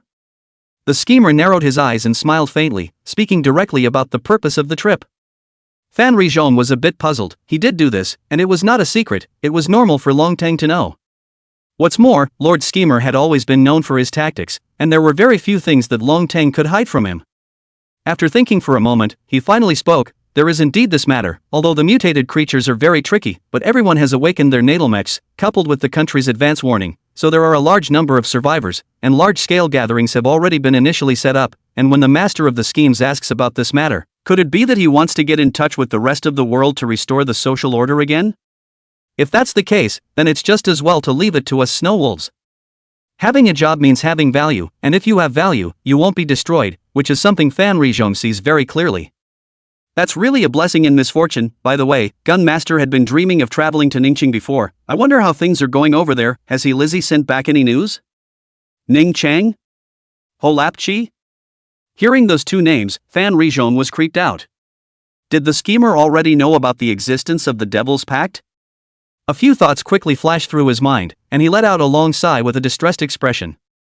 I'm not sure about that one. I would have forgotten there was one if you hadn't mentioned it. He is a great contributor to the search for survivors out there, how can he be forgotten? Why don't Chief Fan get in touch now and tell us about Ningchang's status? Fan Rizhong couldn't keep up with the scheming master's train of thought and was completely confused. However, since he was asking about Ningchang, then as long as he did not reveal the existence of the demonic contract, everything else would be fine. He sends a couple messages to Holiday. These messages contain coded messages, and there is no fear that Lizzie will reveal any secrets. Not long after, Lizzie did reply with some news about Ningchang. Getting what they wanted, the schemer and the others no longer stayed and quickly left. Looking at the departing backs of the several people, Fan Rizhong realized only afterward that their target was not himself, but Ningchang. Someone, go and investigate what exactly happened in Ning City. Chapter 115 Returning to Ning City, probing. Just leave it here. Cheng Taijun led Huang Ting's few people to the bottom of a giant tree that reached a diameter of 10 meters. The giant tree was in a straight shape, and the dark brown roots at the top of its head were gnarled together with each other, like an unorganized mess. Fortunately, the space at the base of the roots is very flat and clean with no other plants growing. Another thing is that this place is protected by tree roots, and the location is not only hidden, but if necessary, the sturdy tree roots outside can also withstand attacks. It would take several minutes of effort for a few people to just walk around the giant tree. A nice place indeed. Huang Ting nodded in satisfaction. Turning Lakewood into a homestead was his idea in the beginning. With the outer circle of waters as a barrier, the security and privacy of this place was far higher than that of Ningchang. It is said that a cunning rabbit has 3 holes, and now the original Shanha base, that is, the building area that Chu Jiazhen holds, is the most external area of Aurora. Abandoned buildings, on the other hand, house some of the elite. This small island in the center of the lake could just be the internal core area. It simply means that the other places belong to the outer sect, while the lake island belongs to the inner sect. As for the inside of the mustard seed mech, it was a more central area, and only a handful of people were able to enter the entire aurora. Cheng Taijun naturally knew of Huang Ting's intention to set up a teleportation array in the White Lake Gathering, but he didn't stop it, instead he welcomed it. When lives are at stake, everything else can be put aside for a while. Besides, he wasn't much of a power-hungry person himself. With this teleportation array, the security of the White Lake Gathering place would definitely be greatly improved. Throwing out the disc that was originally only the size of his head expanded rapidly, and in the blink of an eye, it turned into a large disc with a diameter of 4 meters. Boom! The next second, the disc hit the ground and hit the ground hard. Name, Level 1 Space Transportation Array. Quality, Epic. Type, Prop. Effects, can be linked to another teleportation array, teleportation within 3,000 kilometers, each teleportation costs 1,000 energy points, 2 managers can be set up, current manager, 0. Spatial teleportation arrays also have levels, the higher the level, the farther the teleportation distance, and at the same time, the consumption will be reduced accordingly. As for managers, this definitely has a share of Cheng Taijun. Once it was set up, Huang Ting briefly explained a few things before returning to Ning City with a few people. Going alone and coming back. Huang Ting took a look at the composition of the team and felt that it was a bit dismal. A mutant dog that loves grilled chicken. A pair of life and death girlfriends who love each other. A necromancer, exact species uncertain, human-like in appearance, not actually human. Even the most normal-looking Jiang Qi was carrying a Nianling. To say that Nianling was lifting it up, to say that it was carrying a hungry ghost was more like it. Huang Ting then realized miserably that Xiao Hao was already able to eat enough, and now there was another Jiang Qi who was even more able to eat than it. One man and one dog eat almost as much every day as he eats in a month. Just like that, the group stumbled back to Ning City. From afar, Huang Ting could see the tall and thick city wall in front of him. The walls were lined with exaggeratedly shaped giant crossbows, machine guns, and even 2 sci-fi looking laser cannons. There was a group of people standing at the city gates below, seemingly waiting for someone to arrive. It seems that they've developed quite well in the time I've been away, they've actually even made a city wall. Huang Ting gave a secret sigh of approval. Since even laboratory drawings could be popped out, it wouldn't be hard to pop out a few city wall drawings. There was a large war replica right around Ningchang, which had the potential to burst out this kind of city wall drawing. As long as enough materials were gathered, a solid wall could be generated immediately. In the previous world, such wall drawings were very ubiquitous and varied in quality, ranging from mud walls less than 3 meters high to the wall of size, which was cast from legendary materials that even the gods couldn't break through. The solid and durable walls became the first line of defense to protect the human gathering place. Like the one Ning Chang was currently using, it was one of the relatively low-level ones. But even so, it was enough to withstand a wave of second-order beasts. With this city wall, Ningchang had the capital to truly survive. Continuing forward, the appearance of the crowd at the city gates gradually became clearer. Boss. Su Hai Dahai ran his ass off, originally wanting to give Hu Ting a big hug, but then he remembered that Guan Xilan had said that his boss's status and position was different nowadays, and that he had to maintain a sense of proportion, so he extinguished this thought and stood respectfully in front of him. Not bad, your strength has improved very quickly during this period of time. Feeling the majestic vitality coming from Su Dahai's body, Huang Ting nodded. At this time, several other people also greeted them together, not only people from Aurora, but also people sent from the Ningcheng base side. Huang Ting even saw an unfamiliar figure in it. President, this is President Xian of the College Union. Luo Shoping was the first to introduce it. Since Huang Ting's departure, Guan Xilan has devoted herself to research, and the matter of external contact has rightly fallen to Luo Shoping. As for Chu Ka-chun, unless it was a major matter, he generally did not make remarks easily. The way of mutual checks and balances, he knew better than Huang Ting and was more willing to abide by it. So it's Principal Gao, nice to meet you. Huang Ting stretched out his palm and smiled brightly. Just as they were exchanging pleasantries, Ningcheng's internal streets. A man in a gray hoodie with a few mediocre looks muttered. What kind of people, such a big battle, people from the 3 major forces came out together, and they're all the ones you don't normally see. The man on the side heard his muttering and immediately put on a you don't get it look. That's what you don't know, right? The person standing in front of you is the president of the Aurora Society, the youngest colonel, the savior of Ning City, the first bigwig to raise his mech to the 4th rank. Tell me, isn't it only right that so many people go out to greet him? Seeing the man's disbelief, the man added, by the way, it's very likely that that spatial teleportation array was purchased by President Huang Ting. After all, aside from him, no one can afford to take 100 energy points at this stage. Hiss. The man's pupils quake. Ning City was now entrenched by 3 forces, namely the Ning City Base, the Aurora Society, and the Collegiate Alliance. Among them, although the Ning Cheng Base was ostensibly stronger, everyone understood that the most powerful one was the Aurora Society.